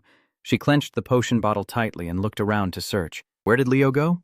In another place, the lake is calm, with lotus flowers on top. Leo appears in the middle of the lake, reaching down with his hand to search. Suddenly, the water begins to ripple, and the elements quickly cling to his hand. Leo raised his head to look at the blue energy stream in front of him and greeted, "Long time no see, Luminous?" She lowered her gaze and looked ahead. A look of suspicion flickered across Luminous's face as she observed Leo's current appearance. She glanced over and asked suspiciously, "Who are you? How did you wake me up?" He asked, yes, seriously, lowering his head. "It was me." Luminous quietly muttered, "No wonder the aura around here is indeed yours. I wonder if she's here, but where is Linus?" Leo looked up at the sky and hesitated before saying, "Leeson is gone." Hearing that, she looked up at the sky, feeling nostalgic for an unbelievably clear sky in that era. Luminous whispered softly, "How long have I been asleep?" Sound of your voice responded, "About 5,000 years. Hearing this, she looked up and whispered, 5,000 years? Luckily, I didn't wake up during that bitter time. A faint smile appeared on her lips as her mind thought to herself that because of that child's wish, Linus's goal had been fulfilled. Thank you for bringing the light back to this world. Luminous's eyes welled with tears as she looked at Leo with questioning gaze. But I still feel a dark energy present in this land. Are you going to join the battle this time as well? You look so happy, I smile back. Of course, I can't let this hard-won peace slip away. Immediately after, Leo looked suspiciously at the golden apparition in front of him and asked, "Is this the sound of Luminous responding?" This is the sacred gem guarded by the great light spirits for generations. It's not a special object with any particular power. But Leo raised both hands to receive it and listened as she added, "If you give it out, the light spirits will treat you as a great spirit. I will cherish and protect it." Suddenly, Luminous looked up at the sky and shouted, but still, her figure quickly vanished with the wind. The sky is really beautiful today as the tall academy tower reaches up to the clouds. Alien looked at the pile of documents on his desk, suspiciously asking, "Is this all the list of suspects?" Sen clasped his hands behind his back, at least for now. He examined the documents cautiously. "It seems many people have been appointed by the board of directors." Alien, resting his chin on one hand, softly added, "Starting from the second semester, we probably need to call the vice principal back to work." The two genetic users were startled and exclaimed in surprise, "Vice principal?" A loud scream echoes throughout the academy. How amazing! With tears streaming down his face, he clenched the paper tightly and shouted, "I survived." His ears also covered in tears. He yelled loudly, "Me too." Harris frowned and sighed. "That way you got expelled is quite unique." Thomas immediately buried his face in the table and begged, "Please forgive me this time." "Forgive me." Everyone was stunned as they heard Harris's voice saying, "Don't cause trouble during the break. See you all in the second semester." As soon as he left, a burst of excitement erupted. Eliana, beaming with a big smile, shouted, "So the first semester is over." "Wow, that's so like Professor Holland." Nella turned to look at Leo and asked, "Will the class president stay in the Rotter Empire all vacation?" Chelsea crossed her arms and replied, "Leo is from the kingdom of Dellen." Ty looked at her with curiosity. "Dan, where are you?" "It's the first time I've heard that name." Leo calmly explained that it is a kingdom located on the western border. Chelsea beamed with a smile and exclaimed that she definitely had to visit Leo there during the holiday. Leo turned his head to look outside the door, thinking to himself that it had been a long time since he last returned home. Just as he did, an explosion erupted, pulling along a banner. He clutches the strap of his backpack tightly and gazes ahead in confusion. There truly is a place to return to. Rena stood in front of the banner with her hands on her hips, shouting, "I'm glad you're back, my son." Leo could only sigh and think to himself, this feeling is like being at the dinner table. "Dad didn't expect you to be talented in all fields," Leo calmly replied. "I only found out after enrolling." "Father." He raised an eyebrow and smiled, saying, "Even though he's my son, I really don't understand how he could be such an exceptional talent." "Professor Halen, are you still doing well?" Leo closed his eyes and said, "He is still teaching." She smiled brightly and asked happily, "Mom, I heard that the head professors of Lumen are scheduled to visit during the holiday. Professor Hin, so I will get to meet him as a parent of a student." Meanwhile, he was somewhere else, digging in his ear when suddenly a servant entered from outside. "Madame, there are guests looking for you and the young master." Gina crossed her arms, frowning as she exclaimed, "More nobles again." Those nuisances. Her cold voice orders, "Go and send them away." She hesitated and whispered, "They said they are from Aeonia Academy." Leo, eating, was startled and turned to look. A person in a cloak appears behind the servant and introduces themselves with a smile. "Are you Lady Jaina Jordinger?" "Hello, I am the messenger spirit of Azonia." He looked suspiciously at the letter in front of him as her voice echoed, "This is going to be a big problem." Rena glanced at Leo as he took the letter and told him, "Take it." You immediately open the letter to examine it. "Congratulations." Leo widened his eyes in surprise as he saw the next content. "You have been chosen as a candidate for admission through Aeonia's nomination." Seeing this, Leo asked in disbelief, "Chosen?" Inside Astrek City, the bustling city of the beast folk.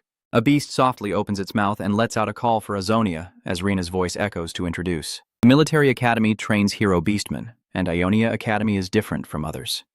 The enrollment ceremony here takes place in summer and is known for being the most brutal induction event. She looked ahead with a headache and recounted that she had supported the Azonia Academy in her youth as a token of gratitude. "They sent an admission letter to your mother."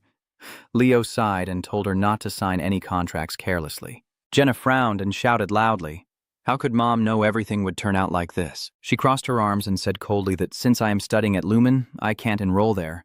Just consider it a visit. It's up to you how you want to enjoy your vacation. Just do as you please. After arriving here, Leo took a step forward and thought to himself that, I heard the entrance exam is a desert marathon at an academy of the beastfolk, where strength is revered and living by instinct is the norm.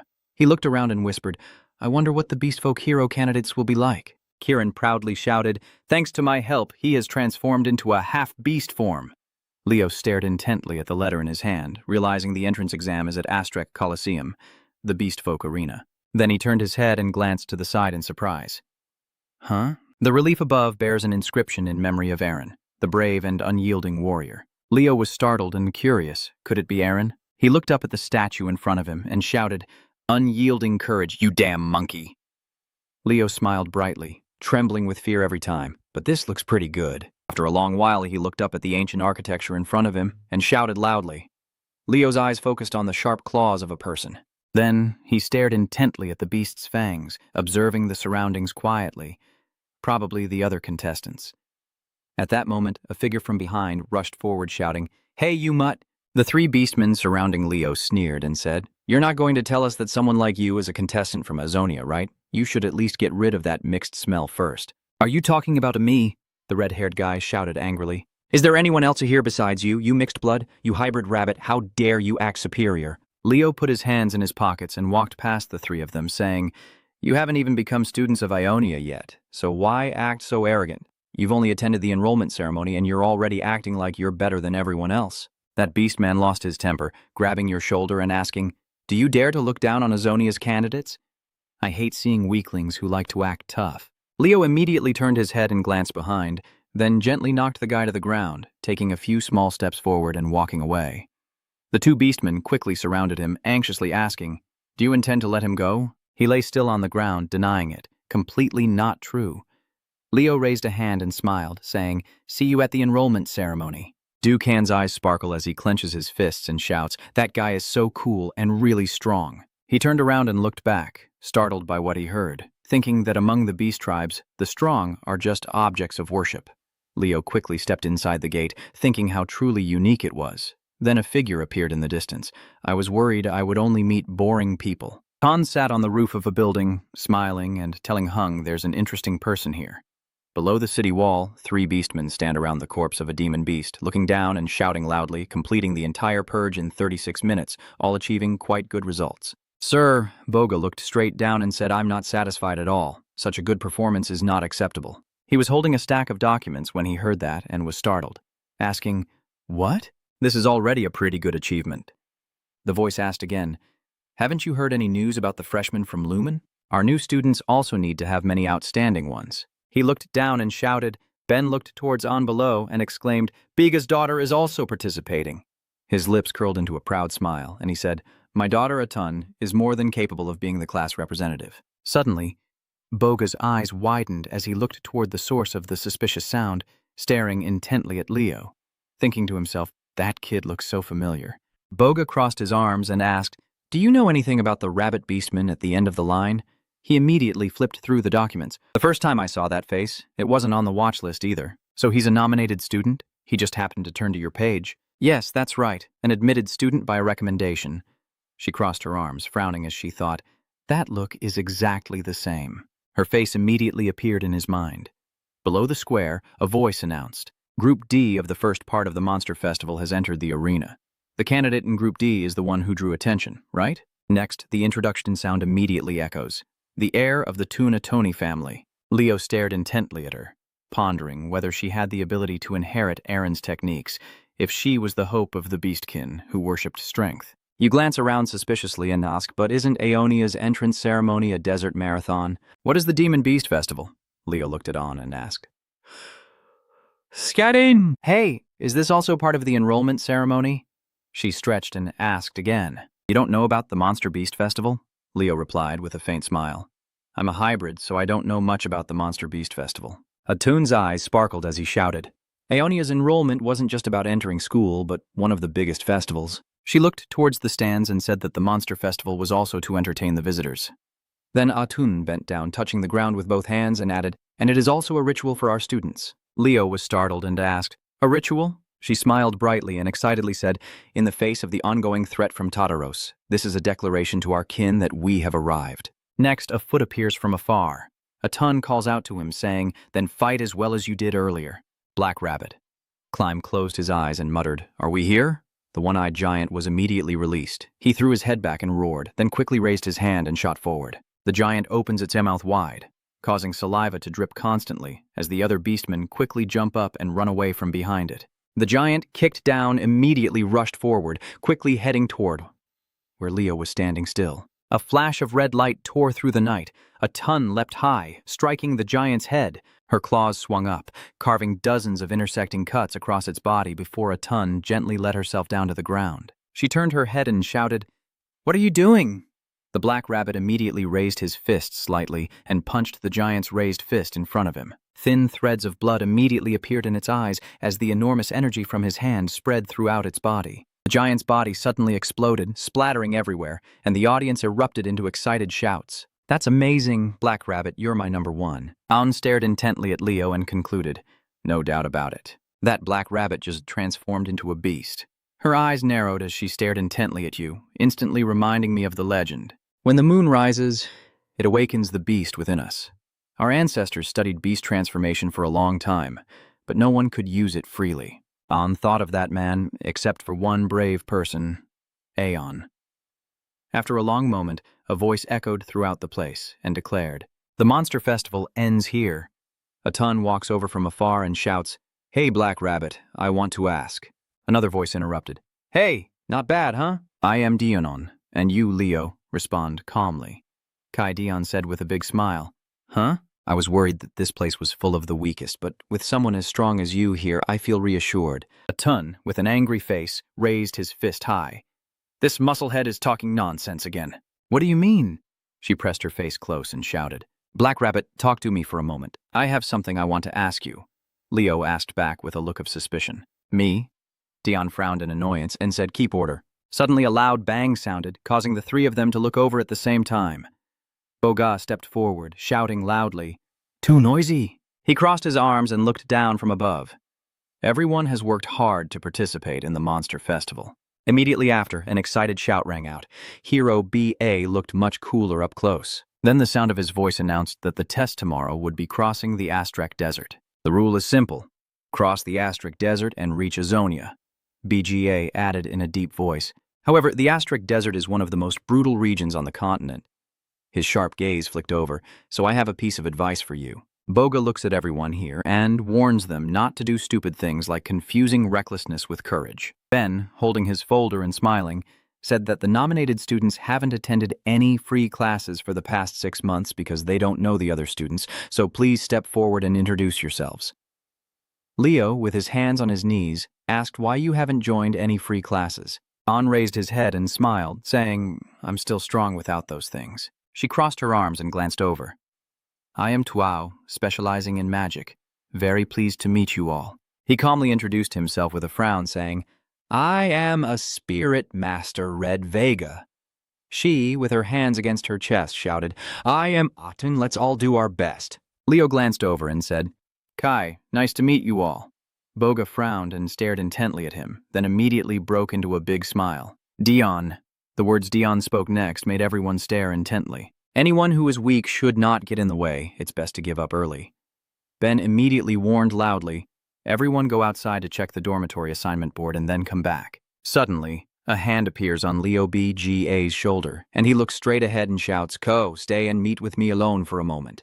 Inside the room, the voice asked casually, "I'm just asking you this to be sure." He immediately replied, "Yes?" She placed her hands on Leo's shoulders and asked, "Are you Gina's son?" Upon hearing that, he immediately froze, thinking, "Does he know my mother?"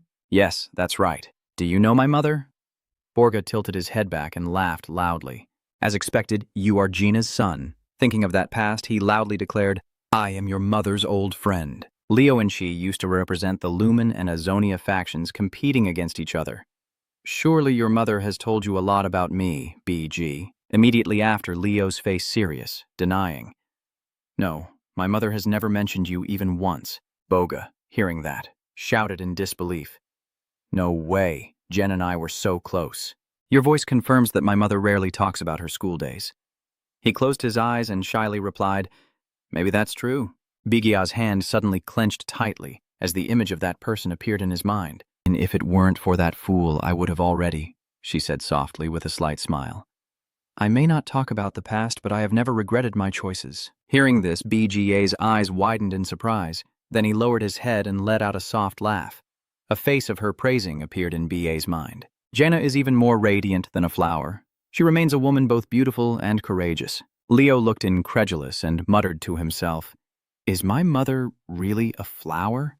This person's mind seems a bit..." He smiled broadly and looked straight into your eyes. "All right. I have witnessed your performance at the Monster Festival. Let me wait until the enrollment day tomorrow."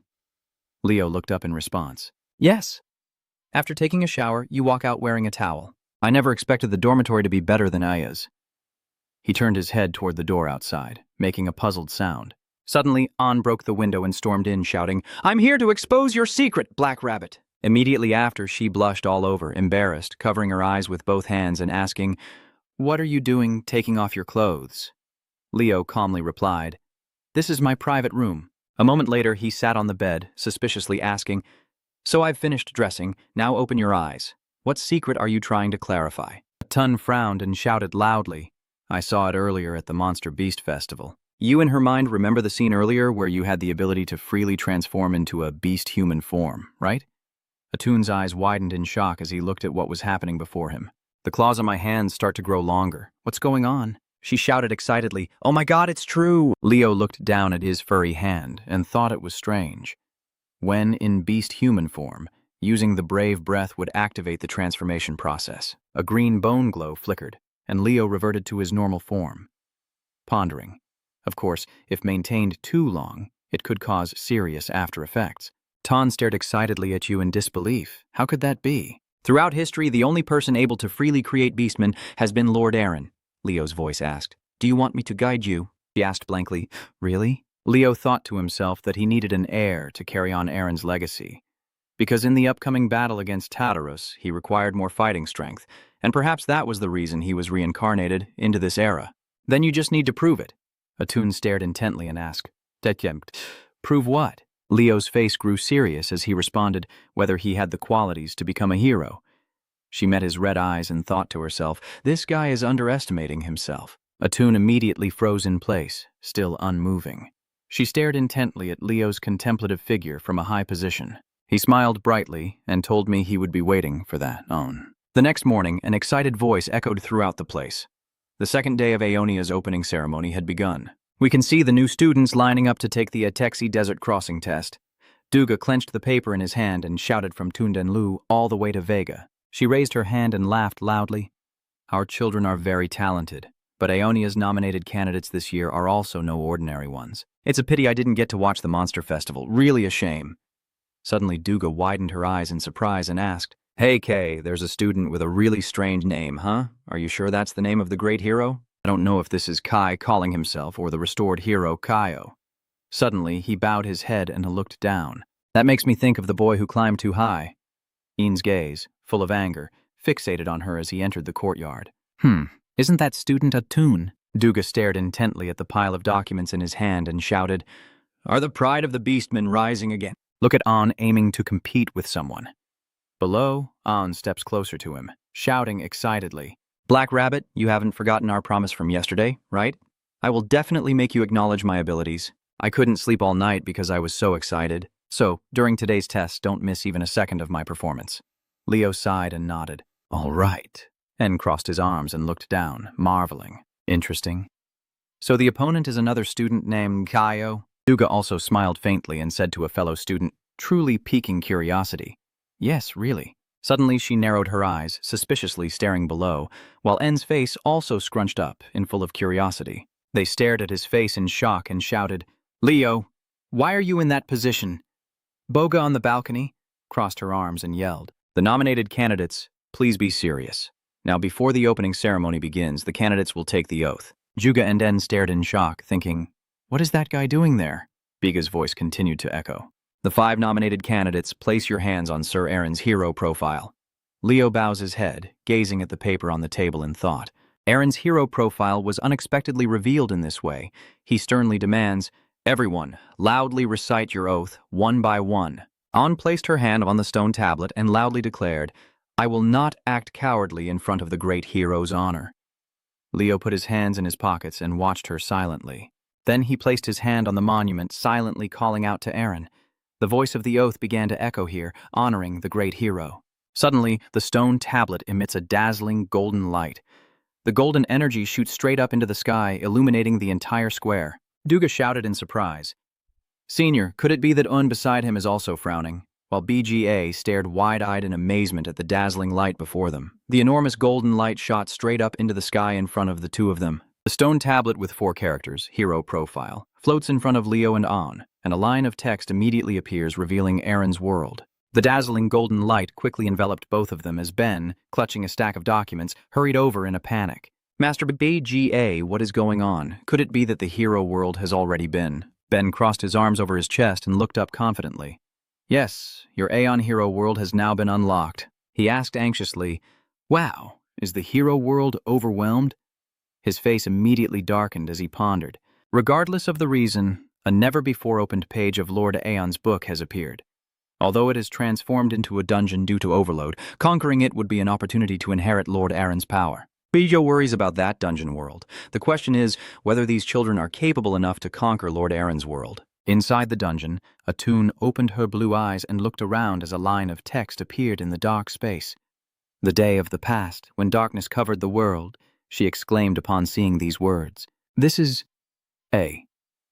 To looking at the deer inside that dark world, she reaches out to touch the mural to ask what just happened. You saw the black rabbit too, right? The hero profile was clearly opened just now. Above the mural, another line of text appears, signaling that a hero has emerged. A loud voice echoes, reminding us, look up at the sky. Atun looked up as you suggested, and saw the deer running quickly. What is that? Everything was just a dull gray. Then, another line of text appeared, a hero bringing the future. Leo's eyes flashed with a bright red light as he spoke. It seems this was 5,000 years before Aaron's time, an era of despair. In that red light, a message appeared. Please help us. Be very careful not to get swallowed by Yappy W. Aun looked at the dark world and asked, "Is this the land where hero Aaron once lived?" Leo looked around and replied, "Yes, it seems we are in a distant refugee city." She looked puzzled and exclaimed, "Why is the hero world suddenly activating on its own?" For thousands of years, no record mentioned that Aaron's record page had ever been opened. Leo, hearing this, recalled that memory and pondered. Even during hero studies classes, or when I touched my own record page in BKIA, the hero world would appear. He bowed his head, unable to stop himself from pondering, but all those times were related to my page. This time, anyone can clearly recognize that this is Aeon's record page. The two of them looked up at a bright screen appearing above. A notification appears. Main mission, track down Aeon's whereabouts on the rope bridge. Leo raised 2 fingers to his temple and wondered, is the main mission? Could it be that this isn't just an ordinary hero's dungeon? He looked straight ahead and thought, if this is an officially activated world, why is all communication with the outside world cut off? Aun, are you okay? She mumbled softly, then turned her head back, her face flushed with excitement as she exclaimed, Look, our target requires us to find Mr. Aaron. That means we are about to see Mr. Aeon in person. There's no way finding him will be difficult, with her excited voice. Because his reputation is so renowned, Leo responded in surprise. Maybe so? Atun clenched his fist and shouted with joy. Then let's start asking around here. Leo, hands in pockets, followed while pondering. In fact, the people living in this era would definitely think that way, because history records are inaccurate compared to reality. You remember his face, but for Aeon of this era, after a long while, a man with a face full of impatience shouted loudly, I've told you so many times I've never heard of any Aeon before. Atun watched his figure walk away in disbelief and asked, How can this possibly happen? Does no one know about Lord Aeon? She turned to ask someone nearby.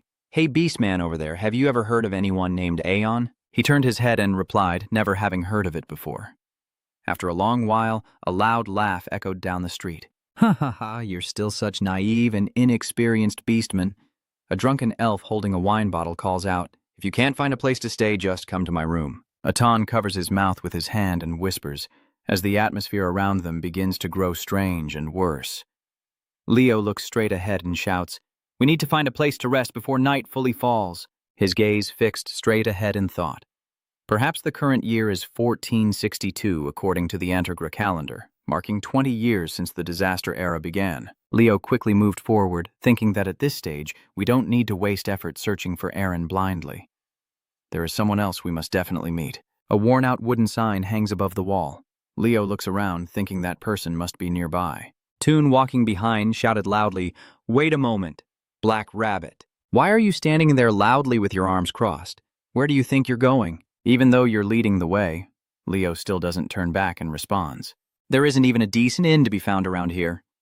Behind you, Atun kicks hard at the person in the cloak behind him, her teeth clenched and her face fierce as she looks over. Her hand clenched tightly as she heard the loud shout, Stop it, don't cause trouble or fight. And then Aegon raised his hand to choke her. Atun turned to look and shouted, Black Rabbit, you better find a way to run away. He looked at her and pressed for an answer. Why did you all come all the way here? Aegon's voice drops threateningly. If you don't reveal the truth, I will end this beastman's life immediately. The lines of text appear in the sky, revealing that the legendary hero was once an outstanding student, and the world belongs to Aeon. Immediately after, a man asked, Who are you? Hey, little rabbit, Japper, who was lurking outside. Be very careful. Leo looked up and shouted, We came here because we were told to go to this location. Aegon's eyes flashed with a golden light as he stared through. Who gave you instructions? This is a restricted area. He looked straight ahead without paying attention and said, It was that coward Aeon who sent us here. Then he let go of Aun, dropping her to the ground, and quickly approached her as Aegon's voice echoed. Follow me, he said, leading the two of them into a room before leaving. Tonight you are allowed to stay here and come back to see me tomorrow morning. Leo stepped up the stairs, looking at the dark sky, thinking to himself, This strange sky, no matter how many times I observe it, I can never forget it. You sit on the roof looking into the distance. It still makes my skin crawl like always. Leo gazes out there in thought. Beyond the border of Jah, there is only thick fog. Does that mean our range of movement in this world is limited to just this place? Immediately after, the sky filled with deer and flowing words. Both of us, still inexperienced with our skills, were trying to steer the boat with our small hands. The lines continued to appear during the midterm exam, revealing the main mission until Chuban's name was eliminated. If that's the case, then this is definitely not an accident or loss of control. But why can't the outside world intervene in this hero's world? A screen appears with the main mission. Search for Aeon's whereabouts at the distant wire. A starry sky suddenly flashes on the screen. Next, an image of a sword appears along with some text. It is known that the key to unlocking the hero world is either the owner of that world or items closely connected to them. Those words keep appearing, but what if there is indeed another kind of key, like a person with a deep connection to them? Little bunny, do you want to find another friend to row the boat together? Leo immediately jumped down from above, pondering that, of course, this was just a guess. However, Leo gazed into the distant sky and thought, if Aaron's world was opened up thanks to his presence, then it was understandable that the outside world couldn't interfere here. He looked at the butterfly fluttering by and raised his hand. Perhaps his rebirth while retaining all his memories was no mere coincidence. He thought of those heroes, wondering if the Heroes' Chronicles were a prearranged plan for the great hero to reincarnate in the future and if he would have the chance to inherit their power once more. A sound echoed through the space. Little bunny, that's a story for children. Leo gazed thoughtfully at the dazzling sky, and the complete eradication of Urbos no longer seemed impossible, harvested from a distant land. Suddenly an excited voice rang out, startling you awake. Wake up, Black Rabbit. Leo immediately sat up, stretched, and asked, Are you okay? Did you fully wake up? The man we met yesterday, is he in good health or did something happen to him? An raised her fist and shouted, My body is naturally very flexible and resilient.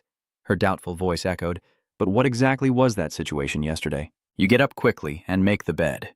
It seems that man misunderstood us as intruders. I've used polite words to settle everything properly. Atun was surprised and thought, You really are very courteous. Leo silently reflected that the collision must have been incredibly terrifying. Yet, as a descendant of the beast folk, you still appear very resilient. At this moment, Aegon's voice rang out, catching the two people's attention. You two wake up early. He frowned and asked, Have you fully recovered? Aegon walks forward and speaks. Even though I know beastmen have incredible physical strength, he still amazes me. And on top of that, she immediately stammered, asking, What do you mean by that? He saw that and put his hand on his head, sighing. You look younger than I imagined. Please accept my apologies for what happened yesterday. Aegon's voice echoes, Follow me to make amends. I will treat you to breakfast. Atun approached and whispered to Leo. Maybe he's not a bad person after all, right? You see that, and I smile in response. Sure enough, he even invited us to breakfast. Atun and Leo quickly followed Aeon into the city. She walked for a while before softly asking if he was planning to let his guard down before attacking. Where is he taking us? I'm not sure either, but from his demeanor, he doesn't seem like a bad guy. Leo looked at him and remembered the sky guardian god Aegon. He was a heroic figure of the Age of Calamity, much like Aaron's father. You bowed your head, recalling that figure of him. At first, he was the person our team intended to recruit, but for some reason, during our first meeting, his fighting spirit had completely vanished. Leo stared intently at his back, wondering. Compared to those memories, the current Aegon still seems incredibly sharp. What exactly has happened over the past month? Suddenly, Atun glanced over and asked in disbelief, What the hell is going on here? A group of children gather around him, loudly shouting, It's time for Uncle Aegon to have breakfast! The blonde girl turns her head to look over and asks, Who are the girl and the boy over there? Aegon gently patted the girl's head and replied, They are visitors. No need to prepare anything for me. Just serve the two of them. Then Atun stepped forward and shouted loudly, Uncle, she's crying and shouting, I really misunderstood you. Uncle is truly a very kind-hearted person. Leo was startled and looked towards a nearby corner, his eyes widening in surprise. Leo stared intently over there, thinking to himself, It's been a long time since we last met. Huh? The scene from his past life with LC immediately appeared in his mind. Leo quietly thought about the dark spirit elk. In the darkness, a voice asked, and the man again asked the little rabbit, What would happen if you went with that shadow? Returning to the time of a millennium ago, a voice rose, saying that a great plague was sweeping everywhere, which was truly heartbreaking. A woman asked, Are you the guardian of the sky? Who are you? Aegon looked up when he heard the voice. Lena said, I am here to invite you to join the expeditionary force. Luna added, Your strength as a hero is exactly what we need. He bowed his head in refusal. Stay back, I have no intention of joining that army. She tries to persuade him, but for someone who has already earned the title of Sky Guardian, Leo steps in to stop her before she can finish. Isn't it enough to just stop now? Has his will completely collapsed? Luna questions. But the human mind can still be rekindled.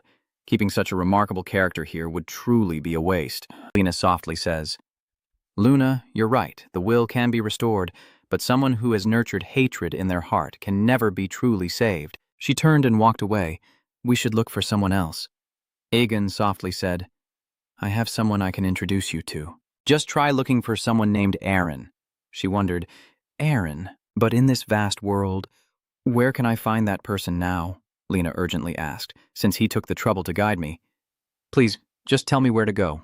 But on the contrary, Aegon replied coldly, still having time, so he could take his time to search. Leo sighed. The one endorsed by the Celestial Guardian was definitely not an ordinary person. Suddenly a voice rang out saying, Change that impatient attitude of yours, Luna. The words made her stand frozen in place. Luna shyly shouted, What are you talking about? Are you desperate? Looking into the distance, a shadowy figure appears in the misty space. Is that a dark spirit? That's right. A girl with sparkling light appears, and a loud laugh echoes. Oh, hello. I didn't expect to meet the dark spirit here the moment Leo's thoughts suddenly shifted upon seeing Elk in this place. He looks towards Elk. We met in the past when gathering forces for the conquest. Unfortunately, now is not the time for Han Huyen and Elk, Leo whispered softly. Thank you. You continue to drift into your thoughts, because only after a whole year will Cow and I have the chance to meet Elsie again. On the other side, Aun is happily holding up the hot base sub, inviting us to have a meal together. He also didn't hesitate and agreed immediately. All right, you said that Aaron himself told you to come here, right? Leo wondered if even the master himself was unaware of Aaron's current whereabouts. Aegon replied, I have no idea where that foolish disciple is. He has been completely out of contact for the past 6 months. Atun excitedly stood up and said loudly, Sir, it turns out you are Aaron's teacher. He sighed and said, Yes, I am the master of that useless one, a noble, great, and courageous hero. Aegon continued, How can you call yourself incompetent when you've taught someone like that? She smiled brightly. It's not good to be so overly modest, Uncle. He spoke softly. It seems this girl is misunderstanding something. My disciple is not noble, great, or brave as you think. Hearing that, Atun couldn't help but startle. Yes? Aegon concluded that, of course, it has power far beyond his age, but that guy is a coward and completely unworthy of such strength. The reason Aaron left the Jaya region was simply because of her fear of war. She clutched her head and shouted, No! No way! That can't happen. Your Lord Aaron, I find him hard to understand. What problem is your friend having? She was running and crying loudly as if her house was on fire. Sir Aaron could never be a coward. Leo also finds it very hard to understand. He has always admired and looked up to Aaron as a hero. He turned around and bowed slightly. Aaron's idol? That's really hard to believe. He stood up because he was saved by your disciple himself. Aegon was stunned. Huh? Leo comments. It's true that Aaron can be quite daring. You said it loudly, but in places where you don't know, he has helped save many people. You are also one of the people he saved. Leo smiled warmly, so you can definitely be proud of your disciple. Aegon was surprised.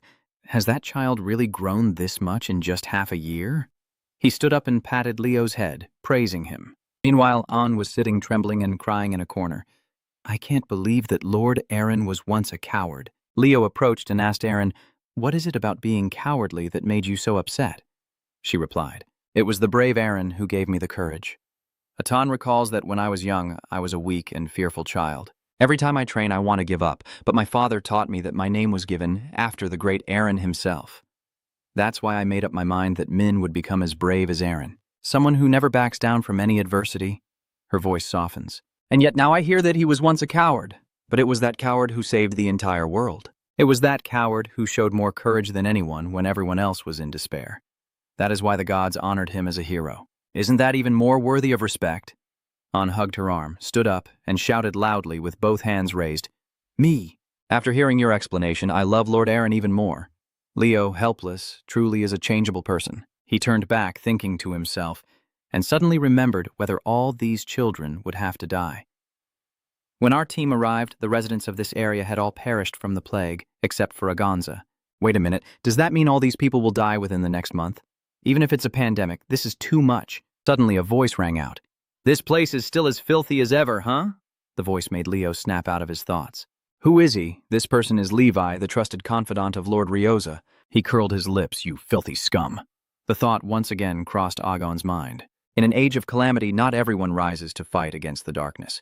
The world has fallen into chaos, and the most difficult enemies to deal with are not external, but those from within our own army. Levitt's eyes are malicious. Greetings, Sky Guardian Lord Aegon, he thought to himself. Indeed, a scum who only seeks fame within the Vian Trin army to pretend to be a hero in everyone's eyes. Why are you here? What do you want?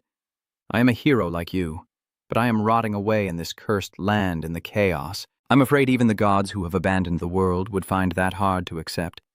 What do you think about ending these long, hidden days and joining the hero's army? Agon firmly replied, I already declared last time that I will consider it only if the Lord guarantees the safety of these children.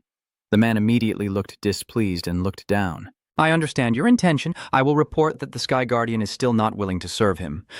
The children standing here are trembling intensely. Levitt continued, however, I have received a strict order to recover the Black Sapphire Sword and bring it back. Leo pondered, isn't Satan one of the most powerful swords of the Age of Calamity? So Aegon is the one holding it. I've never heard Eren mention this before. If Aegon possessed such a powerful sword, he must have given it to Eren before he set out for the Chu continent. Aegon softly said, I have said countless times that the Satan blade was shattered in the battle 10 years ago. The Sky Guardian, are you going to defy the Lord's orders for your own desires? Why are you lying like that? He became cold. Why should I lie?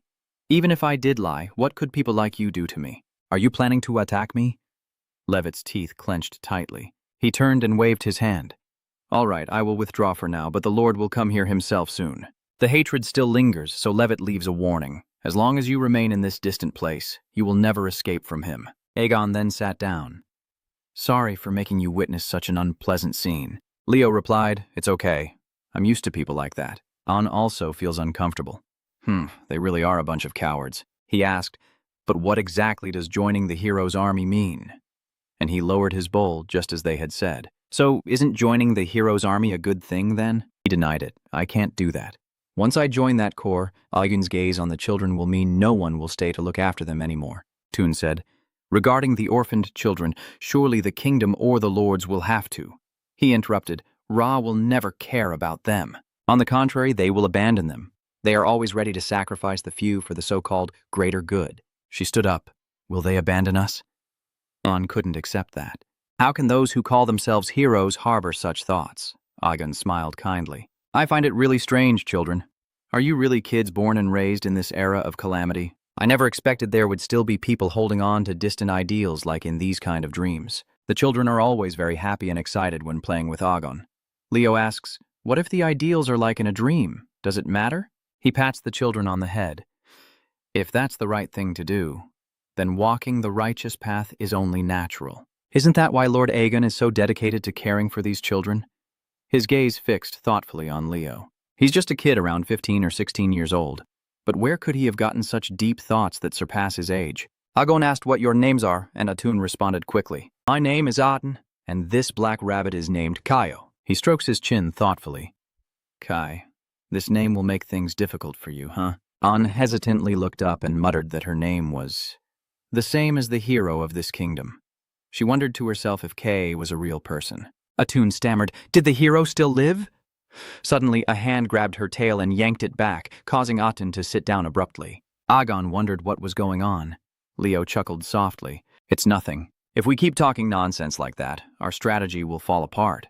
But capturing a young lady is truly something. He sighed, if that was the right choice, then walking the righteous path was only natural. That's right. That assessment is very accurate. I have long forgotten about it. A value that was always so obvious. Aegon asked, What are you all looking for the wire for?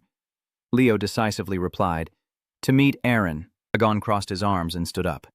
Then you can stay here until he returns. Even though he has been out of contact for half a year, this is still his home. He turns and walks away. But sooner or later, he will come back. Suddenly, the system screen displayed a reunion mission with Eren when he returns home in 3 days, and Atun's eyes lit up. The progress of the objective had advanced, only 3 days left before meeting Lord Aro. You're also happy, that's right. Leo thought to himself. It seems that going to see Aegon was a wise decision. She rushed off immediately. Black Rabbit, I'm going to meet Uncle Aegon to ask for more information about Lord Aeon, Leo reminded. Watch your mouth and don't slip up. The system screen suddenly reappeared, startling you a bit. The screen displays the rescue mission for the Sky Guardian deity Aegon. Leo wonders. The rescue mission? Am I the only one seeing this? You remember that back when you were K? When we came here, Aegon's spirit was already completely shattered. Does saving him mean keeping Aegon's mind unshaken? There will definitely be an incident within the next 3 days before Aeon appears. Am I accidentally missing any details? Suddenly, a voice calling interrupted my thoughts. Hey, mister? Leo suddenly snapped out of his trance. The lights flicker on. You already know I'm not an ordinary human, right? You quickly realize it, Elsk replied. That's right, you're a magic spirit, Els praised. As expected from a master of spirit magic, Leo was a bit confused. I didn't expect Elk to smile like that sometimes. Her eyes sharpened, and she's quite a talented person too. Elk stared intently at you. Looks like he's definitely the surviving hero, Leo stammered. Than really sorry, but she interrupted. Don't try to hide the truth from me anymore. Elk continued. The one who possesses both the hero's power and the luminous gem in hand can only be Linus's comrade, besides that fool. You were surprised. I never expected this gem to make Elk mistake me for Kaio. She said she had heard rumors that Linus had led his comrades away from Gastron to march against a boss. That's why I also planned to go find them. Leo wondered why it was like that. LC smiled very kindly. Isn't that only natural? Of course, to contribute my strength to saving this world. The boy wondered, is this child really the great dark spirit LC made a contract with? It's truly a huge difference. Leo asked, why do you want to save the world? I am a spirit compressed during chaotic times, so I long to gaze upon the sparkling stars in the night sky. Els softly listened as they spoke, shining brightly and radiantly. She turned and asked, so where is Linus now? Leo said, he's on his way to Desai. It will take some time before he arrives. Elk chuckled softly. That's lucky. I thought I would have to find him myself. Fortunately, he didn't choose the wrong path. He asked again, what was the reason that made her decide to form a contract with Linus? She said that I already knew the name, that you had defeated the Yom-Munat Legion commander. Elk stood up, hands on his hips. Who, in this day and age, dares to claim they've defeated the Legion commander and set out to conquer Erebos? Someone like that is more than worthy to become my contract owner, Leo ponders.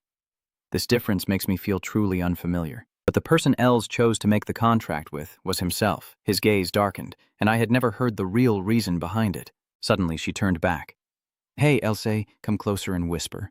This must be kept secret from Oyon no matter what. The sword swallows the darkness of Satan. Actually, it was me. The scene shifts to the Lord's estate far away. Did I hear a question? Has Agon already refused my offer? Yes, Your Majesty, that's correct. This person is Lord Rodion Joya. He gazes into the distance with a faraway look. That Agon, to protect this Jaya X region, clearly needs that strength.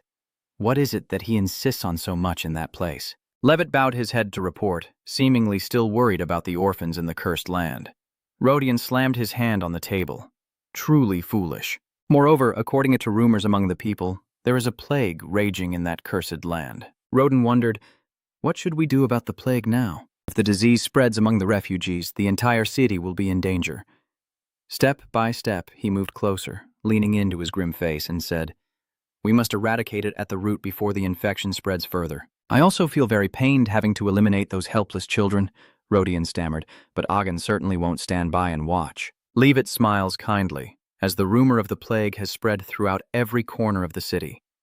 Preventing this threat is also the main wish of the majority of the people. He convinces himself that no matter how dull-witted Agon might be, he would never do something so foolish as plunging this crowded city into chaos. Rodion sighs indeed, having Levitt here is truly a blessing. He declared, I officially hand over all law enforcement authority to you.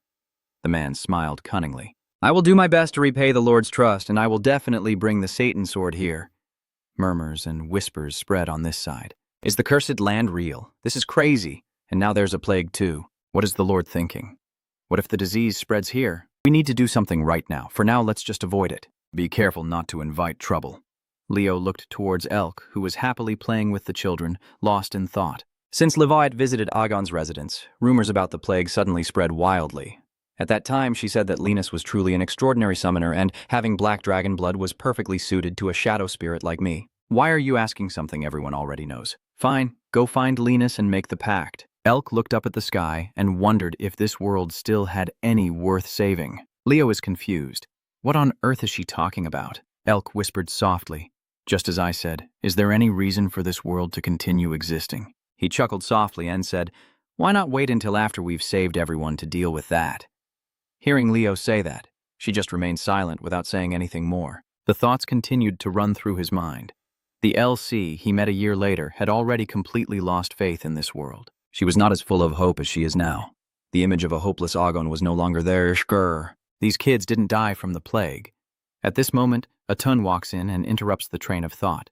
Black Rabbit, where have you been? I've been searching for you forever, Leo asked, but first, where is Uncle Aegon? She froze. Uncle Aegon said someone claiming to be from the Lord's side came to invite him just now. By order from the Lord, the quarantine campaign officially begins now.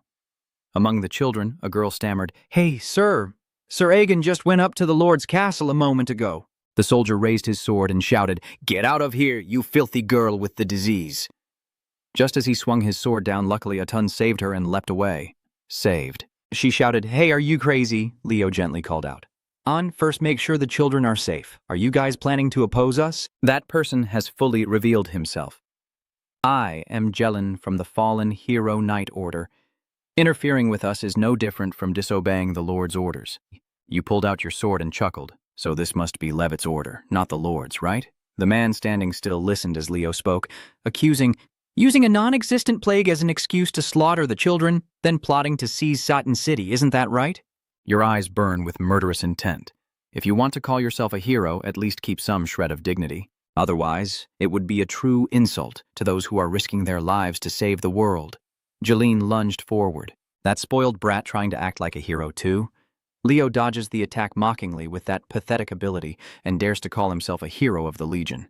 They're not real Legion heroes, just trained knights. Does he praise the ability to transform aura attributes? That's a special ability.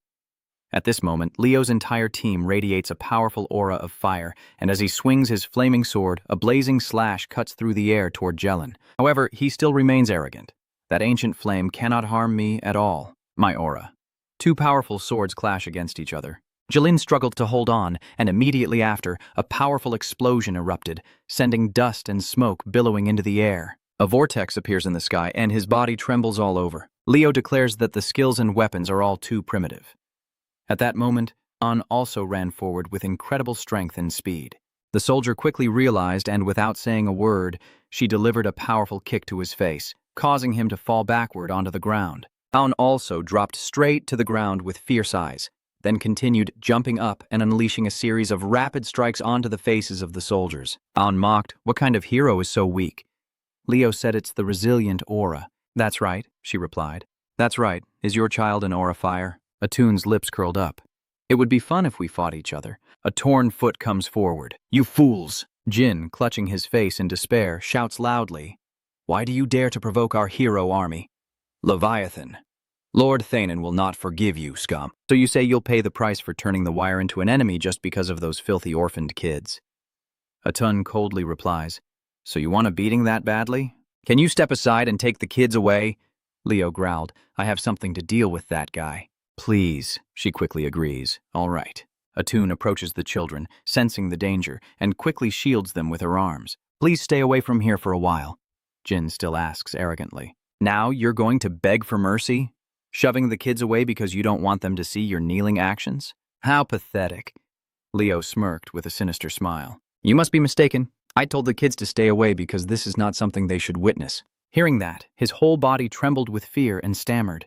He stepped back. Oh my God, are you really the Three Rabbit? Just climbing over and chopping Jellin's head off like that? The frightened soldiers collapsed trembling as he unleashed his murderous aura and swung his sword down to strike them. Black Rabbit, the March Rabbit has killed a knight well done. The blood-stained sword is stuck in the ground. You don't hesitate much, do you? Leo turned back calmly and replied, I'm used to dealing with traitors like this. She looked down below. They really tried to kill my friend just to get Satin. You think to yourself, LC is still young and inexperienced. Even as a great spirit, this is probably the first time she's witnessing the ugliness of the world. Old memories come flooding back, each scene unfolding. As Elk once said before, Kai, I think finding one is still better. Leo was startled. What are you looking for? She gave a reason to save the world. Back in the present, LC softly says, I just want to look at the stars in the night sky before the era of disaster arrives. Leo responds, to save the world, Elk. I promise you that the stars in the night sky are more beautiful than you can imagine, and I often have this illusion that the brightest star in the night sky is lost and heading towards me. You pat her on the head, and that's why this world is worth saving, because it's falling asleep with a warm head resting on my shoulder. Elk smiles brightly. Yes. And then I suddenly thought, oh, I want to become a guiding star for all those wandering, pitiful souls. And now I bid you farewell. Good evening, sweet dreams, and I will see you again early tomorrow morning. Leo stands before this blazing fire, the mission objective still not revealed. He looks at the display, the goal of the secret mission to rescue Aegon, the guardian of the Sky Dome. So does that mean Aegon's hideout is still not safe? Aegon has gone to the Lord's castle, and Elsa is staying here. Even alone, Els can defeat Leviathan's minions. That means the children at the orphanage are facing a death that not even a great spirit can prevent. Leo concludes that with our current strength, we still can't ensure the safety of the little ones. Suddenly, a call interrupted the thoughts. The Black Rabbit said that someone stronger than those earlier was coming. Is Toon running over? Is Leo calculating? But we've already ruined our plan. She crossed her arms in front of her chest. Even so, if the Black Rabbit and I team up, it won't be easy to just fight and hold out while protecting the children, Leo whispers. There is a way. An is curious. How do I do that? Leo responded casually. Looking for Aaron. She hesitated, but Mr. Aaron was supposed to arrive at Joy XA in 3 days. The system displays the information. You chuckle softly, saying Aeon has already arrived at JA. Leo continued, I confirmed last night that the designated area of the hero world is limited to the outside. An was a bit surprised. Really? Then just as you said, Lord Aaron must be in Ray. You put your hand on her shoulder, but since we've already completed the mission, there's no need to take any more risks. Hearing that, Aten also felt relieved and smiled slightly. She asked, do you really mean that you won't back down, right? Leo assessed that it could be very dangerous. Atun said she admired Hero Aeon, and that was why she wanted to become a hero. She exclaimed with delight, someone like me wouldn't run away like a coward, right on? Besides, if you're the only one doing everything, Aaron will just keep sneaking around you later. What are you so surprised about? She points.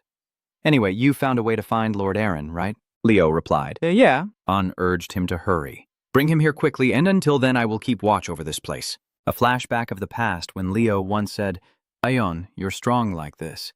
But have you ever thought about fighting Tartaros while being far away in Jaya? Aaron replied, because I fear the demons, you doubt, but at least you've thought about wanting to fight, haven't you? Yes. One day I decided to try to be brave from a place where I could see the entire wire. Leo was startled. Huh? But he's afraid of heights. I stammered, I really want to protect Doa in that city. A thought crossed my mind if there was a place where I could observe the entire Joy XA, it would only be here. As Leo was walking up, a voice called out, Who is that? He looked up at Aaron above, the only great hero born in this age of calamity. A cowardice so ridiculous that it somehow carries an incredible amount of courage. Leo spoke, I am here to pick you up. Do you know who I am? Yes, I do. Leo says that your brothers are in danger at Agon's hideout. Aaron is momentarily startled. What? You think they might all die tonight? We need your power. Hearing that, he immediately turned around and summoned his strength. All the aura descends below the city, filling the space with golden light, and Aaron radiates a blinding energy. He turned back and asked, Have we met before somewhere? Leo extended his hand and replied, In a not-too-distant future. This is not the time to talk about that. He immediately charged downwards. You assess yourself rushing to protect someone precious, whether it was then or now. Leo's gaze watches silently, unchanged. So tell all the lost stars on this land that I will be the morning star illuminating every path. Let us light up that path together. Then the entire city trembled as frightened children burst into tears. A loud shout echoes. The useless ones still leave me no choice but to step in myself. Ton turns around. The attack looks powerful, but in reality it's quite ordinary. Full force strikes are unleashed. A streak of lightning-like light descends to the ground. Mana, she's supporting herself with her hand. A mage trying to imitate a warrior's style? Don't you feel ashamed? Levitt clenched his teeth in fury. Could this lone wolf have wiped out all my cavalry? I thought that, as long as I could hold back Aegon, no one would be able to stop us anymore. Atun leapt high into the air, laughing loudly. How pathetic. She delivered a powerful kick to his face, relying only on the strength of her magic artifact, while her own skills were too weak. Levitt's entire body was knocked down hard to the ground. Atun breathes a sigh of relief. Everything is not over yet. Get up quickly. Suddenly, a voice speaks out, quite praising you, not admitting that it's very impressive. This person is Lantunia Tatrus, a demon clan member and the daughter of the demon queen. She clasped her hands together and praised, just as her mother had instructed. Nothing was wrong. Are you still alive to survive? She leapt into the air. I will make you vanish instantly. The daughter of the princess chuckled. Oh, really? Do you think you're capable of that? Atun's eyes were thoughtful, her body revealing black lumps that mocked like stuffed animals. What a kitten, she was startled. Huh, the demon race? How is that possible? Obviously, I didn't smell any distinctive scent. The young lady chuckles softly. Well, that issue is as big as a giant spider. Maybe it's because I swallowed the arm of the Moon King. The female's eyes narrowed. The target I seek is not a dull beast like you. She declared so, then met her end. Suddenly, a blinding light appeared. Elk emerged. The princess girl smiled softly and said, Finally, you've decided to reveal yourself, huh?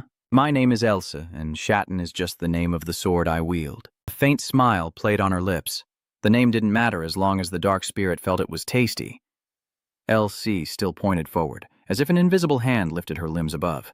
The entire body of the young lady was moved. She was momentarily startled, realizing her body was moving on its own. Her whole body was now under control. LC said, Compared to the battle 10 years ago when Oyon and I defeated you, you haven't improved at all, have you? Atun's spider puppet froze in place. Truly formidable, it turns out she is the Great Spirit. She chuckled softly and said, A little bit of skill is worth so much. At that moment, one of the noble lady's legs moved and directly pierced through Elsie's body unexpectedly. She smirked and said, That's so interesting and exciting. Let's see you try that trick again. As she finished speaking, Els held her stomach with one hand and pointed at the young lady with the other. Seeing her struggling like that, Atun felt a bit worried. Yes, come. Shay, are you okay? The top half of her body is gone, but the princess still looks very proud. What do you think? Completely different from 10 years ago, right? She sneers like an invincible being, a weak, great spirit who hasn't even made a contract yet, imagining she can defeat the daughter of the demon queen alone. The young lady brings her foul-smelling mouth and sharp teeth close to Elk's body. Let me see what a great spirit tastes like. Open your mouth and let me try a bite. At the critical moment, Atun rushed forward and kicked fiercely, shouting, Don't do it! However, the daughter used her claws to obtain LC.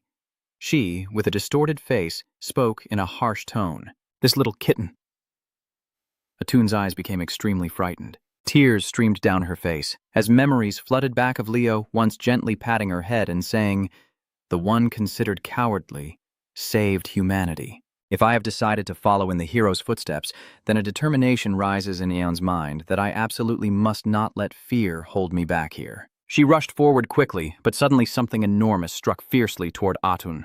It was like a barrier trying to crush her, a tremendous force that sent On flying backwards. The young lady chuckled softly. Better line up, I'll drop you again like a dessert. She collapsed painfully onto the trembling ground, her eyes hazy, but her will unwavering. I must stand up. Atun clenched his teeth and begged, Please move, I'm begging you. A gentle voice asks, Are you okay? This startled her awake, a golden light flashing across the space. Oyon appears like a god. You have tried very hard already. Tan looks momentarily surprised. Ayon Nim's daughter here is laughing loudly. Now it's time to surrender. A powerful voice boomed. Let her go right now. A loud growl echoed as her pure white fur lengthened, sharp teeth and fangs revealed. She chuckled softly. So, Thu, is that you? The young lady sneers. So today isn't a full moon? Are you the one who's mutated? Aaron repeated once more. I ordered her to be released. She then pointed her sharp claw towards him. Don't like it. Don't disturb my meal. Get lost. The lady muttered, I really don't understand why today there are so many annoying beasts bothering me. But quickly Aaron grabbed the claw with one hand and slammed it down onto the ground. The young lady was startled to see a hairy hand squeezing her neck. She stammered, What kind of power is this? And so, the young lady was slammed straight down to the ground, freeing Els in the process. Her eyes narrow slightly through the dust as Els is now being carried in Aaron's arms. She asked, What exactly are you? He gently asked, Are you hurt anywhere? Aaron's gaze looks down at the two hands holding her in the stomach. The young lady still has her arrogance. Truly bold. He urged him to put it down, saying he would finish off this demon right away.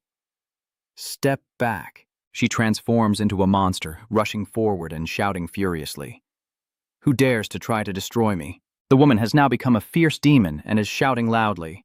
The arrogant creatures, I will take all your lives. Aaron shines with blinding light across the space. You unleash your aura and energy. I'm not stupid enough to sit still and wait for your magic to finish. He directly launched a straight attack at her. The two collisions created a deafening bang. Along with that, streams of what looked like flowing lava pour down. The scene shifts to the southern area in the distance. Levitt lunged forward, running away and cursing, "Damn it, you bastard!" He ran while pondering, never expecting that woman to be a demon with charges of collusion among the demon race. Levitt concluded that if this gets exposed, I will definitely face the death penalty. Suddenly, he froze, feeling this sensation was strange.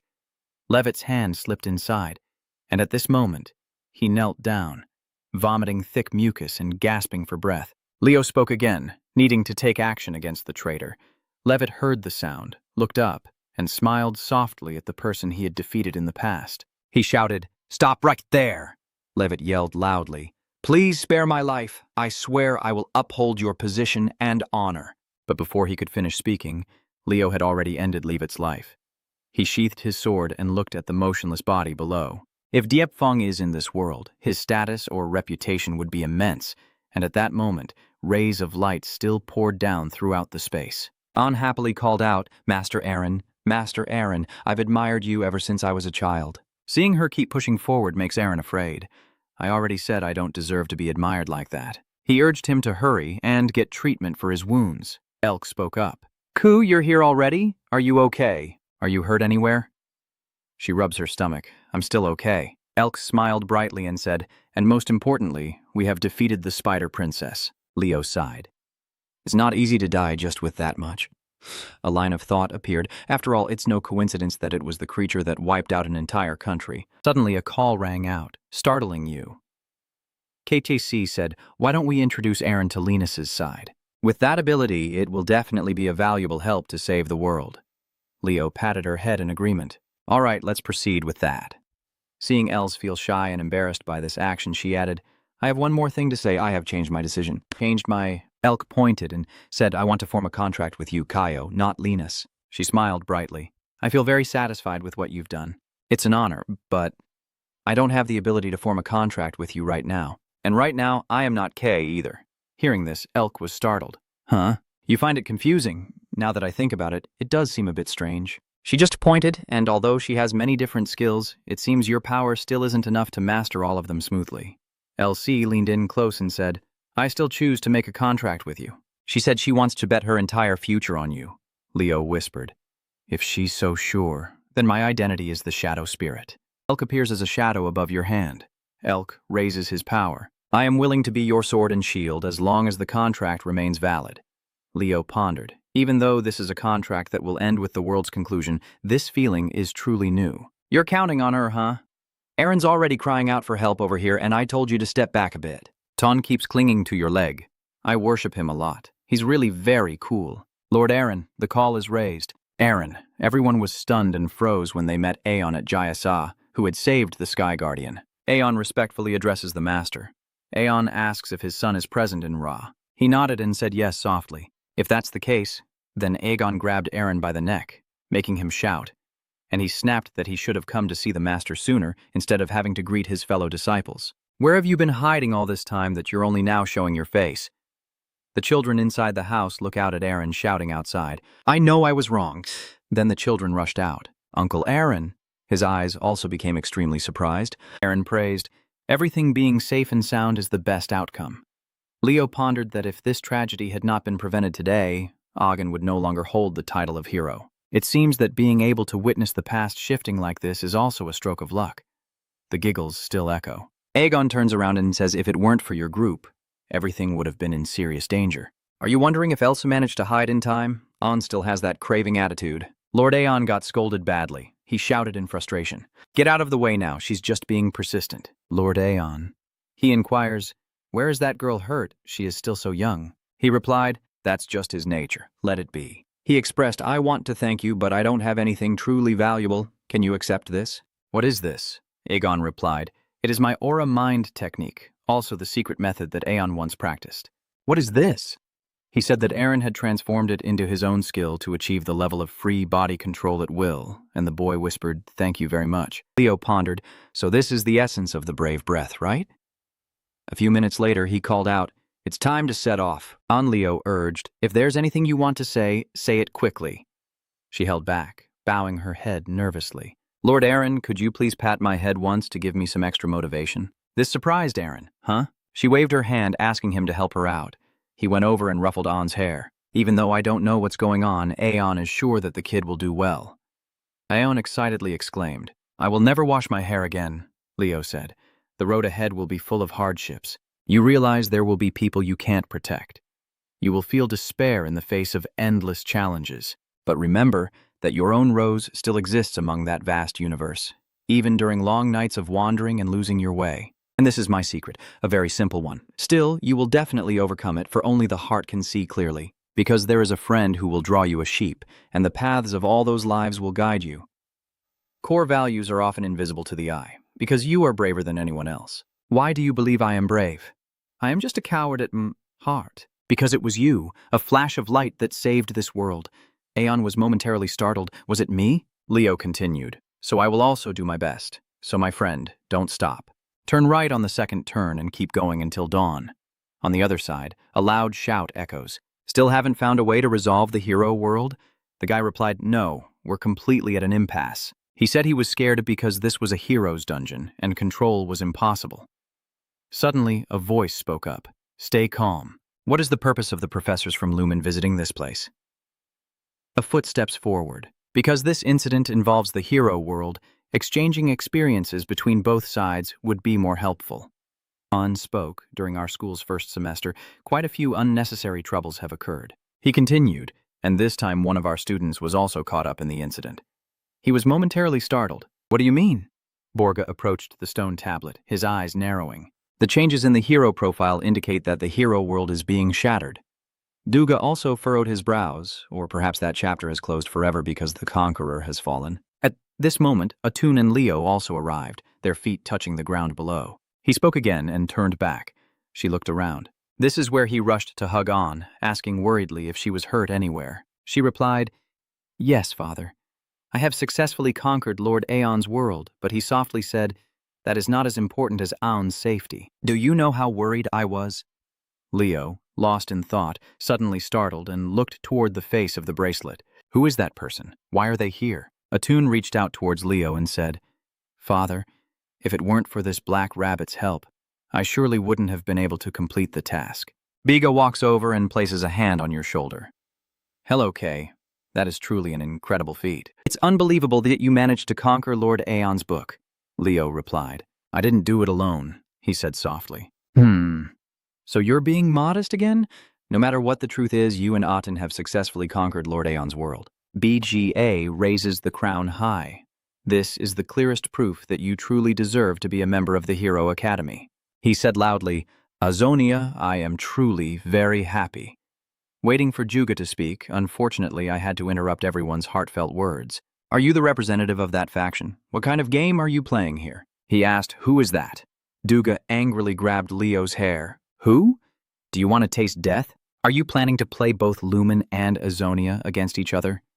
Do you think you can fool the teachers just by using some magic?" Boga points and asks, "So Lumen, what is really going on here?" En's voice rang out, suggesting that our students had acted disrespectfully.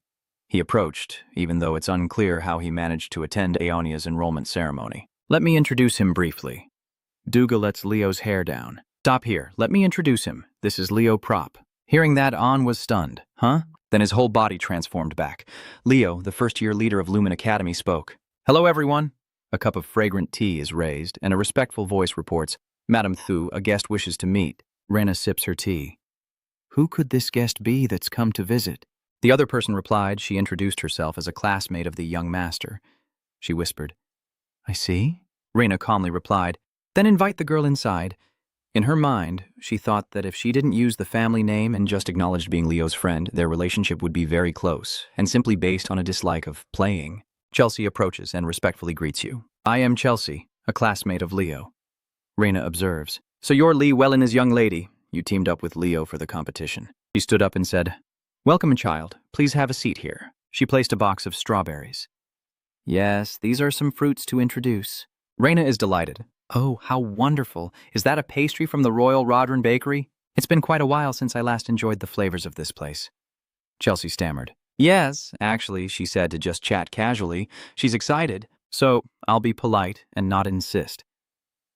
A few minutes later, the cake was cut, and Rena asked, "By the way, your son has been away from home for a few days. I wonder if it's been worth making you wait."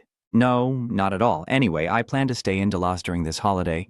Suddenly, Leo appeared. "Ga, when did you get here?" She was startled. "Is that your son?" She also exclaimed, "Leo!" Later, Chelsea hesitantly asked outside, "May I come in?" He smiled softly. "Come in." She peeked from the door, observing, "This is Leo's room."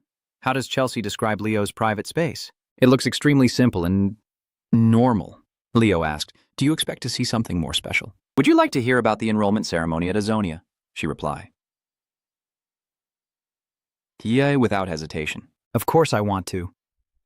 "Tell me right now, Leo began to recount that during the ceremony, Lord Aaron's hero world suddenly opened its doors. Has the hero profile of the great hero Aaron been reactivated? And the candidates enrolling at Aeonia who got caught up in it have successfully conquered his world. A student from Aeonia is truly impressive, capable of conquering the world of a great hero. Chelsea raised both hands high and said, "Today Leo must give me special training." He replied, "Fine. Since she's asking for the moon, can I stay here tonight?" Leo sighed helplessly. "It's up to you." Night fell quickly. Chelsea fell into a deep sleep, while he remained lost in thought. Leo ponders that over the past time he has collected rewards that shouldn't have appeared in the hero world.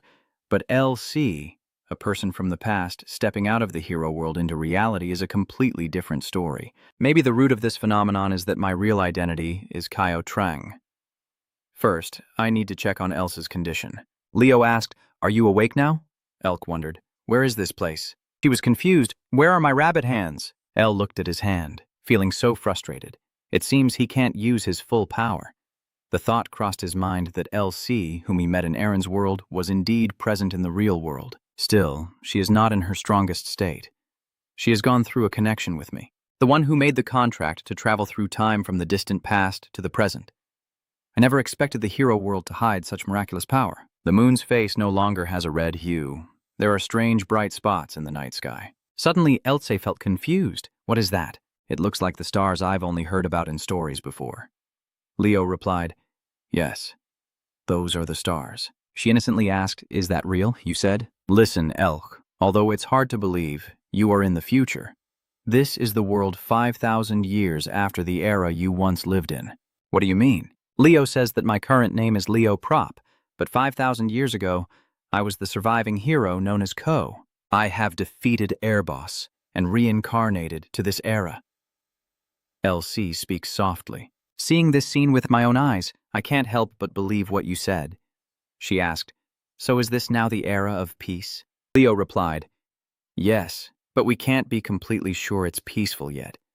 You believe that even though we defeated Airboss, he hasn't truly vanished and Tatros still exists there." El sighed, "So that's how it is."